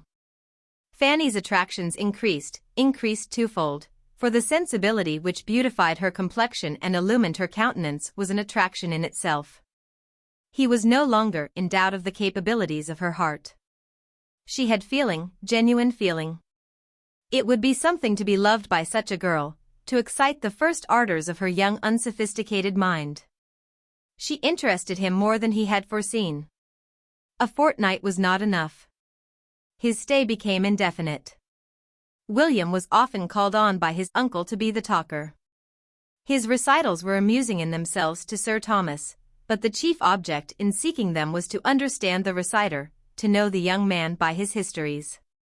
And he listened to his clear, simple, spirited details with full satisfaction, seeing in them the proof of good principles, professional knowledge, energy, courage, and cheerfulness, everything that could deserve or promise well. Young as he was, William had already seen a great deal. He had been in the Mediterranean, in the West Indies, in the Mediterranean again. Had been often taken on shore by the favor of his captain, and in the course of 7 years had known every variety of danger which sea and war together could offer. With such means in his power he had a right to be listened to, and though Mrs. Norris could fidget about the room, and disturb everybody in quest of 2 needlefuls of thread or a second-hand shirt-button, in the midst of her nephew's account of a shipwreck or an engagement, everybody else was attentive. And even Lady Bertram could not hear of such horrors unmoved, or without sometimes lifting her eyes from her work to say, "Dear me, how disagreeable! I wonder anybody can ever go to sea." To Henry Crawford they gave a different feeling. He longed to have been at sea, and seen and done and suffered as much. His heart was warmed, his fancy fired, and he felt the highest respect for a lad who, before he was 20, had gone through such bodily hardships and given such proofs of mind. The glory of heroism, of usefulness, of exertion, of endurance, made his own habits of selfish indulgence appear in shameful contrast. And he wished he had been a William Price, distinguishing himself and working his way to fortune and consequence with so much self-respect and happy ardor, instead of what he was. The wish was rather eager than lasting. He was roused from the reverie of retrospection and regret produced by it, by some inquiry from Edmund as to his plans for the next day's hunting, and he found it was as well to be a man of fortune at once with horses and grooms at his command. In one respect it was better, as it gave him the means of conferring a kindness where he wished to oblige. With spirits, courage, and curiosity up to anything, William expressed an inclination to hunt. And Crawford could mount him without the slightest inconvenience to himself, and with only some scruples to obviate in Sir Thomas, who knew better than his nephew the value of such a loan, and some alarms to reason away in Fanny. She feared for William. By no means convinced by all that he could relate of his own horsemanship in various countries, of the scrambling parties in which he had been engaged, the rough horses and mules he had ridden, or his many narrow escapes from dreadful falls, that he was at all equal to the management of a high-fed hunter in an English fox chase. Nor till he returned safe and well, without accident or discredit, could she be reconciled to the risk, or feel any of that obligation to Mr. Crawford for lending the horse which he had fully intended it should produce. When it was proved, however, to have done William no harm, she could allow it to be a kindness, and even reward the owner with a smile when the animal was 1 minute tendered to his use again, and the next, with the greatest cordiality, and in a manner not to be resisted, made over to his use entirely so long as he remained in Northamptonshire. Chapter 25. The intercourse of the two families was at this period more nearly restored to what it had been in the autumn, than any member of the old intimacy had thought ever likely to be again. The return of Henry Crawford, and the arrival of William Price, had much to do with it, but much was still owing to Sir Thomas's more than toleration of the neighbourly attempts at the parsonage. His mind, now disengaged from the cares which had pressed on him at first, was at leisure to find the Grants and their young inmates really worth visiting. And though infinitely above scheming or contriving for any the most advantageous matrimonial establishment that could be among the apparent possibilities of any one most dear to him, and disdaining even as a littleness the being quick-sighted on such points, he could not avoid perceiving, in a grand and careless way, that Mr. Crawford was somewhat distinguishing his niece, nor perhaps refrained, though unconsciously, from giving a more willing assent to invitations on that account. His readiness, however, in agreeing to dine at the parsonage, when the general invitation was at last hazarded, after many debates and many doubts as to whether it were worth while, because Sir Thomas seemed so ill-inclined, and Lady Bertram was so indolent, proceeded from good breeding and goodwill alone, and had nothing to do with Mr. Crawford, but as being one in an agreeable group, for it was in the course of that very visit that he first began to think that anyone in the habit of such idle observations would have thought that Mr. Crawford was the admirer of Fanny Price. The meeting was generally felt to be a pleasant one, being composed in a good proportion of those who would talk and those who would listen. And the dinner itself was elegant and plentiful, according to the usual style of the Grants, and too much according to the usual habits of all to raise any emotion except in Mrs. Norris, who could never behold either the wide table or the number of dishes on it with patience, and who did always contrive to experience some evil from the passing of the servants behind her chair, and to bring away some fresh conviction of its being impossible among so many dishes but that some must be cold. In the evening it was found, according to the predetermination of Mrs. Grant and her sister, that after making up the whist table there would remain sufficient for a round game, and everybody being as perfectly complying and without a choice as on such occasions they always are, speculation was decided on almost as soon as whist. And Lady Bertram soon found herself in the critical situation of being applied to for her own choice between the games, and being required either to draw a card for whist or not. She hesitated. Luckily, Sir Thomas was at hand. "What shall I do, Sir Thomas?" "Whist and speculation, which will amuse me most?" Sir Thomas, after a moment's thought, recommended speculation. He was a whist player himself, and perhaps might feel that it would not much amuse him to have her for a partner. "Very well," was her ladyship's contented answer, "then speculation, if you please, Mrs. Grant. I know nothing about it, but Fanny must teach me."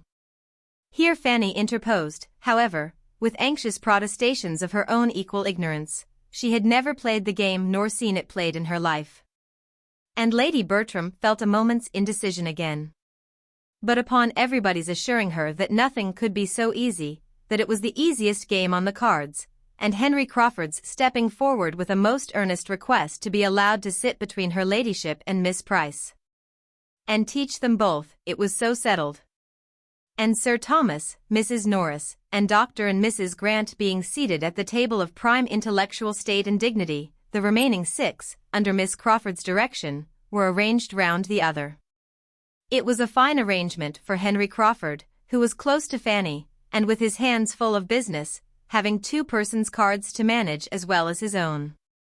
For though it was impossible for Fanny not to feel herself mistress of the rules of the game in 3 minutes, he had yet to inspirit her play, sharpen her avarice, and harden her heart, which, especially in any competition with William, was a work of some difficulty. And as for Lady Bertram, he must continue in charge of all her fame and fortune through the whole evening. And if quick enough to keep her from looking at her cards when the deal began, must direct her in whatever was to be done with them to the end of it. He was in high spirits, doing everything with happy ease, and preeminent in all the lively turns, quick resources, and playful impudence that could do honor to the game. And the round table was altogether a very comfortable contrast to the steady sobriety and orderly silence of the other.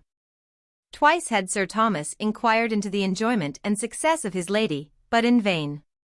No pause was long enough for the time his measured manner needed, and very little of her state could be known till Mrs. Grant was able, at the end of the first rubber, to go to her and pay her compliments. "I hope your ladyship is pleased with the game." "Oh dear, yes. Very entertaining indeed. A very odd game. I do not know what it is all about. I am never to see my cards, and Mr. Crawford does all the rest." "Bertram," said Crawford, some time afterwards, taking the opportunity of a little languor in the game, "I have never told you what happened to me yesterday in my ride home." They had been hunting together, and were in the midst of a good run, and at some distance from Mansfield, when his horse being found to have flung a shoe, Henry Crawford had been obliged to give up, and make the best of his way back. "I told you I lost my way after passing that old farmhouse with the yew trees, because I can never bear to ask. But I have not told you that, with my usual luck, for I never do wrong without gaining by it, I found myself in due time in the very place which I had a curiosity to see. I was suddenly, upon turning the corner of a steepish downy field, in the midst of a retired little village between gently rising hills. A small stream before me to be forded, a church standing on a sort of knoll to my right, which church was strikingly large and handsome for the place. And not a gentleman or half a gentleman's house to be seen excepting one, to be presumed the parsonage, within a stone's throw of the said knoll and church. I found myself, in short, in Thornton Lacey." "It sounds like it," said Edmund, "but which way did you turn after passing Sewell's farm?" "I answer no such irrelevant and insidious questions. Though were I to answer all that you could put in the course of an hour, you would never be able to prove that it was not Thornton Lacey, for such it certainly was." "You inquired, then?" "No, I never inquire. But I told a man mending a hedge that it was Thornton Lacey, and he agreed to it." "You have a good memory. I had forgotten having ever told you half so much of the place."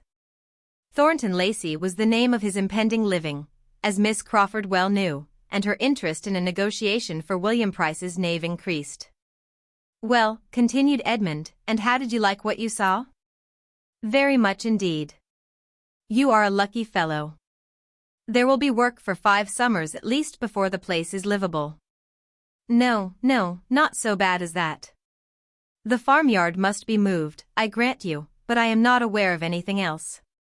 The house is by no means bad, and when the yard is removed, there may be a very tolerable approach to it. The farmyard must be cleared away entirely, and planted up to shut out the blacksmith's shop. The house must be turned to front the east instead of the north, the entrance and principal rooms, I mean, must be on that side, where the view is really very pretty. I am sure it may be done. And there must be your approach, through what is at present the garden. You must make a new garden at what is now the back of the house, which will be giving it the best aspect in the world, sloping to the southeast. The ground seems precisely formed for it. I rode 50 yards up the lane, between the church and the house, in order to look about me, and saw how it might all be. Nothing can be easier. The meadows beyond what will be the garden, as well as what now is, sweeping round from the lane I stood in to the northeast, that is, to the principal road through the village, must be all laid together, of course. Very pretty meadows they are, finely sprinkled with timber. They belong to the living, I suppose. If not, you must purchase them. Then the stream, something must be done with the stream, but I could not quite determine what. I had 2 or 3 ideas. And I have 2 or 3 ideas also, said Edmund, and one of them is, that very little of your plan for Thornton Lacey will ever be put in practice. I must be satisfied with rather less ornament and beauty.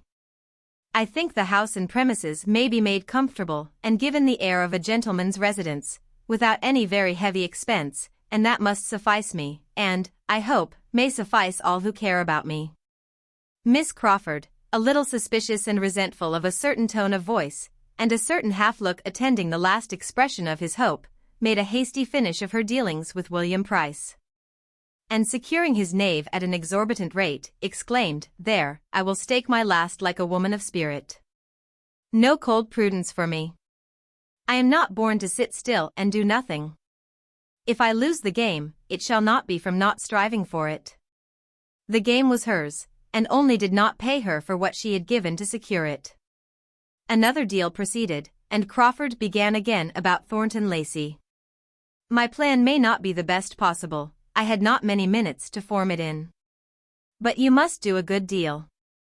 The place deserves it, and you will find yourself not satisfied with much less than it is capable of. Excuse me, your ladyship must not see your cards. There, let them lie just before you. The place deserves it, Bertram. You talk of giving it the air of a gentleman's residence. That will be done by the removal of the farmyard. For, independent of that terrible nuisance, I never saw a house of the kind which had in itself so much the air of a gentleman's residence, so much the look of a something above a mere parsonage house, above the expenditure of a few hundreds a year. It is not a scrambling collection of low single rooms, with as many roofs as windows. It is not cramped into the vulgar compactness of a square farmhouse. It is a solid, roomy, mansion-like looking house, such as one might suppose a respectable old country family had lived in from generation to generation. Through 2 centuries at least, and were now spending from 2,000 to 3,000 a year in. Miss Crawford listened, and Edmund agreed to this. The air of a gentleman's residence, therefore, you cannot but give it, if you do anything. But it is capable of much more. Let me see, Mary, Lady Bertram bids a dozen for that queen. No, no, a dozen is more than it is worth. Lady Bertram does not bid a dozen. She will have nothing to say to it. Go on, go on. By some such improvements as I have suggested, I do not really require you to proceed upon my plan, though, by the by, I doubt anybody's striking out a better. You may give it a higher character. You may raise it into a place. From being the mere gentleman's residence, it becomes, by judicious improvement, the residence of a man of education, taste, modern manners, good connections. All this may be stamped on it. And that house receives such an air as to make its owner be set down as the great landholder of the parish by every creature travelling the road.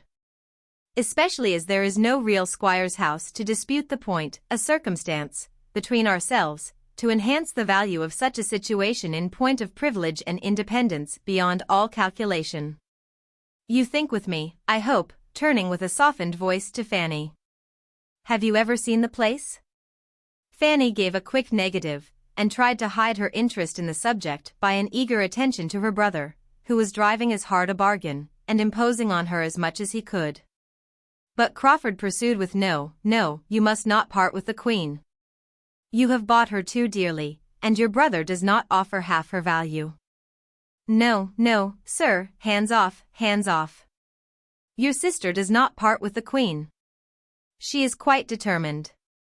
The game will be yours, turning to her again, it will certainly be yours.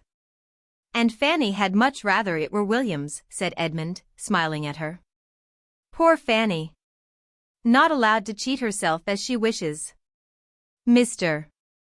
Bertram, said Miss Crawford, a few minutes afterwards, you know Henry to be such a capital improver, that you cannot possibly engage in anything of the sort at Thornton Lacey without accepting his help.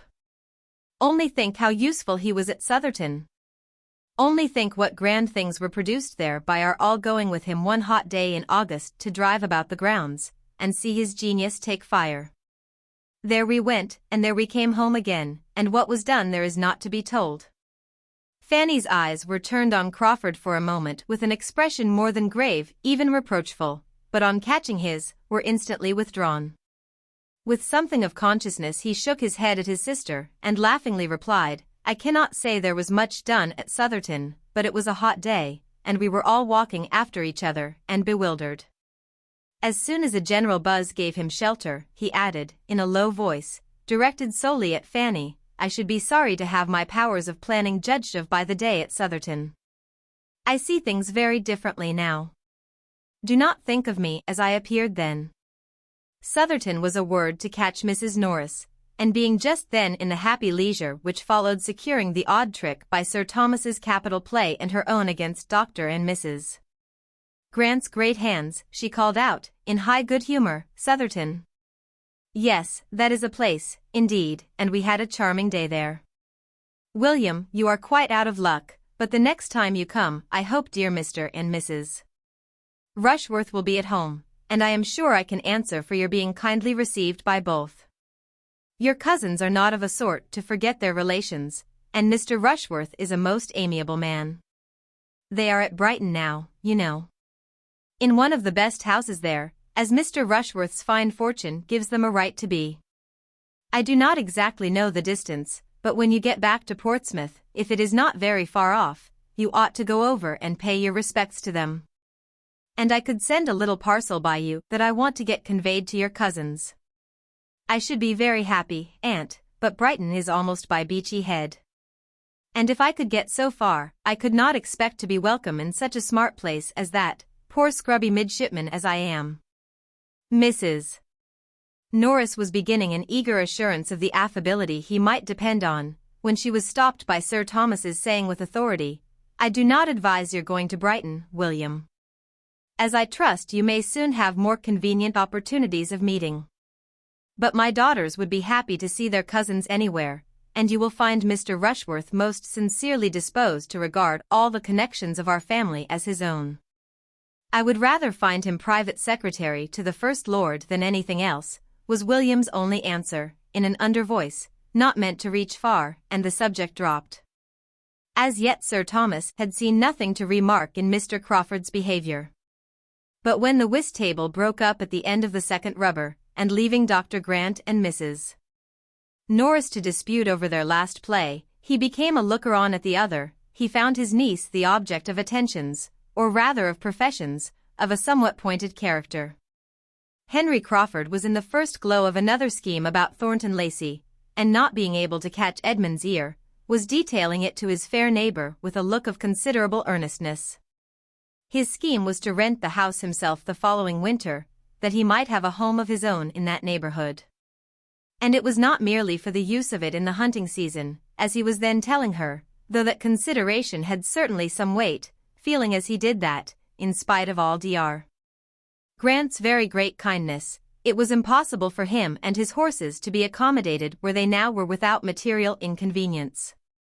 But his attachment to that neighborhood did not depend upon one amusement or one season of the year. He had set his heart upon having a something there that he could come to at any time, a little homestall at his command, where all the holidays of his year might be spent, and he might find himself continuing, improving, and perfecting that friendship and intimacy with the Mansfield Park family which was increasing in value to him every day. Sir Thomas heard and was not offended. There was no want of respect in the young man's address, and Fanny's reception of it was so proper and modest, so calm and uninviting, that he had nothing to censure in her. She said little, assented only here and there, and betrayed no inclination either of appropriating any part of the compliment to herself, or of strengthening his views in favor of Northamptonshire. Finding by whom he was observed, Henry Crawford addressed himself on the same subject to Sir Thomas, in a more everyday tone, but still with feeling. "I want to be your neighbor, Sir Thomas, as you have, perhaps, heard me telling Miss Price. May I hope for your acquiescence, and for your not influencing your son against such a tenant? Sir Thomas, politely bowing, replied, "It is the only way, sir, in which I could not wish you established as a permanent neighbor. But I hope, and believe, that Edmund will occupy his own house at Thornton Lacey." Edmund, am I saying too much? Edmund, on this appeal, had first to hear what was going on, but, on understanding the question, was at no loss for an answer. "Certainly, sir, I have no idea but of residence. But, Crawford, though I refuse you as a tenant, come to me as a friend. Consider the house as half your own every winter, and we will add to the stables on your own improved plan, and with all the improvements of your improved plan that may occur to you this spring. We shall be the losers," continued Sir Thomas. "His going, though only 8 miles, will be an unwelcome contraction of our family circle, but I should have been deeply mortified if any son of mine could reconcile himself to doing less. It is perfectly natural that you should not have thought much on the subject, Mr. Crawford. But a parish has wants and claims which can be known only by a clergyman constantly resident, and which no proxy can be capable of satisfying to the same extent. Edmund might, in the common phrase, do the duty of Thornton, that is, he might read prayers and preach, without giving up Mansfield Park. He might ride over every Sunday, to a house nominally inhabited, and go through divine service. He might be the clergyman of Thornton Lacey every 7th day, for 3 or 4 hours, if that would content him. But it will not. He knows that human nature needs more lessons than a weekly sermon can convey. And that if he does not live among his parishioners, and prove himself, by constant attention, their well-wisher and friend, he does very little either for their good or his own. Mr. Crawford bowed his acquiescence. "I repeat again," added Sir Thomas, "that Thornton Lacey is the only house in the neighborhood in which I should not be happy to wait on Mr. Crawford as occupier." Mr. Crawford bowed his thanks. "Sir Thomas," said Edmund, "undoubtedly understands the duty of a parish priest. We must hope his son may prove that he knows it too." Whatever effect Sir Thomas's little harangue might really produce on Mr. Crawford, it raised some awkward sensations in 2 of the others, 2 of his most attentive listeners, Miss Crawford and Fanny. One of whom, having never before understood that Thornton was so soon and so completely to be his home, was pondering with downcast eyes on what it would be not to see Edmund every day.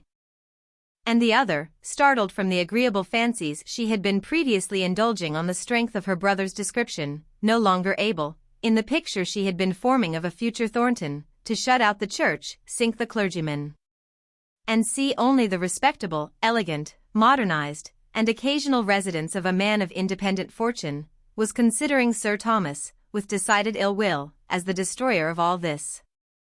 And suffering the more from that involuntary forbearance which his character and manner commanded, and from not daring to relieve herself by a single attempt at throwing ridicule on his cause. All the agreeable of her speculation was over for that hour. It was time to have done with cards, if sermons prevailed. And she was glad to find it necessary to come to a conclusion, and be able to refresh her spirits by a change of place and neighbor. The chief of the party were now collected irregularly round the fire, and waiting the final break-up. William and Fanny were the most detached. They remained together at the otherwise deserted card table, talking very comfortably, and not thinking of the rest, till some of the rest began to think of them. Henry Crawford's chair was the first to be given a direction towards them, and he sat silently observing them for a few minutes, himself, in the meanwhile, observed by Sir Thomas, who was standing in chat with Dr. Grant. "This is the assembly night," said William. "If I were at Portsmouth I should be at it, perhaps." "But you do not wish yourself at Portsmouth, William?" "No, Fanny, that I do not. I shall have enough of Portsmouth and of dancing too, when I cannot have you. And I do not know that there would be any good in going to the assembly, for I might not get a partner. The Portsmouth girls turn up their noses at anybody who has not a commission. One might as well be nothing as a midshipman. One is nothing, indeed.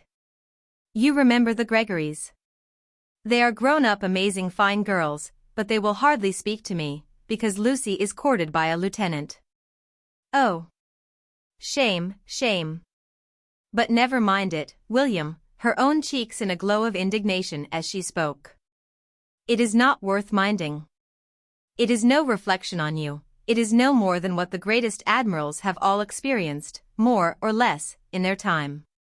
You must think of that, you must try to make up your mind to it as one of the hardships which fall to every sailor's share, like bad weather and hard living, only with this advantage, that there will be an end to it. That there will come a time when you will have nothing of that sort to endure. When you are a lieutenant. Only think, William, when you are a lieutenant, how little you will care for any nonsense of this kind. I begin to think I shall never be a lieutenant, Fanny. Everybody gets made but me. Oh. My dear William, do not talk so, do not be so desponding.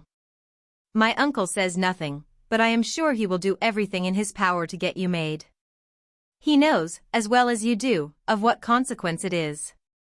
She was checked by the sight of her uncle much nearer to them than she had any suspicion of, and each found it necessary to talk of something else. Are you fond of dancing, Fanny? Yes, very, only I am soon tired. I should like to go to a ball with you and see you dance. Have you never any balls at Northampton? I should like to see you dance, and I'd dance with you if you would, for nobody would know who I was here, and I should like to be your partner once more. We used to jump about together many a time, did not we? When the hand organ was in the street? I am a pretty good dancer in my way, but I dare say you are a better. And turning to his uncle, who was now close to them, is not Fanny a very good dancer, sir? Fanny, in dismay at such an unprecedented question, did not know which way to look, or how to be prepared for the answer. Some very grave reproof, or at least the coldest expression of indifference, must be coming to distress her brother and sink her to the ground. But, on the contrary, it was no worse than, I am sorry to say that I am unable to answer your question. I have never seen Fanny dance since she was a little girl, but I trust we shall both think she acquits herself like a gentlewoman when we do see her, which, perhaps, we may have an opportunity of doing ere long. I have had the pleasure of seeing your sister dance, Mr. Price, said Henry Crawford, leaning forward, and will engage to answer every inquiry which you can make on the subject, to your entire satisfaction. But I believe, seeing Fanny looked distressed, it must be at some other time. There is one person in company who does not like to have Miss Price spoken of. True enough, he had once seen Fanny dance. And it was equally true that he would now have answered for her gliding about with quiet, light elegance, and an admirable time. But, in fact, he could not for the life of him recall what her dancing had been, and rather took it for granted that she had been present than remembered anything about her. He passed, however, for an admirer of her dancing. And Sir Thomas, by no means displeased, prolonged the conversation on dancing in general, and was so well engaged in describing the balls of Antigua, and listening to what his nephew could relate of the different modes of dancing which had fallen within his observation, that he had not heard his carriage announced, and was first called to the knowledge of it by the bustle of Mrs. Norris. Come, Fanny, Fanny, what are you about? We are going. Do not you see your aunt is going? Quick, quick. I cannot bear to keep good old Wilcox waiting. You should always remember the coachman and horses. My dear Sir Thomas, we have settled it that the carriage should come back for you, and Edmund and William. Sir Thomas could not dissent, as it had been his own arrangement, previously communicated to his wife and sister. But that seemed forgotten by Mrs. Norris, who must fancy that she settled it all herself. Fanny's last feeling in the visit was disappointment, for the shawl which Edmund was quietly taking from the servant to bring and put round her shoulders was seized by Mr. Crawford's quicker hand, and she was obliged to be indebted to his more prominent attention. Chapter 26. William's desire of seeing Fanny dance made more than a momentary impression on his uncle. The hope of an opportunity, which Sir Thomas had then given, was not given to be thought of no more. He remained steadily inclined to gratify so amiable a feeling. To gratify anybody else who might wish to see Fanny dance, and to give pleasure to the young people in general. And having thought the matter over, and taken his resolution in quiet independence, the result of it appeared the next morning at breakfast, when, after recalling and commending what his nephew had said, he added, "I do not like, William, that you should leave Northamptonshire without this indulgence. It would give me pleasure to see you both dance. You spoke of the balls at Northampton. Your cousins have occasionally attended them, but they would not altogether suit us now. The fatigue would be too much for your aunt. I believe we must not think of a Northampton ball. A dance at home would be more eligible, and if—" "Ah, my dear Sir Thomas," interrupted Mrs. Norris, "I knew what was coming. I knew what you were going to say. If dear Julia were at home, or dearest Mrs. Rushworth at Southerton, to afford a reason, an occasion for such a thing, you would be tempted to give the young people a dance at Mansfield. I know you would. If they were at home to grace the ball, a ball you would have this very Christmas. Thank your uncle, William, thank your uncle." "My daughters," replied Sir Thomas, gravely interposing, "have their pleasures at Brighton, and I hope are very happy. But the dance which I think of giving at Mansfield will be for their cousins. Could we be all assembled, our satisfaction would undoubtedly be more complete, but the absence of some is not to debar the others of amusement." Mrs. Norris had not another word to say. She saw decision in his looks, and her surprise and vexation required some minutes' silence to be settled into composure. A ball at such a time. His daughters absent and herself not consulted. There was comfort, however, soon at hand. She must be the doer of everything. Lady Bertram would of course be spared all thought and exertion, and it would all fall upon her. She should have to do the honors of the evening. And this reflection quickly restored so much of her good humor as enabled her to join in with the others, before their happiness and thanks were all expressed. Edmund, William, and Fanny did, in their different ways, look and speak as much grateful pleasure in the promised ball as Sir Thomas could desire. Edmund's feelings were for the other two. His father had never conferred a favor or shown a kindness more to his satisfaction. Lady Bertram was perfectly quiescent and contented, and had no objections to make. Sir Thomas engaged for its giving her very little trouble. And she assured him that she was not at all afraid of the trouble, indeed, she could not imagine there would be any. Mrs. Norris was ready with her suggestions as to the rooms he would think fittest to be used, but found it all prearranged. And when she would have conjectured and hinted about the day, it appeared that the day was settled too. Sir Thomas had been amusing himself with shaping a very complete outline of the business.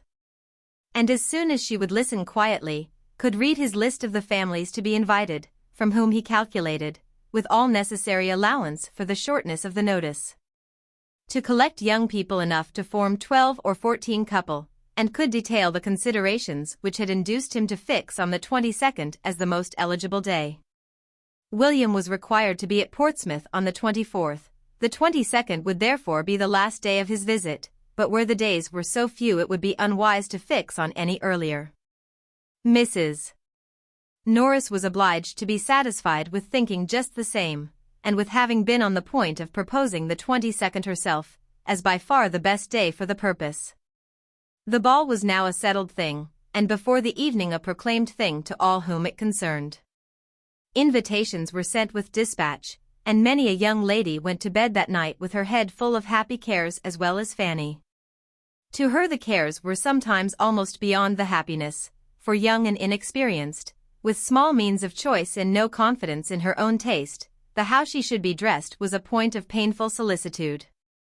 And the almost solitary ornament in her possession, a very pretty amber cross which William had brought her from Sicily, was the greatest distress of all, for she had nothing but a bit of ribbon to fasten it to.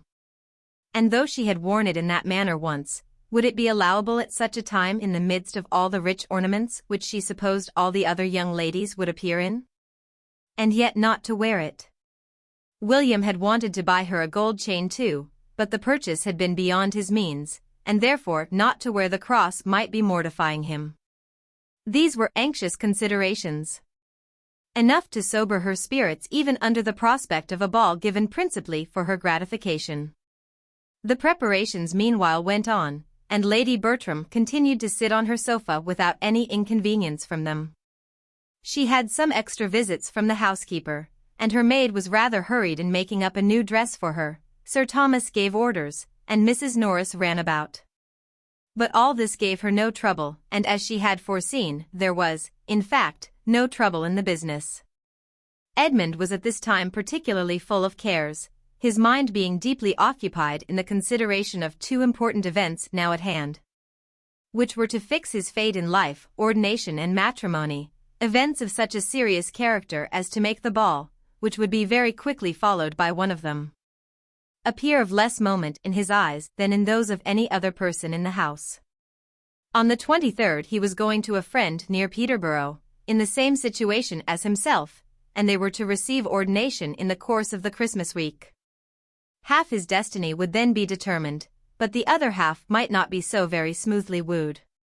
His duties would be established, but the wife who was to share, and animate, and reward those duties, might yet be unattainable. He knew his own mind, but he was not always perfectly assured of knowing Miss Crawford's. There were points on which they did not quite agree, there were moments in which she did not seem propitious. And though trusting altogether to her affection, so far as to be resolved, almost resolved, on bringing it to a decision within a very short time, as soon as the variety of business before him were arranged, and he knew what he had to offer her, he had many anxious feelings, many doubting hours as to the result. His conviction of her regard for him was sometimes very strong. He could look back on a long course of encouragement, and she was as perfect in disinterested attachment as in everything else. But at other times doubt and alarm intermingled with his hopes, and when he thought of her acknowledged disinclination for privacy and retirement, her decided preference of a London life, what could he expect but a determined rejection?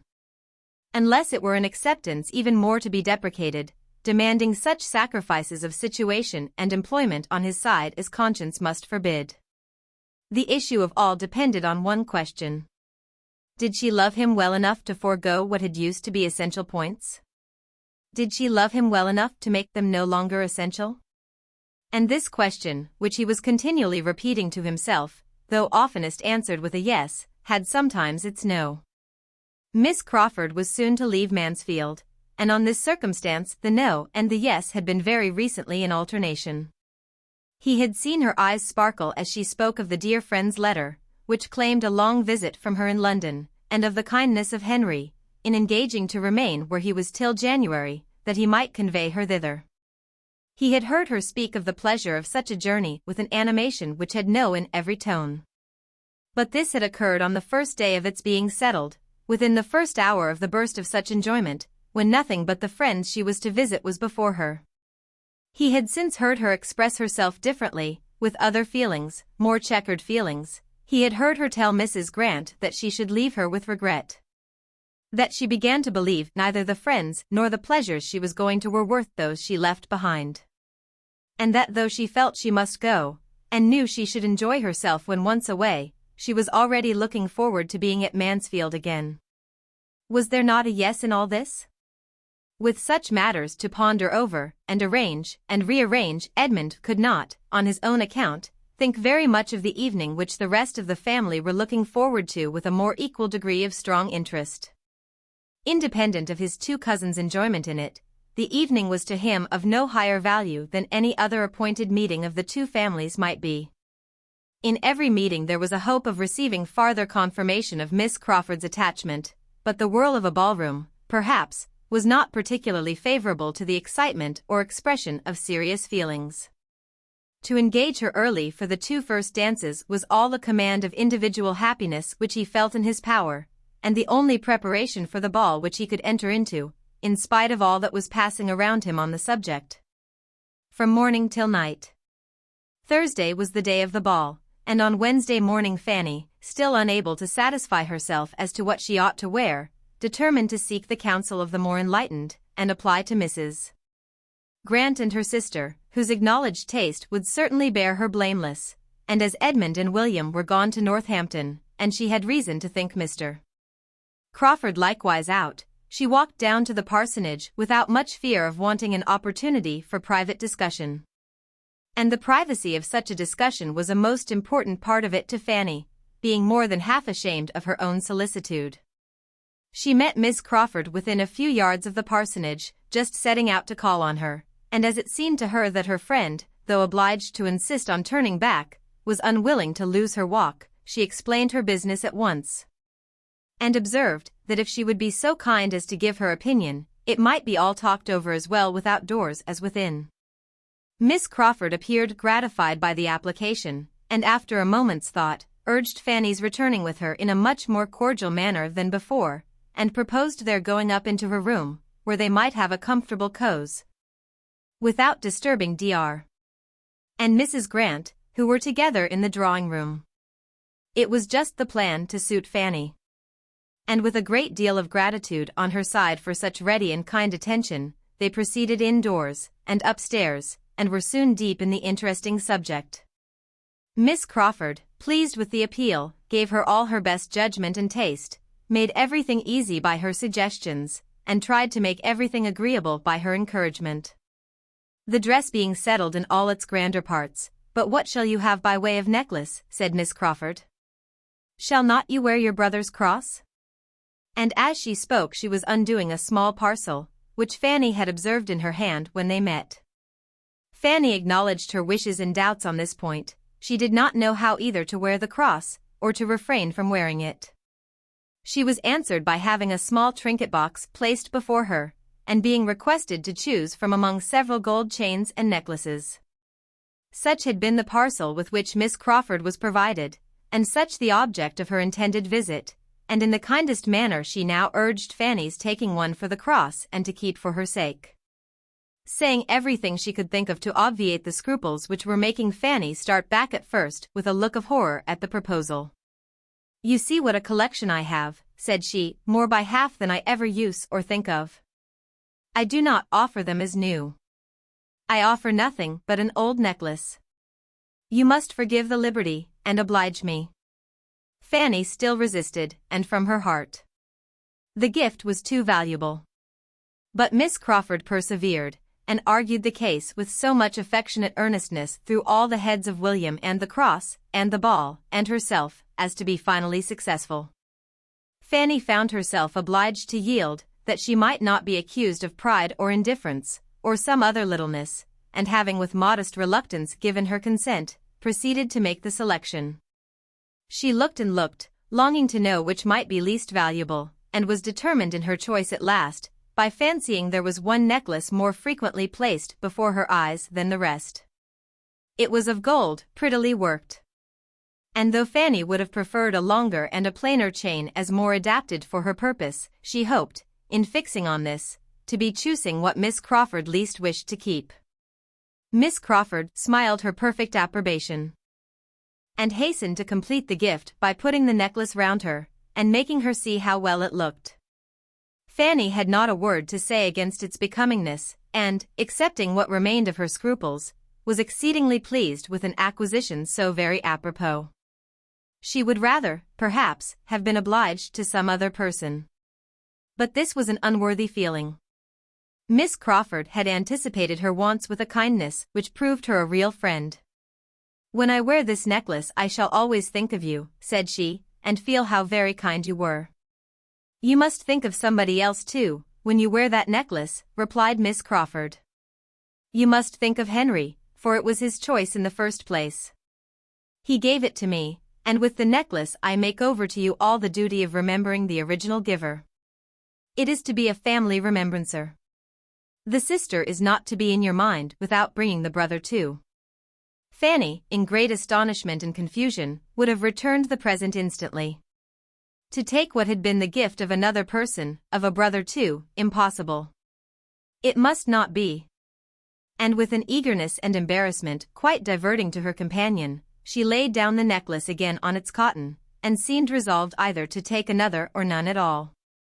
Miss Crawford thought she had never seen a prettier consciousness. "My dear child," said she, laughing, "what are you afraid of? Do you think Henry will claim the necklace as mine, and fancy you did not come honestly by it? Or are you imagining he would be too much flattered by seeing round your lovely throat an ornament which his money purchased 3 years ago, before he knew there was such a throat in the world? Or perhaps, looking archly, you suspect a confederacy between us, and that what I am now doing is with his knowledge and at his desire? With the deepest blushes Fanny protested against such a thought. Well, then, replied Miss Crawford more seriously, but without at all believing her, to convince me that you suspect no trick and are as unsuspicious of compliment as I have always found you, take the necklace and say no more about it. Its being a gift of my brother's need not make the smallest difference in your accepting it, as I assure you it makes none in my willingness to part with it. He is always giving me something or other.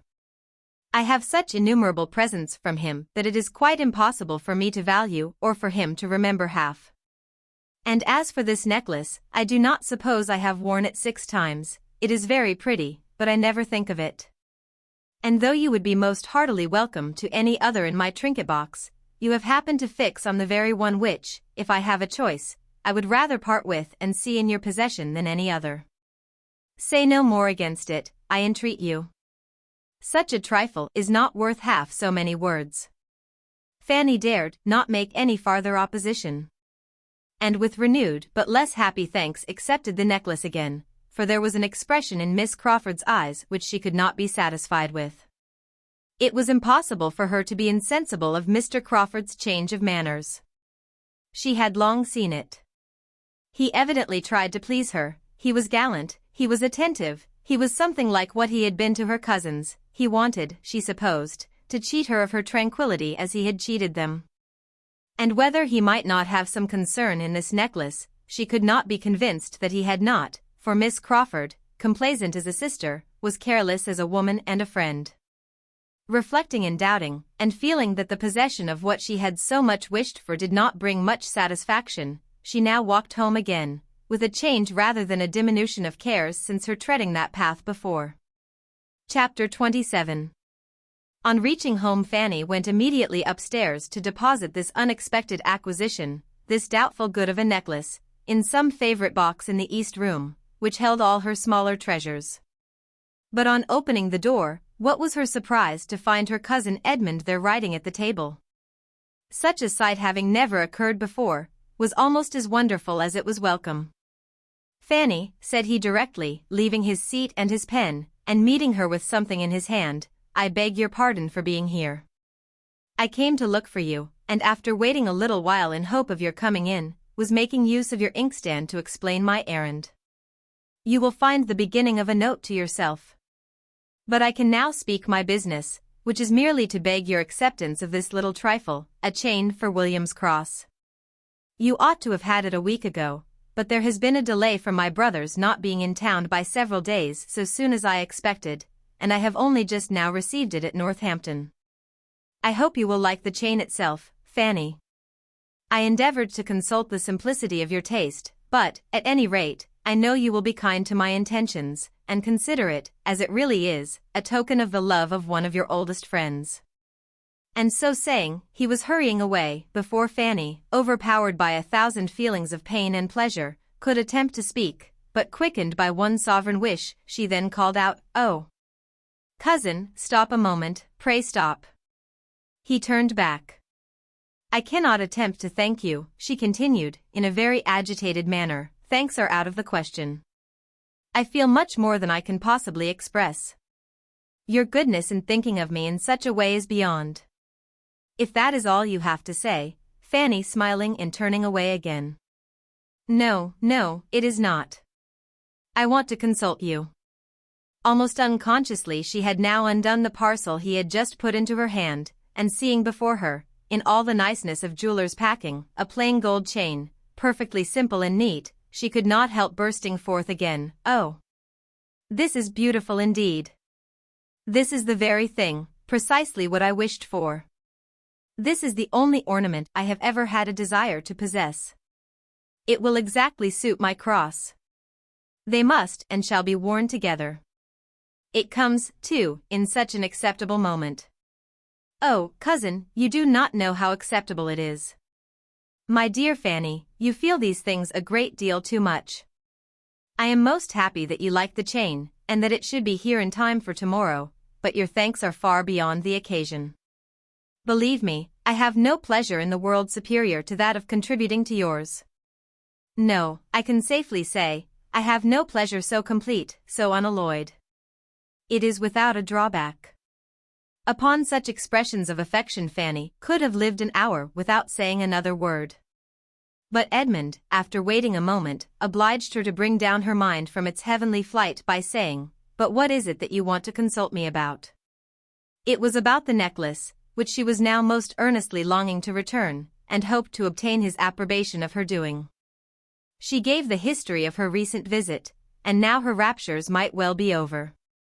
For Edmund was so struck with the circumstance, so delighted with what Miss Crawford had done, so gratified by such a coincidence of conduct between them, that Fanny could not but admit the superior power of one pleasure over his own mind, though it might have its drawback. It was some time before she could get his attention to her plan, or any answer to her demand of his opinion. He was in a reverie of fond reflection, uttering only now and then a few half-sentences of praise. But when he did awake and understand, he was very decided in opposing what she wished. "Return the necklace." "No, my dear Fanny, upon no account. It would be mortifying her severely. There can hardly be a more unpleasant sensation than the having anything returned on our hands which we have given with a reasonable hope of its contributing to the comfort of a friend. Why should she lose a pleasure which she has shown herself so deserving of?" "If it had been given to me in the first instance," said Fanny, "I should not have thought of returning it. But being her brother's present, is not it fair to suppose that she would rather not part with it, when it is not wanted? She must not suppose it not wanted, not acceptable, at least, and its having been originally her brother's gift makes no difference. For as she was not prevented from offering, nor you from taking it on that account, it ought not to prevent you from keeping it. No doubt it is handsomer than mine, and fitter for a ballroom." "No, it is not handsomer, not at all handsomer in its way, and, for my purpose, not half so fit. The chain will agree with William's cross beyond all comparison better than the necklace. For one night, Fanny, for only one night, if it be a sacrifice, I am sure you will, upon consideration, make that sacrifice rather than give pain to one who has been so studious of your comfort. Miss Crawford's attentions to you have been, not more than you were justly entitled to. I am the last person to think that could be, but they have been invariable. And to be returning them with what must have something the air of ingratitude, though I know it could never have the meaning, is not in your nature, I am sure. Wear the necklace, as you are engaged to do, tomorrow evening, and let the chain, which was not ordered with any reference to the ball, be kept for commoner occasions. This is my advice.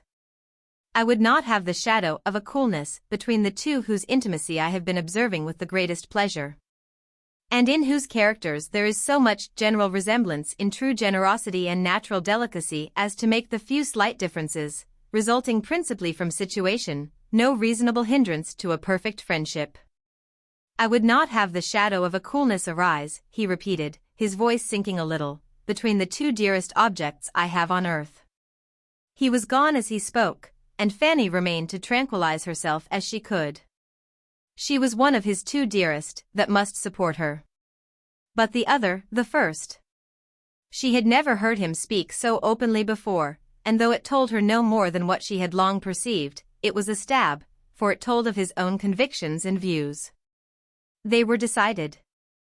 He would marry Miss Crawford. It was a stab, in spite of every long-standing expectation, and she was obliged to repeat again and again that she was one of his two dearest, before the words gave her any sensation. Could she believe Miss Crawford to deserve him, it would be, oh, how different would it be, how far more tolerable. But he was deceived in her, he gave her merits which she had not, her faults were what they had ever been, but he saw them no longer. Till she had shed many tears over this deception, Fanny could not subdue her agitation, and the dejection which followed could only be relieved by the influence of fervent prayers for his happiness. It was her intention, as she felt it to be her duty, to try to overcome all that was excessive, all that bordered on selfishness, in her affection for Edmund. To call or to fancy it a loss, a disappointment, would be a presumption for which she had not words strong enough to satisfy her own humility. To think of him as Miss Crawford might be justified in thinking, would in her be insanity. To her he could be nothing under any circumstances, nothing dearer than a friend. Why did such an idea occur to her even enough to be reprobated and forbidden? It ought not to have touched on the confines of her imagination. She would endeavor to be rational, and to deserve the right of judging of Miss Crawford's character, and the privilege of true solicitude for him by a sound intellect and an honest heart. She had all the heroism of principle, and was determined to do her duty.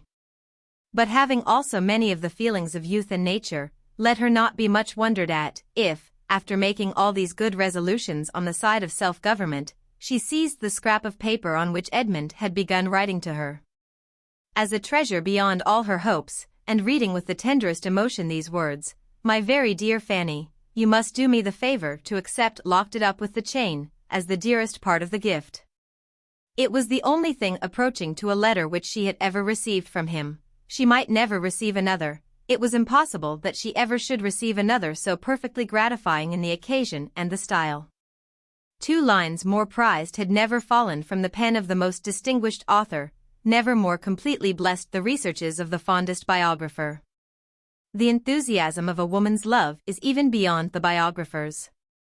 To her, the handwriting itself, independent of anything it may convey, is a blessedness. Never were such characters cut by any other human being as Edmund's commonest handwriting gave.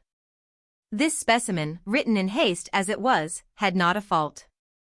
And there was a felicity in the flow of the first 4 words, in the arrangement of "my very dear Fanny," which she could have looked at forever. Having regulated her thoughts and comforted her feelings by this happy mixture of reason and weakness, she was able in due time to go down and resume her usual employments near her Aunt Bertram, and pay her the usual observances without any apparent want of spirits. Thursday, predestined to hope and enjoyment, came, and opened with more kindness to Fanny than such self-willed, unmanageable days often volunteer, for soon after breakfast a very friendly note was brought from Mr. Crawford to William, stating that as he found himself obliged to go to London on the morrow for a few days, he could not help trying to procure a companion, and therefore hoped that if William could make up his mind to leave Mansfield half a day earlier than had been proposed, he would accept a place in his carriage. Mr. Crawford meant to be in town by his uncle's customary late dinner hour, and William was invited to dine with him at the Admiral's. The proposal was a very pleasant one to William himself, who enjoyed the idea of traveling post with 4 horses, and such a good-humored, agreeable friend. And, in likening it to going up with dispatches, was saying at once everything in favor of its happiness and dignity which his imagination could suggest, and Fanny, from a different motive, was exceedingly pleased. For the original plan was that William should go up by the mail from Northampton the following night, which would not have allowed him an hour's rest before he must have got into a Portsmouth coach, and though this offer of Mr. Crawford's would rob her of many hours of his company, she was too happy in having William spared from the fatigue of such a journey, to think of anything else. Sir Thomas approved of it for another reason. His nephew's introduction to Admiral Crawford might be of service. The Admiral, he believed, had interest. Upon the whole, it was a very joyous note. Fanny's spirits lived on it half the morning, deriving some accession of pleasure from its writer being himself to go away. As for the ball, so near at hand, she had too many agitations and fears to have half the enjoyment in anticipation which she ought to have had, or must have been supposed to have by the many young ladies looking forward to the same event in situations more at ease, but under circumstances of less novelty, less interest, less peculiar gratification, than would be attributed to her. Miss Price, known only by name to half the people invited, was now to make her first appearance, and must be regarded as the queen of the evening. Who could be happier than Miss Price? But Miss Price had not been brought up to the trade of coming out. And had she known in what light this ball was, in general, considered respecting her, it would very much have lessened her comfort by increasing the fears she already had of doing wrong and being looked at. To dance without much observation or any extraordinary fatigue, to have strength and partners for about half the evening, to dance a little with Edmund, and not a great deal with Mr. Crawford, to see William enjoy himself, and be able to keep away from her Aunt Norris, was the height of her ambition, and seemed to comprehend her greatest possibility of happiness. As these were the best of her hopes, they could not always prevail, and in the course of a long morning, spent principally with her two aunts, she was often under the influence of much less sanguine views. William, determined to make this last day a day of thorough enjoyment, was out snipe shooting. Edmund, she had too much reason to suppose, was at the parsonage, and left alone to bear the worrying of Mrs. Norris, who was cross because the housekeeper would have her own way with the supper, and whom she could not avoid though the housekeeper might. Fanny was worn down at last to think everything an evil belonging to the ball, and when sent off with a parting worry to dress, moved as languidly towards her own room, and felt as incapable of happiness as if she had been allowed no share in it. As she walked slowly upstairs, she thought of yesterday. It had been about the same hour that she had returned from the parsonage, and found Edmund in the east room. Suppose I were to find him there again today, said she to herself, in a fond indulgence of fancy. Fanny, said a voice at that moment near her. Starting and looking up, she saw, across the lobby she had just reached, Edmund himself, standing at the head of a different staircase. He came towards her. "You look tired and fagged, Fanny. You have been walking too far." "No, I have not been out at all." "Then you have had fatigues within doors, which are worse. You had better have gone out." Fanny, not liking to complain, found it easiest to make no answer, and though he looked at her with his usual kindness, she believed he had soon ceased to think of her countenance. He did not appear in spirits, something unconnected with her was probably amiss. They proceeded upstairs together, their rooms being on the same floor above. "I come from Dr. Grant's," said Edmund presently. "You may guess my errand there, Fanny." And he looked so conscious that Fanny could think but of one errand, which turned her too sick for speech. "I wish to engage Miss Crawford for the 2 first dances," was the explanation that followed, and brought Fanny to life again, enabling her, as she found she was expected to speak, to utter something like an inquiry as to the result. "Yes," he answered, "she is engaged to me, but," with a smile that did not sit easy, "she says it is to be the last time that she ever will dance with me. She is not serious." "I think, I hope, I am sure she is not serious. But I would rather not hear it. She never has danced with a clergyman, she says, and she never will. For my own sake, I could wish there had been no ball just I mean not this very week, this very day. Tomorrow I leave home." Fanny struggled for speech, and said, "I am very sorry that anything has occurred to distress you. This ought to be a day of pleasure. My uncle meant it so." "Oh yes, yes. And it will be a day of pleasure. It will all end right. I am only vexed for a moment. In fact, it is not that I consider the ball as ill-timed. What does it signify?" "But," Fanny, stopping her, by taking her hand, and speaking low and seriously, "you know what all this means. You see how it is. And could tell me, perhaps better than I could tell you, how and why I am vexed. Let me talk to you a little. You are a kind listener. I have been pained by her manner this morning, and cannot get the better of it. I know her disposition to be as sweet and faultless as your own, but the influence of her former companions makes her seem, gives to her conversation, to her professed opinions, sometimes a tinge of wrong. She does not think evil, but she speaks it in playfulness, and though I know it to be playfulness, it grieves me to the soul." "The effect of education," said Fanny gently. Edmund could not but agree to it. "Yes, that uncle and aunt. They have injured the finest mind, for sometimes, Fanny, I own to you, it does appear more than manner, it appears as if the mind itself was tainted." Fanny imagined this to be an appeal to her judgment, and therefore, after a moment's consideration, said, "If you only want me as a listener, cousin, I will be as useful as I can, but I am not qualified for an adviser. Do not ask advice of me. I am not competent. You are right, Fanny, to protest against such an office, but you need not be afraid. It is a subject on which I should never ask advice. It is the sort of subject on which it had better never be asked. And few, I imagine, do ask it, but when they want to be influenced against their conscience. I only want to talk to you. One thing more. Excuse the liberty, but take care how you talk to me. Do not tell me anything now, which hereafter you may be sorry for. The time may come." The color rushed into her cheeks as she spoke. "Dearest Fanny," cried Edmund, pressing her hand to his lips with almost as much warmth as if it had been Miss Crawford's, "you are all considerate thought. But it is unnecessary here. The time will never come. No such time as you allude to will ever come. I begin to think it most improbable. The chances grow less and less, and even if it should, there will be nothing to be remembered by either you or me that we need be afraid of, for I can never be ashamed of my own scruples. And if they are removed, it must be by changes that will only raise her character the more by the recollection of the faults she once had. You are the only being upon earth to whom I should say what I have said. But you have always known my opinion of her, you can bear me witness, Fanny, that I have never been blinded. How many a time have we talked over her little errors? You need not fear me, I have almost given up every serious idea of her. But I must be a blockhead indeed if, whatever befell me, I could think of your kindness and sympathy without the sincerest gratitude."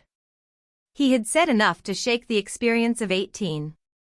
He had said enough to give Fanny some happier feelings than she had lately known, and with a brighter look, she answered, "Yes, cousin, I am convinced that you would be incapable of anything else, though perhaps some might not. I cannot be afraid of hearing anything you wish to say. Do not check yourself. Tell me whatever you like." They were now on the second floor, and the appearance of a housemaid prevented any farther conversation. For Fanny's present comfort it was concluded, perhaps, at the happiest moment, had he been able to talk another 5 minutes, there is no saying that he might not have talked away all Miss Crawford's faults and his own despondence. But as it was, they parted with looks on his side of grateful affection, and with some very precious sensations on hers. She had felt nothing like it for hours. Since the first joy from Mr. Crawford's note to William had worn away, she had been in a state absolutely the reverse. There had been no comfort around, no hope within her. Now everything was smiling.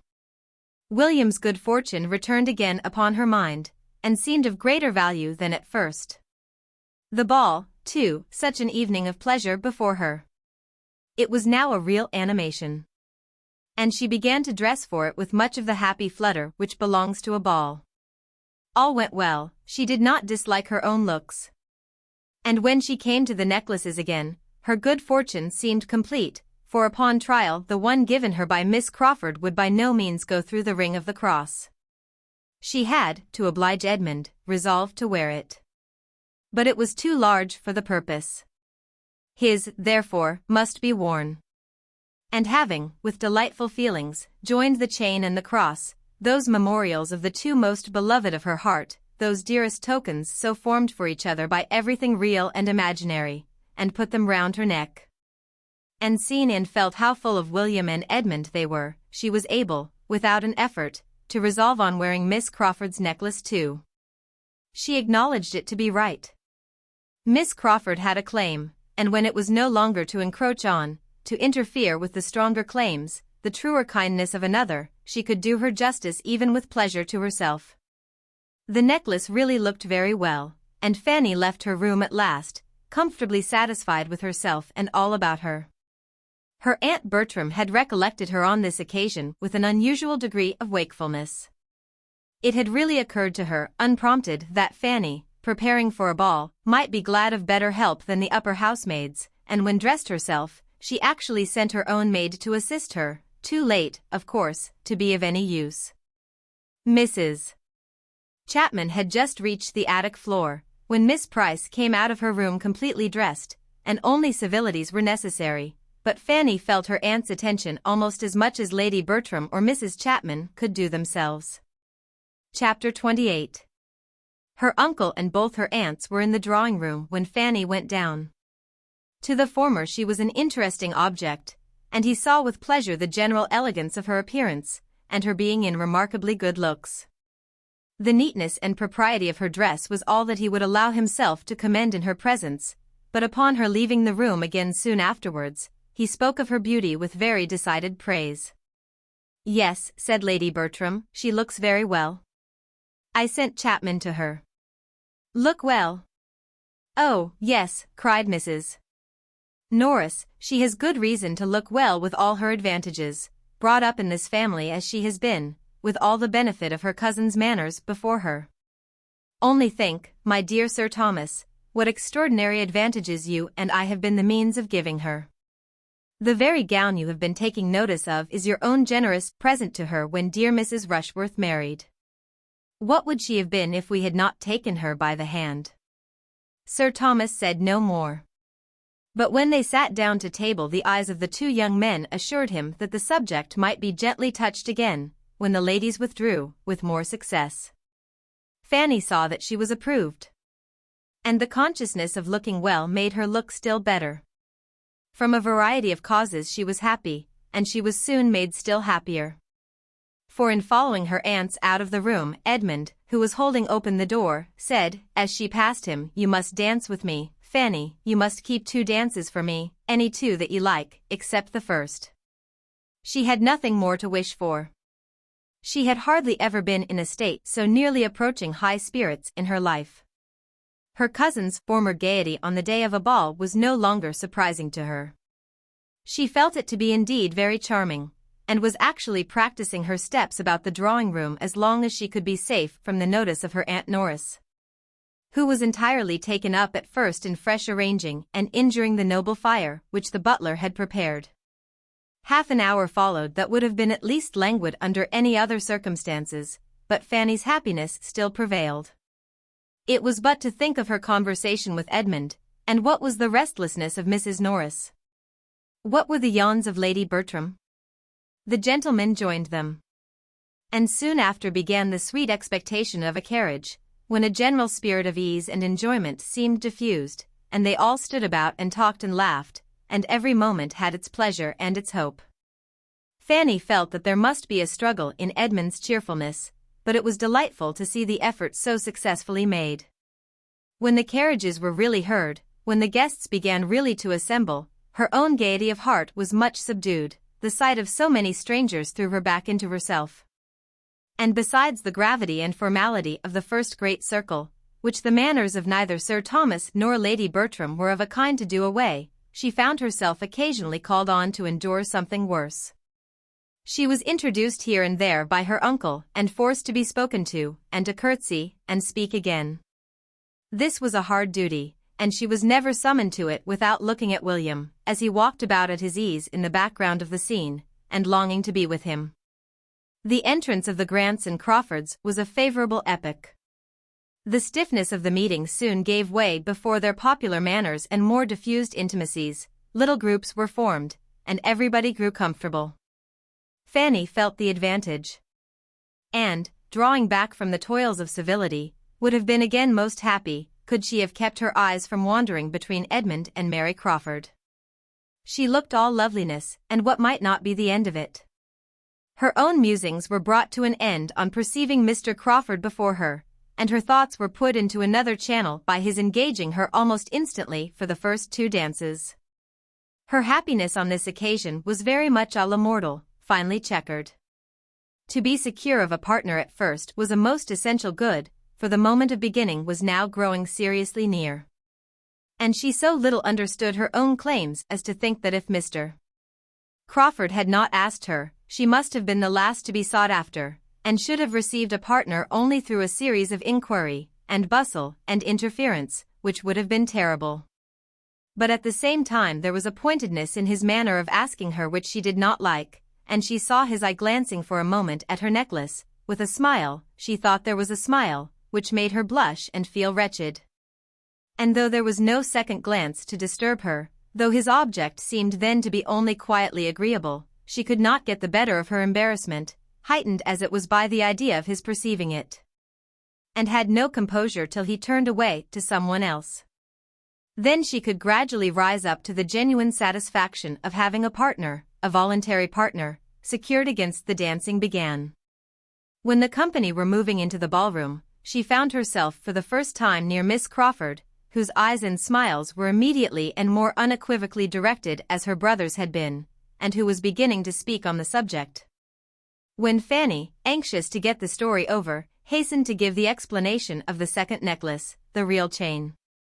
Miss Crawford listened, and all her intended compliments and insinuations to Fanny were forgotten. She felt only one thing, and her eyes, bright as they had been before, shewing they could yet be brighter, she exclaimed with eager pleasure, "Did he? Did Edmund? That was like himself. No other man would have thought of it. I honor him beyond expression." And she looked around as if longing to tell him so. He was not near, he was attending a party of ladies out of the room, and Mrs.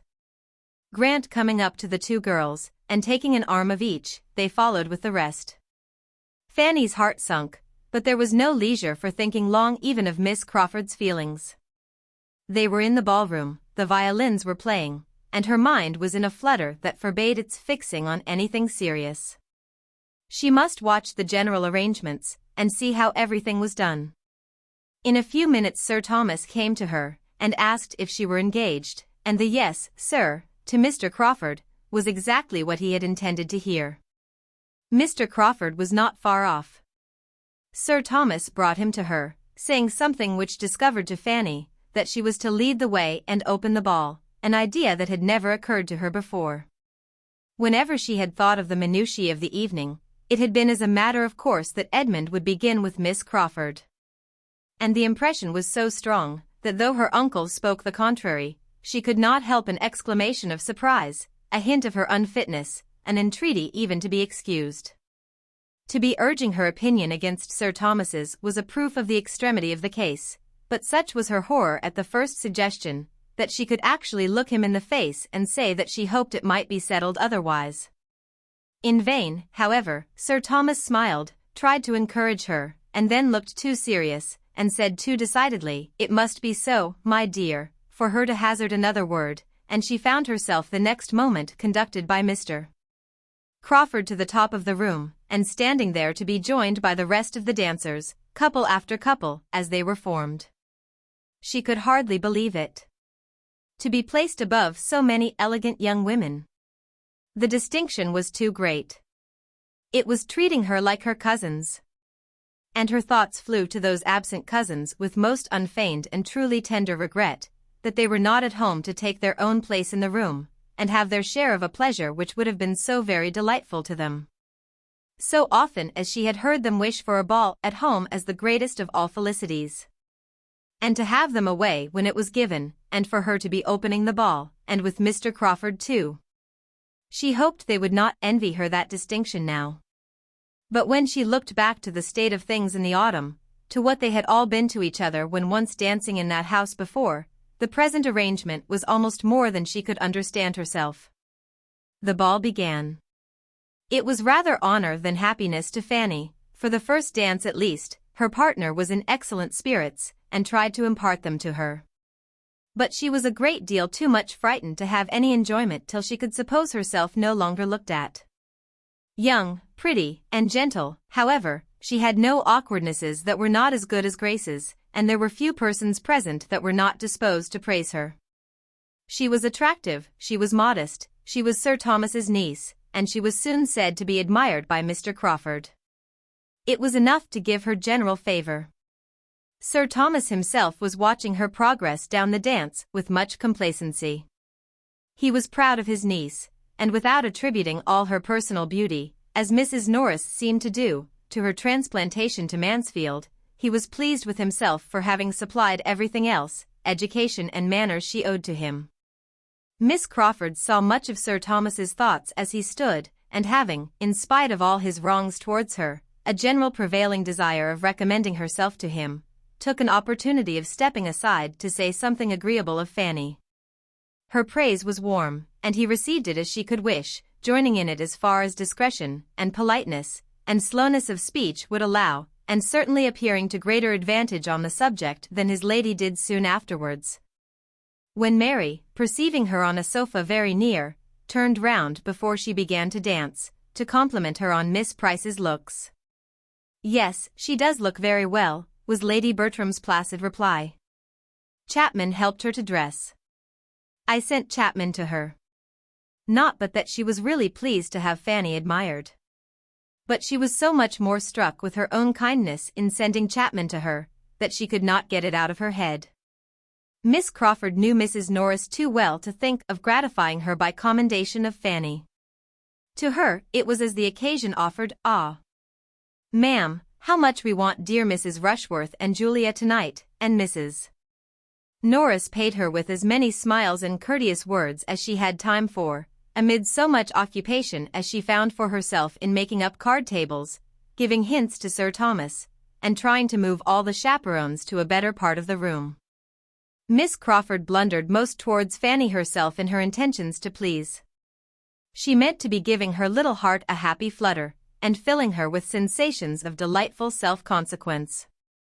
And, misinterpreting Fanny's blushes, still thought she must be doing so when she went to her after the 2 first dances, and said, with a significant look, "Perhaps you can tell me why my brother goes to town tomorrow? He says he has business there, but will not tell me what. The first time he ever denied me his confidence. But this is what we all come to. All are supplanted sooner or later. Now, I must apply to you for information. Pray, what is Henry going for?" Fanny protested her ignorance as steadily as her embarrassment allowed. "Well, then," replied Miss Crawford, laughing, "I must suppose it to be purely for the pleasure of conveying your brother, and of talking of you by the way." Fanny was confused, but it was the confusion of discontent, while Miss Crawford wondered she did not smile, and thought her over-anxious, or thought her odd, or thought her anything rather than insensible of pleasure in Henry's attentions. Fanny had a good deal of enjoyment in the course of the evening, but Henry's attentions had very little to do with it. She would much rather not have been asked by him again so very soon, and she wished she had not been obliged to suspect that his previous inquiries of Mrs. Norris, about the supper hour, were all for the sake of securing her at that part of the evening.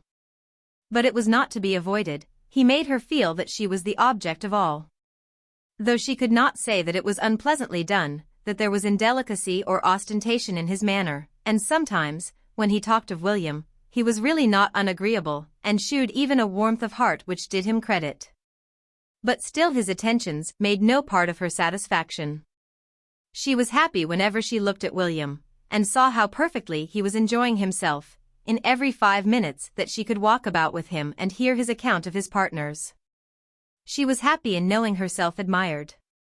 And she was happy in having the 2 dances with Edmund still to look forward to, during the greatest part of the evening, her hand being so eagerly sought after that her indefinite engagement with him was in continual perspective.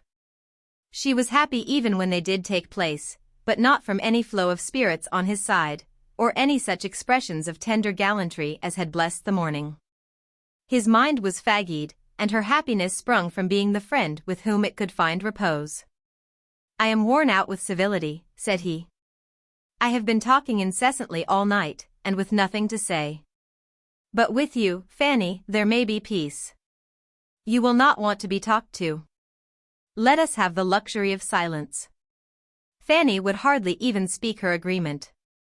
A weariness, arising probably, in great measure, from the same feelings which he had acknowledged in the morning, was peculiarly to be respected. And they went down their 2 dances together with such sober tranquillity as might satisfy any looker-on that Sir Thomas had been bringing up no wife for his younger son. The evening had afforded Edmund little pleasure. Miss Crawford had been in gay spirits when they first danced together, but it was not her gaiety that could do him good, it rather sank than raised his comfort. And afterwards, for he found himself still impelled to seek her again, she had absolutely pained him by her manner of speaking of the profession to which he was now on the point of belonging. They had talked, and they had been silent. He had reasoned, she had ridiculed, and they had parted at last with mutual vexation. Fanny, not able to refrain entirely from observing them, had seen enough to be tolerably satisfied. It was barbarous to be happy when Edmund was suffering. Yet some happiness must and would arise from the very conviction that he did suffer. When her 2 dances with him were over, her inclination and strength for more were pretty well at an end. And Sir Thomas, having seen her walk rather than dance down the shortening set, breathless, and with her hand at her side, gave his orders for her sitting down entirely. From that time Mr. Crawford sat down likewise. "Poor Fanny!" cried William, coming for a moment to visit her, and working away his partner's fan as if for life. "How soon she is knocked up! Why, the sport is but just begun. I hope we shall keep it up these 2 hours. How can you be tired so soon?" "So soon?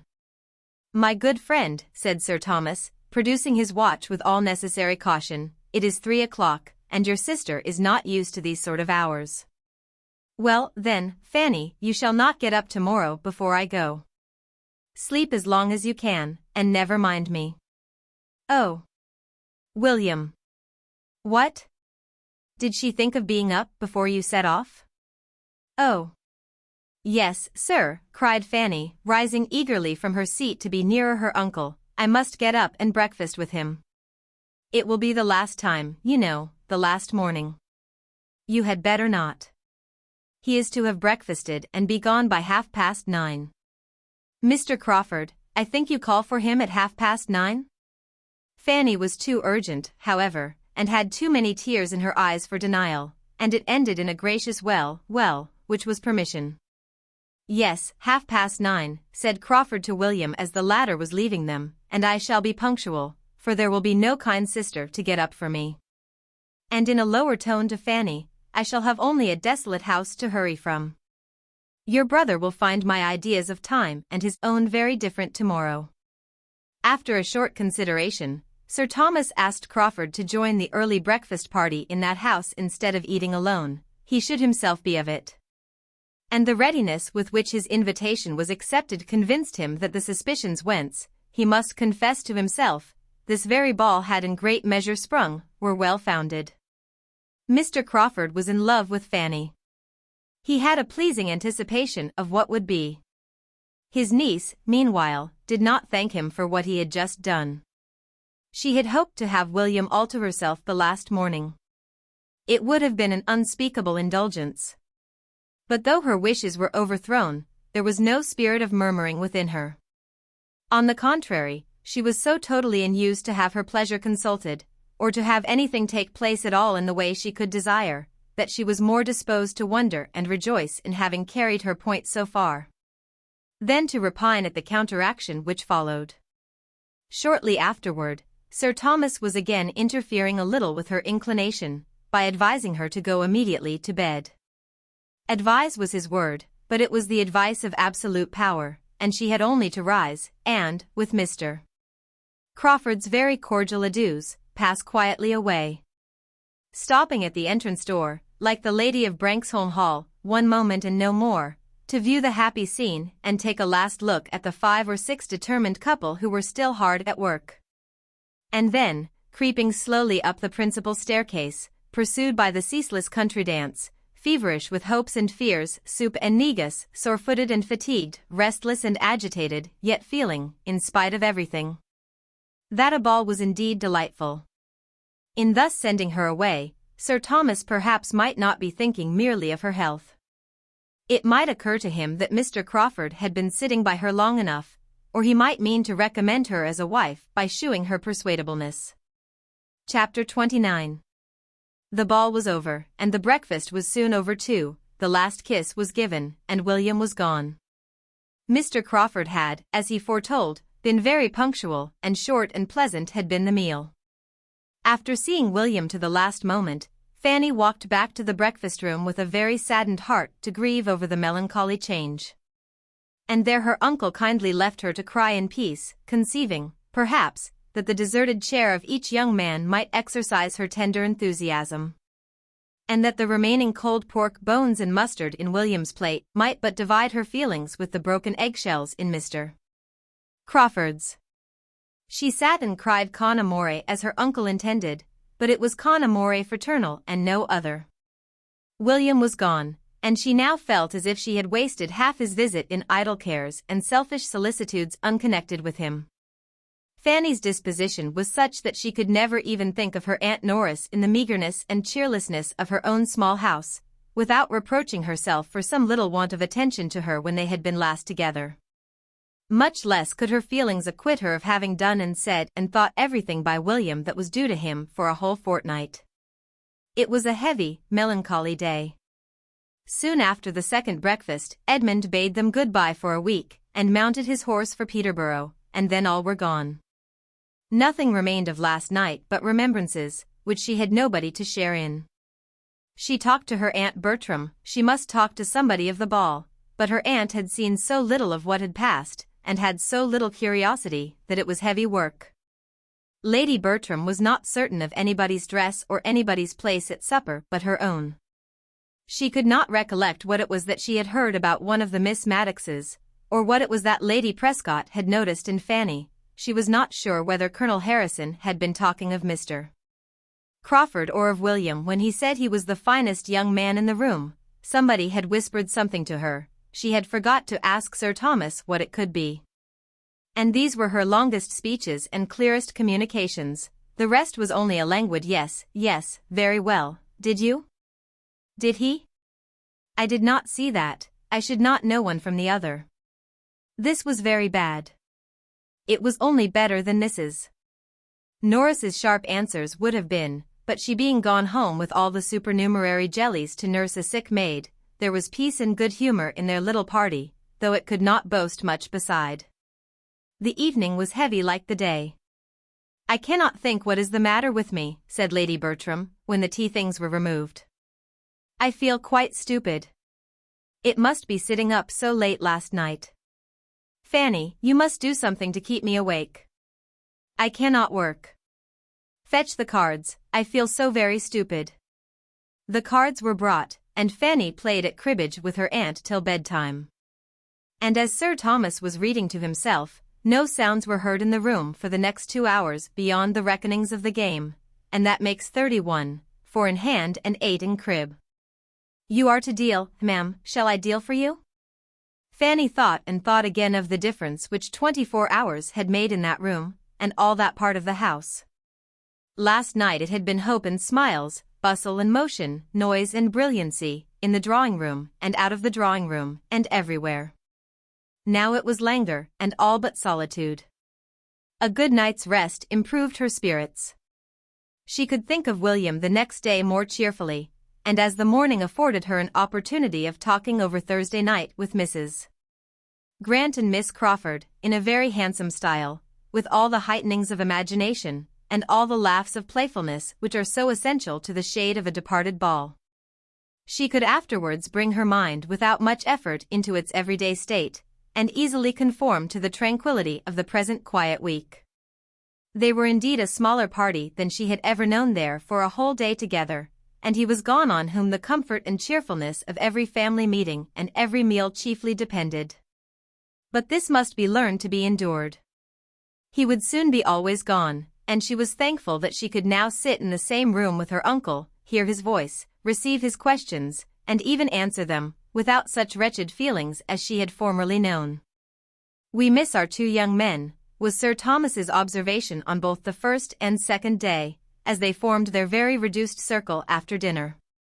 And in consideration of Fanny's swimming eyes, nothing more was said on the first day than to drink their good health, but on the second it led to something farther. William was kindly commended and his promotion hoped for. And there is no reason to suppose, added Sir Thomas, but that his visits to us may now be tolerably frequent. As to Edmund, we must learn to do without him. This will be the last winter of his belonging to us, as he has done. Yes, said Lady Bertram, but I wish he was not going away. They are all going away, I think. I wish they would stay at home. This wish was levelled principally at Julia, who had just applied for permission to go to town with Maria. And as Sir Thomas thought it best for each daughter that the permission should be granted, Lady Bertram, though in her own good nature she would not have prevented it, was lamenting the change it made in the prospect of Julia's return, which would otherwise have taken place about this time. A great deal of good sense followed on Sir Thomas's side, tending to reconcile his wife to the arrangement. Everything that a considerate parent ought to feel was advanced for her use. And everything that an affectionate mother must feel in promoting her children's enjoyment was attributed to her nature. Lady Bertram agreed to it all with a calm yes. And at the end of a quarter of an hour's silent consideration spontaneously observed, Sir Thomas, I have been thinking, and I am very glad we took Fanny as we did, for now the others are away we feel the good of it." Sir Thomas immediately improved this compliment by adding, "Very true. We shew Fanny what a good girl we think her by praising her to her face. She is now a very valuable companion. If we have been kind to her, she is now quite as necessary to us." "Yes," said Lady Bertram presently, "and it is a comfort to think that we shall always have her." Sir Thomas paused, half smiled, glanced at his niece, and then gravely replied, "She will never leave us, I hope, till invited to some other home that may reasonably promise her greater happiness than she knows here." "And that is not very likely to be, Sir Thomas." "Who should invite her?" "Maria might be very glad to see her at Sotherton now and then, but she would not think of asking her to live there, and I am sure she is better off here. And besides, I cannot do without her." The week which passed so quietly and peaceably at the great house in Mansfield had a very different character at the parsonage. To the young lady, at least, in each family, it brought very different feelings. What was tranquility and comfort to Fanny was tediousness and vexation to Mary. Something arose from difference of disposition and habit, one so easily satisfied, the other so unused to endure. But still more might be imputed to difference of circumstances. In some points of interest they were exactly opposed to each other. To Fanny's mind, Edmund's absence was really, in its cause and its tendency, a relief. To Mary it was every way painful.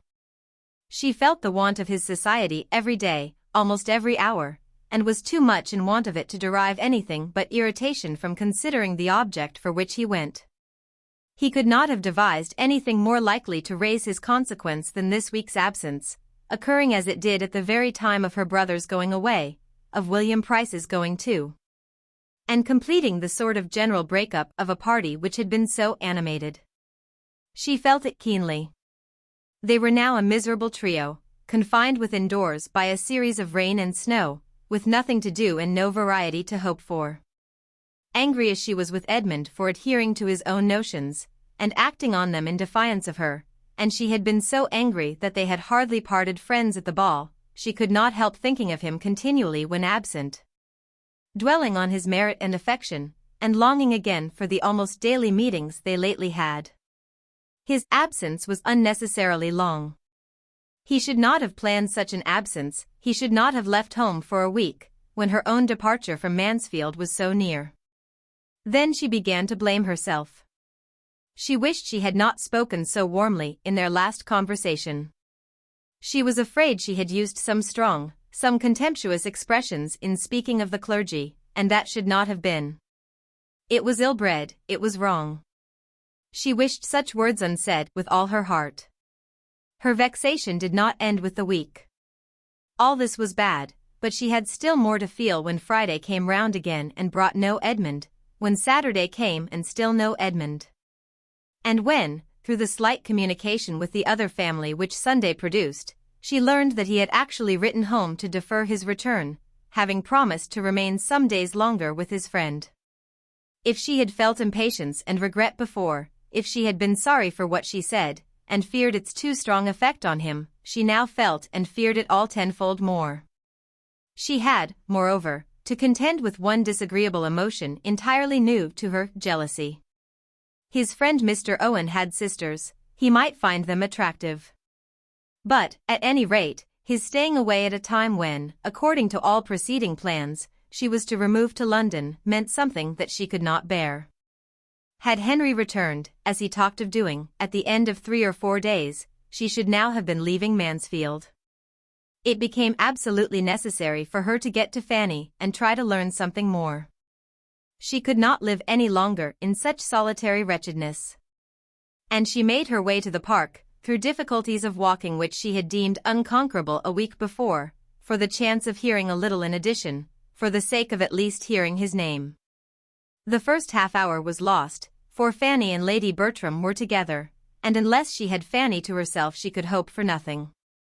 But at last Lady Bertram left the room, and then almost immediately Miss Crawford thus began, with a voice as well regulated as she could, "And how do you like your cousin Edmund staying away so long? Being the only young person at home, I consider you as the greatest sufferer. You must miss him. Does his staying longer surprise you? I do not know, said Fanny hesitatingly. Yes, I had not particularly expected it. Perhaps he will always stay longer than he talks of. It is the general way all young men do.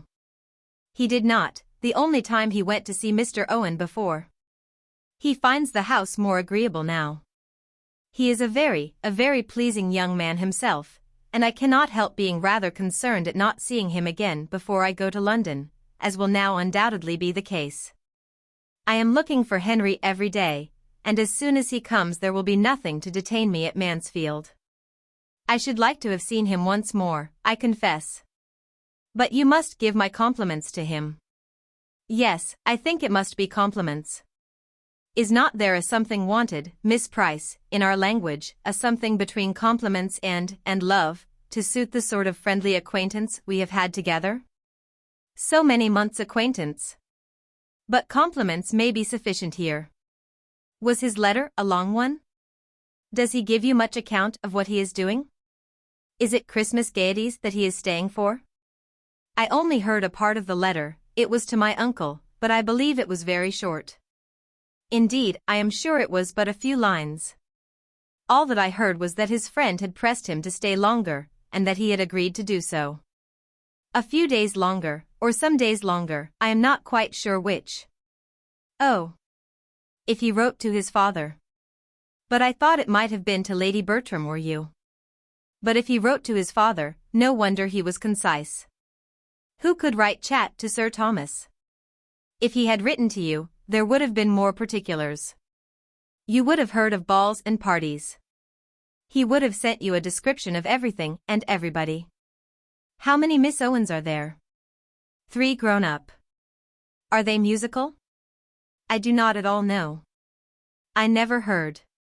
That is the first question, you know, said Miss Crawford, trying to appear gay and unconcerned, which every woman who plays herself is sure to ask about another.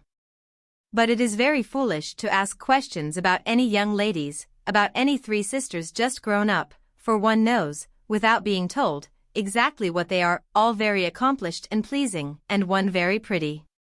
There is a beauty in every family, it is a regular thing. 2 play on the pianoforte, and 1 on the harp, and all sing, or would sing if they were taught, or sing all the better for not being taught, or something like it. I know nothing of the Miss Owens, said Fanny calmly. You know nothing and you care less, as people say. Never did tone express indifference plainer. Indeed, how can one care for those one has never seen?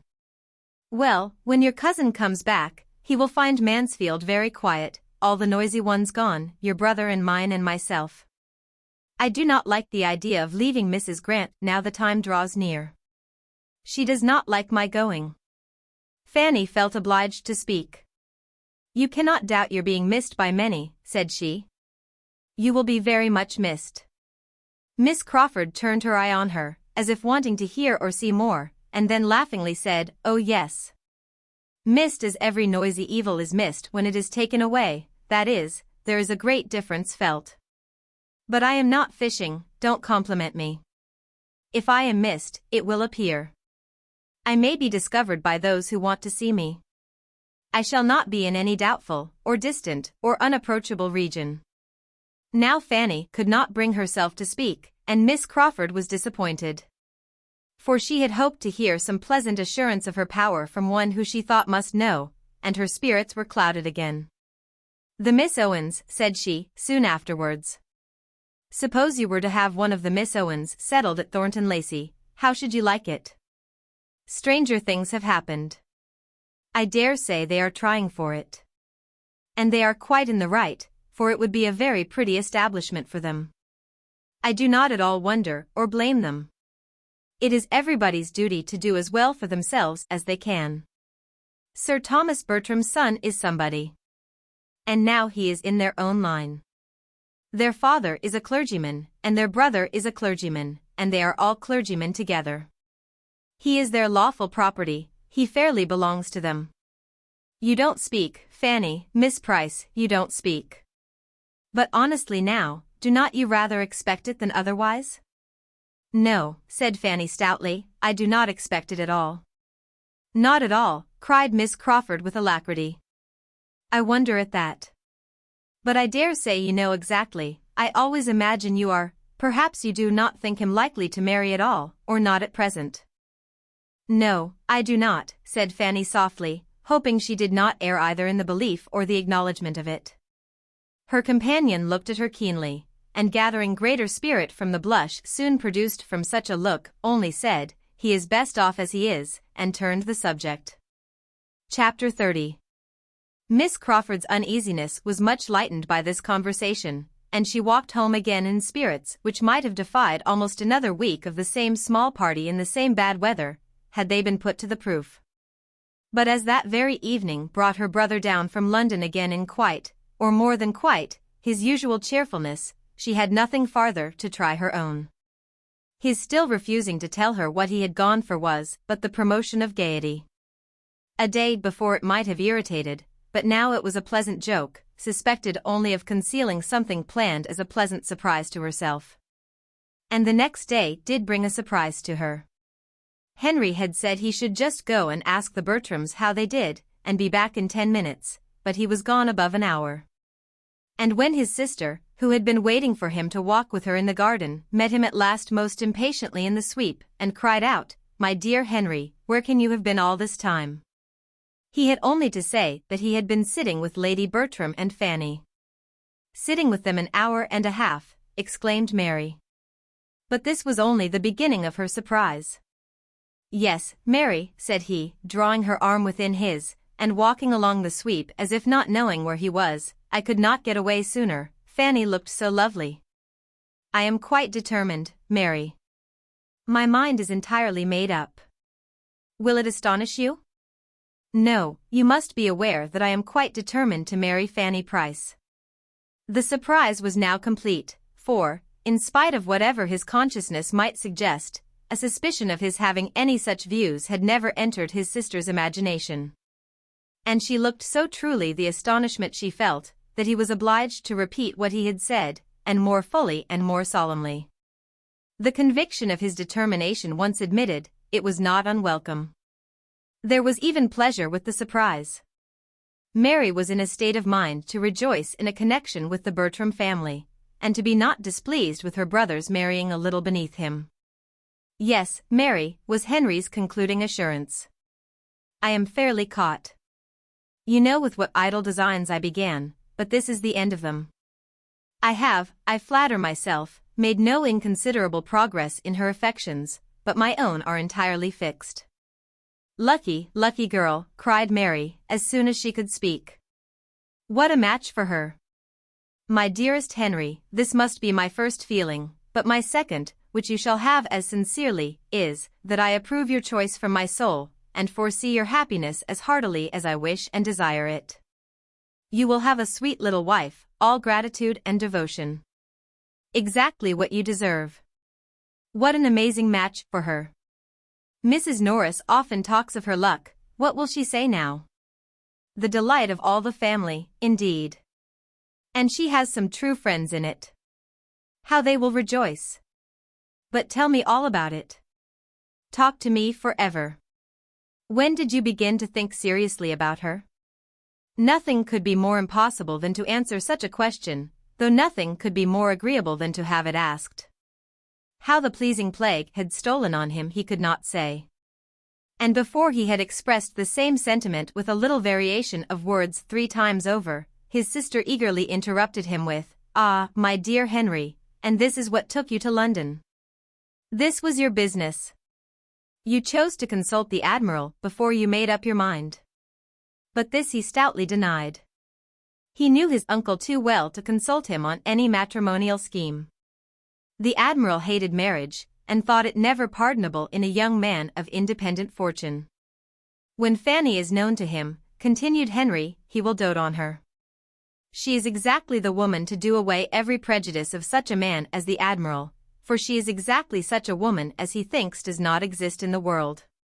She is the very impossibility he would describe, if indeed he has now delicacy of language enough to embody his own ideas. But till it is absolutely settled, settled beyond all interference, he shall know nothing of the matter. No, Mary, you are quite mistaken. You have not discovered my business yet. Well, well, I am satisfied. I know now to whom it must relate, and am in no hurry for the rest. Fanny Price. Wonderful, quite wonderful. That Mansfield should have done so much for, that you should have found your fate in Mansfield. But you are quite right, you could not have chosen better. There is not a better girl in the world, and you do not want for fortune. And as to her connections, they are more than good. The Bertrams are undoubtedly some of the first people in this country. She is niece to Sir Thomas Bertram, that will be enough for the world. But go on, go on. Tell me more. What are your plans? Does she know her own happiness? No. What are you waiting for? For very little more than opportunity. Mary, she is not like her cousins, but I think I shall not ask in vain. Oh no. You cannot.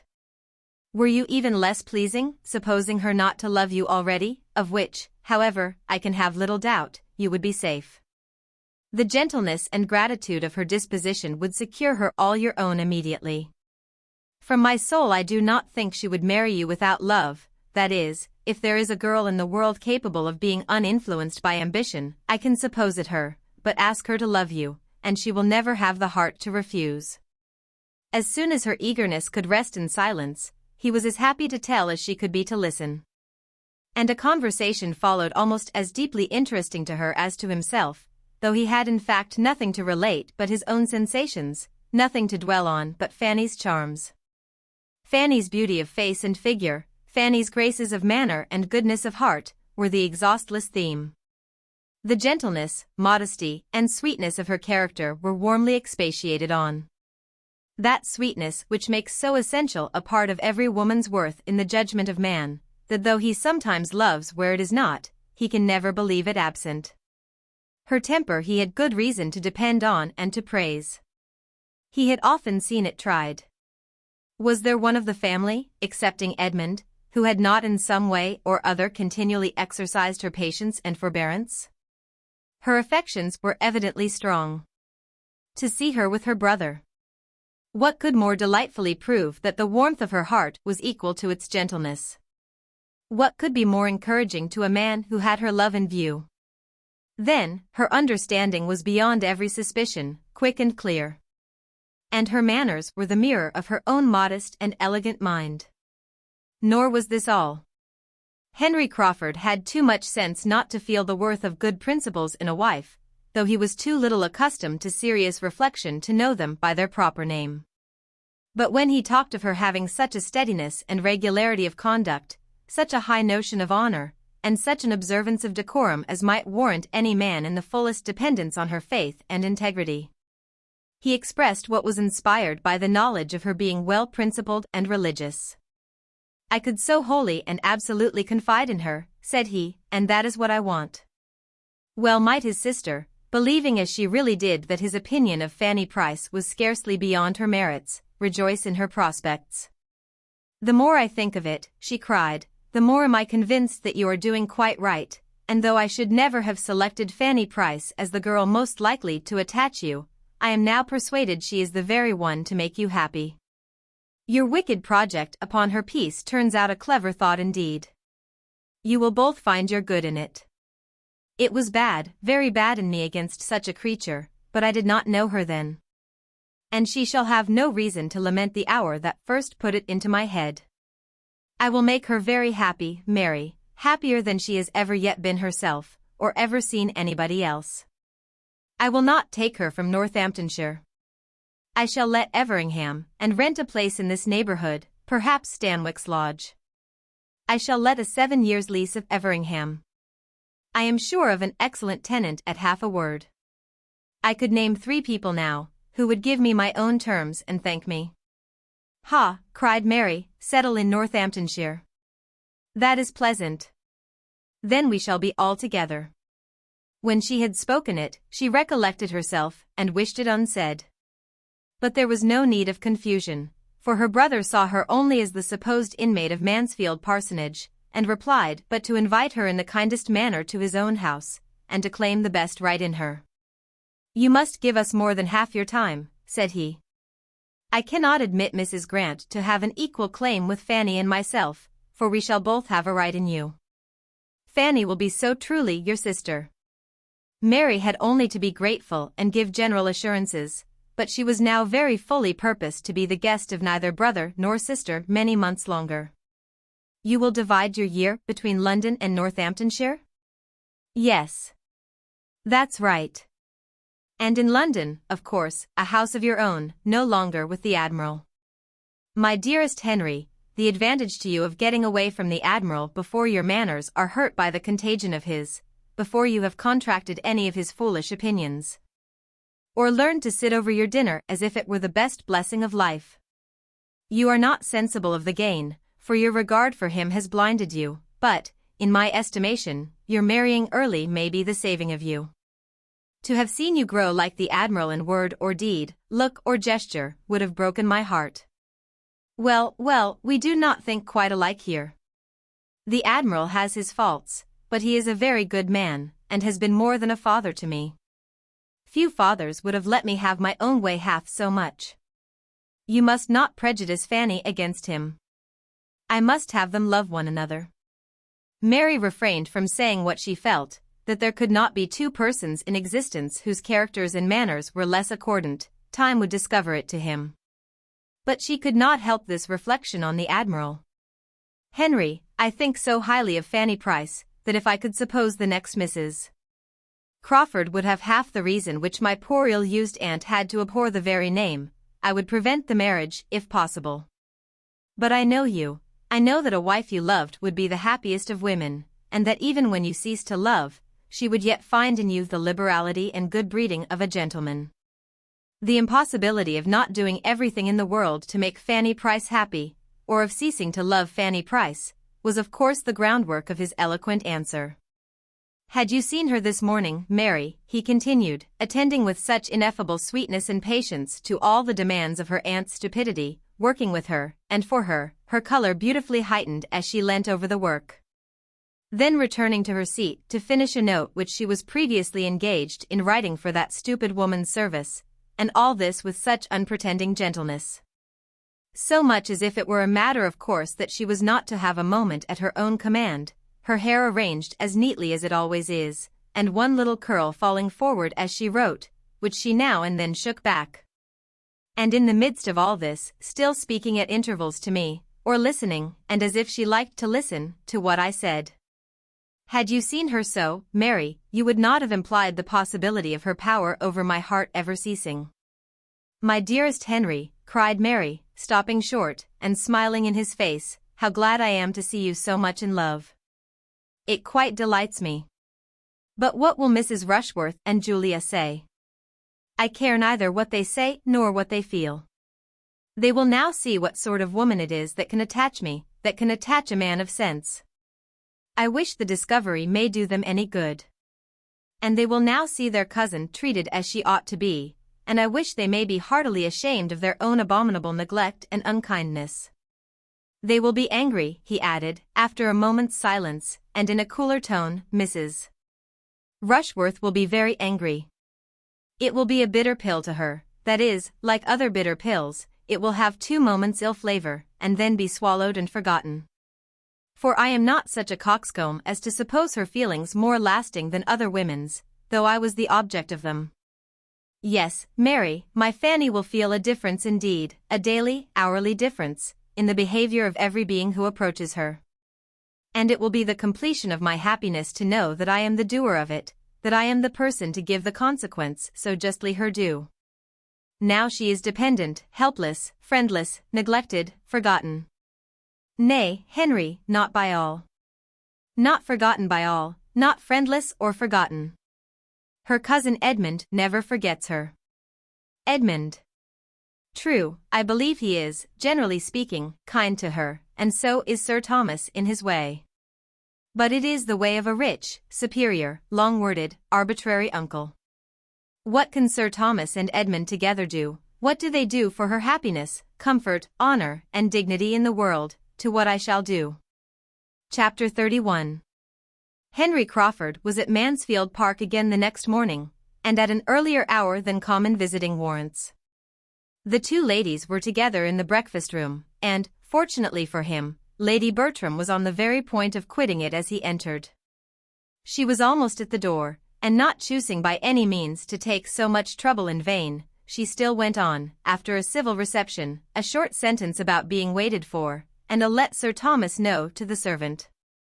Henry, overjoyed to have her go, he bowed and watched her off, and without losing another moment, turned instantly to Fanny, and, taking out some letters, said, with a most animated look, "I must acknowledge myself infinitely obliged to any creature who gives me such an opportunity of seeing you alone. I have been wishing it more than you can have any idea. Knowing as I do what your feelings as a sister are, I could hardly have borne that anyone in the house should share with you in the first knowledge of the news I now bring. He is made. Your brother is a lieutenant. I have the infinite satisfaction of congratulating you on your brother's promotion. Here are the letters which announce it, this moment come to hand. You will, perhaps, like to see them." Fanny could not speak, but he did not want her to speak. To see the expression of her eyes, the change of her complexion, the progress of her feelings, their doubt, confusion, and felicity, was enough. She took the letters as he gave them. The first was from the Admiral to inform his nephew, in a few words, of his having succeeded in the object he had undertaken, the promotion of young Price, and enclosing two more, one from the secretary of the First Lord to a friend whom the Admiral had set to work in the business, the other from that friend to himself, by which it appeared that his lordship had the very great happiness of attending to the recommendation of Sir Charles. That Sir Charles was much delighted in having such an opportunity of proving his regard for Admiral Crawford, and that the circumstance of Mr. William Price's commission as second lieutenant of H.M. sloop Thrush being made out was spreading general joy through a wide circle of great people. While her hand was trembling under these letters, her eye running from one to the other, and her heart swelling with emotion, Crawford thus continued, with unfeigned eagerness, to express his interest in the event. "I will not talk of my own happiness," said he, "great as it is, for I think only of yours. Compared with you, who has a right to be happy? I have almost grudged myself my own prior knowledge of what you ought to have known before all the world. I have not lost a moment, however. The post was late this morning, but there has not been since a moment's delay. How impatient, how anxious, how wild I have been on the subject, I will not attempt to describe. How severely mortified, how cruelly disappointed, in not having it finished while I was in London. I was kept there from day to day in the hope of it, for nothing less dear to me than such an object would have detained me half the time from Mansfield. But though my uncle entered into my wishes with all the warmth I could desire, and exerted himself immediately, there were difficulties from the absence of one friend, and the engagements of another, which at last I could no longer bear to stay the end of, and knowing in what good hands I left the cause, I came away on Monday, trusting that many posts would not pass before I should be followed by such very letters as these. My uncle, who is the very best man in the world, has exerted himself, as I knew he would, after seeing your brother. He was delighted with him. I would not allow myself yesterday to say how delighted, or to repeat half that the Admiral said in his praise. I deferred it all till his praise should be proved the praise of a friend, as this day does prove it. Now I may say that even I could not require William Price to excite a greater interest, or be followed by warmer wishes and higher commendation, than were most voluntarily bestowed by my uncle after the evening they had passed together. "Has this been all your doing, then?" cried Fanny. "Good heaven! How very, very kind! Have you really? Was it by your desire? I beg your pardon, but I am bewildered. Did Admiral Crawford apply? How was it? I am stupefied." Henry was most happy to make it more intelligible, by beginning at an earlier stage, and explaining very particularly what he had done. His last journey to London had been undertaken with no other view than that of introducing her brother in Hill Street, and prevailing on the Admiral to exert whatever interest he might have for getting him on. This had been his business. He had communicated it to no creature, He had not breathed a syllable of it even to Mary. While uncertain of the issue, he could not have borne any participation of his feelings, but this had been his business. And he spoke with such a glow of what his solicitude had been, and used such strong expressions, was so abounding in the deepest interest, in twofold motives, in views and wishes more than could be told, that Fanny could not have remained insensible of his drift, had she been able to attend. But her heart was so full and her senses still so astonished, that she could listen but imperfectly even to what he told her of William, and saying only when he paused, "How kind! How very kind! Oh, Mr. Crawford, we are infinitely obliged to you. Dearest, dearest William." She jumped up and moved in haste towards the door, crying out, "I will go to my uncle. My uncle ought to know it as soon as possible." But this could not be suffered. The opportunity was too fair, and his feelings too impatient. He was after her immediately.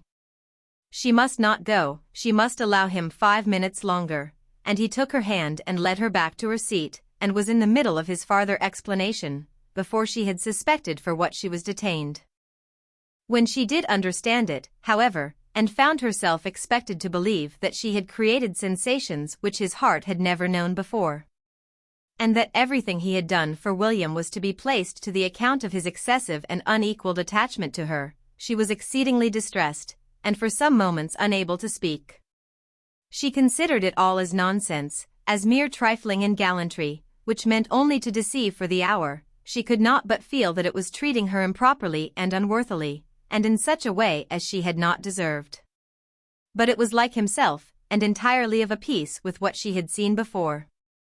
And she would not allow herself to shew half the displeasure she felt, because he had been conferring an obligation, which no want of delicacy on his part could make a trifle to her. While her heart was still bounding with joy and gratitude on William's behalf, she could not be severely resentful of anything that injured only herself. And after having twice drawn back her hand, and twice attempted in vain to turn away from him, she got up, and said only, with much agitation, "Don't, Mr. Crawford, pray don't. I beg you would not. This is a sort of talking which is very unpleasant to me. I must go away. I cannot bear it."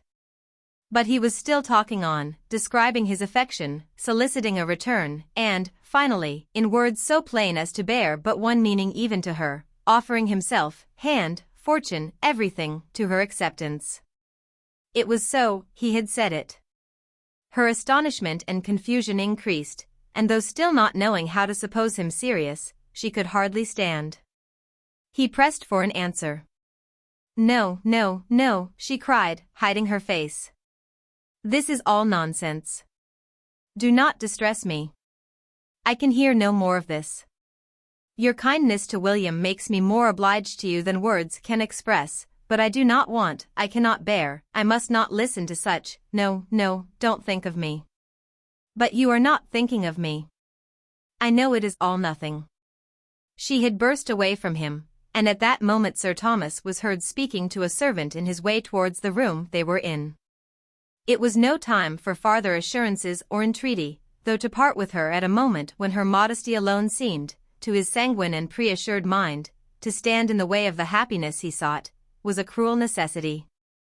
She rushed out at an opposite door from the one her uncle was approaching, and was walking up and down the east room in the utmost confusion of contrary feeling, before Sir Thomas's politeness or apologies were over, or he had reached the beginning of the joyful intelligence which his visitor came to communicate.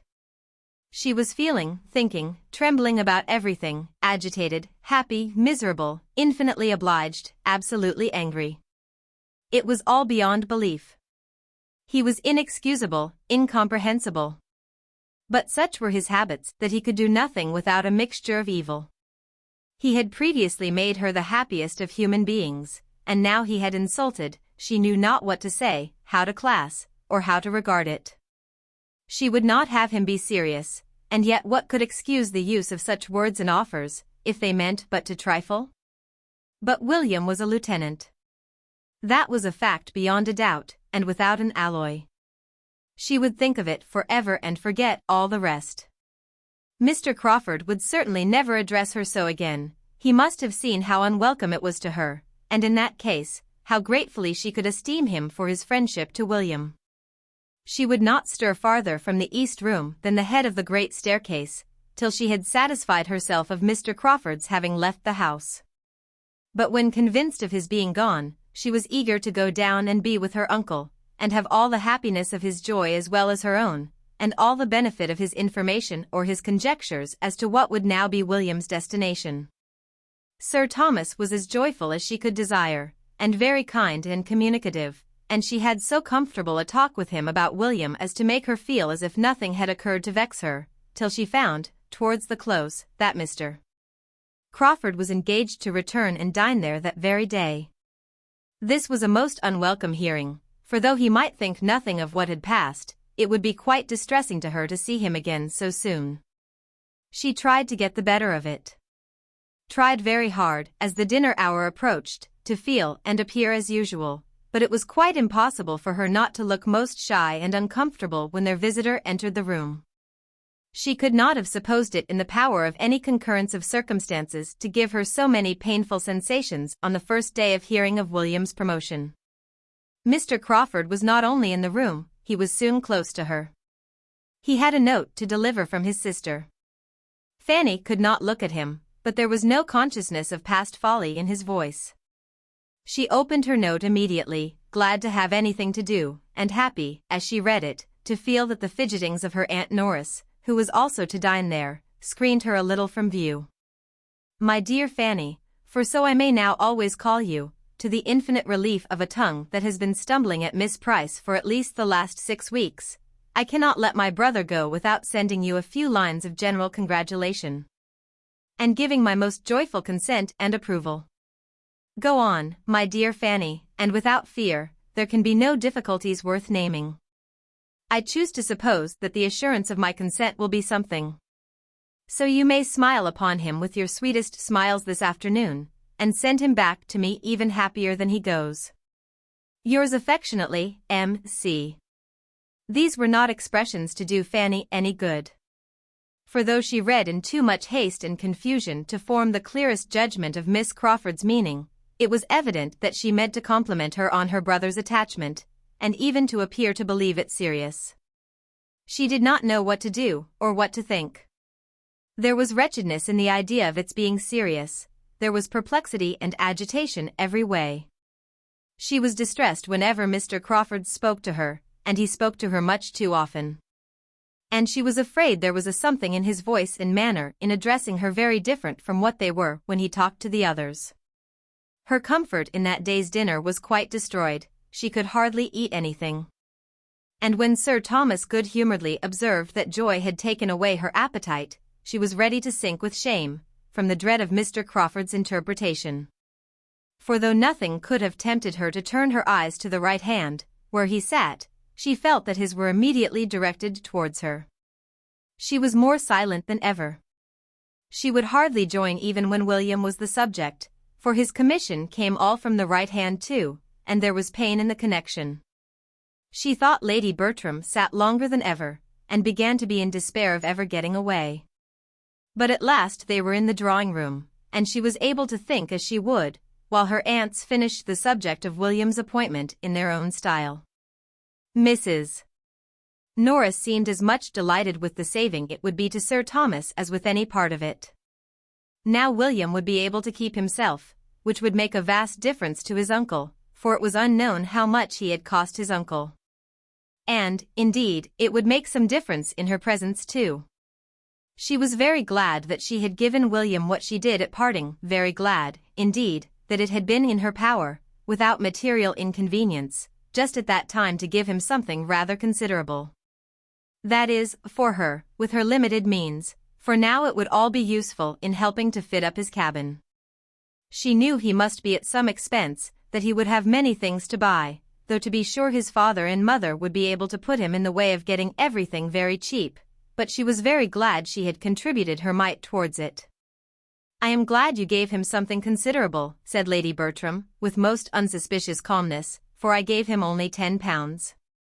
Indeed, cried Mrs. Norris, reddening. Upon my word, he must have gone off with his pockets well lined, and at no expense for his journey to London either. Sir Thomas told me £10 would be enough. Mrs. Norris, being not at all inclined to question its sufficiency, began to take the matter in another point. It is amazing, said she, how much young people cost their friends, what with bringing them up and putting them out in the world. They little think how much it comes to, or what their parents, or their uncles and aunts, pay for them in the course of the year. Now, here are my sister Price's children. Take them all together, I dare say nobody would believe what a sum they cost Sir Thomas every year, to say nothing of what I do for them. Very true, sister, as you say. But, poor things, they cannot help it. And you know it makes very little difference to Sir Thomas. Fanny, William must not forget my shawl if he goes to the East Indies, and I shall give him a commission for anything else that is worth having. I wish he may go to the East Indies, that I may have my shawl. I think I will have 2 shawls, Fanny. Fanny, meanwhile, speaking only when she could not help it, was very earnestly trying to understand what Mr. and Miss Crawford were at. There was everything in the world against their being serious but his words and manner. Everything natural, probable, reasonable, was against it, all their habits and ways of thinking, and all her own demerits. How could she have excited serious attachment in a man who had seen so many, and been admired by so many, and flirted with so many, infinitely her superiors? Who seemed so little open to serious impressions, even where pains had been taken to please him, who thought so slightly, so carelessly, so unfeelingly on all such points, who was everything to everybody, and seemed to find no one essential to him. And farther, how could it be supposed that his sister, with all her high and worldly notions of matrimony, would be forwarding anything of a serious nature in such a quarter? Nothing could be more unnatural in either. Fanny was ashamed of her own doubts. Everything might be possible rather than serious attachment, or serious approbation of it toward her. She had quite convinced herself of this before Sir Thomas and Mr. Crawford joined them. The difficulty was in maintaining the conviction quite so absolutely after Mr. Crawford was in the room, for once or twice a look seemed forced on her which she did not know how to class among the common meaning. In any other man, at least, she would have said that it meant something very earnest, very pointed. But she still tried to believe it no more than what he might often have expressed towards her cousins and 50 other women. She thought he was wishing to speak to her unheard by the rest. She fancied he was trying for it the whole evening at intervals, whenever Sir Thomas was out of the room, or at all engaged with Mrs. Norris, and she carefully refused him every opportunity. At last to Fanny's nervousness, though not remarkably late, he began to talk of going away. But the comfort of the sound was impaired by his turning to her the next moment, and saying, "Have you nothing to send to Mary? No answer to her note? She will be disappointed if she receives nothing from you. Pray write to her, if it be only a line." "Oh yes. Certainly," cried Fanny, rising in haste, the haste of embarrassment and of wanting to get away, "I will write directly." She went accordingly to the table, where she was in the habit of writing for her aunt, and prepared her materials without knowing what in the world to say. She had read Miss Crawford's note only once, and how to reply to anything so imperfectly understood was most distressing. Quite unpracticed in such sort of note-writing, had there been time for scruples and fears as to style she would have felt them in abundance, but something must be instantly written. And with only one decided feeling, that of wishing not to appear to think anything really intended, she wrote thus, in great trembling both of spirits and hand. "I am very much obliged to you, my dear Miss Crawford, for your kind congratulations, as far as they relate to my dearest William.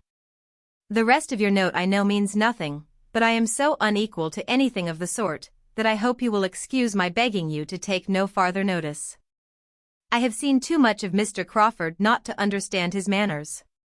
If he understood me as well, he would, I dare say, behave differently. I do not know what I write, but it would be a great favor of you never to mention the subject again. With thanks for the honor of your note. I remain, dear Miss Crawford, and The conclusion was scarcely intelligible from increasing fright, for she found that Mr. Crawford, under pretence of receiving the note, was coming towards her. "You cannot think I mean to hurry you," said he, in an under voice, perceiving the amazing trepidation with which she made up the note. "You cannot think I have any such object. Do not hurry yourself, I entreat." "Oh, I thank you. I have quite done, just done, it will be ready in a moment. I am very much obliged to you, if you will be so good as to give that to Miss Crawford." The note was held out, and must be taken. And as she instantly and with averted eyes walked towards the fireplace, where sat the others, he had nothing to do but to go in good earnest. Fanny thought she had never known a day of greater agitation, both of pain and pleasure. But happily the pleasure was not of a sort to die with the day, for every day would restore the knowledge of William's advancement, whereas the pain, she hoped, would return no more. She had no doubt that her note must appear excessively ill-written, that the language would disgrace a child, for her distress had allowed no arrangement, but at least it would assure them both of her being neither imposed on nor gratified by Mr. Crawford's attentions. Chapter 32. Fanny had by no means forgotten Mr. Crawford when she awoke the next morning, but she remembered the purport of her note, and was not less sanguine as to its effect than she had been the night before. If Mr. Crawford would but go away! That was what she most earnestly desired, go and take his sister with him, as he was to do, and as he returned to Mansfield on purpose to do. And why it was not done already she could not devise, for Miss Crawford certainly wanted no delay. Fanny had hoped, in the course of his yesterday's visit, to hear the day named. But he had only spoken of their journey as what would take place ere long. Having so satisfactorily settled the conviction her note would convey, she could not but be astonished to see Mr. Crawford, as she accidentally did, coming up to the house again, and at an hour as early as the day before. His coming might have nothing to do with her, but she must avoid seeing him if possible. And being then on her way upstairs, she resolved there to remain, during the whole of his visit, unless actually sent for, and as Mrs. Norris was still in the house, there seemed little danger of her being wanted. She sat some time in a good deal of agitation, listening, trembling, and fearing to be sent for every moment. But as no footsteps approached the east room, she grew gradually composed, could sit down, and be able to employ herself, and able to hope that Mr. Crawford had come and would go without her being obliged to know anything of the matter. Nearly half an hour had passed, and she was growing very comfortable, when suddenly the sound of a step in regular approach was heard, a heavy step, an unusual step in that part of the house. It was her uncle's, she knew it as well as his voice. She had trembled at it as often, and began to tremble again, at the idea of his coming up to speak to her, whatever might be the subject. It was indeed Sir Thomas who opened the door and asked if she were there, and if he might come in. The terror of his former occasional visits to that room seemed all renewed, and she felt as if he were going to examine her again in French and English. She was all attention, however, in placing a chair for him and trying to appear honored. And, in her agitation, had quite overlooked the deficiencies of her apartment, till he, stopping short as he entered, said, with much surprise, "Why have you no fire today?" There was snow on the ground, and she was sitting in a shawl. She hesitated. "I am not cold, sir, I never sit here long at this time of year." "But you have a fire in general?" "No, sir." "How comes this about? Here must be some mistake. I understood that you had the use of this room by way of making you perfectly comfortable. In your bedchamber I know you cannot have a fire. Here is some great misapprehension which must be rectified. It is highly unfit for you to sit, be it only half an hour a day, without a fire. You are not strong. You are chilly. Your aunt cannot be aware of this." Fanny would rather have been silent. But being obliged to speak, she could not forbear, in justice to the aunt she loved best, from saying something in which the words "my Aunt Norris" were distinguishable. "I understand," cried her uncle, recollecting himself, and not wanting to hear more, "I understand. Your Aunt Norris has always been an advocate, and very judiciously, for young people's being brought up without unnecessary indulgences. But there should be moderation in everything. She is also very hardy herself, which of course will influence her in her opinion of the wants of others. And on another account, too, I can perfectly comprehend. I know what her sentiments have always been. The principle was good in itself, but it may have been, and I believe has been, carried too far in your case. I am aware that there has been sometimes, in some points, a misplaced distinction. But I think too well of you, Fanny, to suppose you will ever harbor resentment on that account. You have an understanding which will prevent you from receiving things only in part, and judging partially by the event. You will take in the whole of the past, you will consider times, persons, and probabilities, and you will feel that they were not least your friends who were educating and preparing you for that mediocrity of condition which seemed to be your lot. Though their caution may prove eventually unnecessary, it was kindly meant, and of this you may be assured, that every advantage of affluence will be doubled by the little privations and restrictions that may have been imposed.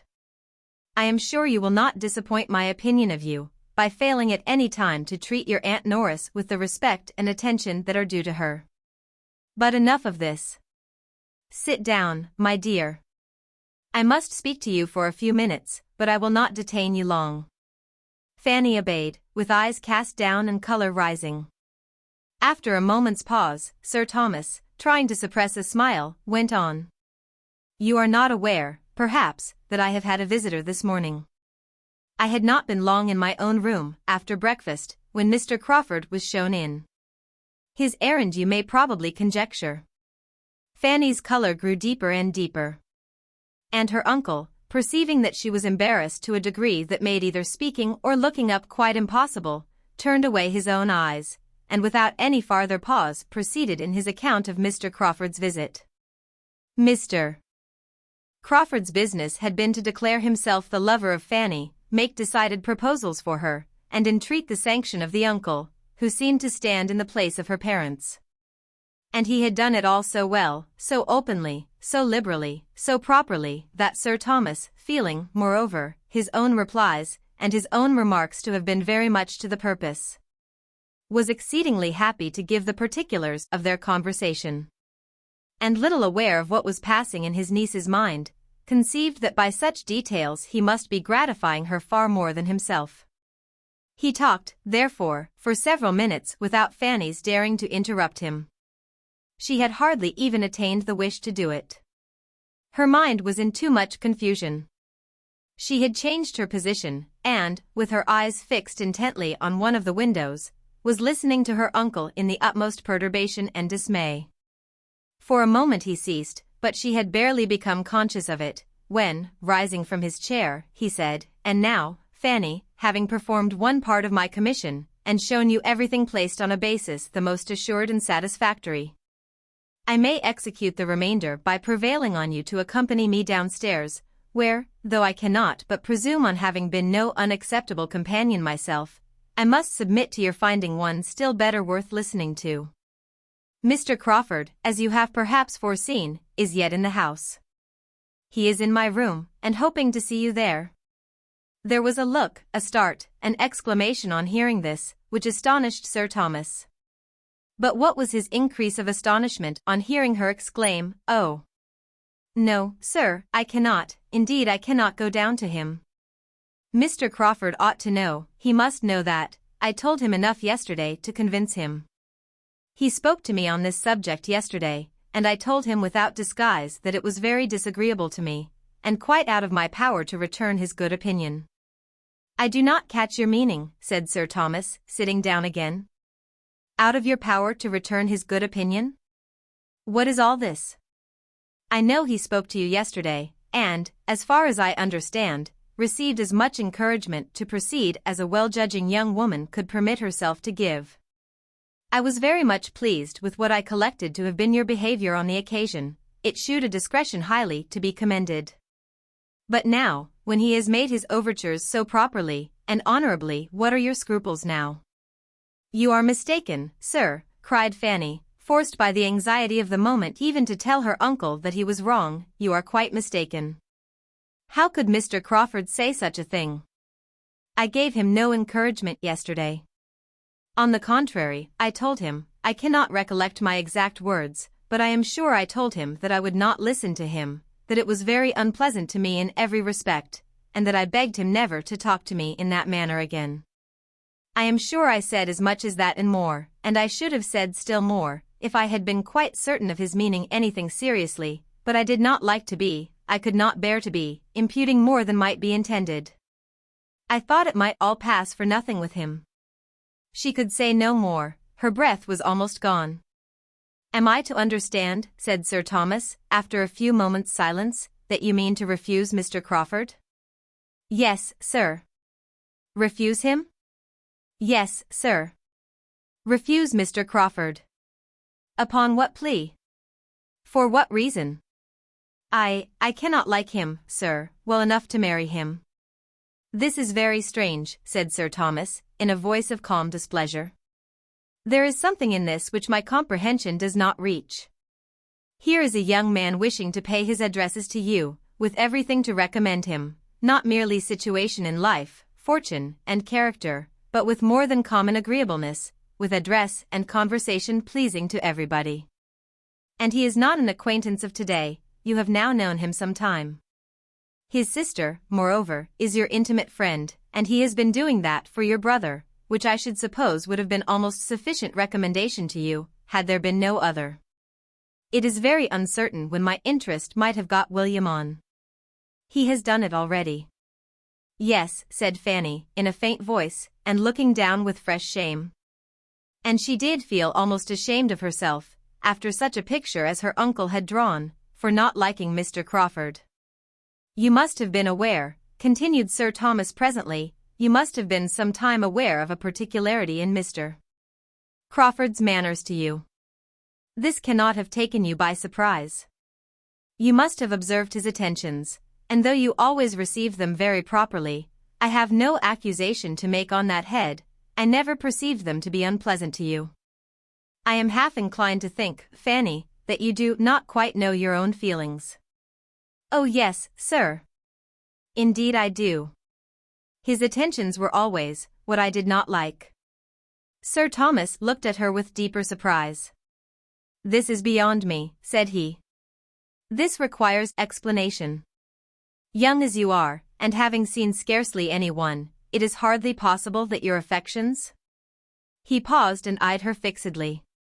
He saw her lips formed into a no, though the sound was inarticulate, but her face was like scarlet. That, however, in so modest a girl, might be very compatible with innocence. And choosing at least to appear satisfied, he quickly added, No, I know that is quite out of the question, quite impossible. Well, there is nothing more to be said. And for a few minutes he did say nothing. He was deep in thought. His niece was deep in thought likewise, trying to harden and prepare herself against farther questioning. She would rather die than own the truth, and she hoped, by a little reflection, to fortify herself beyond betraying it. Independently of the interest which Mr. Crawford's choice seemed to justify, said Sir Thomas, beginning again, and very composedly, his wishing to marry at all so early is recommendatory to me. I am an advocate for early marriages, where there are means in proportion, and would have every young man, with a sufficient income, settle as soon after 24 as he can. This is so much my opinion, that I am sorry to think how little likely my own eldest son, your cousin, Mr. Bertram, is to marry early, but at present, as far as I can judge, matrimony makes no part of his plans or thoughts. I wish he were more likely to fix. Here was a glance at Fanny. Edmund, I consider, from his dispositions and habits, as much more likely to marry early than his brother. He, indeed, I have lately thought, has seen the woman he could love, which, I am convinced, my eldest son has not. Am I right? Do you agree with me, my dear? Yes, sir. It was gently, but it was calmly said, and Sir Thomas was easy on the score of the cousins.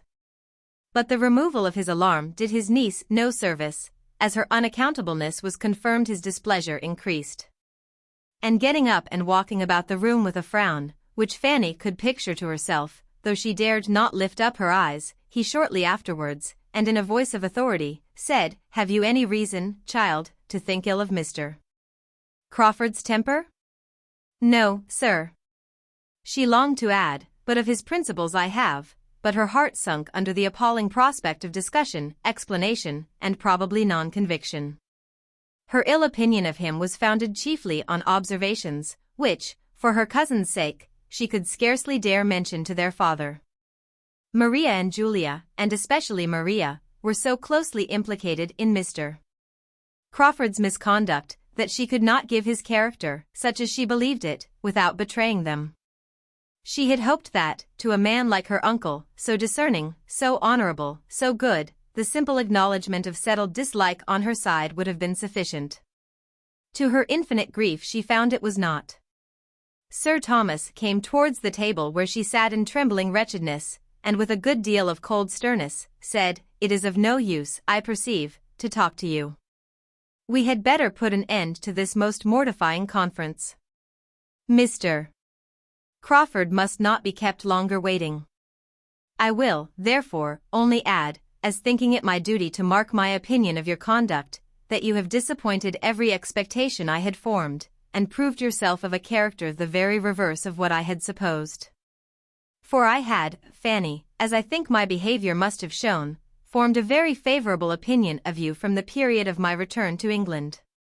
I had thought you peculiarly free from wilfulness of temper, self-conceit, and every tendency to that independence of spirit which prevails so much in modern days, even in young women, and which in young women is offensive and disgusting beyond all common offense.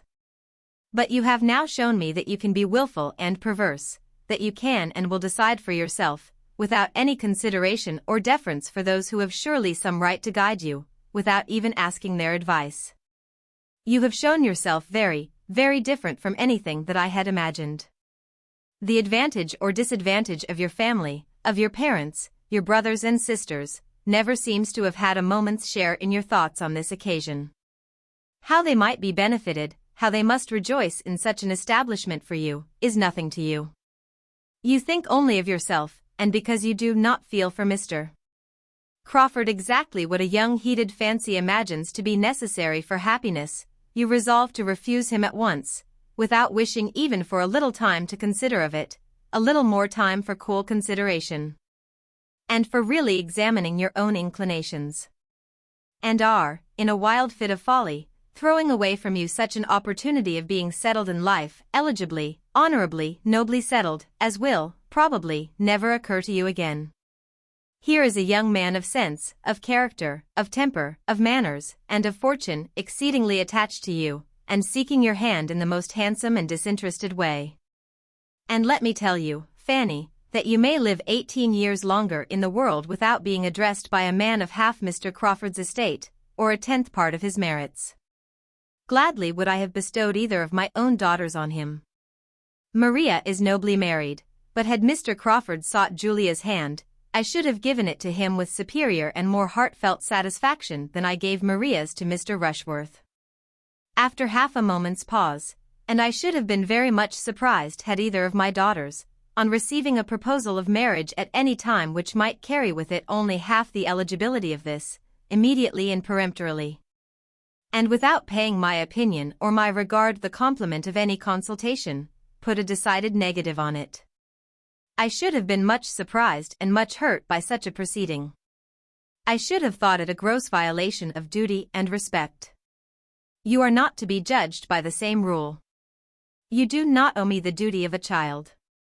But, Fanny, if your heart can acquit you of ingratitude. He ceased.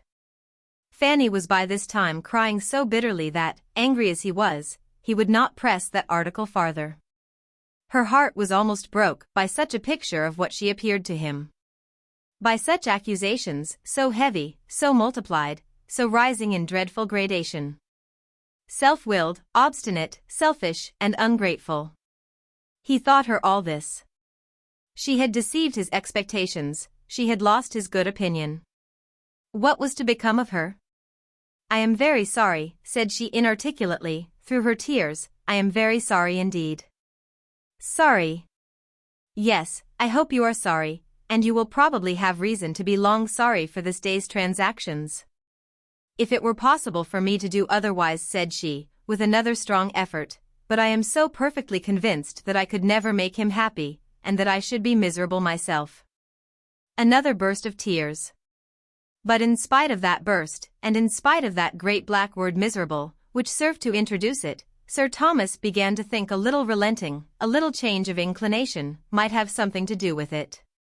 And to augur favorably from the personal entreaty of the young man himself. He knew her to be very timid, and exceedingly nervous. And thought it not improbable that her mind might be in such a state as a little time, a little pressing, a little patience, and a little impatience, a judicious mixture of all on the lover's side, might work their usual effect on. If the gentleman would but persevere, if he had but love enough to persevere, Sir Thomas began to have hopes. And these reflections having passed across his mind and cheered it, "Well," said he, in a tone of becoming gravity, but of less anger, "well, child, dry up your tears. There is no use in these tears, they can do no good. You must now come downstairs with me.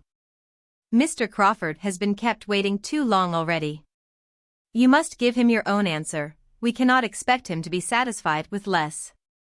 And you only can explain to him the grounds of that misconception of your sentiments, which, unfortunately for himself, he certainly has imbibed.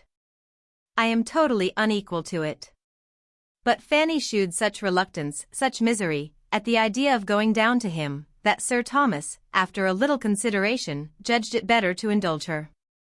His hopes from both gentleman and lady suffered a small depression in consequence. But when he looked at his niece, and saw the state of feature and complexion which her crying had brought her into, he thought there might be as much lost as gained by an immediate interview. With a few words, therefore, of no particular meaning, he walked off by himself, leaving his poor niece to sit and cry over what had passed, with very wretched feelings. Her mind was all disorder. The past, present, future, everything was terrible. But her uncle's anger gave her the severest pain of all. Selfish and ungrateful. To have appeared so to him. She was miserable forever. She had no one to take her part, to counsel, or speak for her. Her only friend was absent. He might have softened his father, but all, perhaps all, would think her selfish and ungrateful. She might have to endure the reproach again and again, she might hear it, or see it, or know it to exist forever in every connection about her. She could not but feel some resentment against Mr. Crawford, yet, if he really loved her, and were unhappy too, it was all wretchedness together. In about a quarter of an hour her uncle returned. She was almost ready to faint at the sight of him. He spoke calmly, however, without austerity, without reproach, and she revived a little. There was comfort, too, in his words, as well as his manner, for he began with, "Mr. Crawford is gone, he has just left me. I need not repeat what has passed. I do not want to add to anything you may now be feeling, by an account of what he has felt. Suffice it, that he has behaved in the most gentlemanlike and generous manner, and has confirmed me in a most favorable opinion of his understanding, heart, and temper. Upon my representation of what you were suffering, he immediately, and with the greatest delicacy, ceased to urge to see you for the present." Here Fanny, who had looked up, looked down again. "Of course," continued her uncle, "it cannot be supposed but that he should request to speak with you alone, be it only for 5 minutes, a request too natural, a claim too just to be denied. But there is no time fixed. Perhaps tomorrow, or whenever your spirits are composed enough. For the present you have only to tranquilize yourself. Check these tears, they do but exhaust you.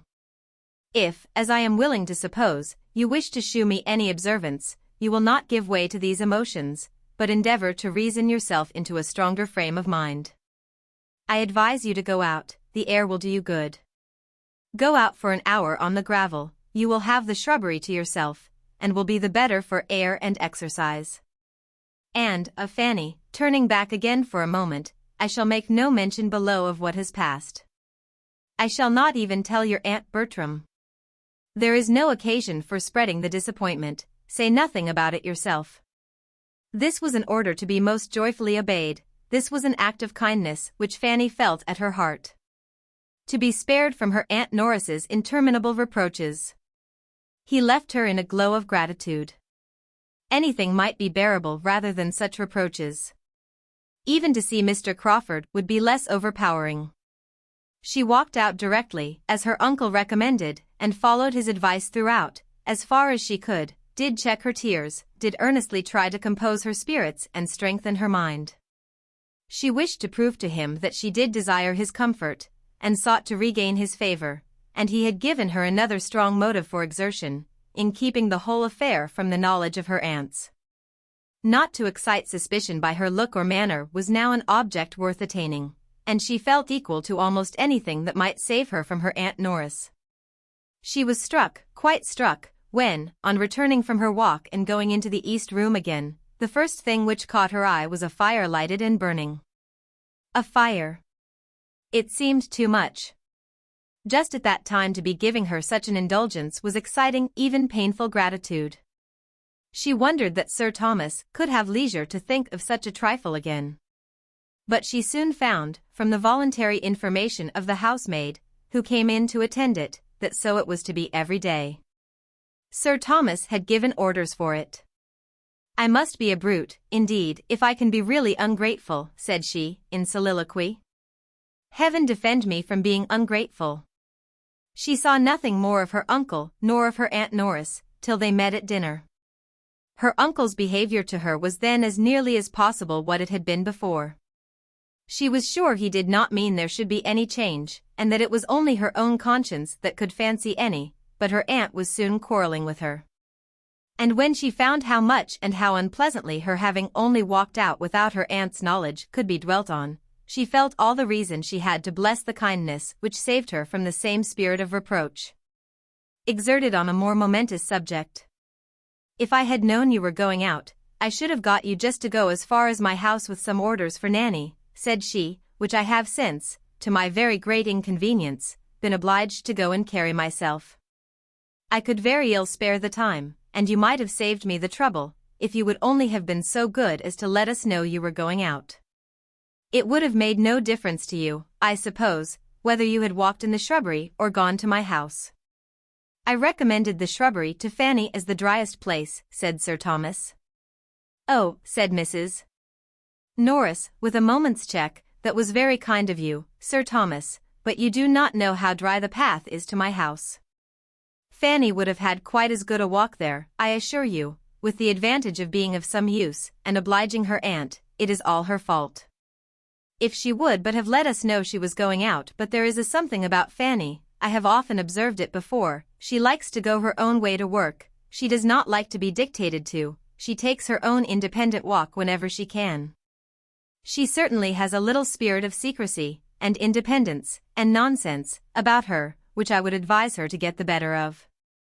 As a general reflection on Fanny, Sir Thomas thought nothing could be more unjust, though he had been so lately expressing the same sentiments himself, and he tried to turn the conversation, tried repeatedly before he could succeed, for Mrs. Norris had not discernment enough to perceive either now, or at any other time, to what degree he thought well of his niece, or how very far he was from wishing to have his own children's merits set off by the depreciation of hers. She was talking at Fanny, and resenting this private walk half through the dinner. It was over, however, at last. And the evening set in with more composure to Fanny, and more cheerfulness of spirits than she could have hoped for after so stormy a morning, but she trusted, in the first place, that she had done right, that her judgment had not misled her. For the purity of her intentions she could answer. And she was willing to hope, secondly, that her uncle's displeasure was abating, and would abate farther as he considered the matter with more impartiality, and felt, as a good man must feel, how wretched, and how unpardonable, how hopeless, and how wicked it was to marry without affection. When the meeting with which she was threatened for the morrow was past, she could not but flatter herself that the subject would be finally concluded, and Mr. Crawford once gone from Mansfield, that everything would soon be as if no such subject had existed. She could not believe, that Mr. Crawford's affection for her could distress him long. His mind was not of that sort. London would soon bring its cure. In London he would soon learn to wonder at his infatuation, and be thankful for the right reason in her which had saved him from its evil consequences. While Fanny's mind was engaged in these sort of hopes, her uncle was, soon after tea, called out of the room. An occurrence too common to strike her, and she thought nothing of it till the butler reappeared 10 minutes afterwards, and advancing decidedly towards herself, said, "Sir Thomas wishes to speak with you, ma'am, in his own room." Then it occurred to her what might be going on. A suspicion rushed over her mind which drove the color from her cheeks, but instantly rising, she was preparing to obey, when Mrs. Norris called out, "Stay, stay, Fanny. What are you about? Where are you going? Don't be in such a hurry. Depend upon it, it is not you who are wanted, depend upon it, it is me," looking at the butler, "but you are so very eager to put yourself forward. What should Sir Thomas want you for?" "It is me, Baddeley, you mean. I am coming this moment." "You mean me, Baddeley, I am sure. Sir Thomas wants me, not Miss Price." But Baddeley was stout. "No, ma'am, it is Miss Price, I am certain of its being Miss Price." And there was a half-smile with the words, which meant, "I do not think you would answer the purpose at all." Mrs. Norris, much discontented, was obliged to compose herself to work again. And Fanny, walking off in agitating consciousness, found herself, as she anticipated, in another minute alone with Mr. Crawford. Chapter 33. The conference was neither so short nor so conclusive as the lady had designed. The gentleman was not so easily satisfied. He had all the disposition to persevere that Sir Thomas could wish him. He had vanity, which strongly inclined him in the first place to think she did love him, though she might not know it herself. And which, secondly, when constrained at last to admit that she did know her own present feelings, convinced him that he should be able in time to make those feelings what he wished. He was in love, very much in love. And it was a love which, operating on an active, sanguine spirit, of more warmth than delicacy, made her affection appear of greater consequence because it was withheld, and determined him to have the glory, as well as the felicity, of forcing her to love him. He would not despair, he would not desist. He had every well-grounded reason for solid attachment. He knew her to have all the worth that could justify the warmest hopes of lasting happiness with her. Her conduct at this very time, by speaking the disinterestedness and delicacy of her character, qualities which he believed most rare indeed, was of a sort to heighten all his wishes, and confirm all his resolutions. He knew not that he had a pre-engaged heart to attack. Of that he had no suspicion. He considered her rather as one who had never thought on the subject enough to be in danger, who had been guarded by youth, a youth of mind as lovely as of person, whose modesty had prevented her from understanding his attentions, and who was still overpowered by the suddenness of addresses so wholly unexpected, and the novelty of a situation which her fancy had never taken into account. Must it not follow, of course, that, when he was understood, he should succeed? He believed it fully. Love such as his, in a man like himself, must with perseverance secure a return, and at no great distance. And he had so much delight in the idea of obliging her to love him in a very short time, that her not loving him now was scarcely regretted. A little difficulty to be overcome was no evil to Henry Crawford. He rather derived spirits from it. He had been apt to gain hearts too easily. His situation was new and animating. To Fanny, however, who had known too much opposition all her life to find any charm in it, all this was unintelligible. She found that he did mean to persevere. But how he could, after such language from her as she felt herself obliged to use, was not to be understood.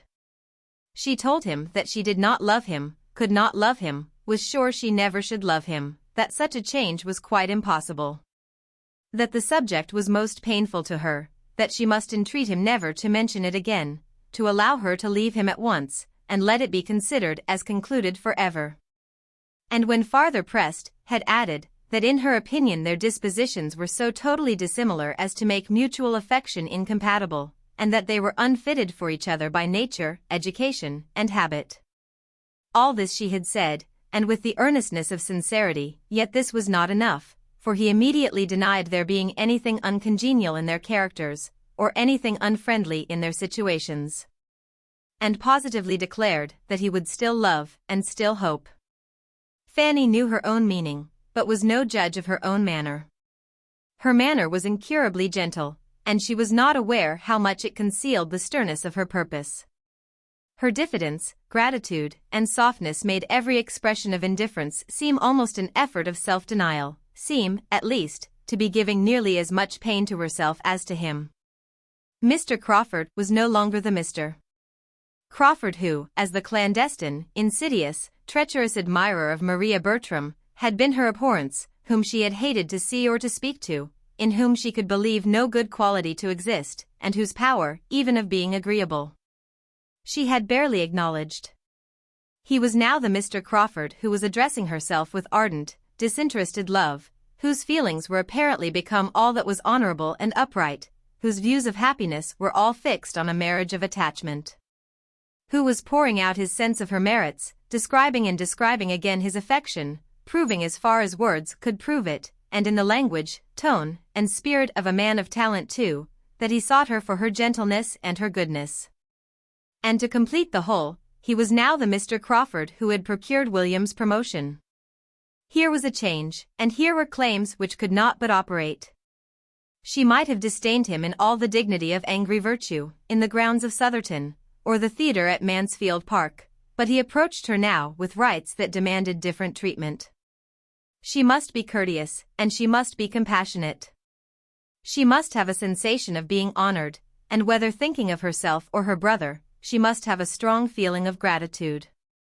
The effect of the whole was a manner so pitying and agitated, and words intermingled with her refusal so expressive of obligation and concern, that to a temper of vanity and hope like Crawford's, the truth, or at least the strength of her indifference, might well be questionable.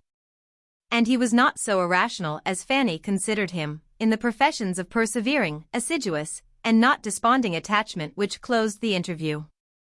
It was with reluctance that he suffered her to go.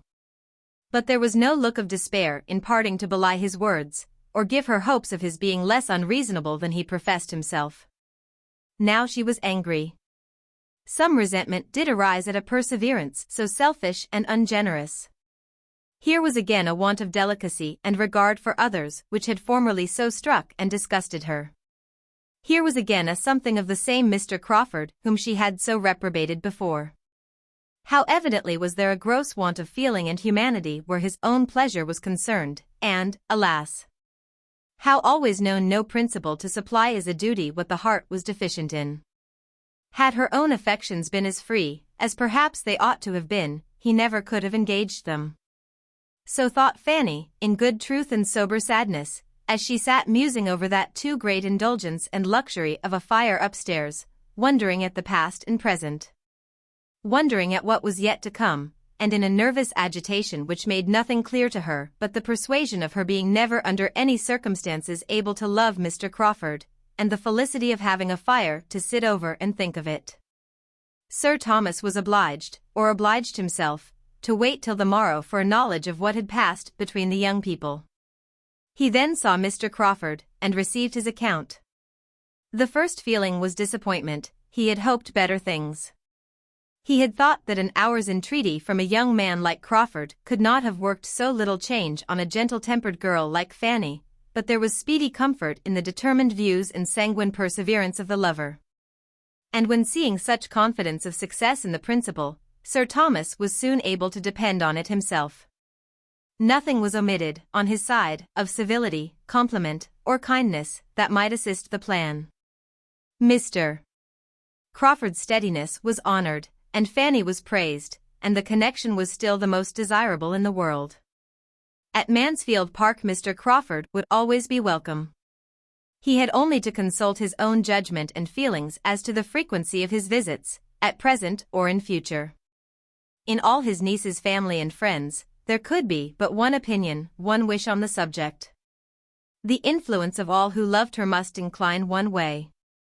Everything was said that could encourage, every encouragement received with grateful joy, and the gentlemen parted the best of friends. Satisfied that the cause was now on a footing the most proper and hopeful, Sir Thomas resolved to abstain from all farther importunity with his niece, and to shew no open interference. Upon her disposition he believed kindness might be the best way of working. Entreaty should be from one quarter only. The forbearance of her family on a point, respecting which she could be in no doubt of their wishes, might be their surest means of forwarding it.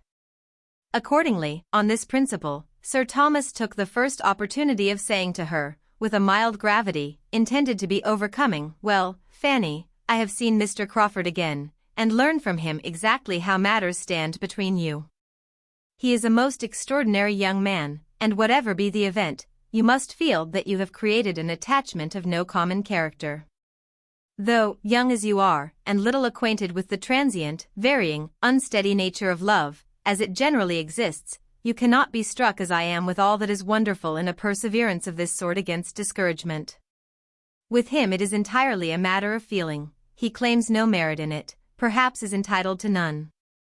Yet, having chosen so well, his constancy has a respectable stamp.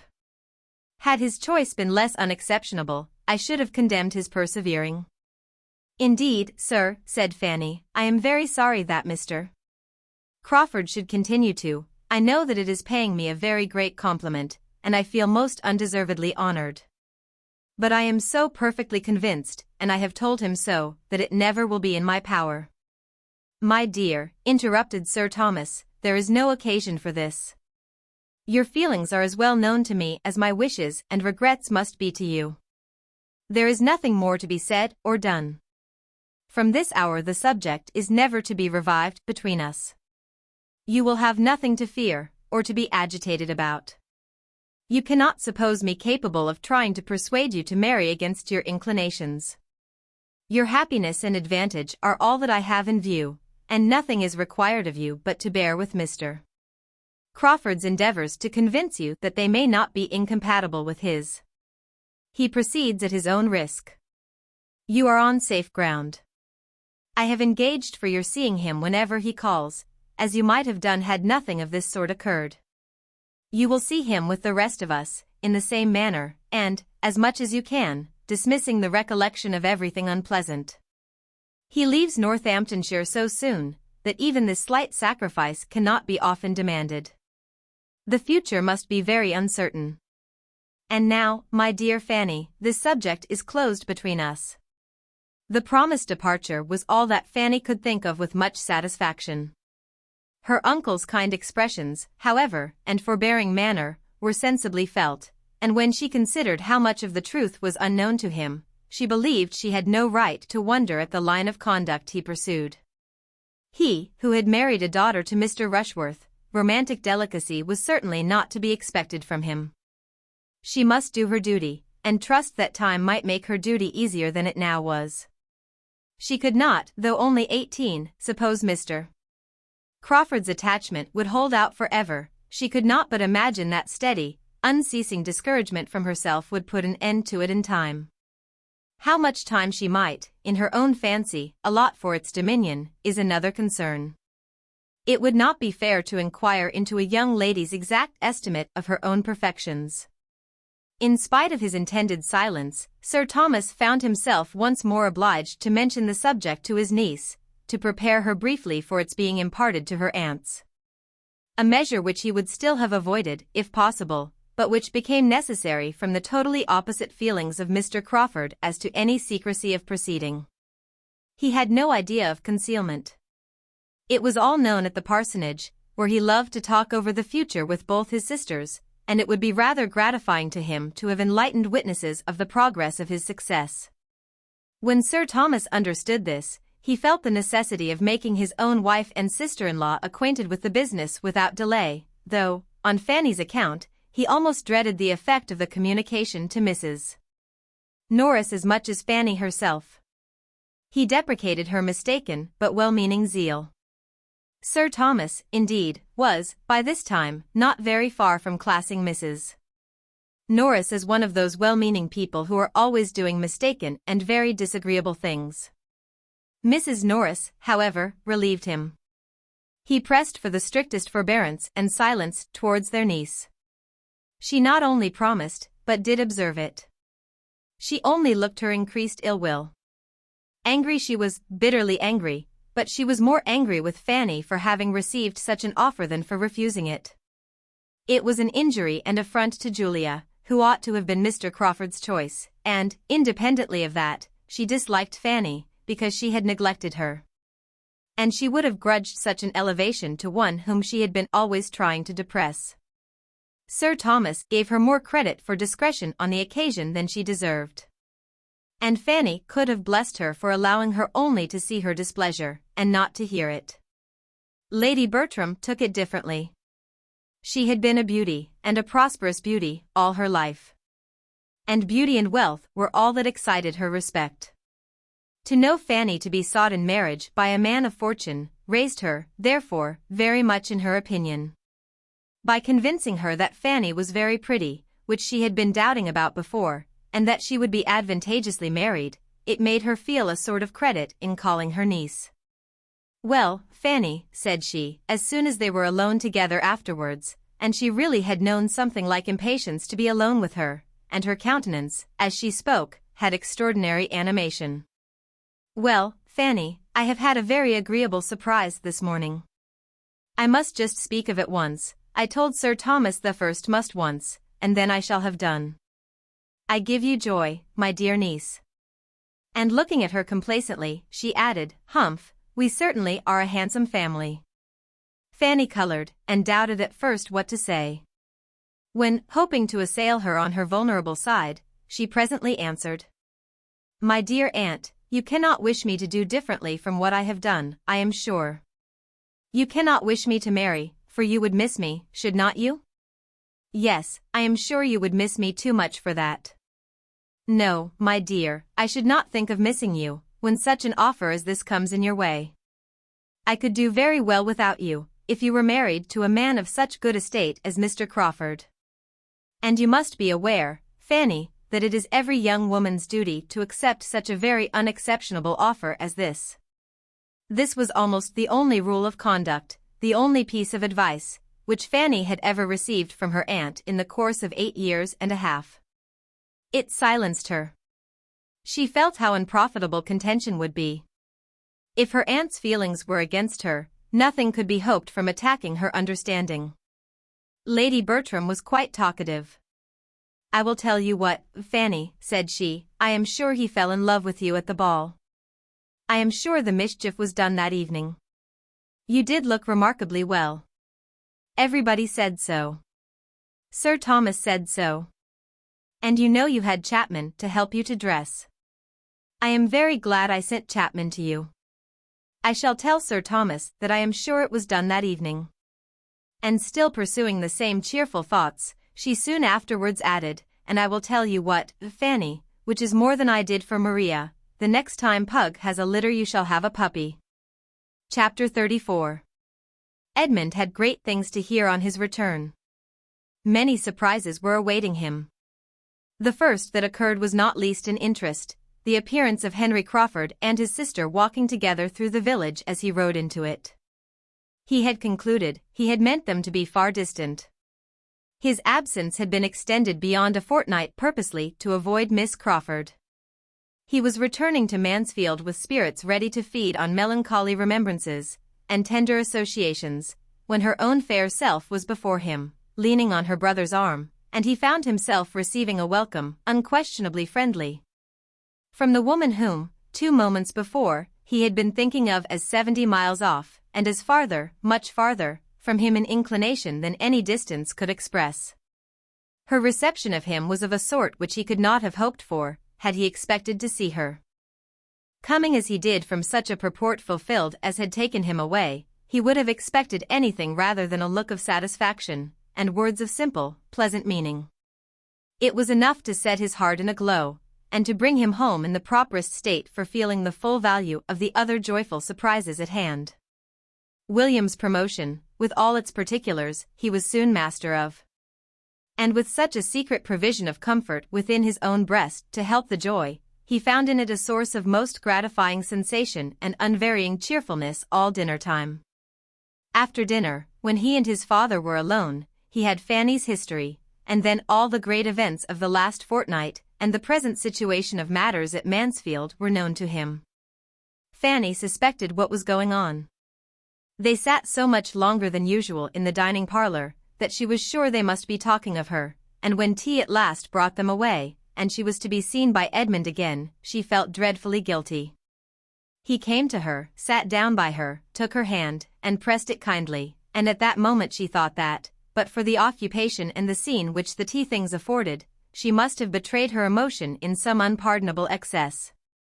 He was not intending, however, by such action, to be conveying to her that unqualified approbation and encouragement which her hopes drew from it.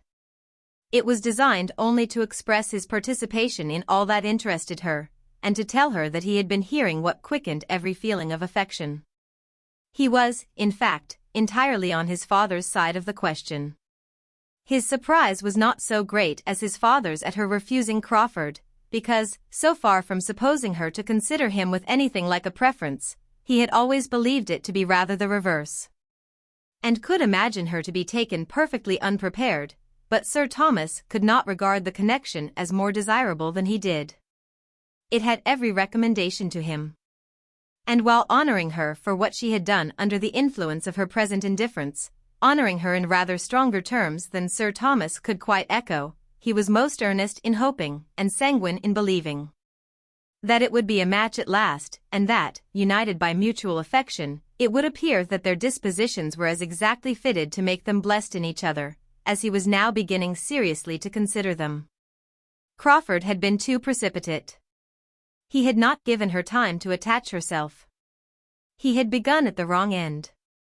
With such powers as his, however, and such a disposition as hers, Edmund trusted that everything would work out a happy conclusion. Meanwhile, he saw enough of Fanny's embarrassment to make him scrupulously guard against exciting it a second time, by any word, or look, or movement. Crawford called the next day, and on the score of Edmund's return, Sir Thomas felt himself more than licensed to ask him to stay dinner. It was really a necessary compliment. He stayed, of course, and Edmund had then ample opportunity for observing how he sped with Fanny, and what degree of immediate encouragement for him might be extracted from her manners. And it was so little, so very, very little, every chance, every possibility of it, resting upon her embarrassment only. If there was not hope in her confusion, there was hope in nothing else, that he was almost ready to wonder at his friend's perseverance. Fanny was worth it all.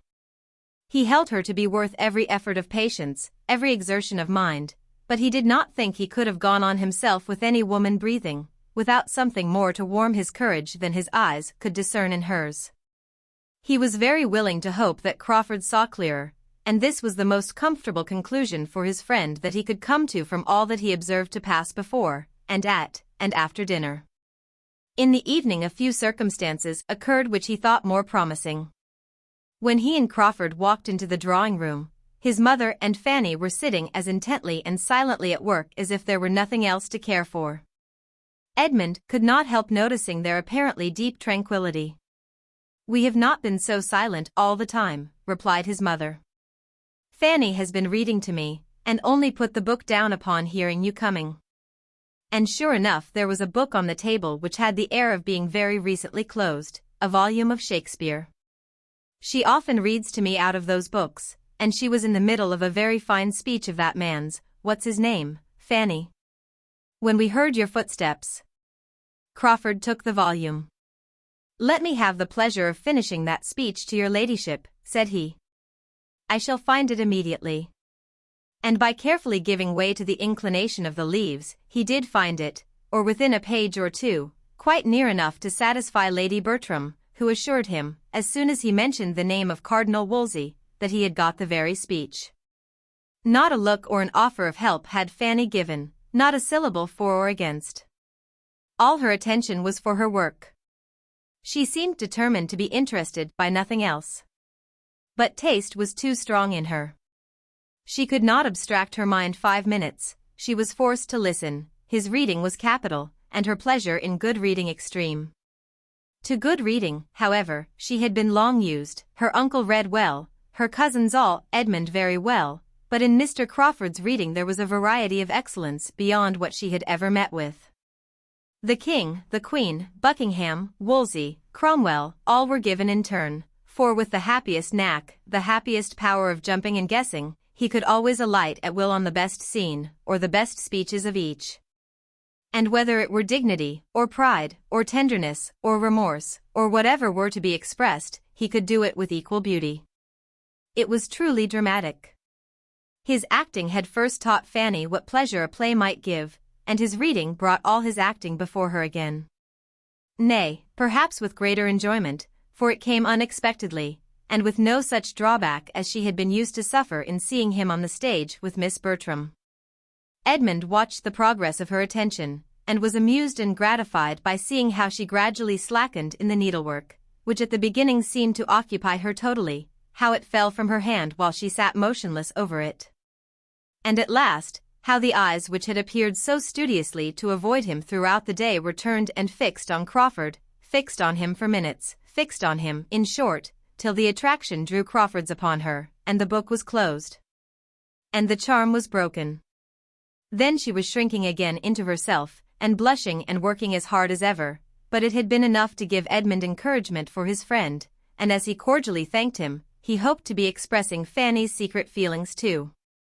"That play must be a favorite with you," said he. "You read as if you knew it well." "It will be a favorite, I believe, from this hour," replied Crawford. "But I do not think I have had a volume of Shakespeare in my hand before since I was 15. I once saw Henry VIII acted, or I have heard of it from somebody who did, I am not certain which. But Shakespeare one gets acquainted with without knowing how. It is a part of an Englishman's constitution. His thoughts and beauties are so spread abroad that one touches them everywhere, one is intimate with him by instinct. No man of any brain can open at a good part of one of his plays without falling into the flow of his meaning immediately." "No doubt one is familiar with Shakespeare in a degree," said Edmund, "from one's earliest years. His celebrated passages are quoted by everybody, they are in half the books we open, and we all talk Shakespeare, use his similes, and describe with his descriptions, but this is totally distinct from giving his sense as you gave it. To know him in bits and scraps is common enough, to know him pretty thoroughly is, perhaps, not uncommon, but to read him well aloud is no everyday talent." "Sir, you do me honor," was Crawford's answer, with a bow of mock gravity. Both gentlemen had a glance at Fanny, to see if a word of accordant praise could be extorted from her, yet both feeling that it could not be. Her praise had been given in her attention, that must content them. Lady Bertram's admiration was expressed, and strongly too. "It was really like being at a play," said she. "I wish Sir Thomas had been here." Crawford was excessively pleased. If Lady Bertram, with all her incompetency and languor, could feel this, the inference of what her niece, alive and enlightened as she was, must feel, was elevating. "You have a great turn for acting, I am sure, Mr. Crawford," said her ladyship soon afterwards, "and I will tell you what, I think you will have a theatre, some time or other, at your house in Norfolk." "I mean, when you are settled there." "I do indeed. I think you will fit up a theatre at your house in Norfolk." "Do you, mamma?" cried he, with quickness. "No, no, that will never be. Your ladyship is quite mistaken. No theatre at Everingham." "Oh no." And he looked at Fanny with an expressive smile, which evidently meant, "That lady will never allow a theatre at Everingham." Edmund saw it all, and saw Fanny so determined not to see it, as to make it clear that the voice was enough to convey the full meaning of the protestation. And such a quick consciousness of compliment, such a ready comprehension of a hint, he thought, was rather favorable than not. The subject of reading aloud was farther discussed. The two young men were the only talkers, but they, standing by the fire, talked over the too common neglect of the qualification, the total inattention to it, in the ordinary school system for boys, the consequently natural, yet in some instances almost unnatural, degree of ignorance and uncouthness of men, of sensible and well-informed men, when suddenly called to the necessity of reading aloud, which had fallen within their notice, giving instances of blunders and failures with their secondary causes, the want of management of the voice, of proper modulation and emphasis, of foresight and judgment, all proceeding from the first cause, want of early attention and habit. And Fanny was listening again with great entertainment. "Even in my profession," said Edmund, with a smile, "how little the art of reading has been studied. How little a clear manner and good delivery have been attended to. I speak rather of the past, however, than the present. There is now a spirit of improvement abroad. But among those who were ordained 20 and 30, 40 years ago, the larger number, to judge by their performance, must have thought reading was reading, and preaching was preaching. It is different now. The subject is more justly considered. It is felt that distinctness and energy may have weight in recommending the most solid truths, and besides, there is more general observation and taste, a more critical knowledge diffused than formerly. In every congregation there is a larger proportion who know a little of the matter, and who can judge and criticize. Edmund had already gone through the service once since his ordination. And upon this being understood, he had a variety of questions from Crawford as to his feelings and success. Questions, which being made, though with the vivacity of friendly interest and quick taste, without any touch of that spirit of banter or air of levity which Edmund knew to be most offensive to Fanny, he had true pleasure in satisfying. And when Crawford proceeded to ask his opinion and give his own as to the properest manner in which particular passages in the service should be delivered, shewing it to be a subject on which he had thought before, and thought with judgment, Edmund was still more and more pleased. This would be the way to Fanny's heart. She was not to be won by all that gallantry and wit and good nature together could do. Or, at least, she would not be won by them nearly so soon, without the assistance of sentiment and feeling, and seriousness on serious subjects. Our liturgy, observed Crawford, has beauties, which not even a careless, slovenly style of reading can destroy, but it has also redundancies and repetitions which require good reading not to be felt. For myself, at least, I must confess being not always so attentive as I ought to be. Here was a glance at Fanny, that 19 times out of 20 I am thinking how such a prayer ought to be read, and longing to have it to read myself. Did you speak? Stepping eagerly to Fanny, and addressing her in a softened voice, and upon her saying no, he added, are you sure you did not speak? I saw your lips move. I fancied you might be going to tell me I ought to be more attentive, and not allow my thoughts to wander. Are not you going to tell me so? No, indeed, you know your duty too well for me to even supposing. She stopped, felt herself getting into a puzzle, and could not be prevailed on to add another word, not by dint of several minutes of supplication and waiting. He then returned to his former station, and went on as if there had been no such tender interruption. A sermon, well delivered, is more uncommon even than prayers well read. A sermon, good in itself, is no rare thing. It is more difficult to speak well than to compose well, that is, the rules and trick of composition are oftener an object of study. A thoroughly good sermon, thoroughly well delivered, is a capital gratification. I can never hear such a one without the greatest admiration and respect, and more than half a mind to take orders and preach myself. There is something in the eloquence of the pulpit, when it is really eloquence, which is entitled to the highest praise and honor. The preacher who can touch and affect such an heterogeneous mass of hearers, on subjects limited and long worn threadbare in all common hands. Who can say anything new or striking, anything that rouses the attention without offending the taste, or wearing out the feelings of his hearers, is a man whom one could not, in his public capacity, honor enough. I should like to be such a man. Edmund laughed. I should indeed. I never listened to a distinguished preacher in my life without a sort of envy. But then, I must have a London audience. I could not preach but to the educated. To those who were capable of estimating my composition. And I do not know that I should be fond of preaching often, now and then, perhaps once or twice in the spring, after being anxiously expected for half a dozen Sundays together. But not for a constancy, it would not do for a constancy. Here Fanny, who could not but listen, involuntarily shook her head, and Crawford was instantly by her side again, entreating to know her meaning. And as Edmund perceived, by his drawing in a chair, and sitting down close by her, that it was to be a very thorough attack, that looks and undertones were to be well tried, he sank as quietly as possible into a corner, turned his back, and took up a newspaper, very sincerely wishing that dear little Fanny might be persuaded into explaining away that shake of the head to the satisfaction of her ardent lover. And as earnestly trying to bury every sound of the business from himself in murmurs of his own, over the various advertisements of a most desirable estate in South Wales, to parents and guardians, and of capital seasoned hunter. Fanny, meanwhile, vexed with herself for not having been as motionless as she was speechless, and grieved to the heart to see Edmund's arrangements, was trying by everything in the power of her modest, gentle nature, to repulse Mr. Crawford, and avoid both his looks and inquiries, and he, unrepulsable, was persisting in both. "What did that shake of the head mean?" said he. "What was it meant to express?"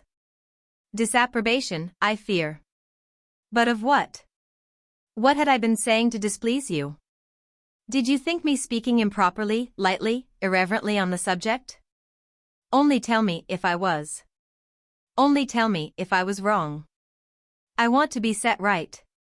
Nay, nay, I entreat you. For one moment put down your work. What did that shake of the head mean?" In vain was her "Pray, sir, don't, pray, Mr. Crawford," repeated twice over, and in vain did she try to move away.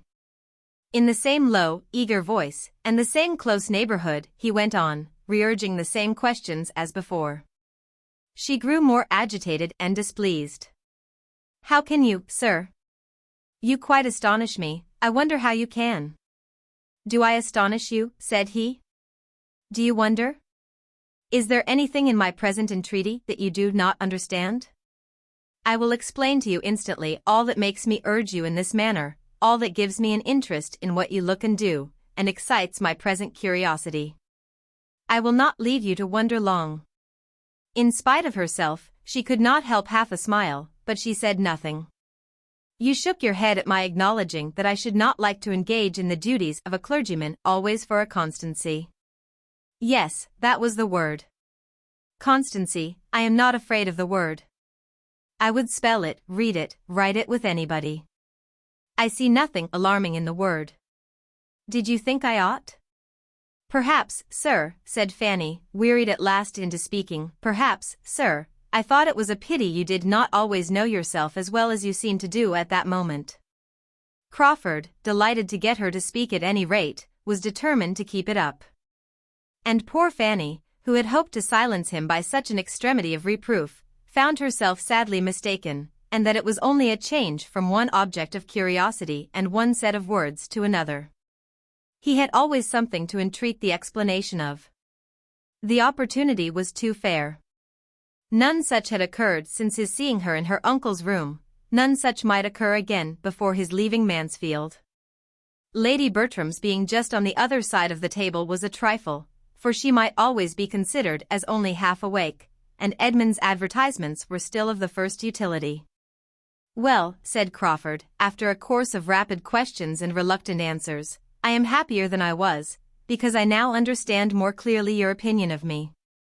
You think me unsteady, easily swayed by the whim of the moment, easily tempted, easily put aside. With such an opinion, no wonder that, but we shall see, it is not by protestations that I shall endeavor to convince you I am wronged. It is not by telling you that my affections are steady. My conduct shall speak for me, absence, distance, time shall speak for me. They shall prove that, as far as you can be deserved by anybody, I do deserve you. You are infinitely my superior in merit, all that I know. You have qualities which I had not before supposed to exist in such a degree in any human creature. You have some touches of the angel in you beyond what, not merely beyond what one sees, because one never sees anything like it, but beyond what one fancies might be. But still I am not frightened. It is not by equality of merit that you can be one. That is out of the question. It is he who sees and worships your merit the strongest, who loves you most devotedly, that has the best right to a return. There I build my confidence. By that right I do and will deserve you. And when once convinced that my attachment is what I declare it, I know you too well not to entertain the warmest hopes. Yes, dearest, sweetest Fanny. Nay, seeing her draw back displeased, forgive me. Perhaps I have as yet no right. But by what other name can I call you? Do you suppose you are ever present to my imagination under any other? No, it is Fanny that I think of all day, and dream of all night. You have given the name such reality of sweetness, that nothing else can now be descriptive of you.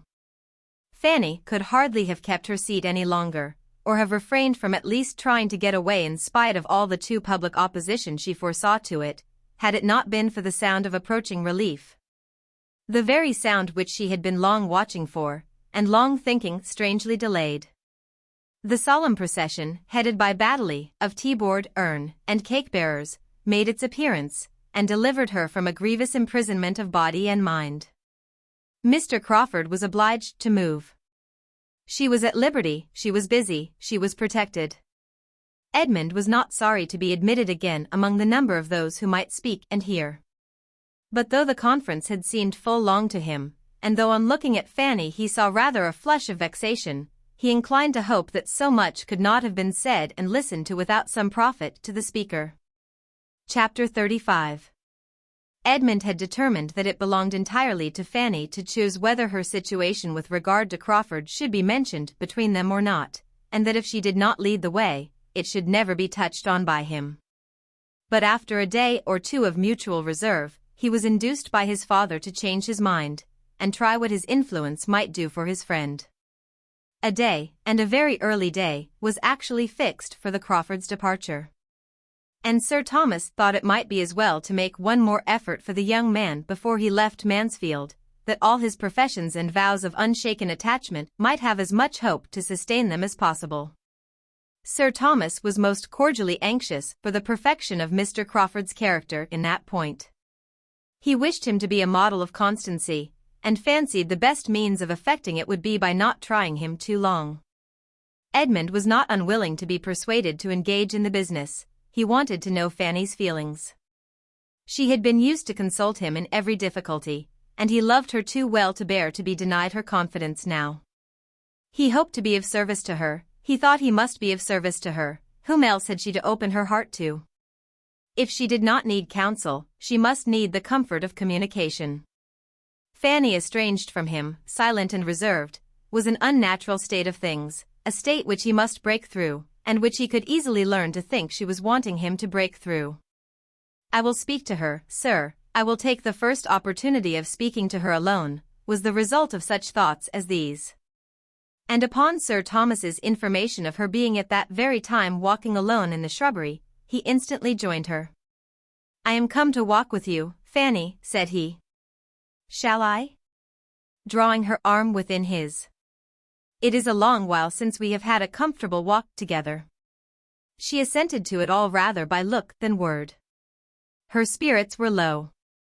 "But, Fanny," he presently added, "in order to have a comfortable walk, something more is necessary than merely pacing this gravel together. You must talk to me. I know you have something on your mind. I know what you are thinking of. You cannot suppose me uninformed. Am I to hear of it from everybody but Fanny herself?" Fanny, at once agitated and dejected, replied, "If you hear of it from everybody, cousin, there can be nothing for me to tell. Not of facts, perhaps.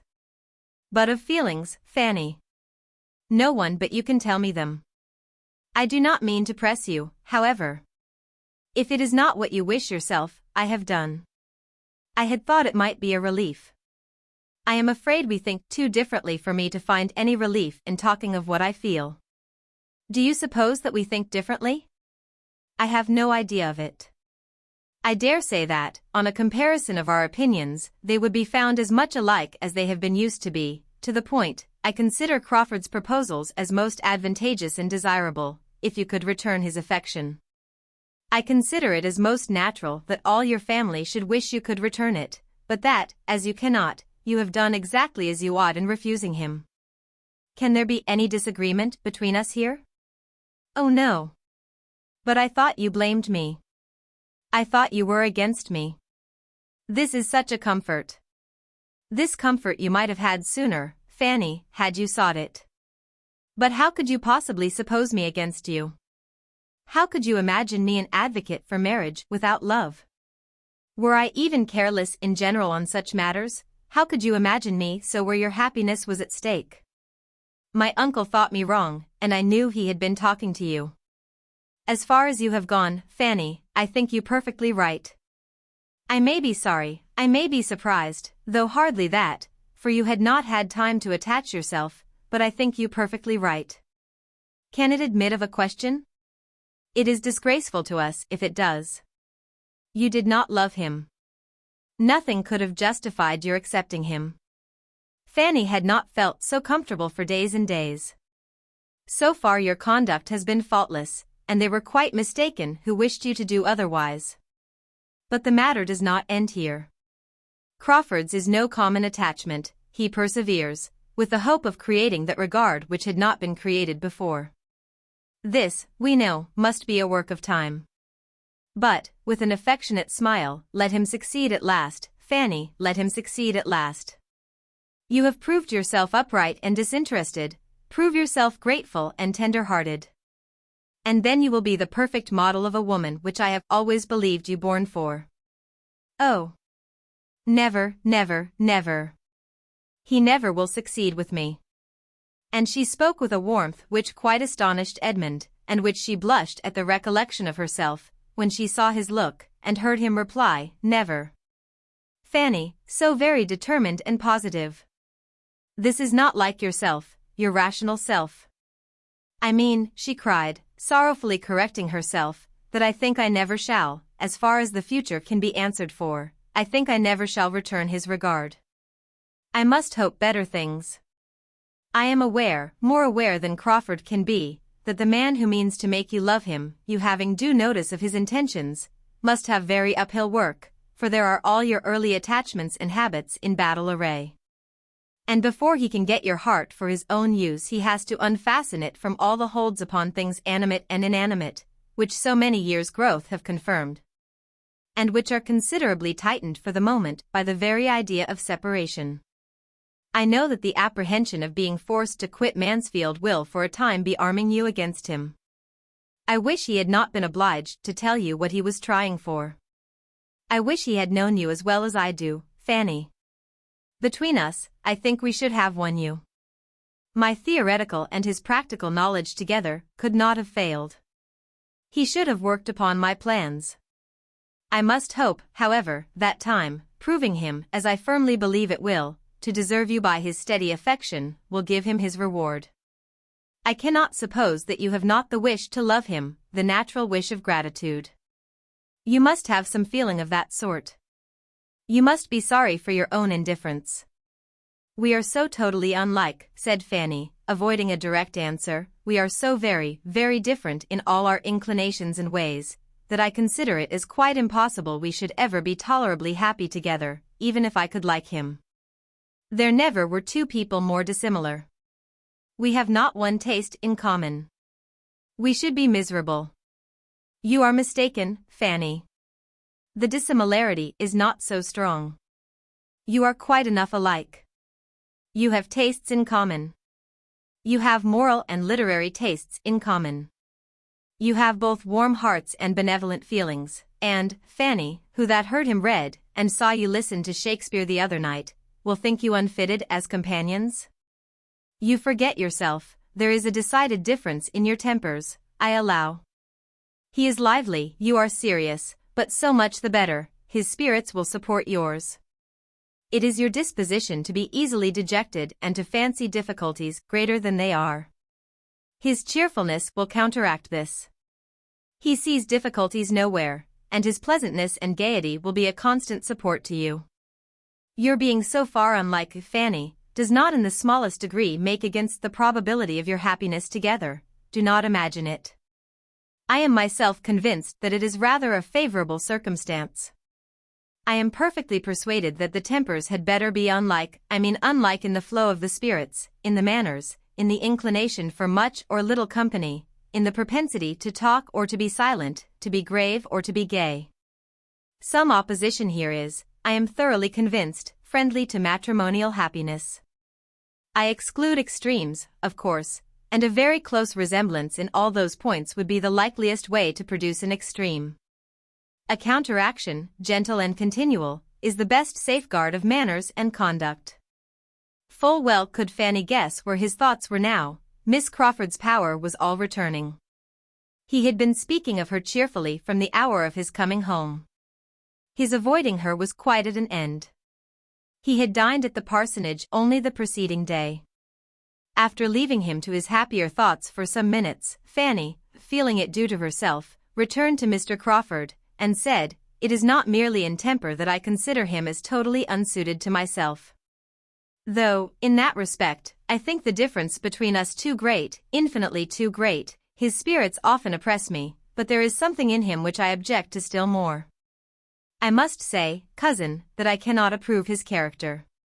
I have not thought well of him from the time of the play. I then saw him behaving, as it appeared to me, so very improperly and unfeelingly. I may speak of it now because it is all over, so improperly by poor Mr. Rushworth, not seeming to care how he exposed or hurt him, and paying attentions to my cousin Maria, which, in short, at the time of the play, I received an impression which will never be got over." "My dear Fanny," replied Edmund, scarcely hearing her to the end, "let us not, any of us, be judged by what we appeared at that period of general folly. The time of the play is a time which I hate to recollect. Maria was wrong, Crawford was wrong, we were all wrong together, but none so wrong as myself. Compared with me, all the rest were blameless. I was playing the fool with my eyes open." "As a bystander," said Fanny, "perhaps I saw more than you did. And I do think that Mr. Rushworth was sometimes very jealous." "Very possibly. No wonder. Nothing could be more improper than the whole business. I am shocked whenever I think that Maria could be capable of it. But, if she could undertake the part, we must not be surprised at the rest. Before the play, I am much mistaken if Julia did not think he was paying her attentions." "Julia? I have heard before from someone of his being in love with Julia. But I could never see anything of it. And, Fanny, though I hope I do justice to my sister's good qualities, I think it very possible that they might, one or both, be more desirous of being admired by Crawford, and might shew that desire rather more unguardedly than was perfectly prudent. I can remember that they were evidently fond of his society. And with such encouragement, a man like Crawford, lively, and it may be, a little unthinking, might be led on to, there could be nothing very striking, because it is clear that he had no pretensions, his heart was reserved for you. And I must say, that its being for you has raised him inconceivably in my opinion. It does him the highest honor, it shews his proper estimation of the blessing of domestic happiness and pure attachment. It proves him unspoilt by his uncle. It proves him, in short, everything that I had been used to wish to believe him, and feared he was not. I am persuaded that he does not think, as he ought, on serious subjects. Say, rather, that he has not thought at all upon serious subjects, which I believe to be a good deal the case. How could it be otherwise, with such an education and adviser? Under the disadvantages, indeed, which both have had, is it not wonderful that they should be what they are? Crawford's feelings, I am ready to acknowledge, have hitherto been too much his guides. Happily, those feelings have generally been good. You will supply the rest, and a most fortunate man he is to attach himself to such a creature, to a woman who, firm as a rock in her own principles, has a gentleness of character so well adapted to recommend them. He has chosen his partner, indeed, with rare felicity. He will make you happy, Fanny, I know he will make you happy, but you will make him everything." "I would not engage in such a charge," cried Fanny, in a shrinking accent. "In such an office of high responsibility. As usual, believing yourself unequal to anything. Fancying everything too much for you. Well, though I may not be able to persuade you into different feelings, you will be persuaded into them, I trust. I confess myself sincerely anxious that you may. I have no common interest in Crawford's well-doing. Next to your happiness, Fanny, his has the first claim on me. You are aware of my having no common interest in Crawford." Fanny was too well aware of it to have anything to say, and they walked on together some 50 yards in mutual silence and abstraction. Edmund first began again. "I was very much pleased by her manner of speaking of it yesterday, particularly pleased, because I had not depended upon her seeing everything in so just a light. I knew she was very fond of you. But yet I was afraid of her not estimating your worth to her brother quite as it deserved, and of her regretting that he had not rather fixed on some woman of distinction or fortune. I was afraid of the bias of those worldly maxims, which she has been too much used to hear. But it was very different. She spoke of you, Fanny, just as she ought.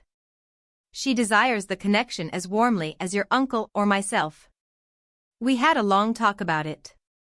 I should not have mentioned the subject, though very anxious to know her sentiments. But I had not been in the room 5 minutes before she began introducing it with all that openness of heart, and sweet peculiarity of manner, that spirit and ingenuousness which are so much a part of herself. Mrs. Grant laughed at her for her rapidity.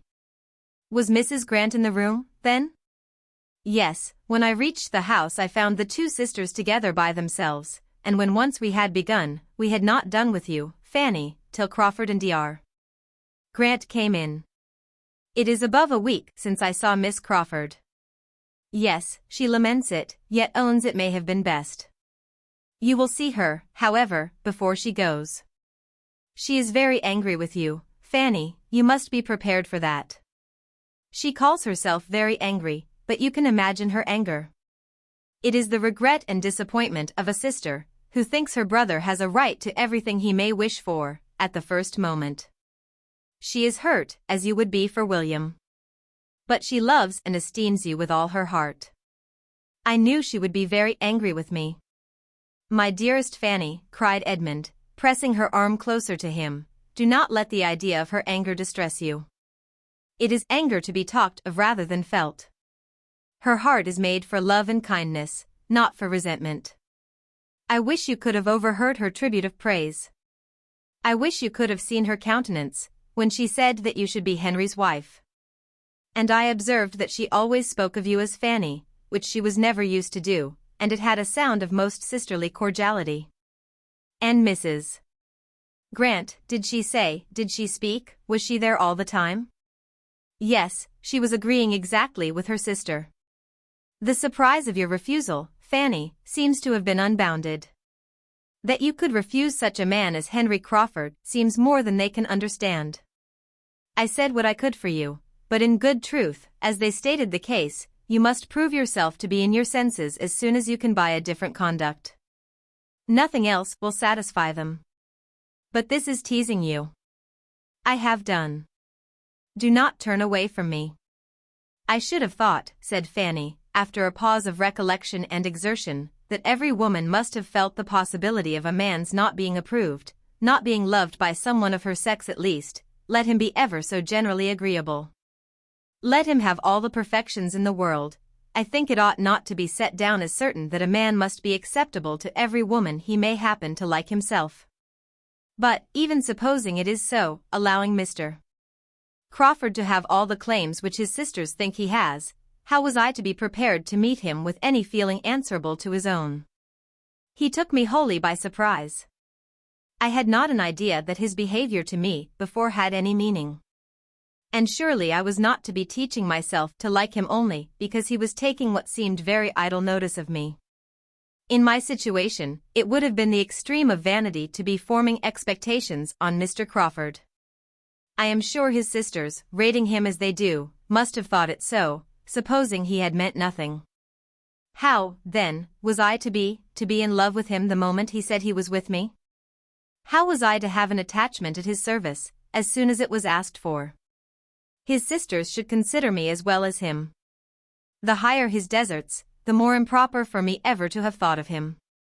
And, we think very differently of the nature of women, if they can imagine a woman so very soon capable of returning an affection as this seems to imply. My dear, dear Fanny, now I have the truth. I know this to be the truth. And most worthy of you are such feelings. I had attributed them to you before. I thought I could understand you. You have now given exactly the explanation which I ventured to make for you to your friend and Mrs.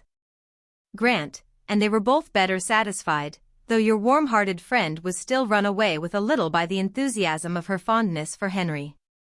I told them that you were of all human creatures the one over whom habit had most power and novelty least, and that the very circumstance of the novelty of Crawford's addresses was against him.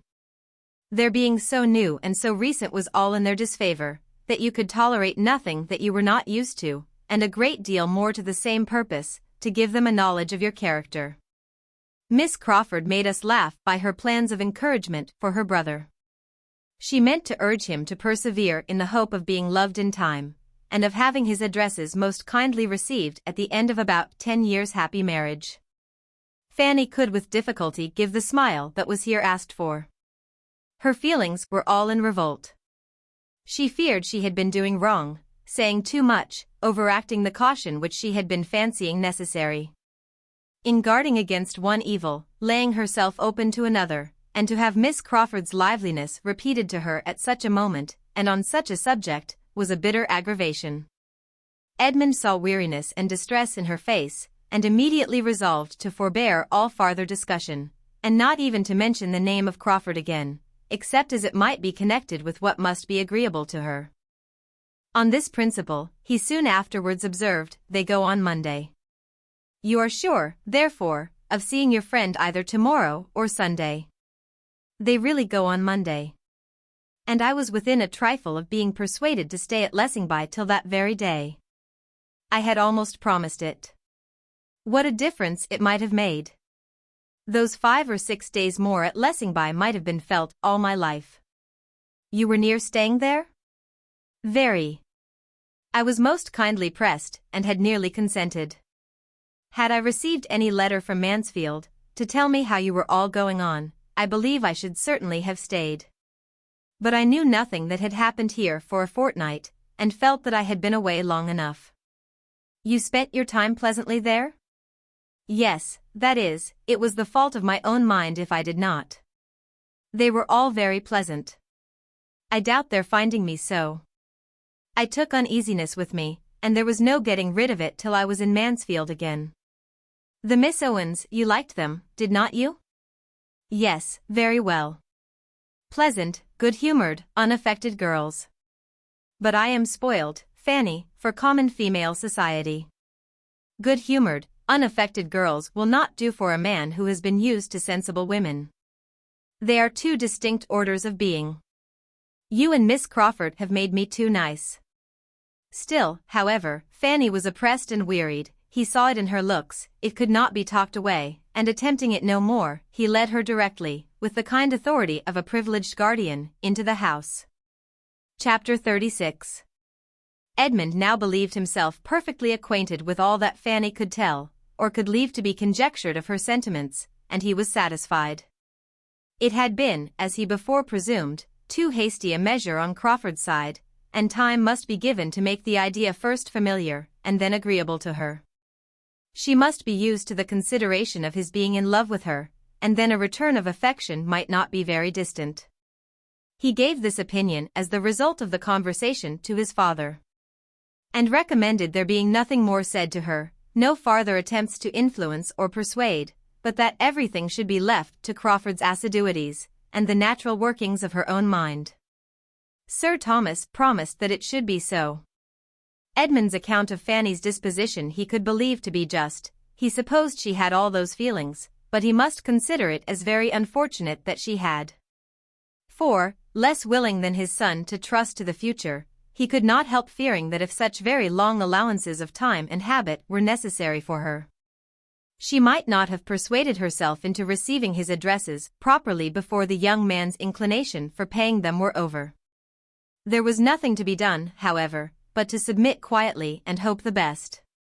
The promised visit from her friend, as Edmund called Miss Crawford, was a formidable threat to Fanny, and she lived in continual terror of it. As a sister, so partial and so angry, and so little scrupulous of what she said, and in another light so triumphant and secure, she was in every way an object of painful alarm. Her displeasure, her penetration, and her happiness were all fearful to encounter, and the dependence of having others present when they met was Fanny's only support in looking forward to it.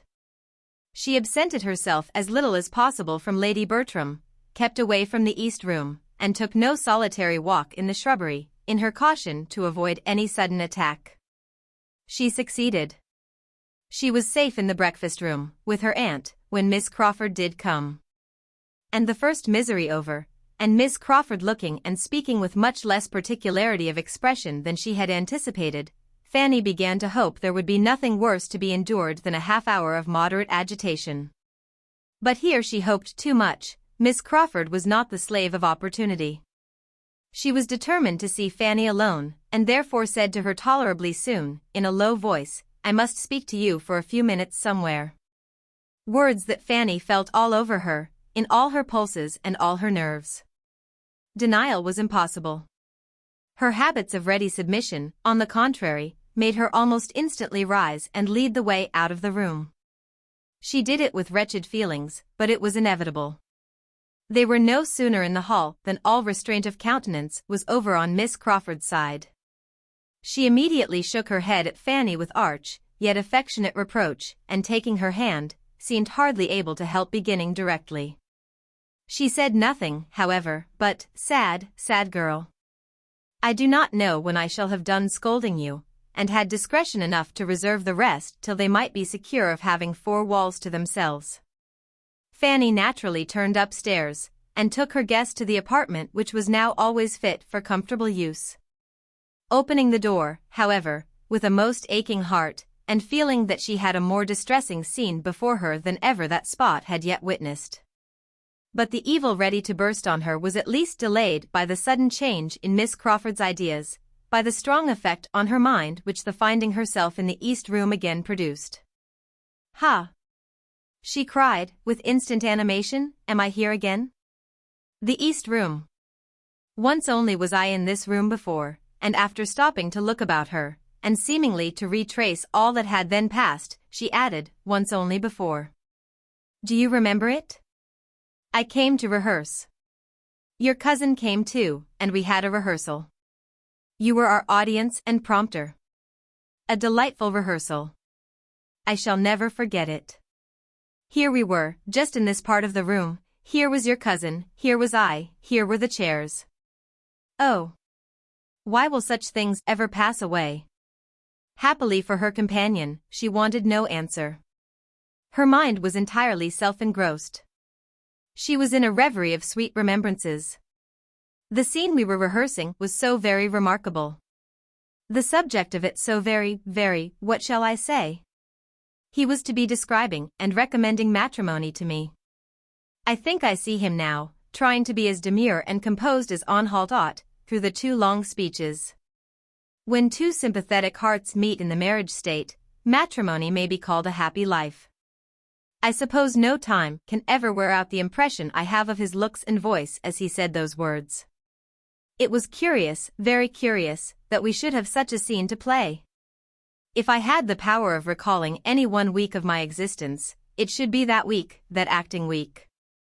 Say what you would, Fanny, it should be that, for I never knew such exquisite happiness in any other.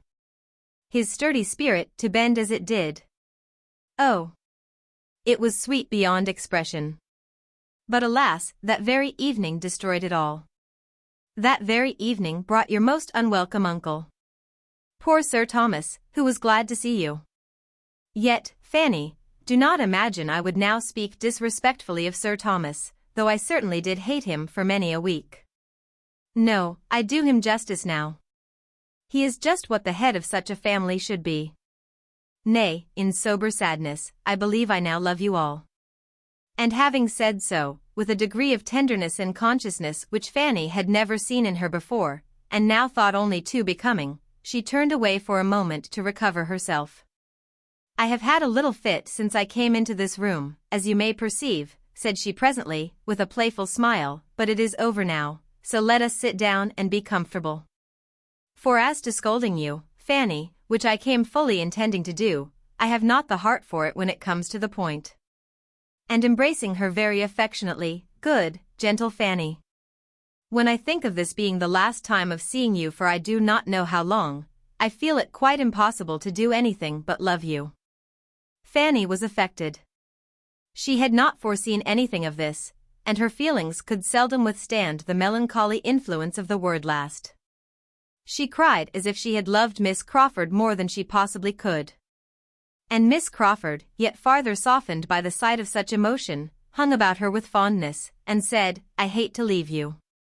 I shall see no one half so amiable where I am going. Who says we shall not be sisters? I know we shall. I feel that we are born to be connected, and those tears convince me that you feel it too, dear Fanny. Fanny roused herself, and replying only in part, said, but you are only going from one set of friends to another. You are going to a very particular friend. Yes, very true. Mrs. Fraser has been my intimate friend for years. But I have not the least inclination to go near her. I can think only of the friends I am leaving, my excellent sister, yourself, and the Bertrams in general. You have all so much more heart among you than one finds in the world at large. You all give me a feeling of being able to trust and confide in you, which in common intercourse one knows nothing of. I wish I had settled with Mrs. Fraser not to go to her till after Easter, a much better time for the visit, but now I cannot put her off. And when I have done with her I must go to her sister, Lady Stornoway, because she was rather my most particular friend of the two, but I have not cared much for her these 3 years. After this speech the two girls sat many minutes silent, each thoughtful, Fanny meditating on the different sorts of friendship in the world, Mary on something of less philosophic tendency. She first spoke again. How perfectly I remember my resolving to look for you upstairs, and setting off to find my way to the east room, without having an idea whereabouts it was. How well I remember what I was thinking of as I came along, and my looking in and seeing you here sitting at this table at work, and then your cousin's astonishment, when he opened the door, at seeing me here. To be sure, your uncle's returning that very evening. There never was anything quite like it.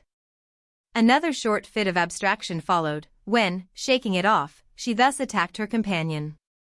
Why, Fanny, you are absolutely in a reverie. Thinking, I hope, of one who is always thinking of you. Oh! That I could transport you for a short time into our circle in town, that you might understand how your power over Henry is thought of there. Oh! The envyings and heartburnings of dozens and dozens, the wonder, the incredulity that will be felt at hearing what you have done. For as to secrecy, Henry is quite the hero of an old romance, and glories in his chains. You should come to London to know how to estimate your conquest. If you were to see how he is courted, and how I am courted for his sake. Now, I am well aware that I shall not be half so welcome to Mrs. Fraser in consequence of his situation with you. When she comes to know the truth she will, very likely, wish me in Northamptonshire again, for there is a daughter of Mr. Fraser, by a first wife, whom she is wild to get married, and wants Henry to take. Oh! She has been trying for him to such a degree. Innocent and quiet as you sit here, you cannot have an idea of the sensation that you will be occasioning, of the curiosity there will be to see you, of the endless questions I shall have to answer.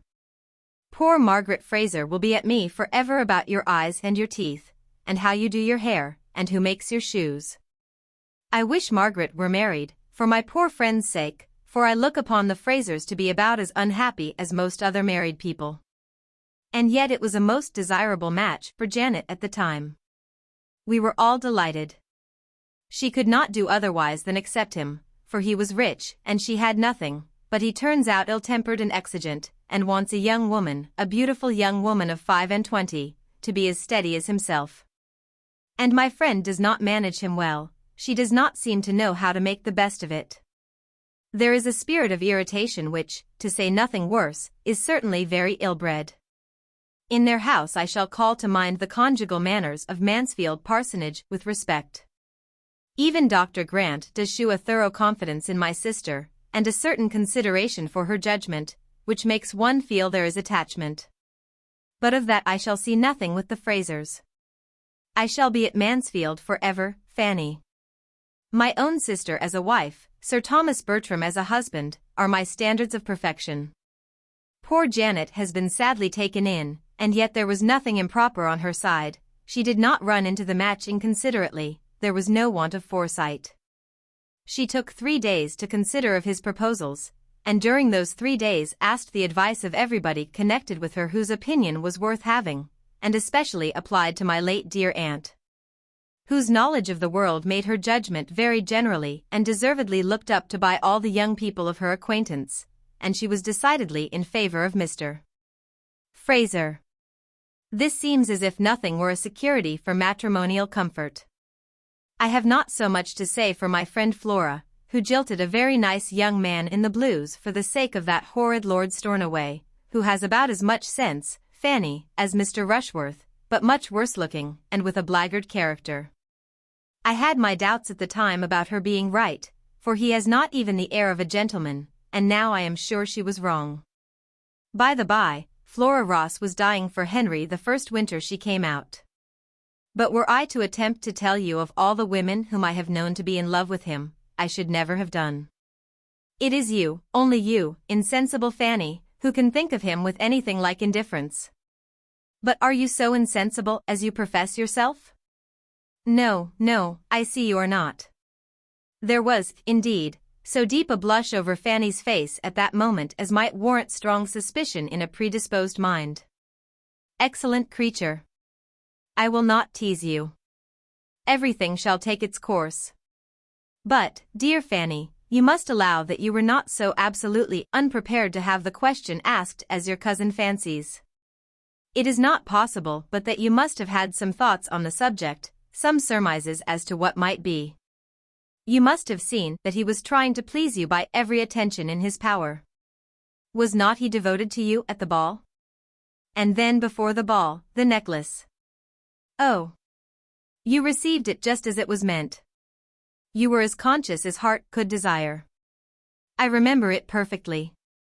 Do you mean, then, that your brother knew of the necklace beforehand? Oh! Miss Crawford, that was not fair. Knew of it.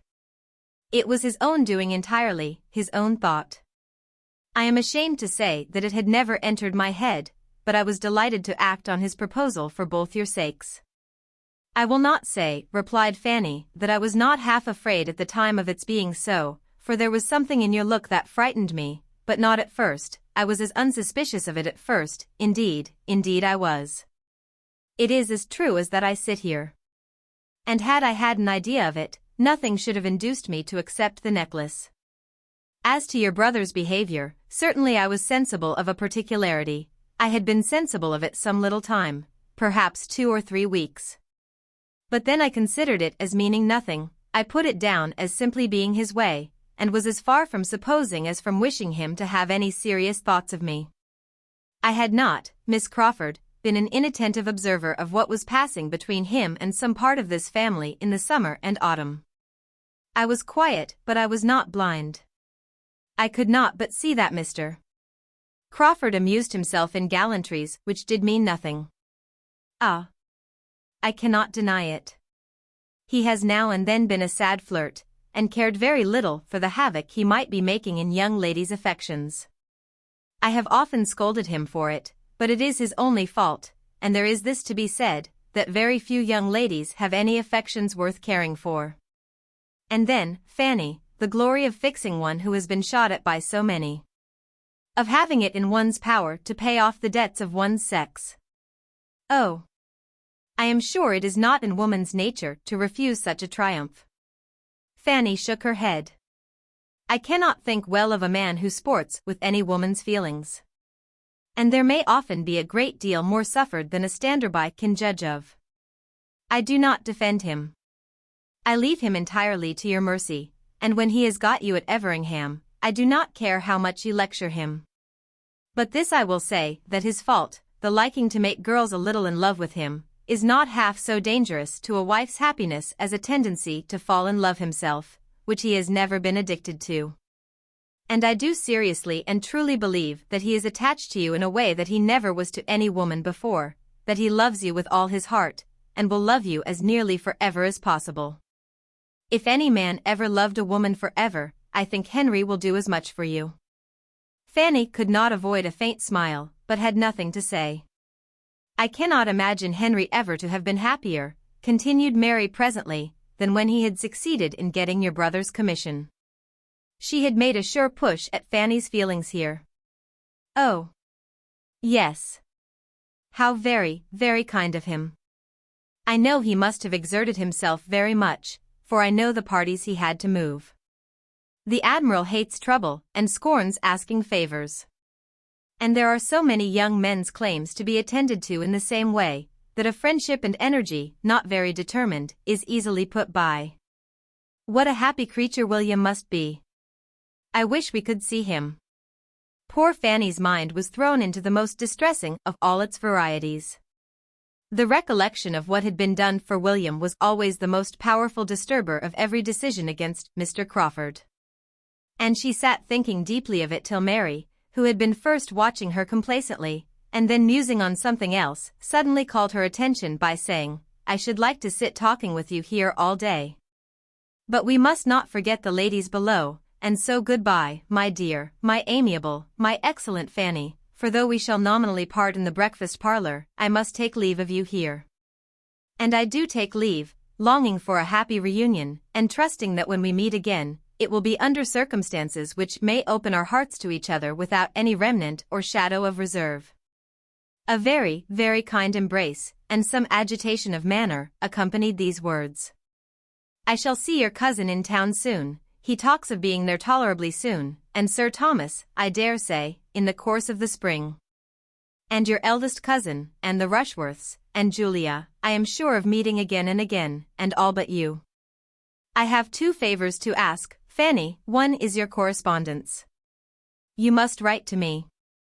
And the other, that you will often call on Mrs. Grant, and make her amends for my being gone." The first, at least, of these favors Fanny would rather not have been asked, but it was impossible for her to refuse the correspondence. It was impossible for her even not to accede to it more readily than her own judgment authorized. There was no resisting so much apparent affection.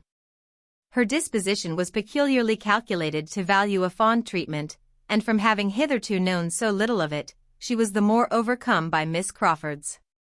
Besides, there was gratitude towards her, for having made their tête-à-tête so much less painful than her fears had predicted. It was over, and she had escaped without reproaches and without detection. Her secret was still her own. And while that was the case, she thought she could resign herself to almost everything. In the evening there was another parting. Henry Crawford came and sat some time with them. And her spirits not being previously in the strongest state, her heart was softened for a while towards him, because he really seemed to feel. Quite unlike his usual self, he scarcely said anything. He was evidently oppressed, and Fanny must grieve for him, though hoping she might never see him again till he were the husband of some other woman. When it came to the moment of parting, he would take her hand, he would not be denied it. He said nothing, however, or nothing that she heard, and when he had left the room, she was better pleased that such a token of friendship had passed. On the morrow the Crawfords were gone. Chapter 37. Mr.